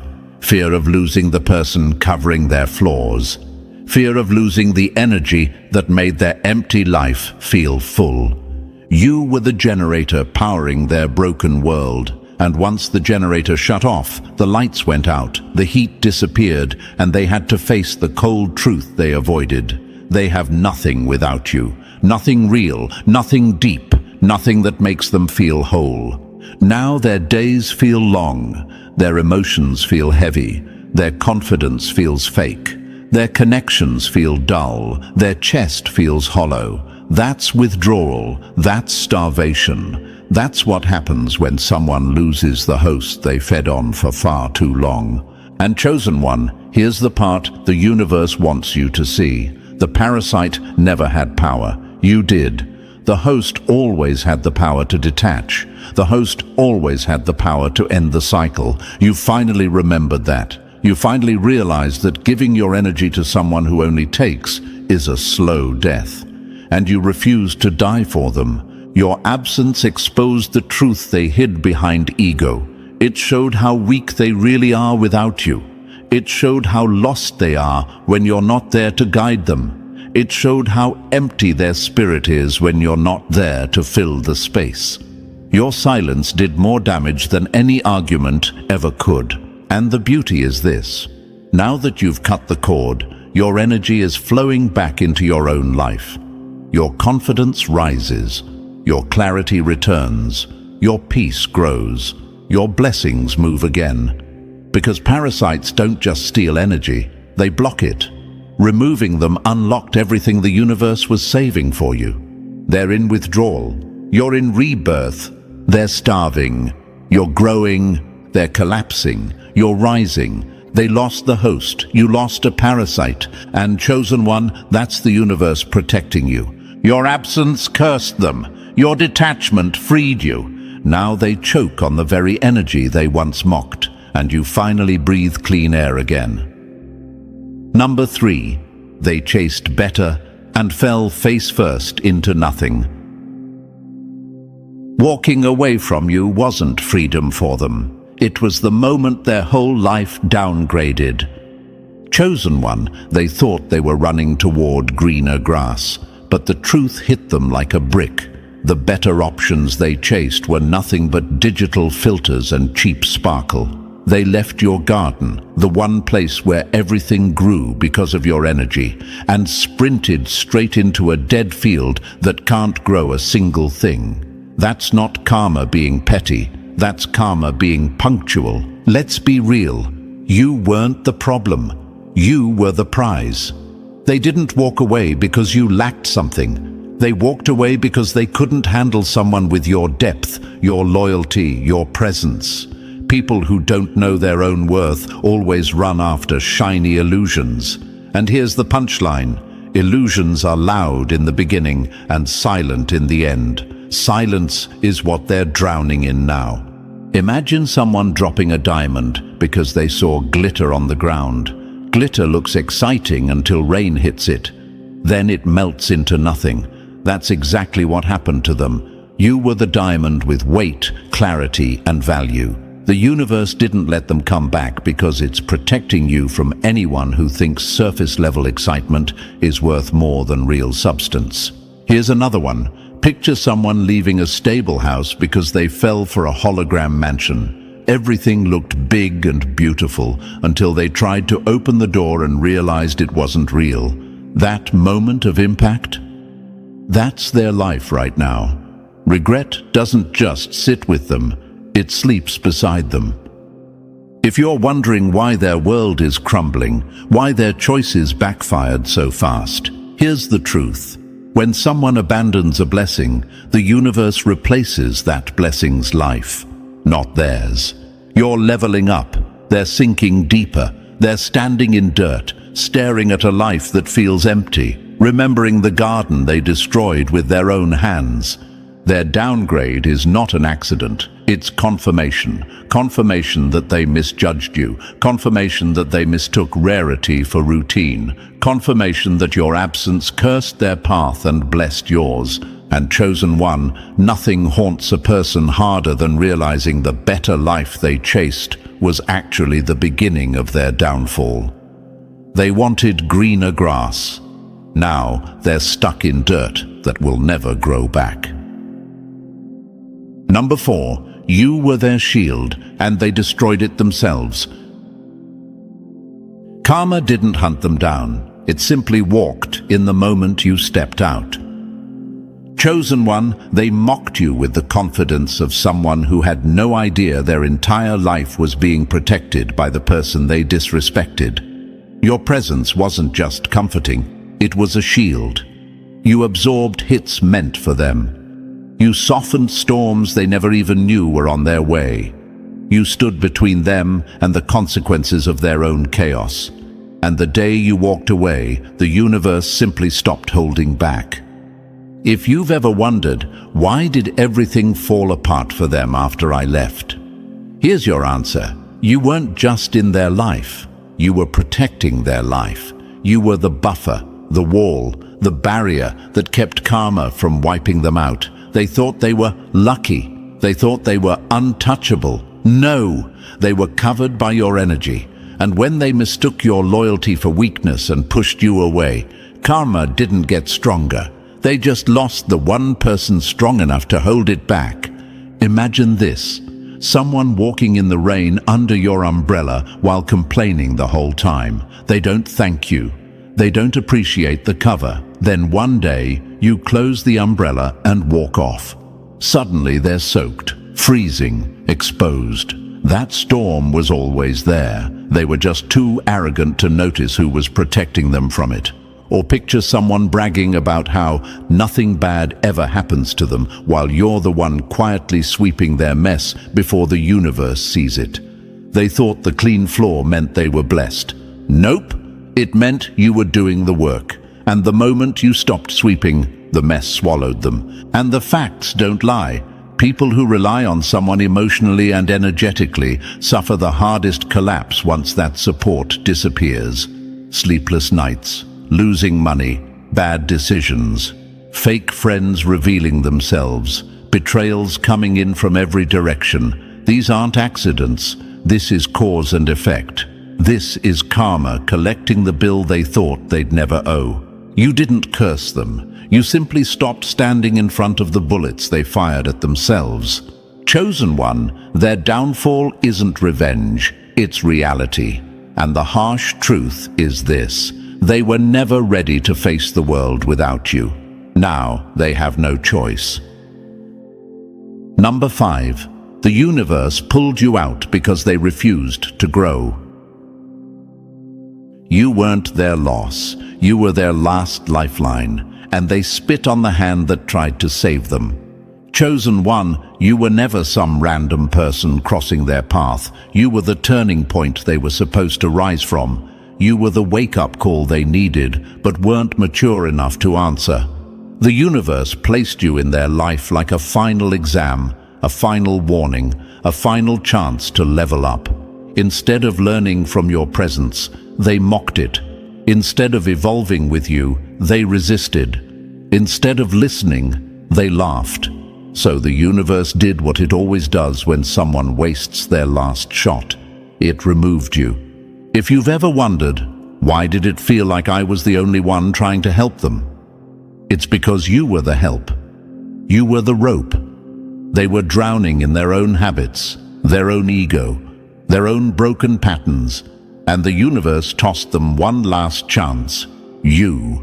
But they looked at the rope, smirked, and turned away like they could swim on their own. Now the truth is finally catching up. They're not swimming, they're sinking. Imagine someone stuck in a burning house. A firefighter breaks the door open, reaches out and says, "Come on, this is your chance." But instead of taking the hand, they laugh, brag about the heat, and tell themselves they're fine. Then the firefighter walks away because there's nothing left to do. That firefighter was you, and the smoke filling their life now, that's the result of their choices. Or picture someone staring into a mirror that finally tells the truth. Your presence exposed who they really were: selfish, insecure, lazy with their growth. You were the mirror they needed, but they smashed it instead of changing. And when the mirror disappears, the only thing left to guide them is the darkness they created. Here's a fact they'll never admit. People don't fear losing someone. They fear losing someone who forces them to see themselves clearly. Your existence demanded their evolution. Your energy pulled them toward becoming better. But some people cling to their old identity like it's a life jacket, even when it's the very thing dragging them under. Now, the universe has stepped back. No more warnings, no more soft lessons, no more mercy, because once a chosen one is removed, the message becomes brutal. You failed to grow when growth was offered. And chosen one, the universe didn't take you away to punish them. It took you away to protect you. You weren't meant to carry someone who refuses to walk. You weren't meant to guide someone who refuses to see. You weren't meant to teach someone who refuses to learn. They had their chance. They wasted it. Now their teacher is pain. Their lessons are consequences. Their classroom is regret. The universe didn't abandon them. They abandoned their own chance. And losing you? That was the final warning they'll never forget. Number 6. They tried to shrink your light and created a fire they can't escape. They thought dimming your spark would make them shine. Instead, it exposed how dark their world really is. Chosen one, the people who tried to make you feel small are now suffocating under the brightness they failed to kill. They poked at your confidence. They rolled their eyes at your dreams. They whispered your name like it was a joke, hoping you'd second-guess yourself. But insecure people always target the brightest light in the room because it reveals how little glow they have on their own. Let's answer the question sitting in your mind. Why did they try so hard to break me? Because your fire reminded them of their lack of ambition. Your dreams reminded them of their stagnation. Your personality reminded them how dull they felt inside. You weren't the threat. They were threatened. Imagine this. Someone trying to blow out a candle, not realizing the candle is connected to a whole network of flames. The harder they blow, the more oxygen they give it. That was you. Every insult they threw was oxygen. Every doubt they tried to plant was fuel. Every attempt to dim you only fed the fire. Or picture someone shutting the curtains because the sun is too bright. The sun doesn't fade. The room just gets darker. The curtains are their insecurity. The sun is your energy. They hid from you because they couldn't handle your glow. And here's another one. Think of a spark trapped inside a box. They tried to box you in, limit you, make you question yourself. But sparks inside boxes don't die. They build pressure. And one day, they break the box completely. That explosion, that's your rise. Here's the fact they'll never admit. People who try to diminish others are always terrified of what those people could become. They didn't want you to realize your power, because the moment you did, you wouldn't need them. And that's exactly what happened. You woke up, you evolved, you broke out. Now your fire is something they can't touch, can't copy, can't compete with. You're not a flicker anymore. You're a wildfire moving through everything that once held you back. Your glow is so strong now that their existence looks dim in comparison. And the most painful part for them? They have to watch it happen, from the shadows, from a distance, from the place they trapped themselves. Chosen one, they tried to dim your fire. Instead, they created a blaze that will haunt them every time they see you rise. Number 7. The moment you left. Their whole world went colorless. They didn't lose you. They lost the only thing that ever made their life feel alive. Chosen one, the day you walked out of their life was the day the universe flipped their world into black and white. Your presence was the color palette that made everything feel vibrant, exciting, full of meaning. You were the warmth in their mornings, the spark in their routine, the pulse in their empty chest. They never said it out loud, but you were the saturation in their dull existence. And when you left, the color bled out instantly. If you've ever wondered, do they actually miss me? Do they even feel my absence? The answer is carved into every part of their life right now. They feel you missing in every smile they try to fake. They feel you missing every time they look for excitement and find nothing but flat gray. You weren't someone. You were their life force, and losing you unplugged the whole world around them. Imagine this. A painting that once looked vibrant suddenly washed in grayscale. No depth, no emotion, no spark. That's their reality now. You were the red in their roses, the blue in their skies, the gold in their victories. Without you, everything feels muted, dull, and painfully repetitive.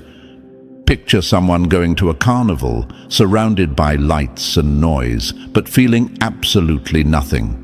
That's them at every party now. They go through the motions, but their soul is checked out, empty, numb. Not because the world changed, but because you did. Here's the fact. Humans attach emotion to people, not places. When the person who brings meaning disappears, the whole world loses meaning with them. That's why everything feels faded now. They didn't lose a lover or a friend. They lost the emotional oxygen that made their world breathe. They chase bodies, but there's no warmth. They chase attention, but there's no thrill. They chase pleasure, but there's no satisfaction. Everything feels cheap because you were the only thing in their life that ever felt real. And the irony cuts deep.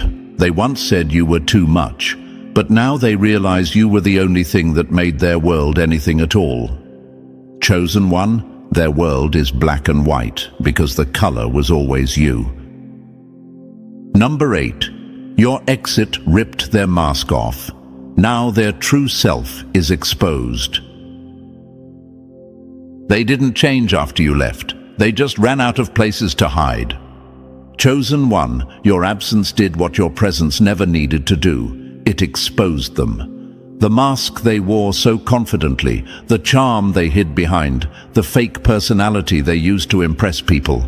All of it fell apart the moment you stepped out of their life. You were the light that made them look human. Without that light, everyone finally sees the shadows they were made of. And if you're wondering, was I really the one holding their whole image together? The answer is yes. You were the stability behind their identity, the warmth that covered their coldness, the energy that made them seem more alive than they truly were. You didn't just walk away from a person, you unplugged their entire illusion. Imagine someone wearing a costume in a dark room. No one sees the cheap fabric, the cracks, the stains.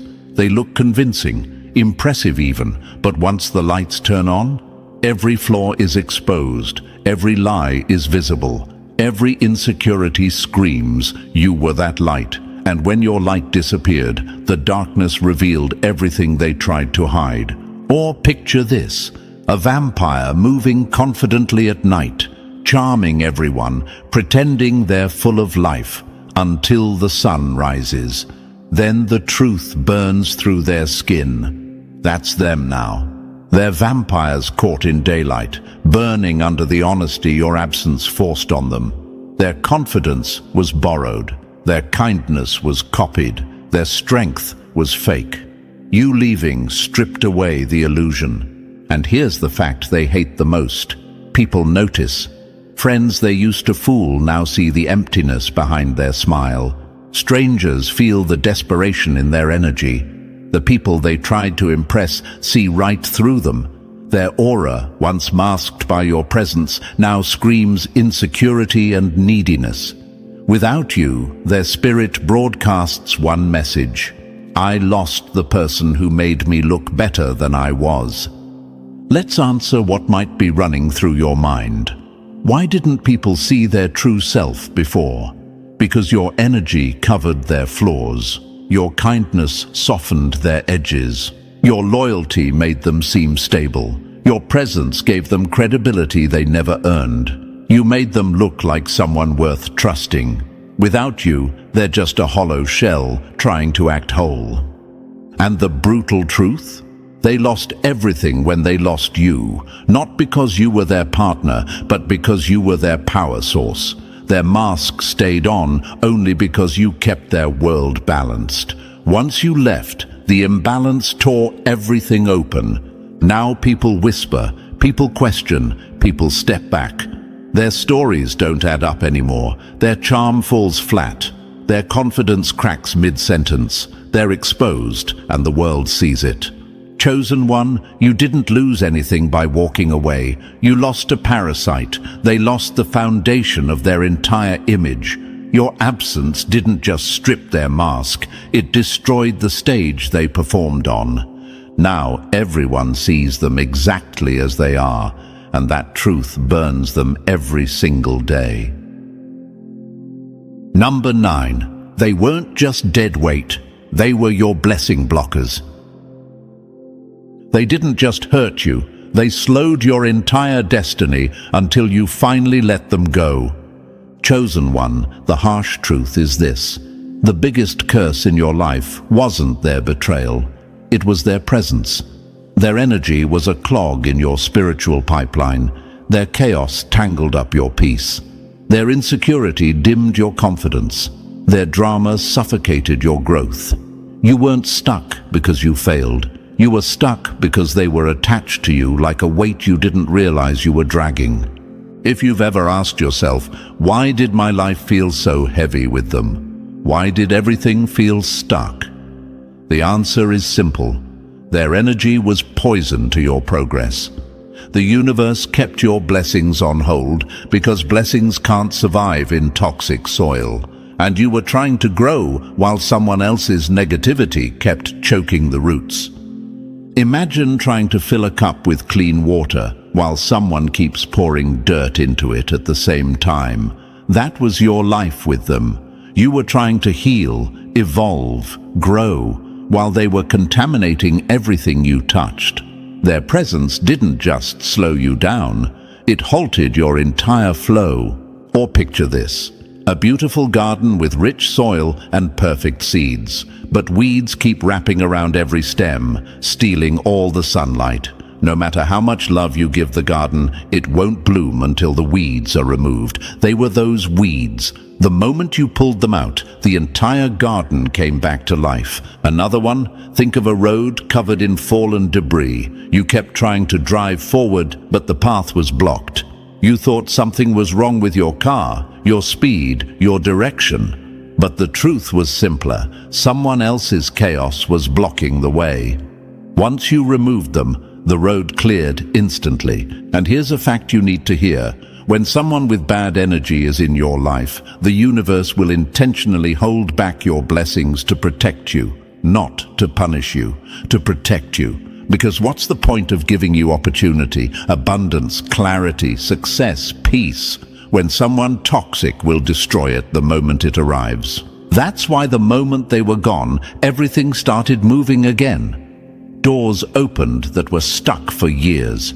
Peace returned like it never left. Your mind became clearer. Your heart felt lighter. Your confidence rose. Your path straightened. Blessings multiplied because the blockage was finally removed. It wasn't you. You weren't broken. You weren't unlucky. You weren't behind. You were buried under their chaos. Your garden wasn't dead. It was just suffocating under weeds that didn't belong there. And now the weeds are gone. Now your flowers are thriving. Now your blessings are flowing the way they were always meant to. Chosen one, you didn't lose anything when you lost them. You gained access to everything the universe wanted to give you. They were blocking your blessings. Their exit was your breakthrough. Your life didn't improve by accident. It improved because you finally removed the curse, pretending to be a person.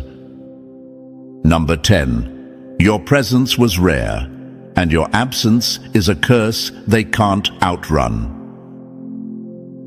They didn't lose a person. They lost the only light that could survive their darkness. Chosen one, look at them now. Nights that stretch like years. Days that drag across their chest like weight. Hearts that feel like empty rooms with broken windows. Nothing warms them. Nothing excites them. Nothing replaces you. Every person they touch feels shallow. Every distraction fades too fast. Every attempt to move on collapses before it even starts. Because they finally learned the truth the universe tried to hand them long ago. Your presence was the gift they never deserved, and your absence is the curse they brought on themselves. Imagine this.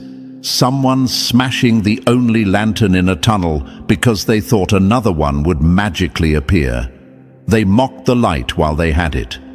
Then darkness swallowed the path, and suddenly they understood how rare that lantern really was. That lantern was you, and the darkness they sit in now, that's your silence, your distance, your evolution, reminding them what they destroyed.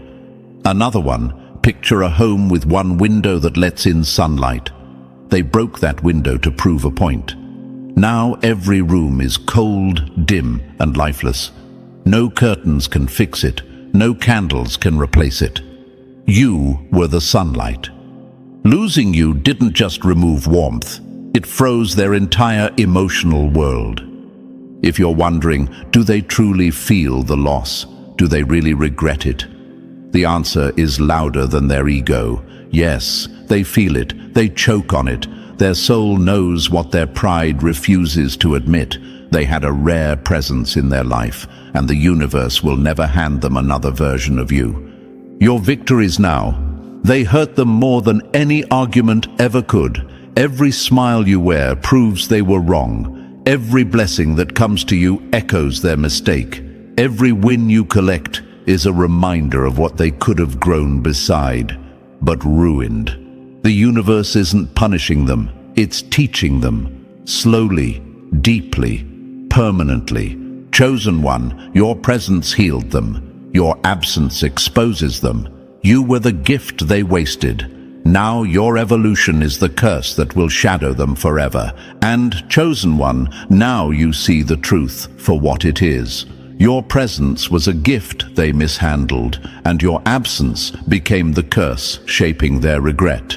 You didn't lose anything by walking away. You gained clarity, power, and your rightful path. If this message hit your spirit, press the like button if you haven't already. And if you're still not part of this family, make sure to subscribe.